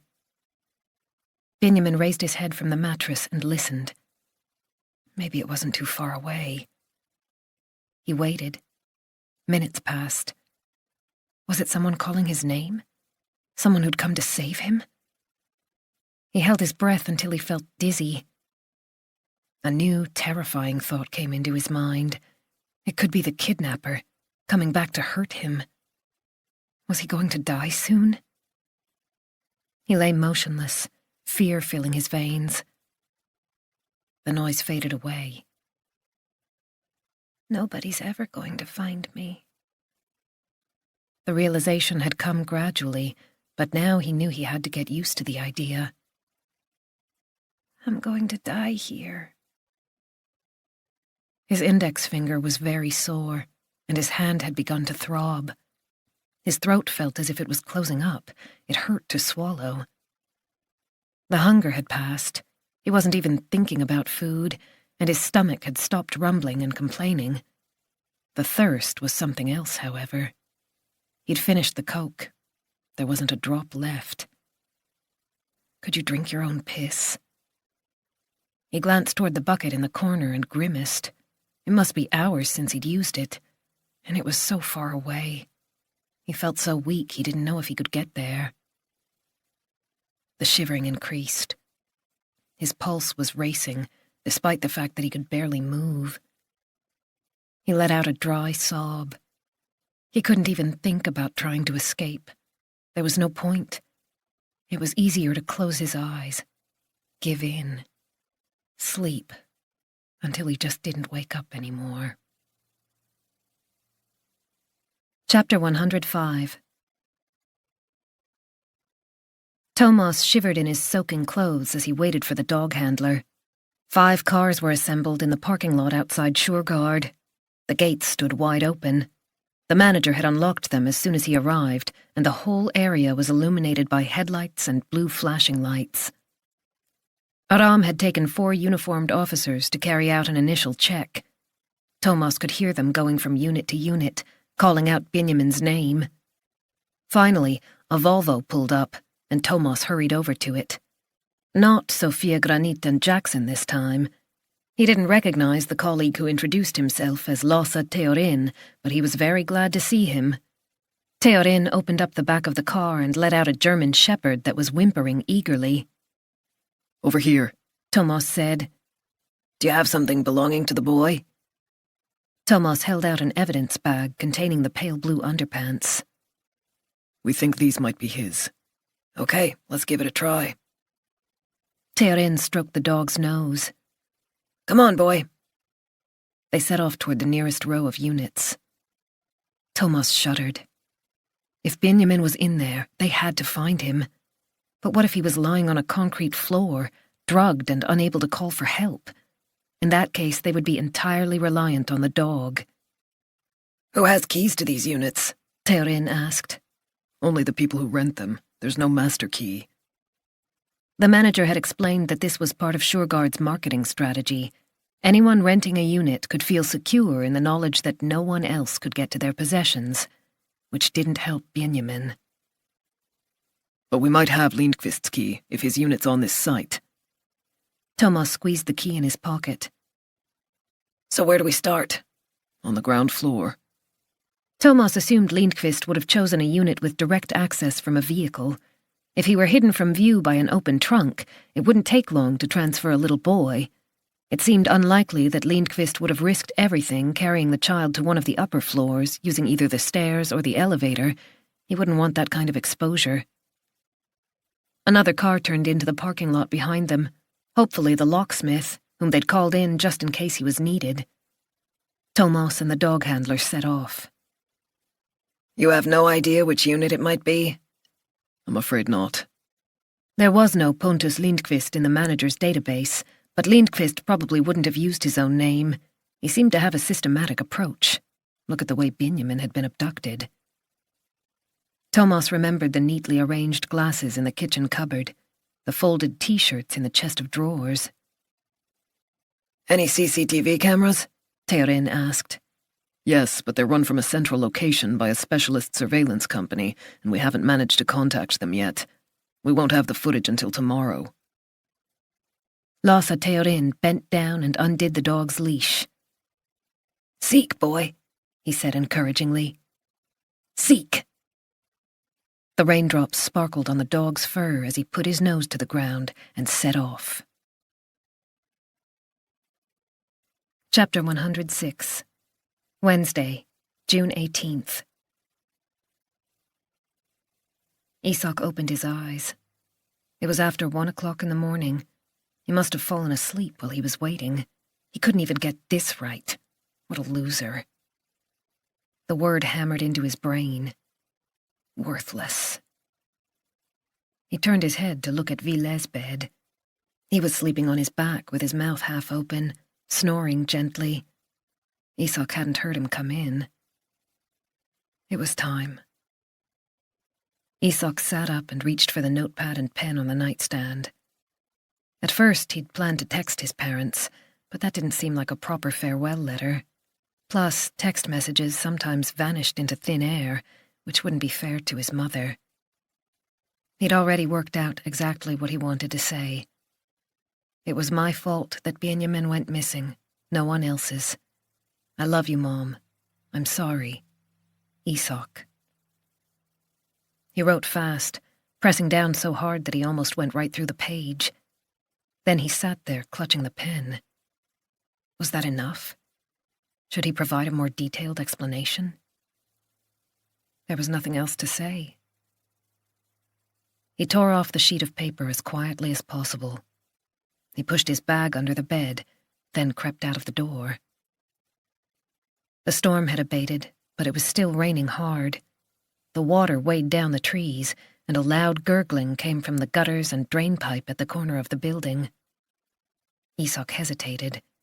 Should he go back and fetch his sailing jacket? There was no point. What did it matter if he got wet? In a little while, he wouldn't know anything about it. Suddenly, he started to laugh at himself and had to cover his mouth with his hand.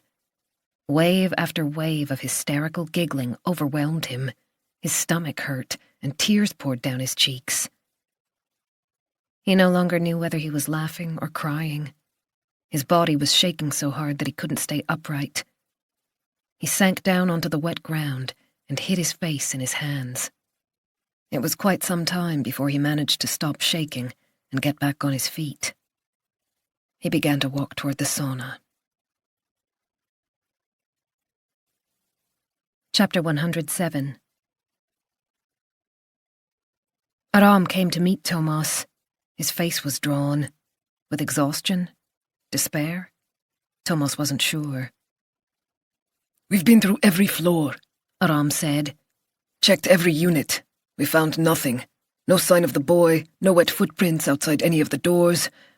I don't think Lindqvist has been here. Thomas glanced over at the dog, working its way methodically from one unit to the next. Every time he stopped, Thomas held his breath. Send the uniforms back in, he said. Tell them to check again. Aram shook his head.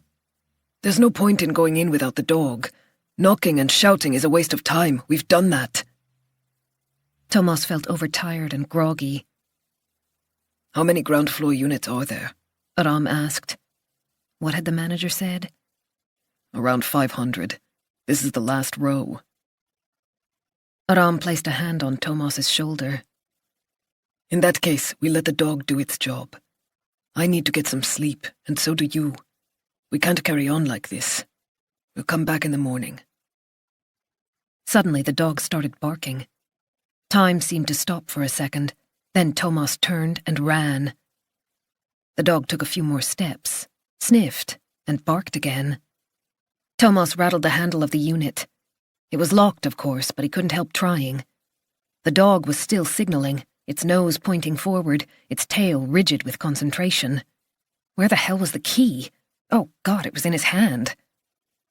Get the locksmith over here, he shouted. If the key didn't fit, they needed his help as quickly as possible. He heard the sound of running feet. The locksmith opened his bag as Thomas inserted the key in the lock. Everything was happening in slow motion. Thomas turned the key. The locksmith waited anxiously. Benjamin, can you hear me? At last, a click. Thomas grabbed the handle, and the red roller door shot up with a metallic clatter. Aram switched on his flashlight. The narrow beam of light showed a medium-sized space, maybe 90 square feet. The concrete floor was grey and dusty, the air stale and unpleasant. The height from floor to ceiling was around 9 feet. Brown cardboard boxes were piled up by the door, blocking off the rest of the unit. Thomas moved closer. It was impossible to see if there was anyone behind the boxes. He pushed aside the nearest stack and peered into the darkness. Is he there? Aram said from behind him. Chapter 108. Wake up! Someone was shaking David, but his body didn't want to know. Leave me alone, he mumbled. David, you have to wake up! A familiar voice right by his ear. Distressed. David, it's an emergency! David forced his eyes open and saw Viveca standing by his bed in his boxers and a t-shirt. It's Isak, he said, his voice rough with emotion. I think he's planning to do something stupid. David blinked and reached for his glasses. He always felt more stressed when he couldn't see properly. What are you talking about? Viveca held out a notepad, the kind that was issued to every member of the staff. Look at this. David stared at a blank page. What am I supposed to be looking at? Can't you see? Viveca held the pad right in front of David's nose. David peered at it and realized there were small impressions in the paper. They formed letters, which formed words, and suddenly he understood. It was a farewell note. He read it again, registered the last 3 words. I'm sorry, Isak. Oh, God. David pulled on his jeans. His fingers were stiff, and he fumbled with the zipper. He grabbed a t-shirt from the end of the bed. Do you know where he's gone? No idea. Something woke me. I got up because he hadn't switched off his bedside lamp. The notepad was in the middle of the bed. It looked odd. I don't really know why I picked it up, except the letters showed up in the light. Viveca stumbled over his words, his expression terrified as he stared at David. Do you think he's serious? Do you think he's actually going to... He couldn't say it. David tried to think. Where would Isak have gone? Has he mentioned this to you, given any indication of what he was planning to do? Viveca's cheeks flushed red, and he shook his head. You didn't talk before you went to bed? He was already asleep when I got back from the meeting. I've kind of left him to his own devices, but I didn't realize he was thinking of... David stared at the pad, trying to work out where Isak could go to make sure he had enough time. To kill himself. There shouldn't be many places to hide away in camp, but that wasn't the case. They'd learned that over the past few days. It had taken hours to search the island on both occasions. Isak could be anywhere. In Heineke's tower, down by the marina. He might even have taken one of the escort boats and gone off to one of the skerries. There were way too many alternatives. How could they possibly track him down before it was too late? How much time do we have? When did he leave the room? I'm not sure. Ville shifted nervously from foot to foot. Maybe 10, 15 minutes ago. I came straight here when I figured out what he'd written. How long did it take to die? Maja might know something, Ville suggested. Isak often hangs out with her. Maja. Why hadn't David thought of her right away? He was already on the move, running out the door with the notepad in his hand. Wake all the other instructors, Ville, and call Bjorn Ekholm. He's staying at the Sailors' Hotel on Sandhamn. Get everyone searching, all over the island. Maja stayed in the neighboring dormitory. David raced in and flung open the first door he came to. Maja! He shouted into the darkness. Next room, someone mumbled sleepily. David ran into the room next door. Where's Maja? What's the matter? It was Maja's voice. She sat up and switched on the bedside lamp. As soon as she saw David's ashen face, her hand flew to her mouth. Isak? David nodded. What's happened? He held out the notepad and showed her the impressions. Now that he'd seen them, they were sharp and clear, like a red light flashing on the wall. He couldn't understand why he hadn't realized immediately. I think he's planning to take his own life, he said. He's written a farewell note. No, he can't. We have to find him. I don't know where he's gone. Maja pushed back her tousled hair. The sauna's his favorite place. Of course. That was where Isak had been earlier in the day. Maja ran her fingertips over the page. Then she got out of bed and pulled on her jeans. We have to stop him, she said. Chapter 109. Isak opened the door of the sauna and felt for the light switch. The sudden brightness made him blink. Water was dripping from his clothes, forming small puddles on the floor. He couldn't help thinking that the housekeeper wouldn't be happy. He paused in the doorway of the first room, where the hook was. After a few seconds, he went and stood directly beneath it, looking up. It was only just over 7 feet from floor to ceiling, but that would be enough. He felt at the hook with his right hand. His finger just reached. It was secure, screwed deep into the wood. He fetched the box and positioned it in the correct spot. Then he took the rope and made a noose with a proper knot, a bowline hitch, just as the children learned to do in their theory classes. As he drew the end through the hole, he began to cry. For a moment he hesitated, let the rope fall to the ground. Then he remembered the sterile hallway in the psych unit, the look on his father's face when he came to pick him up. Worthless. It was better this way. Mom and Dad would never need to be ashamed of him again. They would be much better off without him ruining everything he touched. So would his siblings. He picked up the rope, stepped onto the box, and slipped the noose over his head, settling it around his neck. It scraped against his skin, making him retch involuntarily. He forced himself to stay where he was, waited until the impulse to tear off the noose had passed. Should he have switched off the light? No, he decided to leave it on. He didn't want anyone to bump into his body in the dark. He'd made so many mistakes, gotten so many things wrong. At least he could try to do something right for once, show some consideration. Isak balanced on the edge of the box and lifted one foot. Now.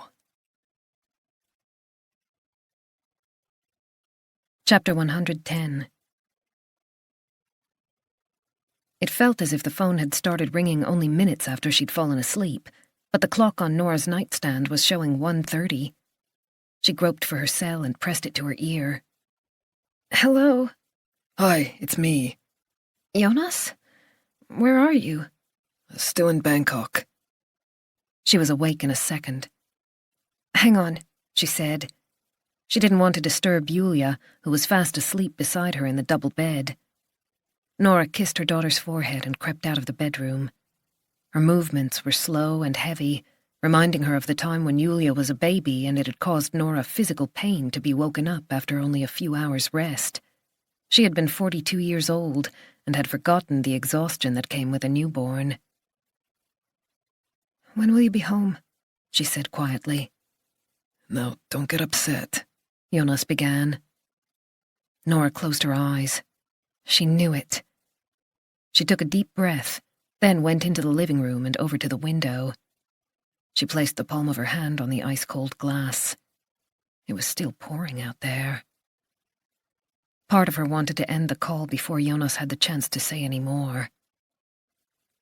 The plane can't be fixed. They're going to have to send a new one out. They're busy trying to find a reserve aircraft. What does that mean? In the best-case scenario, it should be here tomorrow. And if it's not? Her lips, her whole face felt stiff. They belonged to someone else, a Nora who was on the point of falling apart, but stayed in control by not moving a muscle. It might take a couple of days to locate a new 767 and fly it down here. A couple of days? 48 hours at the most.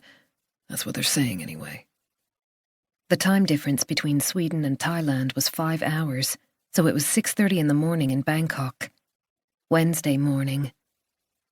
In 48 hours, it would be Friday morning, their wedding day. If the plane didn't arrive until then and still had to be serviced and loaded, Jonas wouldn't be back in time. You promised you'd be home in time. You promised! Darling, listen to me, please. Nora stared at the vase of peonies on the table. They were her favorite flowers, and the beautiful pink buds had opened up in all their glory. On Friday, there would be peonies and lily of the valley in her bridal bouquet. Let's look on the bright side, Jonas continued. With a bit of luck, the plane will be here tomorrow and everything will be fine. Nora couldn't speak. I'm just as disappointed as you are, sweetheart, but right now there's nothing I can say or do to change the situation. We just have to hope for the best. The reception she'd been planning for months. The seating plan for all their guests. The priest and the chapel, booked for 3 o'clock. Her dress, hanging up in the closet.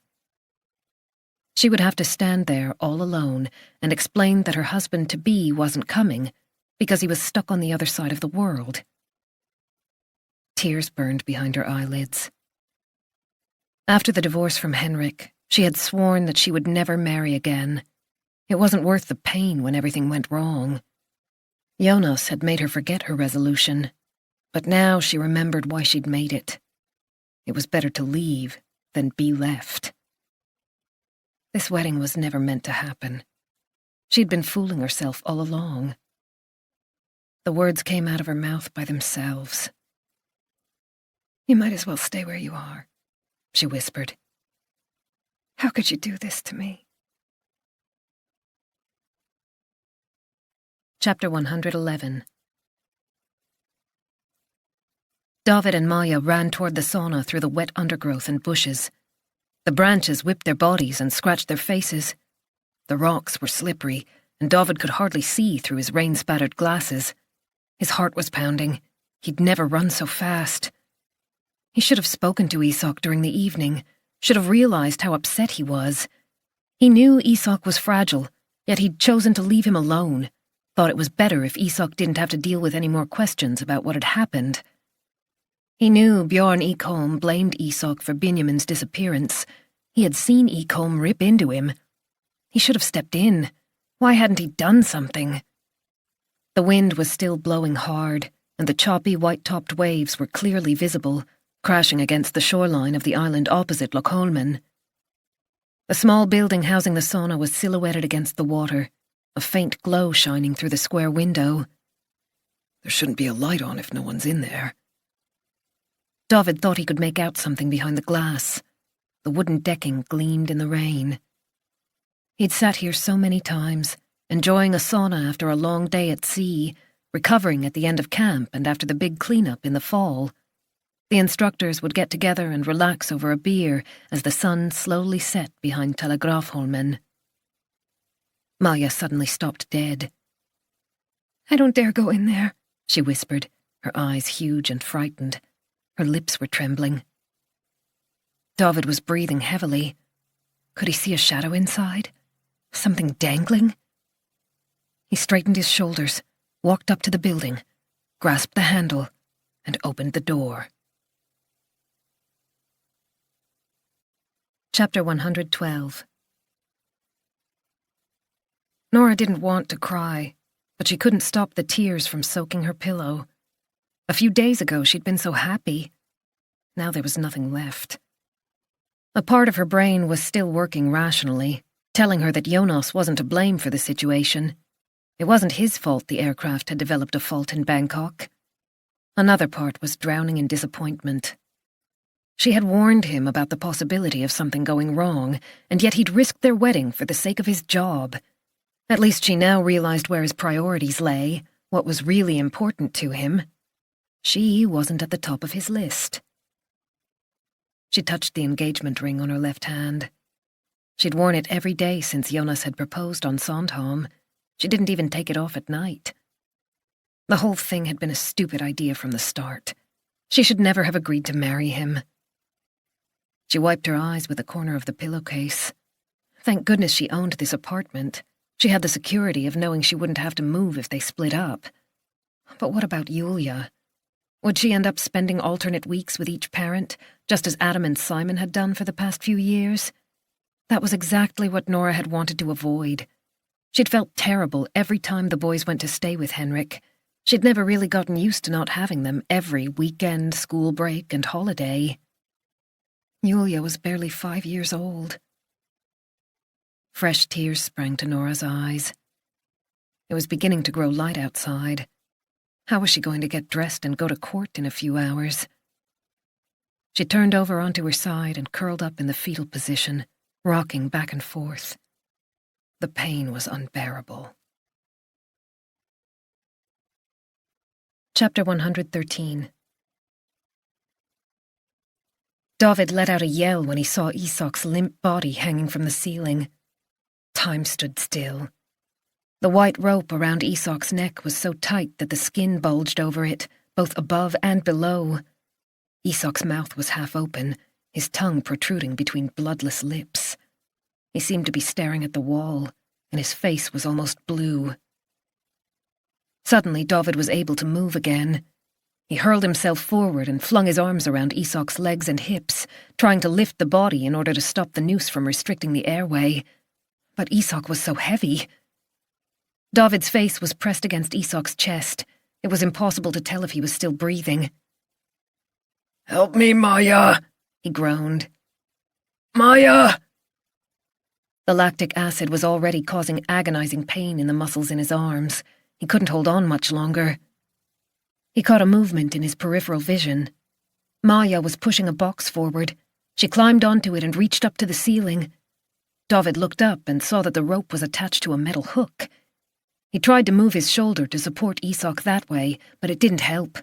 The body was like an unmanageable sandbag, threatening to slip from his grasp at any second. David was almost in tears from a combination of fear and effort. Maja was on tiptoe, doing her best to free the rope.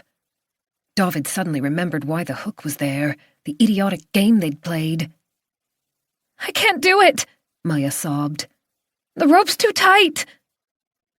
With strength he didn't know he possessed, David managed to raise Isak's body a couple of inches more. Sweat was pouring down his face. His cheek slipped against Isak's stomach, where his shirt had ridden up. Was his skin already cold? David closed his eyes and made a huge effort. "Try now," he gasped. Maja tugged at the rope and suddenly succeeded in freeing it from the hook. David crashed to the floor with Isak on top of him.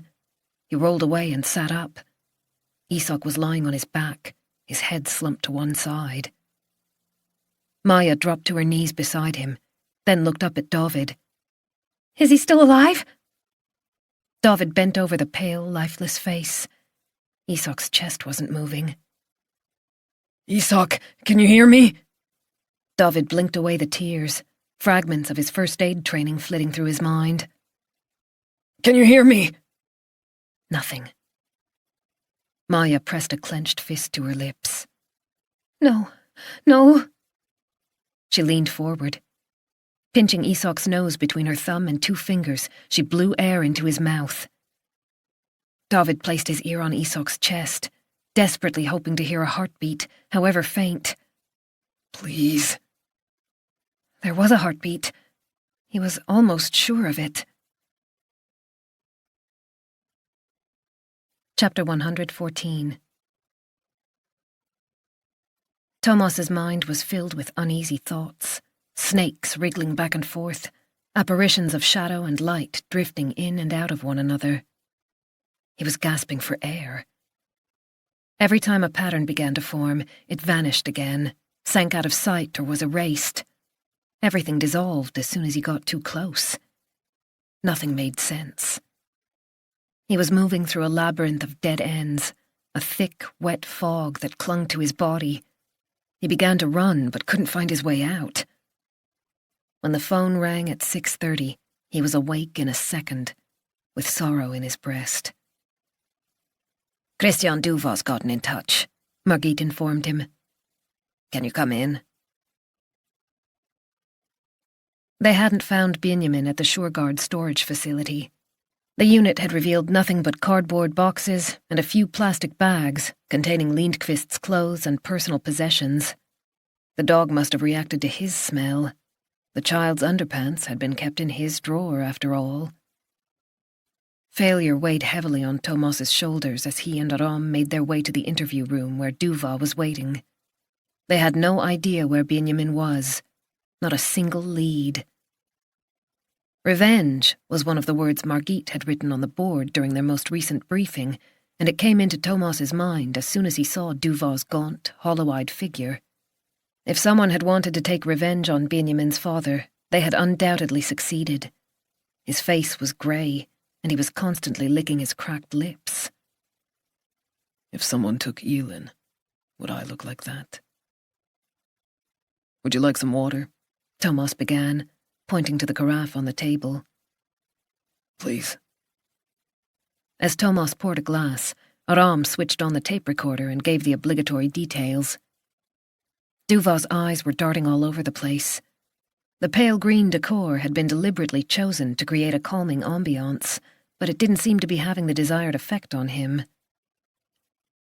Thank you for coming in, Thomas said. We were trying to reach you all day yesterday. Sorry, my phone was switched off. I had no idea.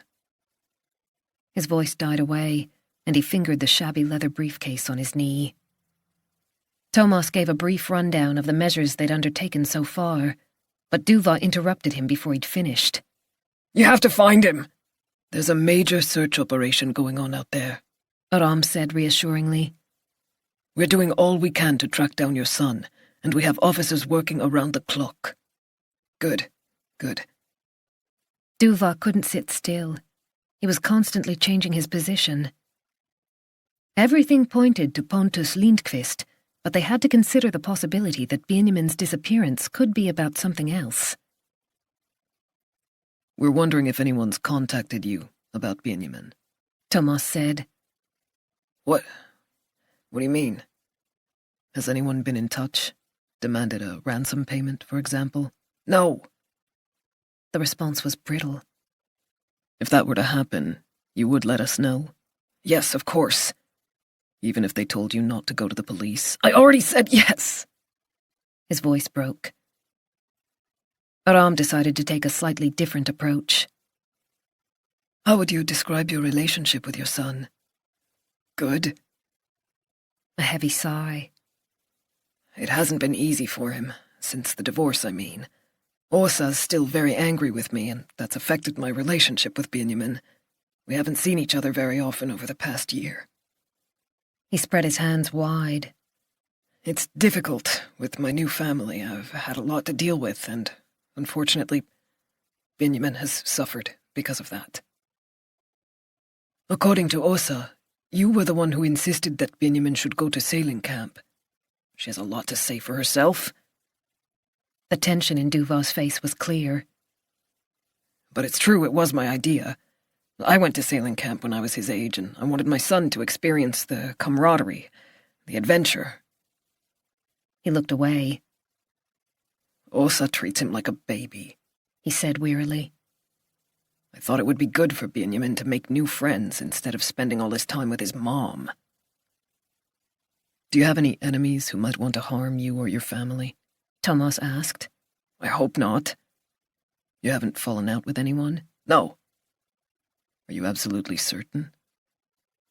Duval reached for the glass and drank deeply.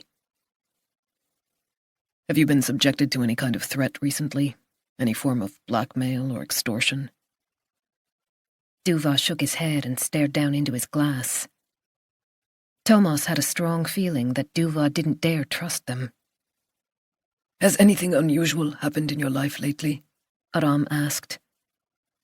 Beads of sweat broke out on Duval's brow. Where the hell are you going with this? He snapped. Why are you asking me stupid fucking questions when you should be out there looking for my son? Aram refused to be diverted. Your wife told us you were testifying in a major court case yesterday. We just wanted to make sure that there's no connection between your testimony and Benjamin's disappearance. Christian Duval gripped his briefcase so tightly that his knuckles whitened. I can't help you. Just find Benjamin. Please. Chapter 115. Would she take it all back if she could? Nora's eyes were sore from the lack of sleep as she stepped into the shower. She had eventually drifted into a no-man's land somewhere between sleep and wakefulness. When the alarm clock rang, her muscles were still tense. She turned on the hot water. The back of her neck was aching, and she increased the heat until it was almost unbearable. She allowed the needles of scalding water to massage her body, but didn't feel any better. After a long time, she turned off the water, reached for a towel, and rubbed herself dry until her skin was an angry red. The apartment was quiet. Yulia hadn't woken up yet. At least Nora didn't have to pretend that everything was fine. She couldn't think about Jonas right now. Her personal problems would have to wait until tonight. If she was going to have to call around and cancel the wedding, a few hours wouldn't make any difference. She went into the kitchen, checked her phone, and saw that she had missed a call. It had come through 15 minutes ago, at 10 to 8. Jonas, she thought. Her heart flipped over. Even though there was nothing more to say, she'd made that perfectly clear last night. The call was from Layla Kasim. Nora still hadn't managed to speak to Thomas, but Layla's words were ringing in her ears. She mustn't come up with fresh accusations against Niklas Winnerman out of sheer desperation brought on by Christian Duval's U-turn. She no longer trusted her own judgment. She couldn't go to Barbro Vikingsson without solid evidence. That much was clear in the cold light of day. If she did, she would make her own position untenable. She called Layla, sending up a silent prayer that her colleague would have good news. The pain in her neck was spreading across her shoulders. Even her coffee cup felt heavy in her hand. Layla answered immediately, sounding excited. "The guy from the bank contacted me. He went into work early, and he thinks he's found the CCTV footage we wanted." Finally. "Do you want to come with me to take a look at it? He can meet us at the head office at 8:45. You can make it if you hurry." Nora glanced at the clock above the kitchen doorway. The trial was due to start at 10. She'd intended to go through some of the documents again, but if the footage contained what she was hoping for, then it may still be possible to avoid disaster. One disaster, anyway. If she took a cab, she'd be there in 30 minutes. "I'm on my way." Chapter 116. Margit met Thomas in the hallway on his way back from the interview with Christian Duval. "We've picked up Pontus Lindqvist in the Huddinge shopping mall," she informed him. "He's in room 5. She gave Thomas a searching look. "Are you okay to lead?" Absolutely. Margit didn't seem completely convinced, but let it pass. Has anyone checked Lindqvist's computer? Thomas asked. They're working on it. They'll be in touch as soon as possible. What about the apartment and the storage unit? I'm expecting a report from forensics in time for morning briefing. The background check on both of Benjamin's parents has also been completed. Nothing of interest there. Margit looked at her watch. I have to go. See you later. Aram was by the coffee machine. Thomas poured himself a cup too, knocked it back, and grimaced at the bitter aftertaste. Christian Duva had given them nothing that would lead them to Benjamin. It was just as Thomas had expected, but he'd still hoped for a breakthrough.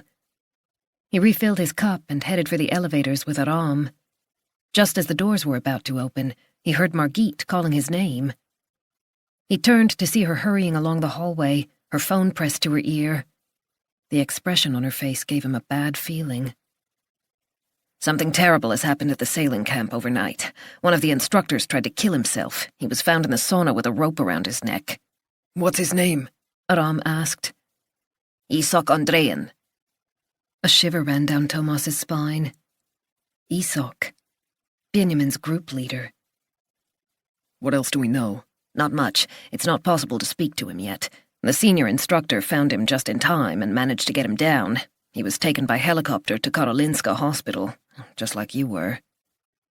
Several years earlier, Thomas had fallen through the ice and suffered a heart attack due to hypothermia. The body of the man he'd been chasing had never been found. How is he? Aram said. He's still unconscious.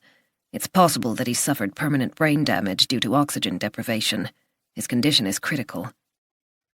Margit bit her lower lip. He's only 19. Aram and Thomas exchanged a glance. We met him yesterday, Thomas explained. Isak had obviously been stressed, pale and strained, but Thomas hadn't thought he was so deeply affected by the situation that he didn't want to live anymore. He left a note saying it was all his fault, apologized to his parents.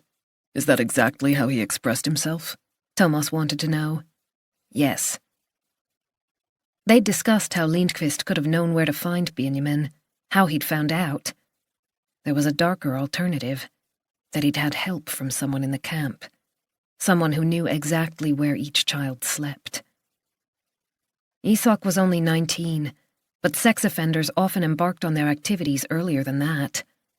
There had been several cases of young pedophiles who'd been caught when they'd volunteered to help out at preschools and had abused the children. However, it could simply be that Benjamin's disappearance had placed too heavy a weight on a young instructor's shoulders and that Isak had been overwhelmed by feelings of guilt. We need to talk to him, find out if he's involved in some way.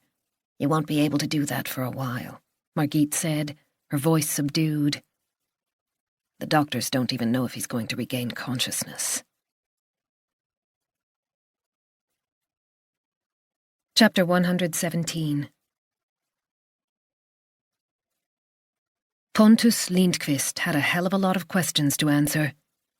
When Thomas and Aram walked into the sterile interview room, he was sitting at the table with his defense lawyer.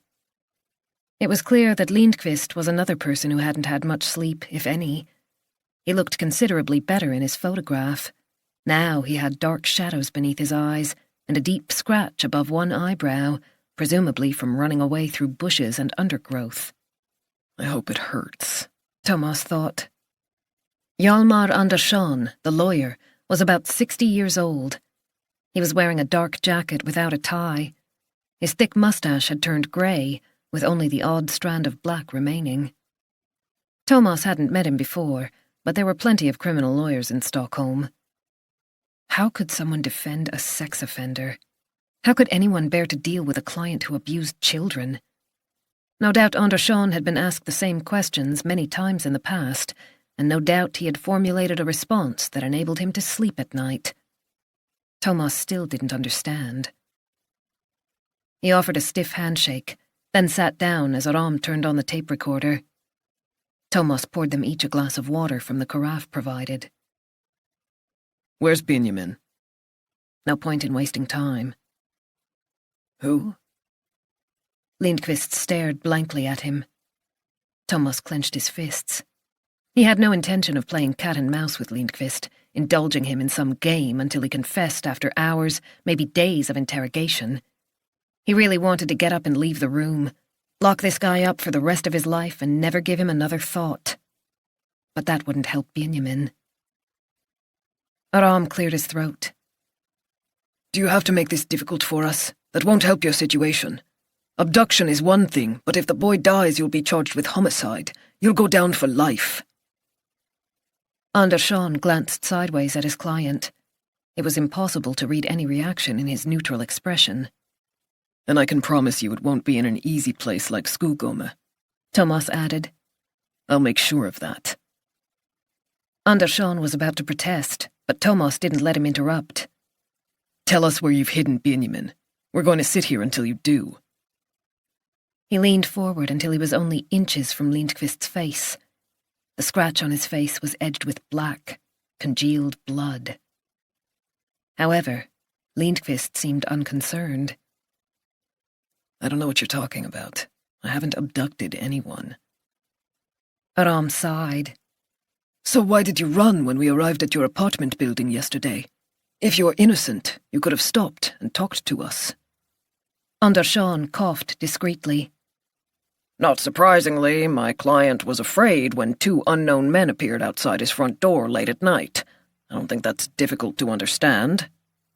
He gave an apologetic smile. Given his background. We're police officers, Thomas said dryly. He thought you were intending to attack him. There are some nasty people out there, if you know what I mean. If I've understood correctly, you didn't show any ID. Andreasson concluded with a charming smile. There was no point in saying that they hadn't had the chance to produce their IDs before Lindqvist took to his heels. A heavy silence filled the room.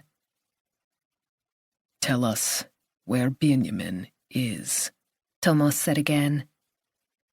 Lindqvist shook his head.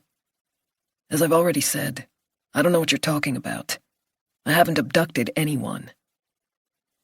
It was going to be a long morning. Chapter 118.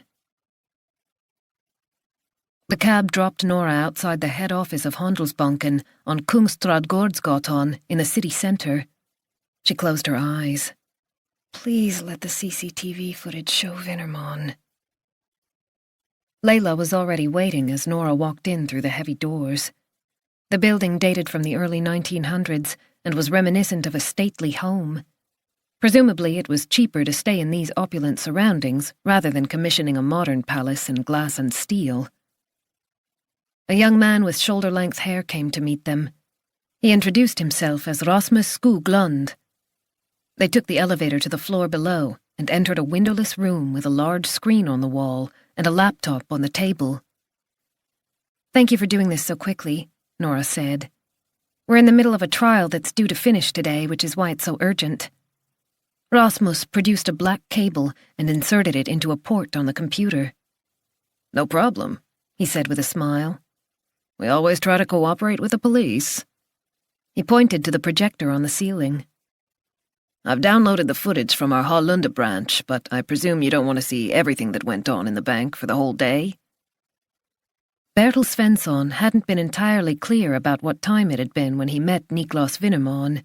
In the morning, between 10 and 12, possibly after lunch. If you can fast forward, that would be really helpful, Layla said, pulling out one of the upholstered chairs. Start when the bank opened for business. Of course. Rasmus dimmed the lights and pressed a couple of keys. The interior of a bank appeared on the screen, with fittings in pale wood and Handelsbanken's signature blue color. Okay, here we go. The pictures whizzed by. Nora gazed intently at the screen as the minutes passed by. She had to leave by 20 to 10 at the latest to be in court by 10. It appeared to have been a quiet morning. An elderly lady with a wheeled walker shuffled in, and two men disappeared into a conference room with the manager. Then a mother with a stroller, clutching the hand of a fretful toddler. Nora tried to maintain her concentration. The door opened again, and a man in a black baseball cap appeared. He was wearing glasses and a dark-coloured winter coat. Bertil Svensson had mentioned a cap. Wait, Nora and Layla both said at once. Can you stop it there? Rasmus pressed a key and the image froze. Could you rewind a few seconds, then play the footage in slow motion? Layla's voice was shaking slightly. Slowly, the man walked in. The cap was hiding the upper part of his face. It was impossible to get a clear picture of him.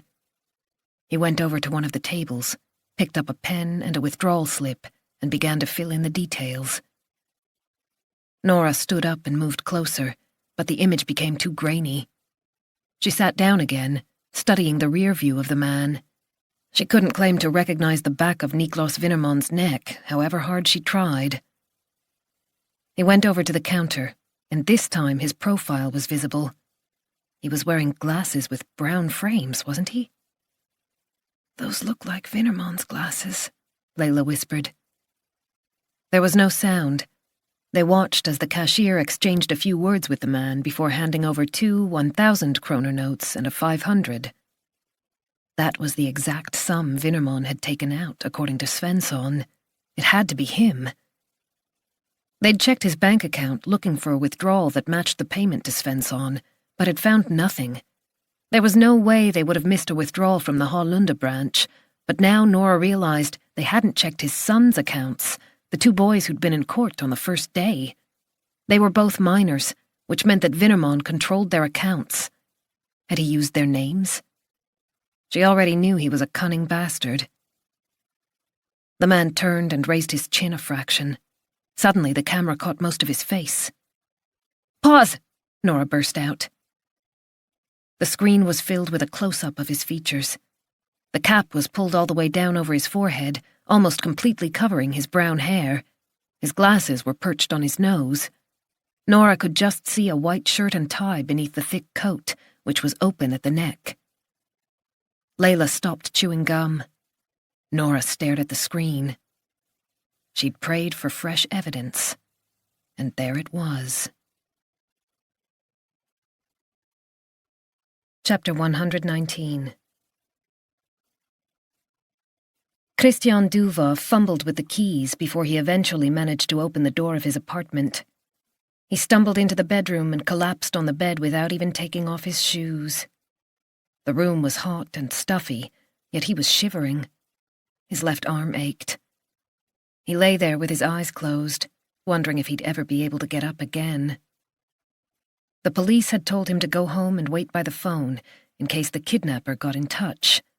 Under no circumstances must he switch off his cell again.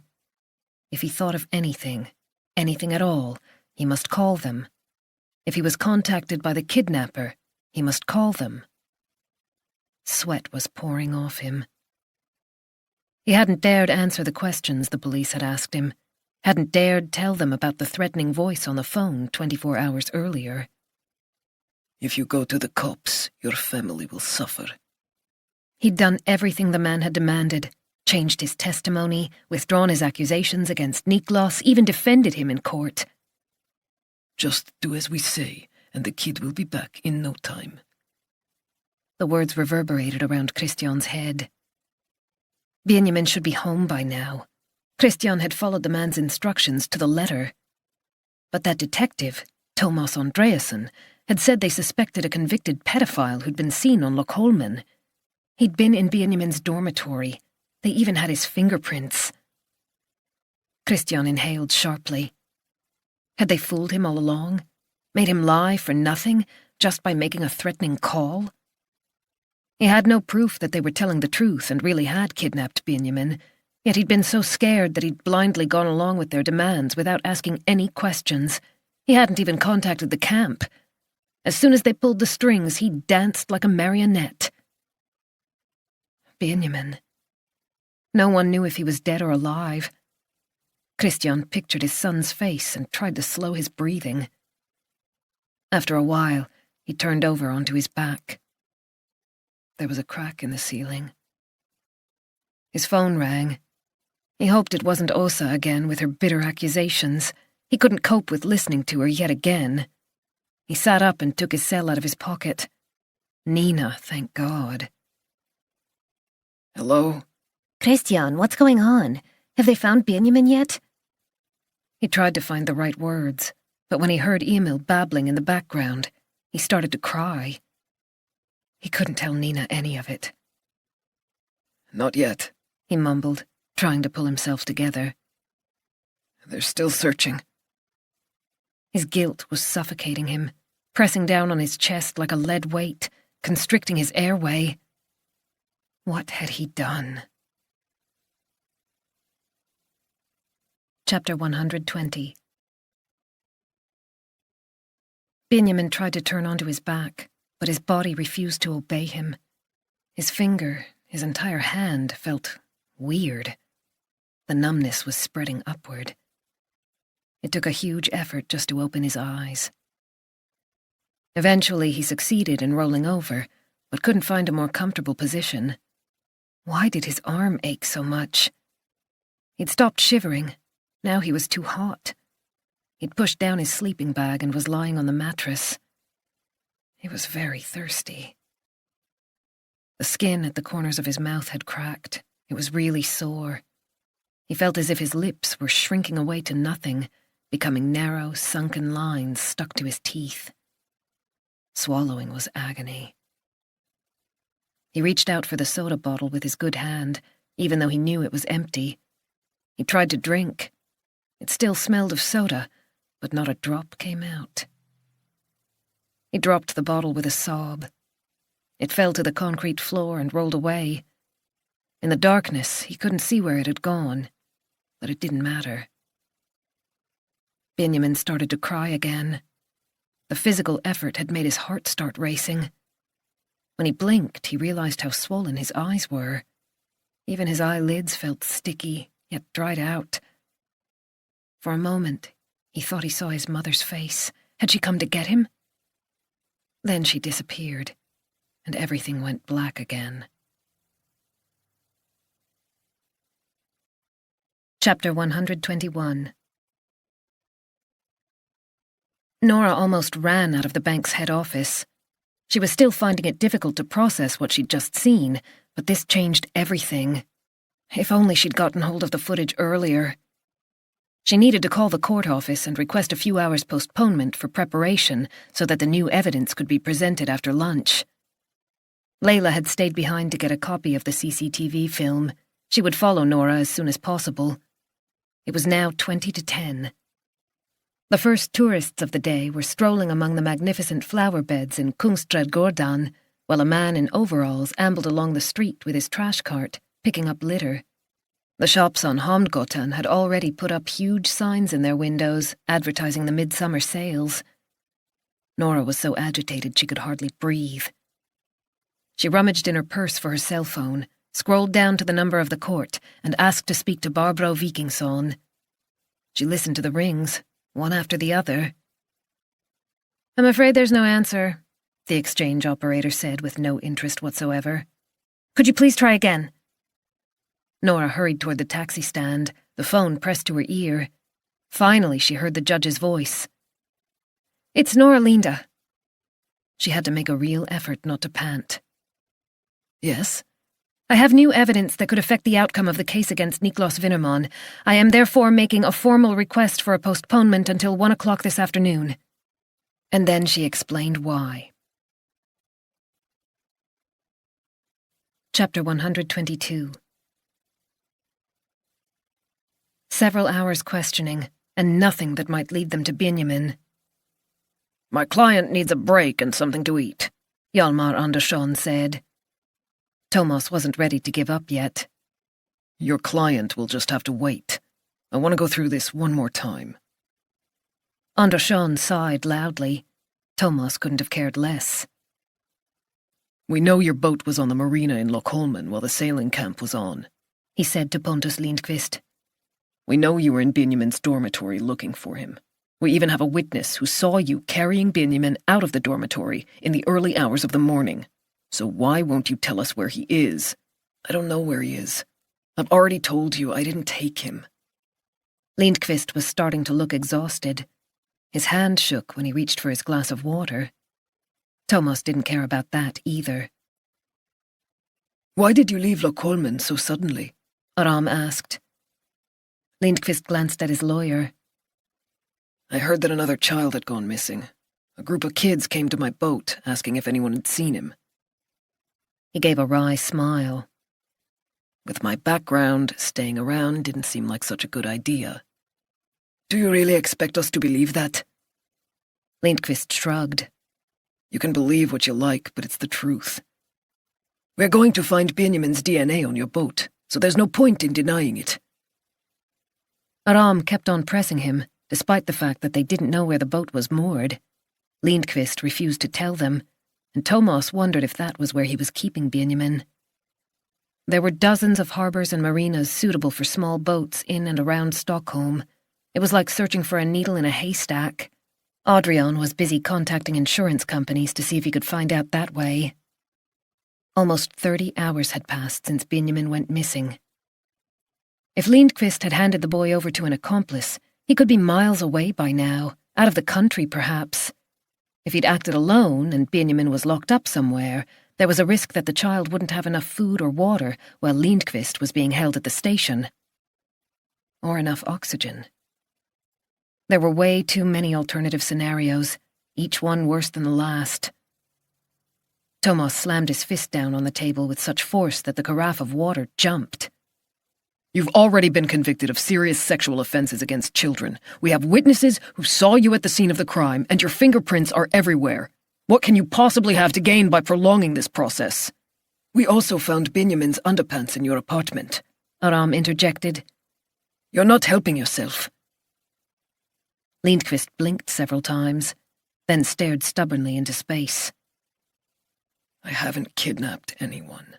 We've got more than enough to charge you, Aram continued. You'll be arrested this afternoon. We've already spoken to the prosecutor. Thomas turned to Andreasson. Perhaps you could inform your client that he won't be leaving here until he's confessed and told us where Benjamin is. He pushed the photograph of Benjamin across the table so that the lawyer couldn't avoid looking at it.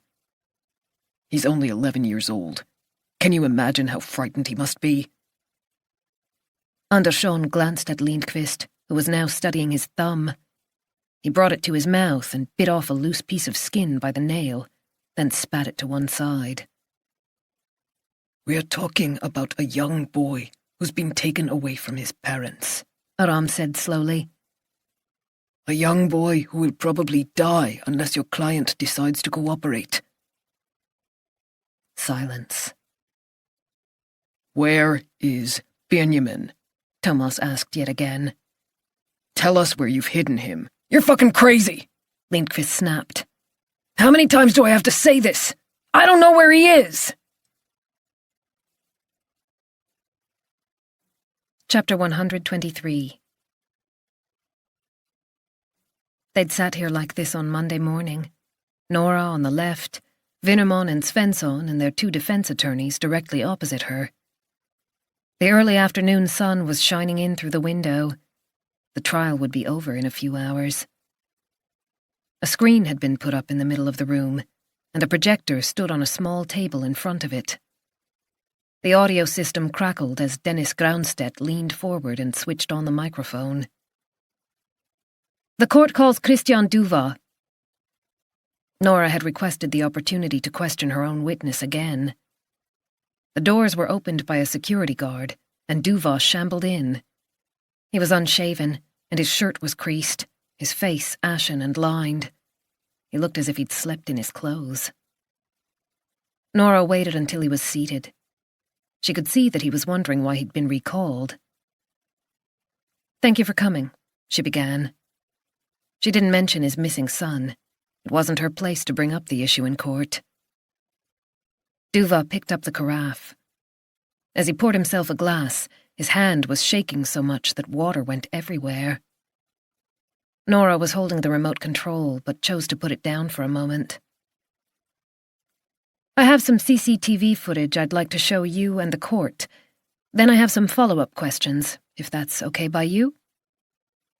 Duva nodded, still puzzled. Of course. He ran a hand over his shiny forehead. Nora signaled to Groundstedt, who dimmed the lights. She picked up the remote and pressed the green button. The only sound was the dull roar of traffic outside the courtroom. Niklas Winnerman leaned forward to get a better view, his mouth compressed into a thin line. Nora had asked for the film to be run slightly more slowly than usual. She wanted to make sure everyone had plenty of time to take in what was happening. The man entered the bank. His face was hidden by the black baseball cap as he walked over to the table with the withdrawal slips. This time, Nora knew what was coming. The judge and jurors were staring intently at the screen. The man went over to the counter. Now it was possible to see his face in profile. Winnerman let out a half-stifled cry. Nora was completely focused on Christian Duva. His eyes were wide open, as if he couldn't quite believe what he was seeing. His fingers kept opening and closing around his glass of water. The cashier handed the money to the man in the cap and dark overcoat, 2 1,000 kroner notes and 1 500, just as Bertil Svensson had said. The man turned around. Nora froze the image as the camera caught his face in close-up. That's him! Bertil Svensson shouted. That's the man who gave me the money! Christian Duva stared out from the screen, wearing the same glasses as Niklas Winnerman. Chapter 124. The plan was to break Pontus Lindqvist, but Thomas had a horrible feeling that the reverse was happening. They'd made no progress despite hours of interrogation, and in the end, Hjalmar Andersson had threatened them with a Swedish code of judicial procedure if they didn't take a break. Thomas had forced down a hamburger, even though he wasn't hungry at all, his brain feverishly trying to sort through the facts. Nothing else of significance had been found in Lindqvist's apartment, and the technicians were still working on his computer. Kalle was back from Lockholmen, and he was working on the material from the storage unit with a CSI.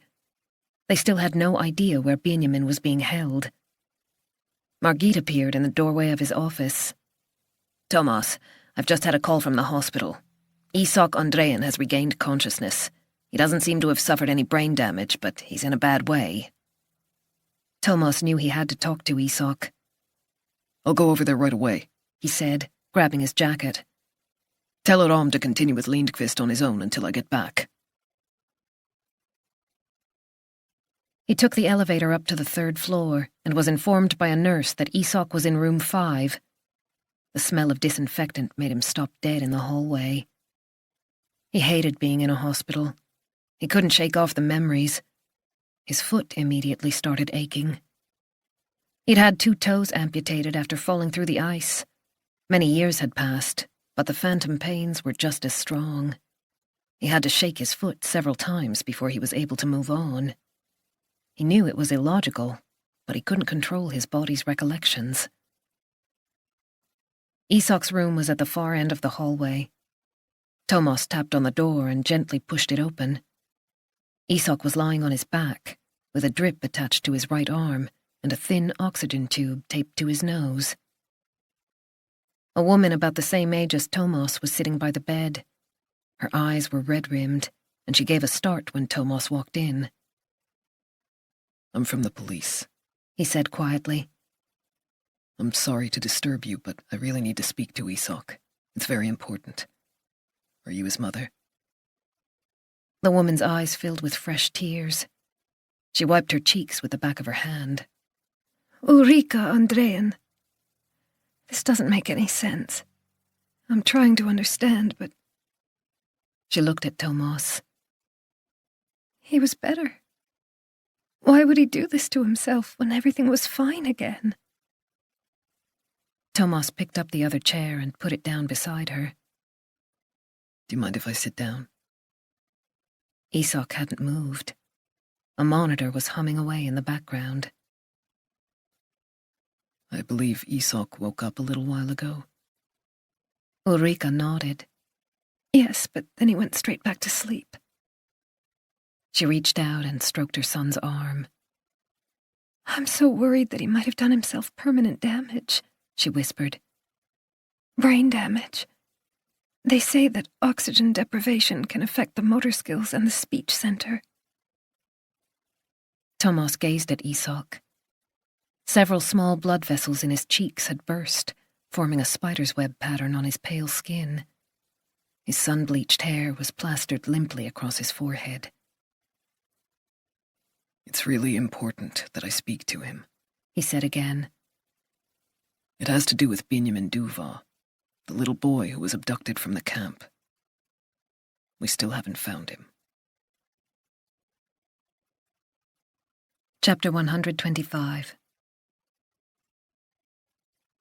Nora left the frozen image on the screen, even though Dennis Groundstedt had brought up the lights again. Christian Duva turned away. As a prosecutor, Nora was obliged to take into account facts that might be to the advantage of the accused, and right now, she was going to fulfill that obligation. In the name of truth. Perhaps you could explain why you were in the Haalunda shopping mall on January 11th, 2013, and why you withdrew the exact amount of cash that was paid to Bertil Svensson. Duva opened and closed his mouth. Not a sound emerged. It seems as if you've lied about a number of things during this trial, Nora continued. She waited, even though it was obvious that no explanation was forthcoming. Okay, let me show you something else. She pressed a button on the remote. The man's face disappeared and was replaced by a bank statement, a transfer to Åsa Duva's account. The screen was filled with letters and numbers. Down at the bottom, highlighted in bright yellow, was the sum of 10 million kroner. Do you recognize this? It's a payment to your ex-wife. The money was transferred 3 days after the contract between Alliance Construction and Vine Holdings was signed. You could have heard a pin drop in the courtroom. I'm assuming this payment was made as part of your divorce settlement? Without Layla, she wouldn't have been able to figure this out. The young detective had achieved miracles in the short time since they'd seen the CCTV footage at the bank's head office, when the truth became clear. It wasn't Niklas Winnerman who defrauded his company. It was his partner and co-founder, Christian Duva. The same man who'd spent hours being interviewed by Layla, leveling accusations at Winnerman and talking about his bitter divorce, his ex-wife sitting there in her luxury apartment with no financial worries. Layla had put two and two together and come up with the idea that Duva must have been in desperate straits at the end of 2012 when he had to pay off his ex. His share of Alliance Construction had been worth around 30 million kroner. Åsa Duva was entitled to half of that amount. However, by paying her 10 million in cash and signing over an apartment worth 5, Duva had managed to hold on to Alliance Construction. Let me ask you again, Nora said. Did Niklas Winnerman have anything to do with the payment to Bertil Svensson? Annika Sandberg and Barbro Vikingsson were both listening open-mouthed. Did he? No, Duva whispered, his voice breaking. Was Niklas Winnerman duped when he entered into the agreement with Vine Holdings in order to secure planning permission that was completely worthless? Yes. Who was behind the deal with Vine Holdings? It was me. At the other table, Winnerman looked as if he'd been hit with a brick. How could you do that to me? He said, loud enough for his former business partner to hear. A faint flush stained Duva's grey cheeks, but he kept his eyes fixed on a point on the wall. Tell us what happened, Nora said. She wasn't entirely sure of the details, but hoped that the shock would knock Duva off balance.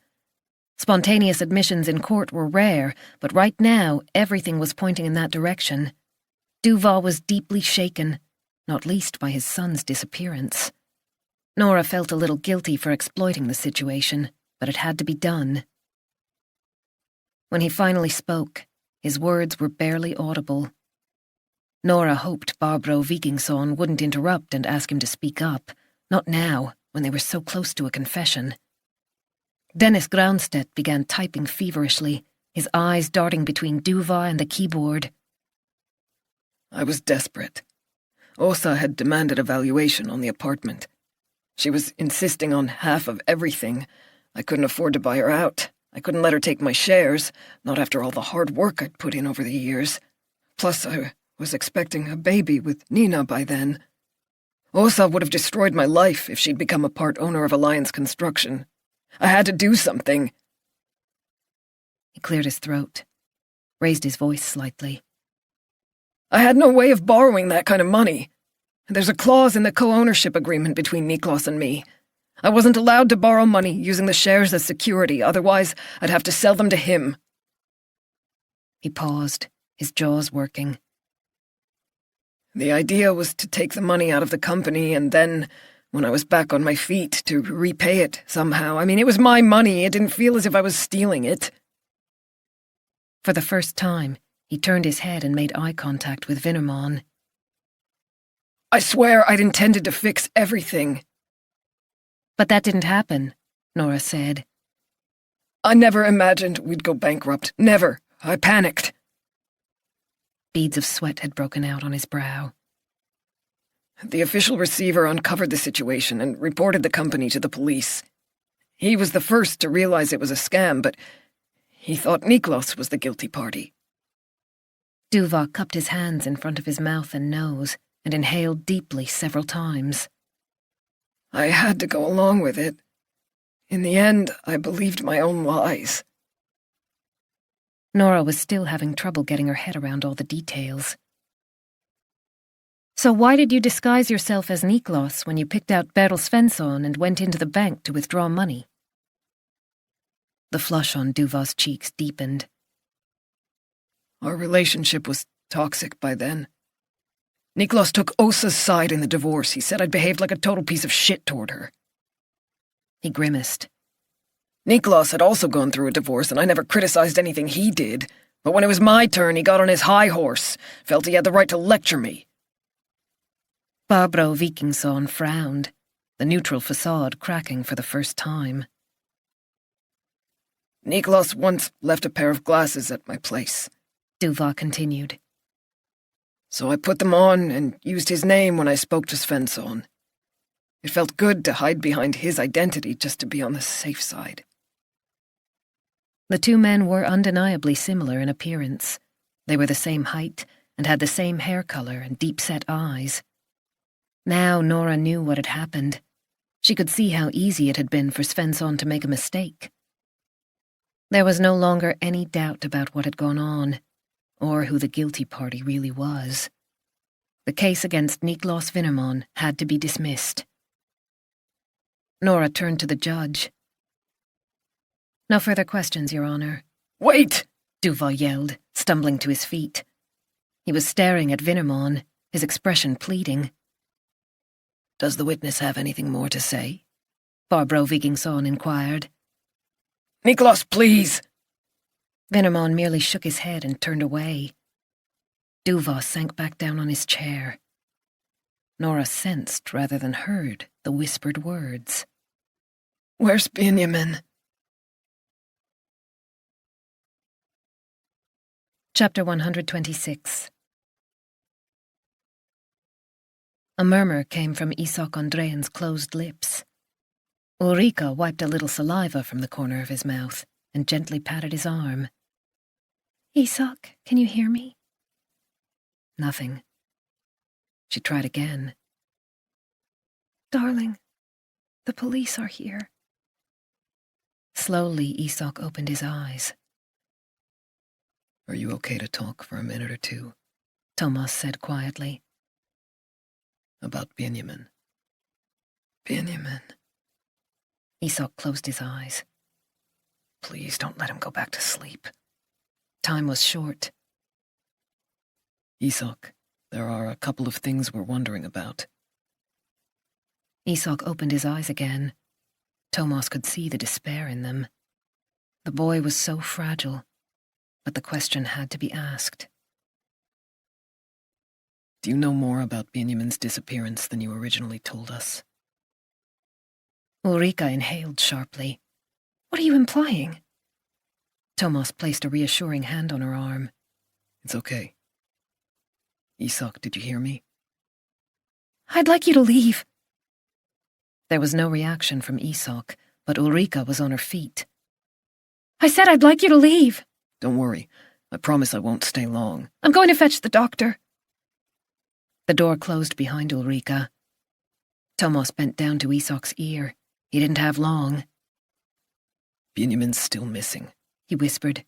We're trying to find him. If you know anything, you have to tell us. It's our only chance. How long had Isak been hanging before David found him? He had a livid blue mark around his neck, like a grotesque necklace. It was hard to understand how he'd survived. Permanent brain damage was sustained after 4 to 5 minutes of oxygen deprivation, sometimes less. Maybe it was too much to hope that Isak would be able to answer his questions. Someone called, Isak mumbled, his chest heaving beneath the white sheet. What do you mean? On Monday evening, a man called. Said he was Benjamin's dad. Said he couldn't remember where Benjamin was sleeping. A tear found its way from under a closed eyelid and trickled down his cheek. A vein throbbed beneath the thin skin, and his eyelashes fluttered briefly. It was my fault. I told him.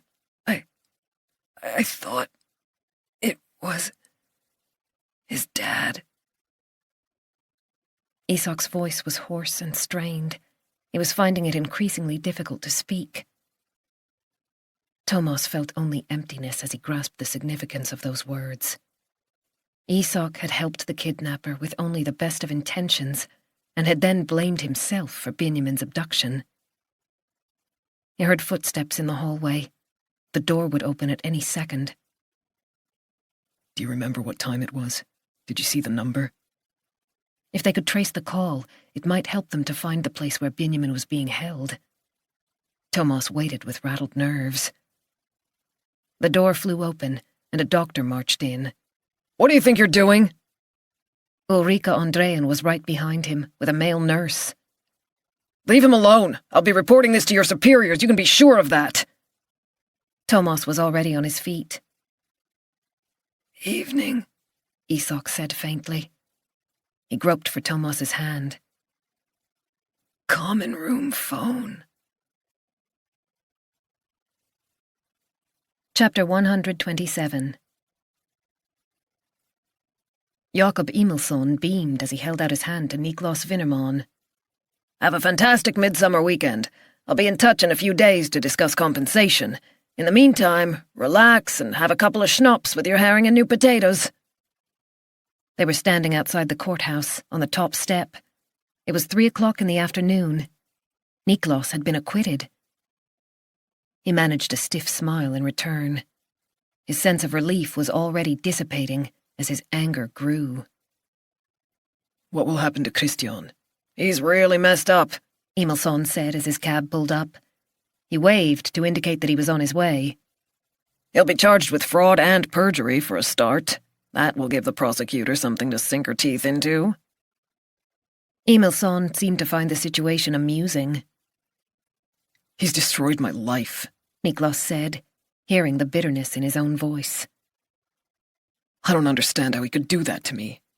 He was prepared to let me go to jail. Don't think about that now. Nor Linda did a good job. You have a lot to thank her for. Emilsson glanced at his watch. I have to go. Call me in a few days. Vinnerman watched as his attorney got into the black cab and sped away.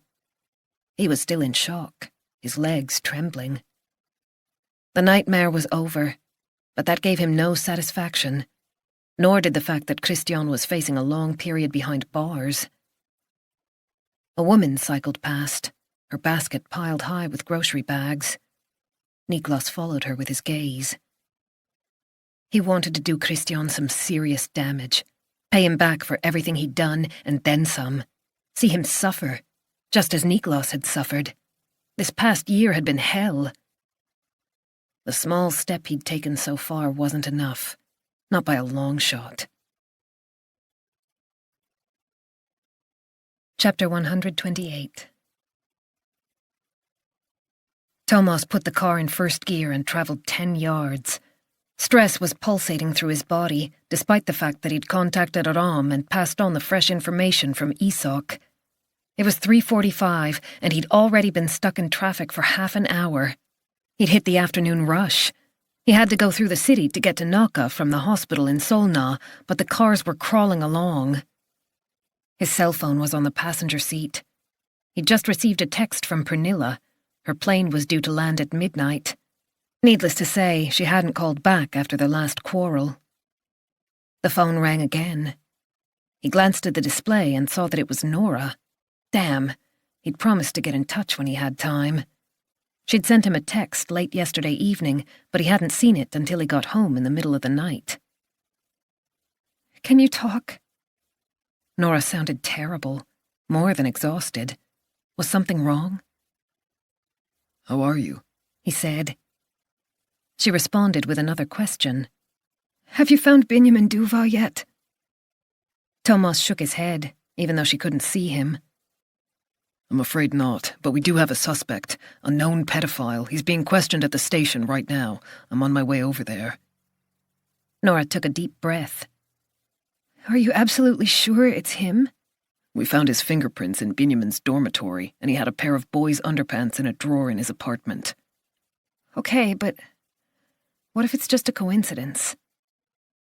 She hesitated, then continued. What if there's another explanation? What do you mean? Nora quickly summarized the afternoon's events, Christian Duva's confession and Niklas Winnerman's acquittal. I tried to tell you yesterday that Duva had unexpectedly altered his testimony. I was convinced he must have been put under pressure somehow. Only one person could be behind a U-turn like that. Niklas Winnerman. Thomas let go of the wheel with his left hand and rested his elbow on the open window. They'd spoken to Duva that very morning, asked him if he'd been subjected to any kind of threat, blackmail, or extortion. He'd told them nothing.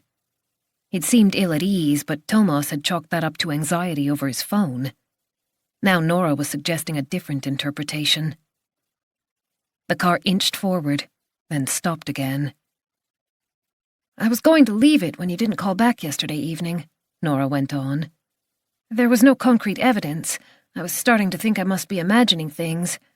But then, Duva said something today, right at the end of the trial. Thomas passed a set of traffic cones. One lane became two, and suddenly the traffic was flowing smoothly. Go on. Duva turned to Winnerman, and I'm sure he said, "Where's Benjamin?" Why would he say that unless he thinks Winnerman is behind the kidnapping? Nora's voice faltered. I can't stop thinking about it. Thomas put his foot down. He was crossing the central bridge at last, with the city hall on his right. The air in the car was stifling. He turned the fan to maximum, which merely served to deliver a burst of exhaust fumes. What Nora had said disturbed him more than he wanted to admit. Lindqvist had to be guilty. He'd left his fingerprints in the dormitory.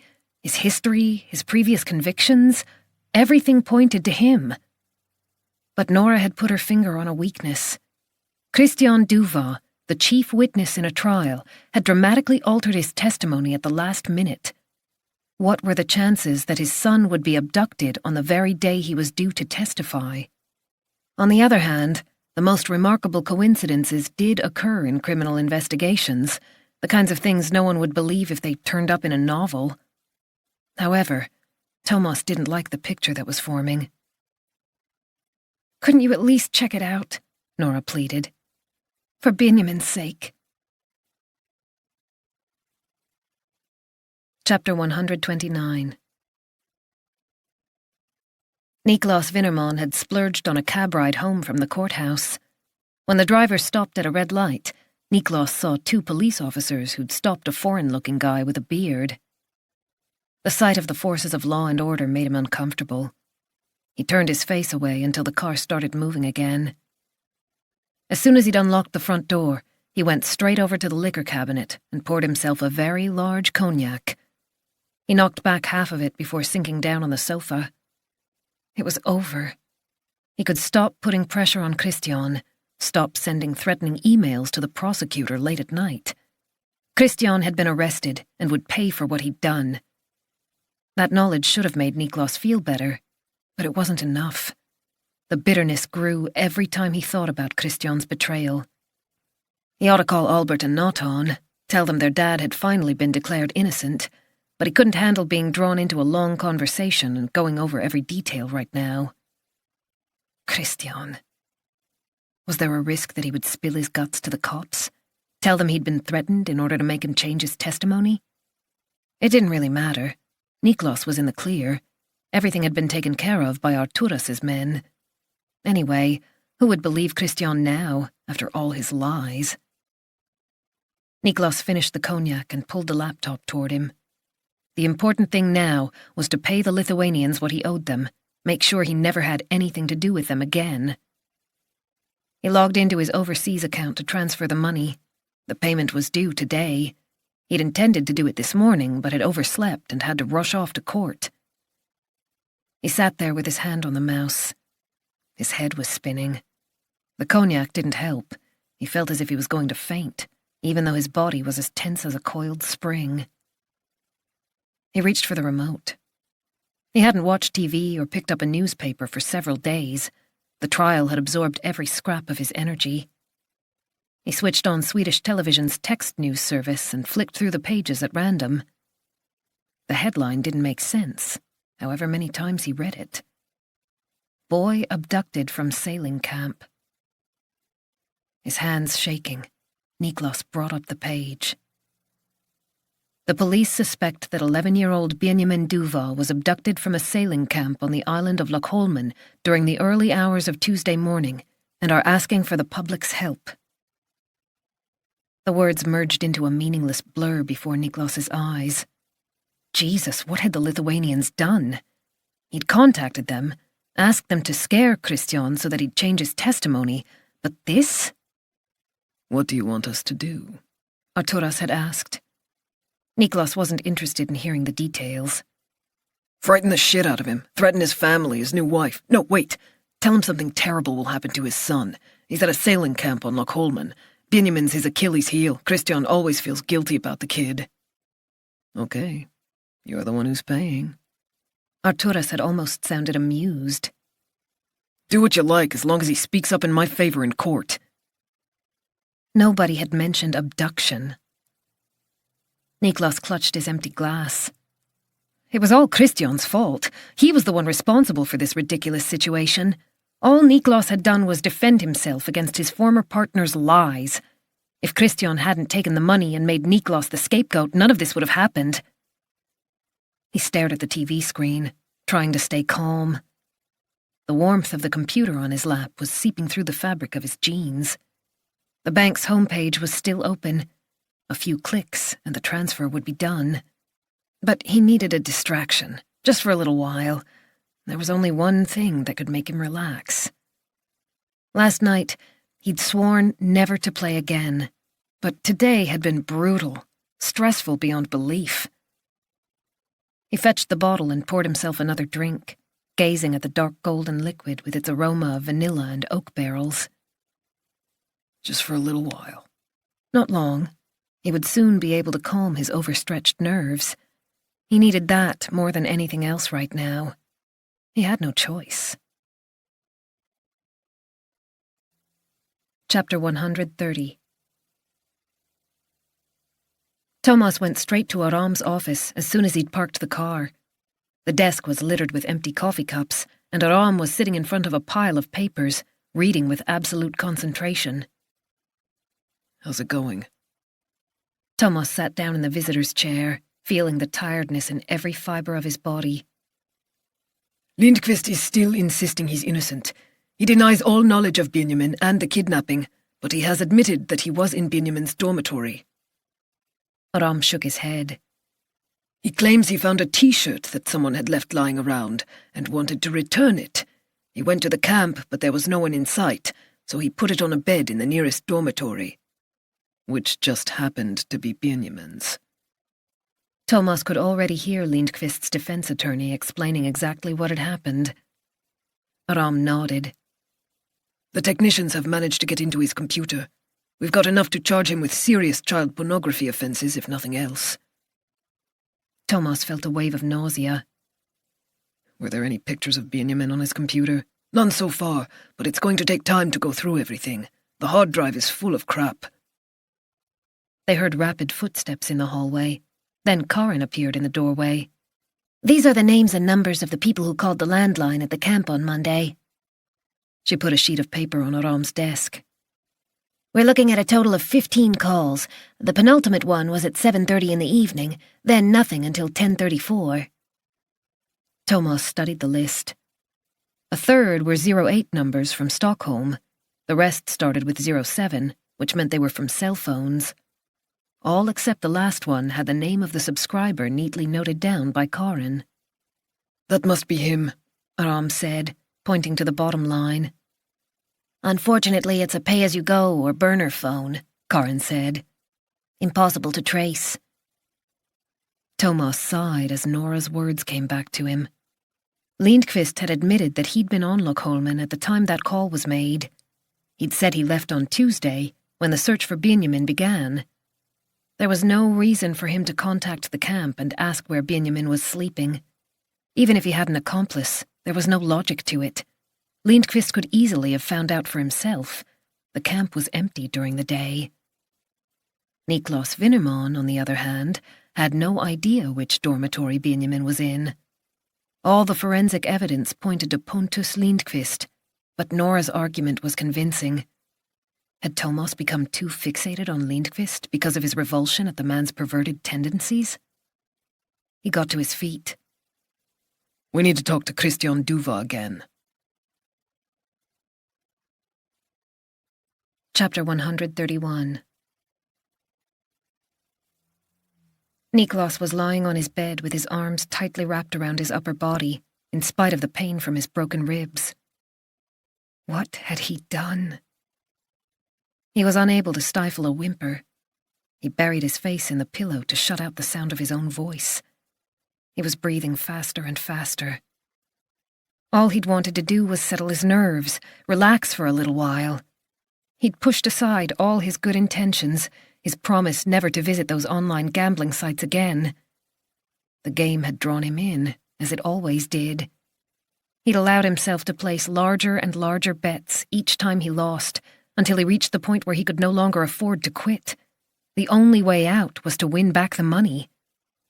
His luck had to change, he'd thought. Any minute now, things would improve. Nobody could have this much bad luck. Eventually, all the numbers on the screen had flashed red. He couldn't continue without making another deposit. It was gone. All of it. Within just a few hours. What was he going to do now? His cell phone buzzed. The 3 words on the screen made him want to throw up. Time to pay. He heard a sound from the stairwell. The elevator had stopped on his floor. Niklas clenched his jaws until his teeth ached. Were they here already? As soon as they realized he couldn't pay, they would kill him. The elevator door opened. Someone fumbled with a bunch of keys. His neighbor's door opened and closed. Niklas was drenched in sweat. He sat up and ran a hand over his damp hair. He couldn't stay here. This was the first place they'd look. He had to get out of the apartment, right now, before they figured out what was going on. There must be somewhere he could hide out. The summer cottage, on the island of Ingarö. He could lie low there for a few days while he tried to come up with a solution. He grabbed a bag, packed a few clothes, then picked up his car keys and left. Chapter 132. Christian Duva had been taken to the Kronoberg custody suite, only a stone's throw from the courthouse. He'd been arrested immediately after the trial. Thomas and Aram waited in the interview room until Duva arrived with a guard. He was wearing the regulation green custody shirt and pants. His clogs seemed too big. He was shuffling along. Have you found Benjamin? he asked hoarsely as soon as he saw the two detectives. Thomas shook his head. I'm afraid not, but we do have a few questions for you. Duva sank down on the chair nearest the wall. He looked completely exhausted. His face was pale and sweaty. Thomas and Ram sat down opposite him. We believe serious threats against you and your family have been made over the past few days in relation to the trial in which you were a key witness. Is that correct? Duva's haggard face contorted. Yes. Is that why you changed your testimony in court? Duva nodded. Why didn't you tell us this when we asked you this morning? I didn't dare. I'm sorry. What happened? I was about to leave home yesterday morning when my cell phone rang. It was an unknown number. I don't know who he was. He didn't introduce himself. He said they'd taken Benjamin, and if I didn't retract my original statement, I'd never see him again. I had to speak up in Niklas's defense, make sure he was acquitted. He wiped under his nose with one hand. If I did exactly as he said, Benjamin would soon be back home. Thomas wanted to groan. Duval wasn't the first person to have lied to the police in similar circumstances, but it was totally counterproductive. If they'd known about the threat earlier, they would have deployed their resources differently, rather than focusing exclusively on Lindqvist. Was the caller Vinnerman? No. Duval shook his head. I'd have recognized Niklas's voice. This was another guy. But Niklas must have been behind it. Who else? That was exactly what Nora had said. Vinnerman must have had an accomplice. Thomas realized he'd had exactly the same thought about Lindqvist a few hours ago. Once again, he reproached himself for not having widened the scope of the investigation. He had an accent, by the way, Duval added. Swedish wasn't his mother tongue. Could you identify this accent? Ram said. Any idea where he came from? I'm not sure. It sounded kind of Slavic, but not quite. It all happened so fast. Did he say anything else? He told me not to go to the police if I wanted to protect my family. He said that more than once. His shoulders slumped. Benjamin was supposed to be back by now, they promised. I did exactly what they told me to do. A major search is underway, Ram assured him. Thomas's phone buzzed in his pocket. He took it out and read the text message from Margit. No one home at Vinnerman's apartment. They'd sent a patrol to bring him in when they left for Kronoberg. We're trying to get a hold of Vinnerman, but he doesn't seem to be home, he said. Is there anywhere else he might be? Duva shifted uncomfortably on his chair. I'm not sure. I don't think... Well, he doesn't really use it. He might have gone to Ingara. His expression was tormented. He clutched his left arm. He and his sister used to have a summer cottage over there. They might have sold it, though, I don't know. He rubbed his chest.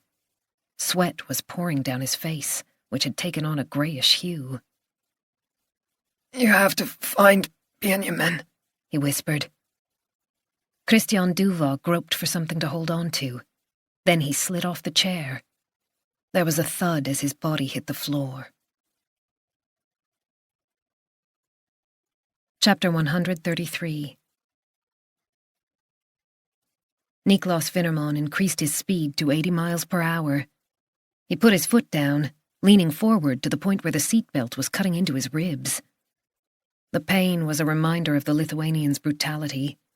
His fingers tightened on the steering wheel. They would never leave him alone. He had no choice. If he couldn't come up with the money, he would have to leave the country. There was very little traffic, but he caught up with a red Honda that refused to move. He kept his hand on the horn until it switched to the inside lane. As he shot past, so close that the cars were almost touching, he saw the other driver's horrified expression. Fuck it, maybe a car crash would be best for everyone. If he died, the situation would be resolved. Albert and Naughton. Niklas saw the faces of his sons and groaned out loud. This was all Christian's fault. He'd had a good life before the company collapsed. It was Christian's deception that had made him lose control. Christian was to blame for his spiraling gambling debts. On the passenger seat lay a half-full bottle of vodka that he'd taken out of the freezer. He grabbed it with sweaty fingers, unscrewed the cap with one hand, and took a swig. It did nothing to allay his fears. His head was all over the place. Where was he going to get a hold of that much money? Several million. There was no one who could help him now. He had nowhere to turn. To be on the safe side, he'd tucked a small, sharp kitchen knife into his back pocket. He had no intention of being unprepared this time if they found him. His hand found its way to his ribs. He reached into his pocket for the blister pack of painkillers and washed down 2 pills with another swig of vodka. The road narrowed. One lane was closed off due to road construction. Last night's heavy rain had been replaced by brilliant sunshine, and the surface water had dried up. The exit for Ingera was coming up, but Niklas didn't bother slowing down. He turned left onto Ingera-vägen, ignoring the stop sign. He drove without paying any real attention to his surroundings. After all these years, he could find his way with his eyes closed. The last stretch was a dusty, winding dirt track through the forest. The car bounced along until it skidded to a halt in front of the cottage, gravel spraying up around the wheels. Niklas switched off the engine. The property was the last one along this little track, hidden away behind tall lilac bushes. He peered through the windshield, checking the place out just to be on the safe side. The blinds were pulled down, the door closed. The gate was ajar, but otherwise everything looked the same as usual. He could stay here for a few days, think things through, try to come up with a way out. This was the first time he'd been here since last summer. He'd been too restless, with the trial hanging over him. Katrine lived abroad. She and her family wouldn't be over until the end of July. Niklas took a few more slugs of vodka, still thinking about Christian, who had destroyed his life. After a while, he took out his cell and read the message again, even though he already knew what it said. He knew those 3 words by heart. A faint whimper forced its way across his lips. Chapter 134. The unmarked patrol car sped along the freeway, overtaking one vehicle after another. Careful! Thomas admonished Aram as the back wheels lurched toward the shoulder. His phone rang. Margit. He switched to speakerphone. We've put out a call for Niklas Winnerman. I have more information about the summer cottage. It's registered in the name of Katrine Dupont. She's his sister, and she lives in Brussels. I managed to get a hold of her a few minutes ago. She has no idea where her brother could be. Says she hasn't spoken to him for a long time. They left the freeway, following the sign for Ingera. However, when I explained the situation, she said she's suspected for a while that Niklas has gambling debts. He's tried to borrow money from her on several occasions, but refused to say why. He's also been trying to persuade her to sell the summer cottage. She thought he was sounding increasingly agitated, almost panic-stricken. Nora had mentioned the threatening emails. She was convinced they'd come from Winnerman. She'd referred to him as a criminal, despite the fact that he'd just been acquitted in court. The picture of Niklas Winnerman was becoming increasingly alarming. He drives a black Audi, Margit added before ending the call. They reached a T-junction. Aram consulted the map and turned left. The dirt track narrowed. They passed one house, then another. Nearly there. Thomas imagined Benjamin's frightened eyes. The warm evening sun painted the meadows golden yellow. White fluffy clouds drifted across the sky. Aram slowed down for the last few yards. Look, he said. A black car was parked on the drive.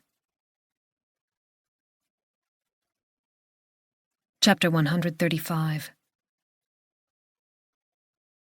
He didn't want to open his eyes, but the noise beyond the thick wall brought Benjamin out of his semi-conscious state. It sounded like a car, the roar of an engine slicing through the dark silence surrounding him. Suddenly it stopped. Someone was here. His body was shaking uncontrollably. Was it fear or a fever? His muscles ached, and from time to time he suffered cramps, painful spasms in his arms and legs. More noises above his head. Heavy footsteps, creaking floorboards. a door slamming shut. I don't want to die. Benjamin started to cry yet again. He couldn't hear properly, couldn't even lift his head any longer, but he tried to curl up on the mattress and pull the sleeping bag over him with his good arm so that he wouldn't be seen. When he caught his sore arm by mistake, it hurt so much that he almost let out a scream. If he lay perfectly still, maybe no one would find him. This is pointless, a little voice whispered. It was the kidnapper who'd locked him up, so why bother hiding? Benjamin breathed as quietly as possible, but the air around his face grew hot in less than a minute. He felt as if he were suffocating beneath the slippery fabric. His heart was racing faster than ever. Footsteps again. Coming downstairs. There must be a staircase outside the locked door. Was he in a cellar? Someone fumbled with the lock, and Benjamin heard a key turning. Please, God, he prayed. Please save me. Chapter 136. Niklas Vinnerman had staggered down the stairs. He'd finished the vodka, but there ought to be a bottle of schnapps in the cellar, left over from last summer's crayfish party. The more he drank, the more his bitterness grew. The thought of Christian made his head pound. He was the one who had started all this. It was his fault that Niklas had to hide away out here in the middle of nowhere, instead of celebrating his acquittal with his family. The key was stiff. He had no recollection of having locked up the last time he was here. When he eventually managed to turn the key, the door flew open with such force that it banged against the wall. The stench of urine and fetid air made him recoil. It smelled as if an animal had died in there. He groped for the light switch, but nothing happened. The bulb must have blown. Nothing was going his way today. He squinted his eyes and peered into the room. The light from the stairs wasn't much help, but eventually he spotted the bottle of schnapps on the top shelf. He grabbed it with a sigh of relief and turned to leave. Why did the cellar smell of piss? He caught sight of something out of the corner of his eye as he was about to close the door.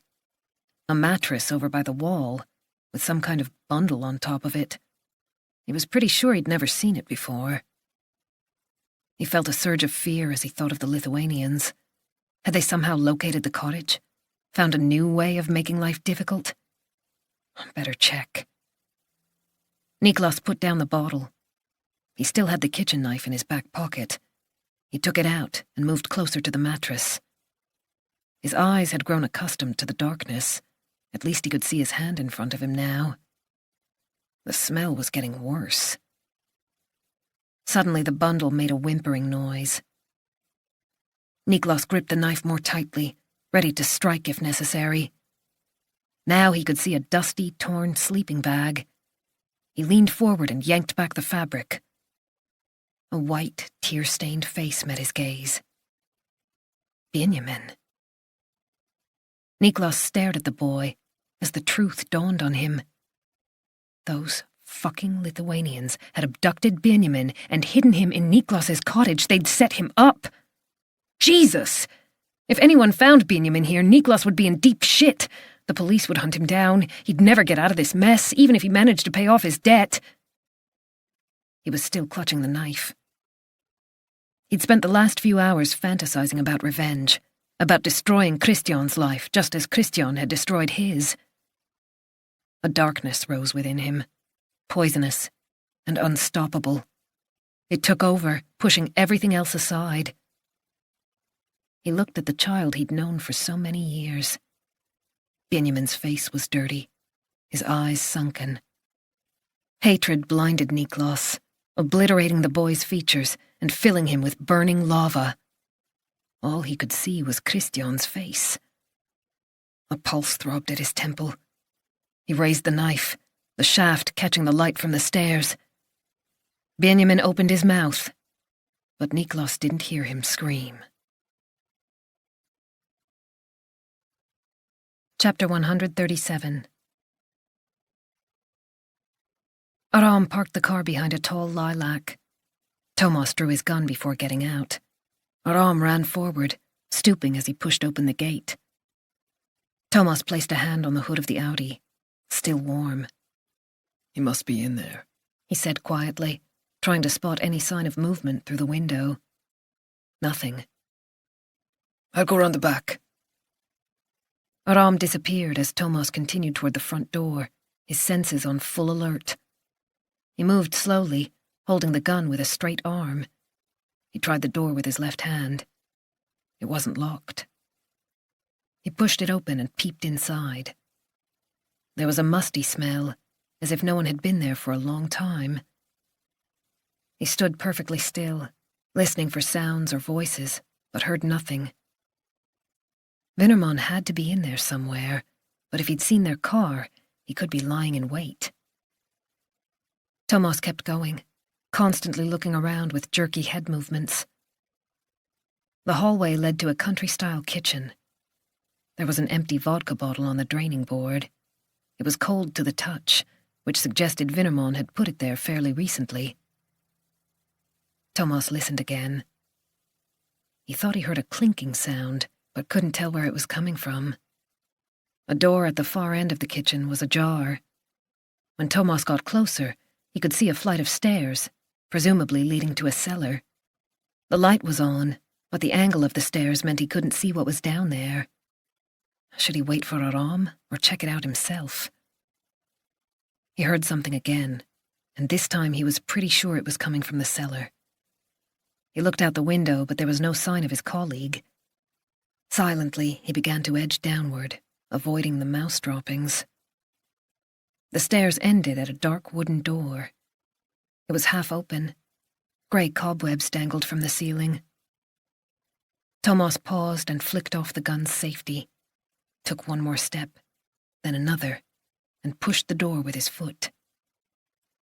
He could see a male figure with its back to him, crouched down over by the far wall. What was he doing? Police! Thomas roared. Come out with your hands up! Slowly, the man turned around. It was Niklas Winterman. Don't shoot! Behind him, Thomas saw a child who appeared to be semi-conscious. Benjamin. Don't shoot! Winterman yelled again. Something glinted on the floor beside him. A knife? Thomas was breathing heavily. He was gripping the gun so tightly that his hand was shaking. He couldn't take any chances with Benjamin's life. On your feet. Walk toward me with your hands above your head. Suddenly he heard Aram's footsteps on the stairs. Benjamin's here! Thomas called out over his shoulder, keeping his eyes fixed on Winterman. Move away from Benjamin. I'll shoot if you don't raise your hands right now. Winterman half turned. If you touch the boy, I'll shoot. Sweat was pouring down Thomas's face.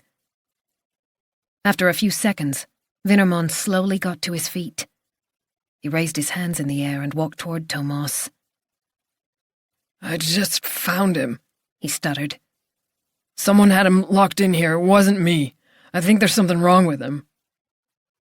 Aram was already securing Winterman's wrists behind his back with a pair of handcuffs. Thomas rushed over to Benjamin. His breathing was rapid and shallow, his face streaked with dirt, his lips cracked. You don't need to be frightened anymore, Thomas said gently. I'm a police officer, and we're going to look after you. Everything's going to be fine. Benjamin's eyes rolled back. Thomas picked him up, just as he'd picked up Elin countless times. Registered how little the boy weighed, even though he was twice her age. His body was worryingly limp. He placed the palm of his hand on Benjamin's forehead. It was red hot. Call an ambulance, he said to Aram. Chapter 138. The smell of cooking met Nora as she opened the door of the apartment. Adam must be fixing something to eat for his girlfriend. Thank goodness. Nora was both late and exhausted. Her body felt as heavy as lead. This had been one of the strangest days in her entire working life. The charges against Niklas Winterman had been dropped, and the verdict on Bertil Svensson would be delivered next week. Looking at the jurors' faces, she had no doubt he would be convicted of aiding and abetting. Christian Duva had been arrested, but was now in the hospital after suffering a major heart attack. He was in critical condition. A large part of the cardiac muscle had been damaged. She had passed his case on to a colleague and exchanged a few words with her boss. Officially, she was on vacation as of tomorrow. Right now, she couldn't even think about the Deputy District Chief Prosecutor's post. Her priority was to postpone the wedding, contact all the guests and explain the situation. The very thought brought tears to her eyes again. With a weary sigh, she kicked off her dark blue pumps and slipped off her jacket. There was an enormous vase of pink and white orchids on the table in the hallway. Nora reached out and touched the beautiful flowers. The petals were fresh. Jonas had brought back boxes of orchids on other occasions when he'd flown to Bangkok. They were sold pre-packed at the airport. You could buy a dozen in Asia for the same amount that a single bloom cost in Sweden. Someone had left a black airline bag on the floor. "Hello?" she called out, barely able to speak. She was so fragile she didn't dare believe what she was seeing. A few seconds passed. She could hear the kitchen fan, the sound of the oven door closing. "Hello?" The tears began to fall. Don't cry, sweetheart. Jonas emerged from the kitchen with a dish towel over his shoulder. He was at her side in no time. He drew her close and stroked her cheek. "Are you really home?" Nora whispered. I told you everything would be fine. "You did." Nora rested her forehead against his, closed her eyes. She'd let it all get to her. It wasn't Jonas's fault he'd been delayed. Things could have been much worse. She hadn't heard from Thomas. Little Benjamin was still missing. She couldn't begin to imagine how his mother was feeling. It didn't matter if she and Jonas got married on Friday or Saturday or some other day. The important thing was that they had each other, that the two of them and the children were safe and well. "What happened?" she murmured after a long time. They fixed the fault, got the passengers on board, and then we flew home. He made it sound like nothing. "I'm so sorry for all those things I said," she whispered in his ear. "Thank you for coming back." I had to come back. We're getting married on Friday. Chapter 139. There were times when Thomas remembered why he'd chosen to become a police officer. This was one of those moments as Åsa Duva raced into the hospital where Benjamin had been brought by ambulance. Her jacket flapped around her as she ran down the hallway, almost cannoning into a nurse who was pushing along an IV stand. Thomas was about to return to Naka for an initial interview with Vinnerman. Aram had already gone straight to the station, while Thomas had chosen to check on Benjamin first. "Thank you so much for finding my son," Åsa said, squeezing his hands. "I'll never forget it." Benjamin was in stable condition, his frail little body receiving intravenous antibiotics and nutrients. Thomas hoped his recovery wouldn't prove too tough. The effects of the kidnapping would require a great deal of therapy and love, and his father was in intensive care. But that was all in the future. Right now, it was a matter of dealing with serious blood poisoning. The doctors had sounded optimistic. A few more hours and it would have been a different story. Thomas gently freed himself from Åsa's grip. I'm just so glad we found him in time. There would be many interviews with Niklas Vinnerman. Margit had offered to step in, but Thomas had refused. He wanted to meet the man face to face, understand what had happened. Aram was waiting outside room 5. How's Benjamin? He said as soon as the green elevator doors opened. The doctors are hopeful, but it's too early to say for sure. His mother refuses to let him out of her sight. What a mess. Thomas nodded and led the way into the interview room. He immediately recognized the lawyer standing by the window with his phone pressed to his ear. It was Jakob Emilsson, one of the best-known defense attorneys in Stockholm. Damn. Thomas knew how Emilsson worked. Everything was going to take longer than necessary. Vinnerman looked up as the two officers entered the room. His bloodshot eyes widened. Thomas was unable to summon up any sympathy whatsoever. Vinnerman had had a child abducted in order to save his own skin. He was just as much a piece of shit as his former business partner. Vinnerman's expression was a mixture of fear and confusion. It wasn't me, he burst out, just as he'd done in the cellar. You have to believe me, I'll tell you everything. Emilson quickly placed a hand on his client's shoulder. You don't have to say anything. No one can force you. I'm not a criminal, I'm not. Thomas wondered how many times he'd heard those words in this room. Right now, he was too tired to listen to that kind of crap. It's been a nightmare, Vinnerman continued. I knew Christian was lying, that there was no truth in his allegations against me. I just didn't understand why. His eyes were bulging, and his shirt was filthy with dust from the cellar. Duval's admission came as a total surprise to everyone in the courtroom, Emilson interjected. Vinnerman stared at his attorney for a long time. I kept on telling you, but you didn't believe me. Thomas had expected Emilson to show some kind of embarrassment or remorse, but his face didn't change. You were the one who said that Christian would finish me. You said I'd go down if he didn't change his testimony. Vinnerman scratched his throat. When he raised his arm, the faint smell of body odor reached Thomas's nostrils. I had to do something to stop him. I had no choice. Christian forced my hand. I couldn't go to jail. I knew what was waiting for me in there. I wouldn't survive. So you put pressure on him by kidnapping his son? Aram said. No, you've got it all wrong. Perhaps you'd like to explain, Thomas said icily. Contradictory emotions passed over Vinnerman's face. I had contacts, he mumbled eventually. From Lithuania.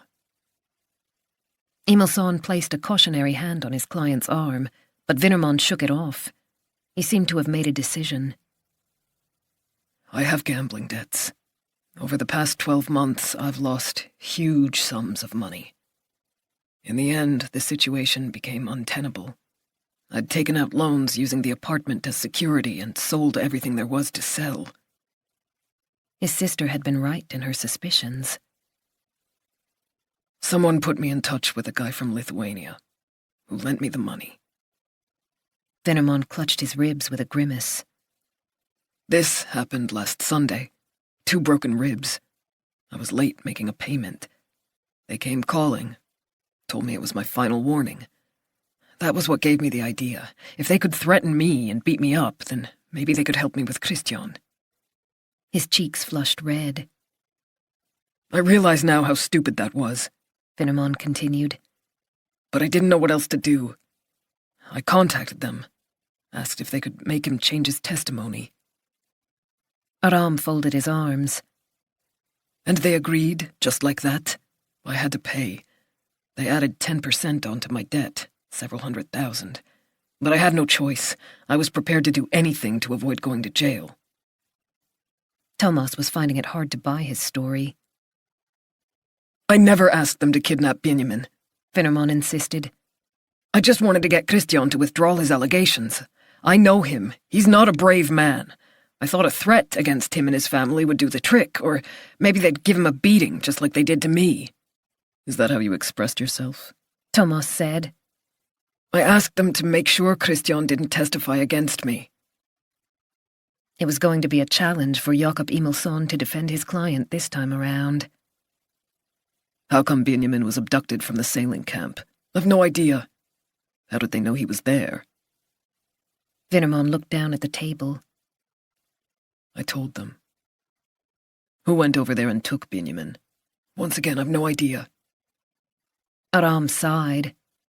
I know how it sounds, but that's what happened. I swear, all I did was ask them to put pressure on Christian and his family. I did mention Benjamin, but I never thought they'd actually kidnap him. Aram leaned forward. If we assume you're right, and these Baltic mafia guys decided to give you value for your money, then why hide Benjamin in your cellar? I've discussed this with my client, Emilson said. I think they wanted to make sure he was in the frame if there were any problems. The whole thing wouldn't have taken more than a few hours. In, out, a quick job that made them a lot of money, and it was risk-free. If they were caught, The blame could be squarely placed on my client's shoulders. Thomas wasn't convinced. But what about Benjamin? Were they intending to leave him to die down there? Emilson exchanged a glance with Vinnerman. The debt was due to be repaid today. Our guess is that the Lithuanians were planning to reveal Benjamin's whereabouts once they'd received their money. Using Niklaus's summer cottage gave them extra insurance, and maybe something to hold over him in the future.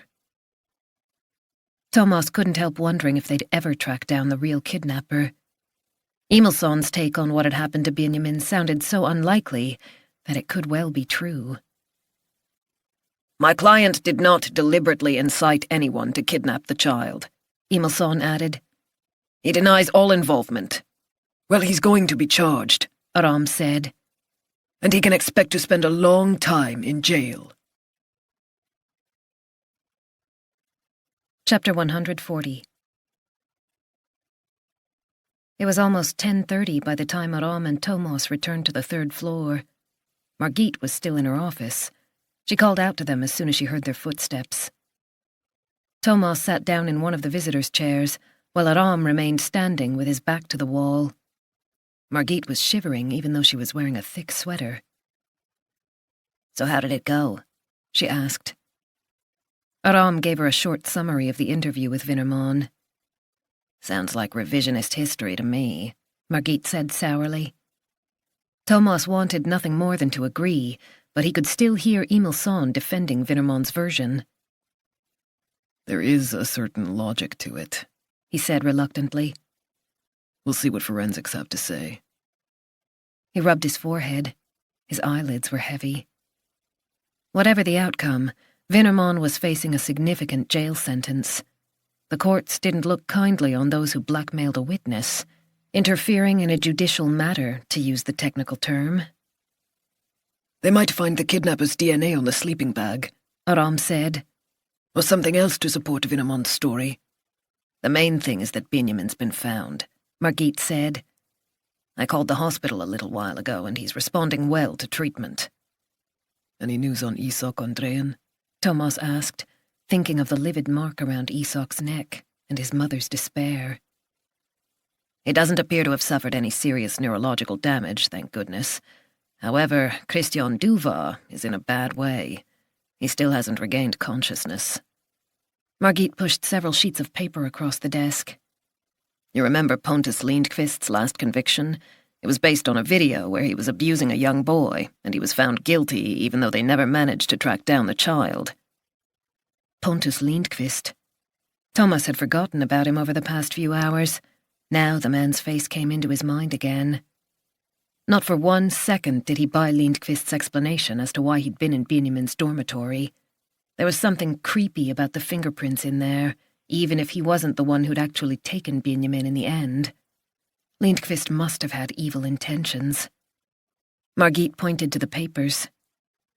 I've just spoken to a colleague in Gothenburg. The detention cell was small. Niklaus was perched on the bed, staring at the wall. Everything was grey in here. The floor, the walls, the ceiling. Everything except the yellowish ring around the toilet. The alcohol had left his body. His chest felt tight and he was shivering. The thin blanket around his shoulders wasn't helping at all. He felt as if somebody was repeatedly hitting him over the head with a hammer. He was trying not to groan out loud. He had turned into a monster. How was he going to live with the memory of Benjamin's terrified face as he raised the knife? Now, when he was sober, he couldn't understand how he could have acted that way. He had almost been prepared to murder a little boy in order to punish his father. He had seen red. The rage boiling in his blood had taken over.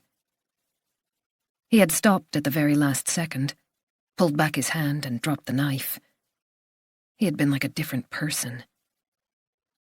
Albert and Naughton would never forgive him when they found out what he'd done. There was nothing he could say that would fix this. He'd lost everything, his business and his family. He would end up in jail. He might be murdered there, purely as a result of his own actions. The Lithuanians would show him no mercy. For the first time, dying didn't seem like the worst option. Chapter 141. When Thomas and Aram entered the interview room, Pontus Lindqvist was slumped on a chair next to his lawyer. He looked dazed, as if he'd just been woken up. Hjalmar Andreasson was not impressed. Is it really necessary to question my client again at this hour? Couldn't it have waited until tomorrow? Thomas gave him an icy glare. We've found Benjamin Duva. Your client is no longer suspected of abduction. Lindqvist sat up a little straighter. I told you I didn't do it. A smug smile spread across his face. Andreasson reached for his briefcase. So we're free to leave? Thomas ignored him and spoke directly to Lindqvist. There was a bag of clothes in your SureGuard storage unit. Kala had gone through everything they'd found with meticulous attention to detail. Among other things, there were items of clothing that appeared to belong to a boy aged about 10, the same little boy who owned the underpants you couldn't help tucking away in your apartment. The police dog had done its job well. They just hadn't realized this was about another child, not Benjamin. Lindqvist looked away. The thin skin beneath his eyes had a bluish tinge. The clothes were neatly folded, along with a map of an area outside Gothenburg, a place where your parents used to own a summer cottage. Aram folded his arms. The Gothenburg police have been out there this evening with a dog team. They found the grave where a small boy was buried, Thomas said. Or rather, what was left of him. Hjalmar Andreasson inhaled sharply. The DNA from the body will be compared with the DNA from the clothing we found in your possession. The age of the child seems to match the boy you abused when you were convicted of child rape some years ago. The abuse you filmed. We'll soon know the identity of the victim. You will be arrested first thing tomorrow morning, Aram informed him. You can expect to be charged with homicide. That means life imprisonment. Every scrap of colour had drained from Lindqvist's face. He looked 10 years older. Thomas felt a bitter satisfaction. They'd managed to nail him after all, but exhaustion was making his head pound. He glanced at his watch.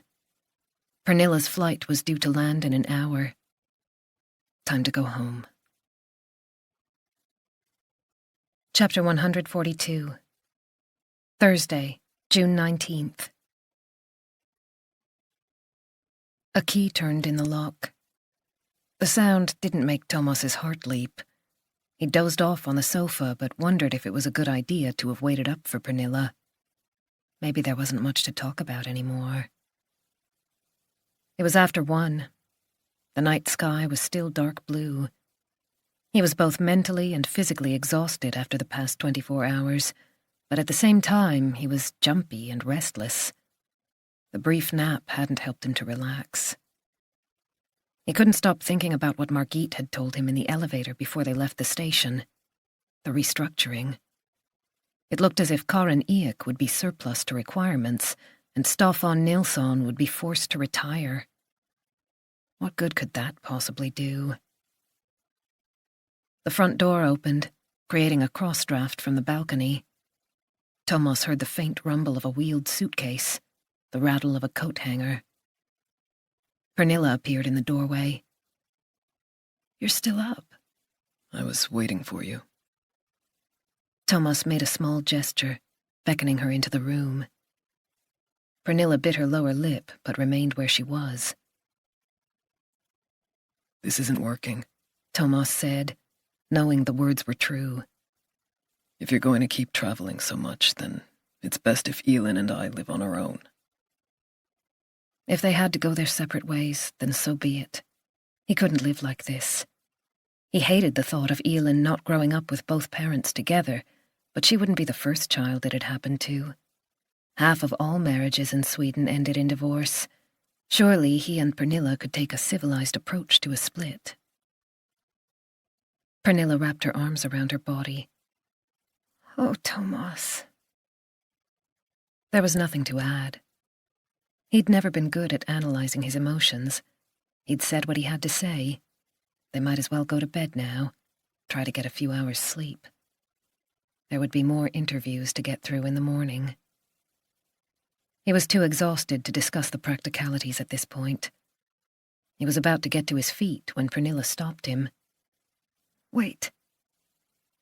Her eyes were shining with unshed tears. I was too hard on you on the phone the other day. I'm sorry. I felt so guilty that I attacked you instead. I know I've been working a lot lately, but you don't understand what it's like. No, he didn't. All he knew was that his partner would rather focus on her career than on him and their daughter. I love you and Elin. This isn't about the two of you, Pernilla went on quietly. Thomas was no longer annoyed and frustrated. He was simply tired of it all. Tired of being the one who had to deal with Elin's disappointment every time Pernilla wasn't there for dinner or to put her to bed. Tired of the fact that they were never together these days. He sank back on the sofa. So tell me what it is about. There were new lines around Pernilla's eyes. Her hair was caught up in a barrette from which a few stray tendrils had escaped. I don't know if I can fix this either, she said. I'm always so tired and irritable, always in a hurry. I realize I'm not spending enough time with you and Elin. She made a shuddering sound, somewhere between a sigh and a sob. She rubbed one temple, as she always did when she was upset. Of course, I've noticed things aren't great between us. There's so much to do. It's like a spring tide that never stops. When I go to bed at night, I've just about gotten through my emails. When I wake up the next morning, 100 more have arrived. Thomas wasn't sure what to say. His job was also demanding, and sometimes he too felt as if he were drowning. But he didn't want to sit here arguing about who had the most to do. It was undignified. This wasn't some kind of duel. I don't know how to handle everything, Pernilla continued. The constant phone calls, meetings, budget forecasts, staff interviews. There's not enough of me to go around. There was a cold draft from the balcony. Thomas got up and closed the door. Why don't you come and sit down? He suggested. Pernilla perched on the armchair opposite the sofa. I feel guilty every evening when I'm away, or when I sit up late with my laptop. You might not believe me, but I do realize how irritated you get. I know exactly how you're going to react each time I ask you to pick up Elin, even though it's my turn. Elin was still with her grandparents.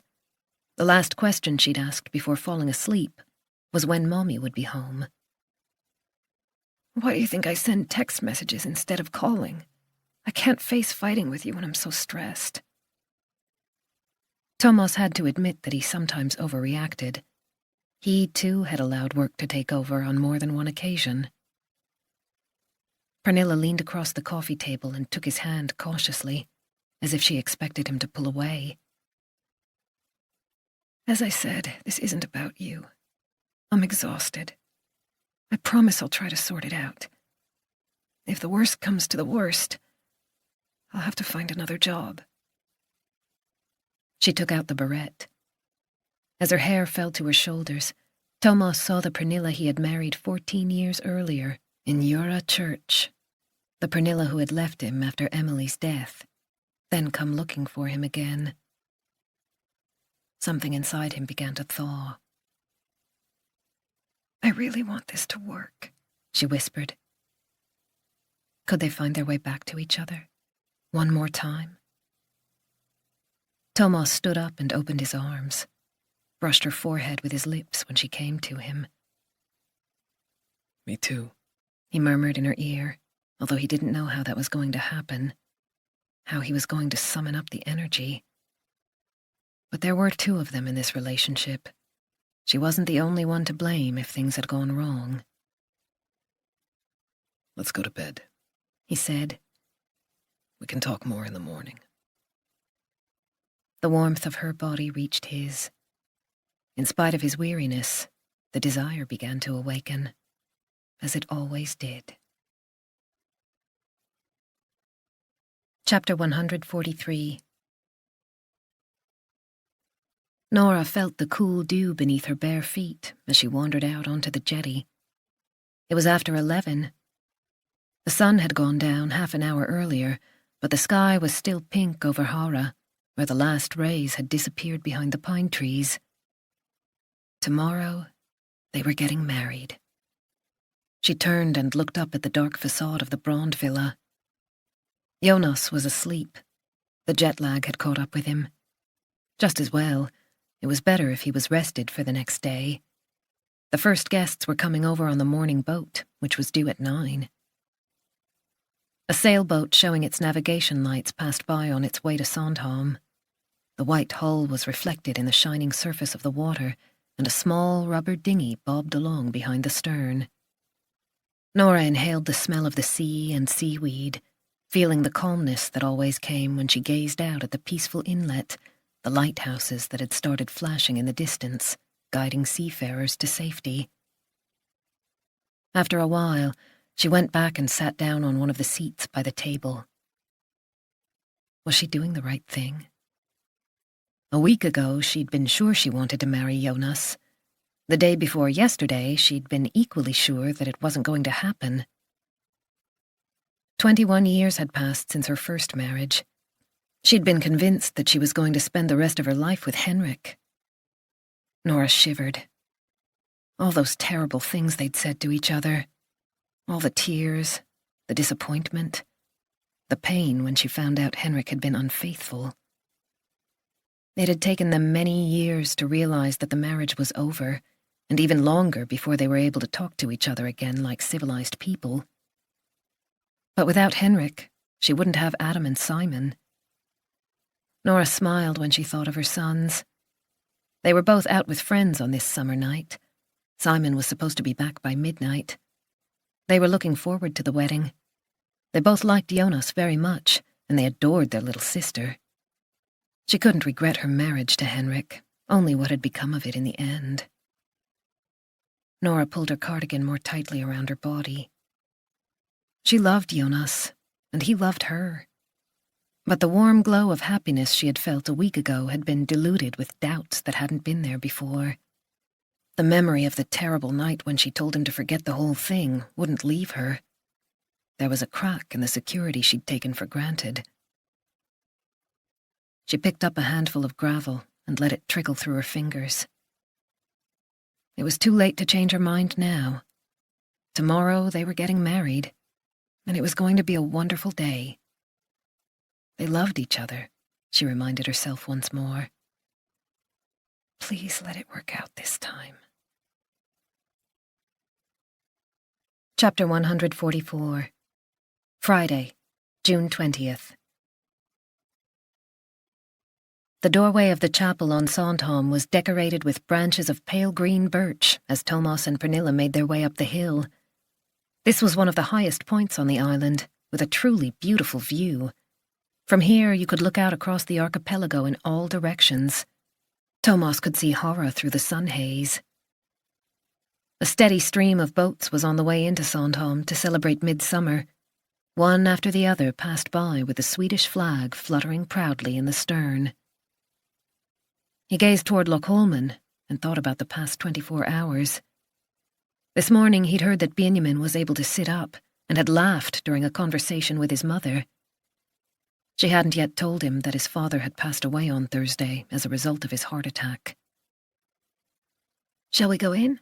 Pernilla said, smiling at the friendly churchwarden who was handing out copies of the order of service. Pernilla looked beautiful in her turquoise summer dress. They went in and sat in one of the pews at the front on the left-hand side, directly behind Nora's parents. Adam and Simon were already waiting at the altar. Thomas gave the boys the thumbs up. They didn't look entirely comfortable in their dark blue suits, white shirts, and dark blue ties. Simon gave his godfather an embarrassed grin and stuck his index finger inside his collar in an exaggerated gesture. The chancel was adorned with vases filled with midsummer flowers, daisies, buttercups, and cornflowers. The organ began to play. Time to stand up. Thomas turned and saw Nora and Jonas walking up the aisle hand in hand, preceded by Elin and Julia, each carrying a woven basket filled with rose petals. Elin was slightly behind Julia, keeping a close eye on her friend. Thomas couldn't help smiling proudly as his daughter passed by. The bride and groom were followed by their bridesmaid, Jonas's daughter Vilma, who was carrying a bouquet in the same colours as Nora's. They'd been through a lot, but now they were standing here, Nora and Jonas. She couldn't have found a better man. She was sparkling today. The music faded away, and the pastor stepped forward with an expectant smile. Soon Nora and Jonas would exchange their vows. Thomas reached out and took Pernilla's hand. Last night she'd sat up in bed with her laptop yet again, despite everything they'd talked about the previous evening. He had felt the inevitable stab of anger and frustration, but had managed not to say anything. Elin had been thrilled when she came home from staying with her grandparents and found Mommy there. Thomas really wanted things to work between them. He brought Pernilla's hand to his lips and gently kissed it. I love you, he thought. Isn't that enough?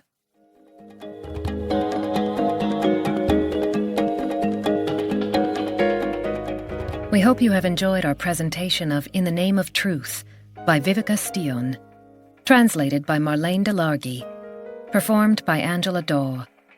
Performance copyright 2020 by Brilliance Publishing, Inc., all rights reserved. For further information concerning this program or other Brilliance audio titles, please visit our website at www.brilliancepublishing.com. No part of this recording may be played for an audience or reproduced in any form. It may not be streamed, downloaded, broadcast, or copied without written permission. Address all inquiries to Brilliance Audio, P.O. Box 887, Grand Haven, Michigan, 49417.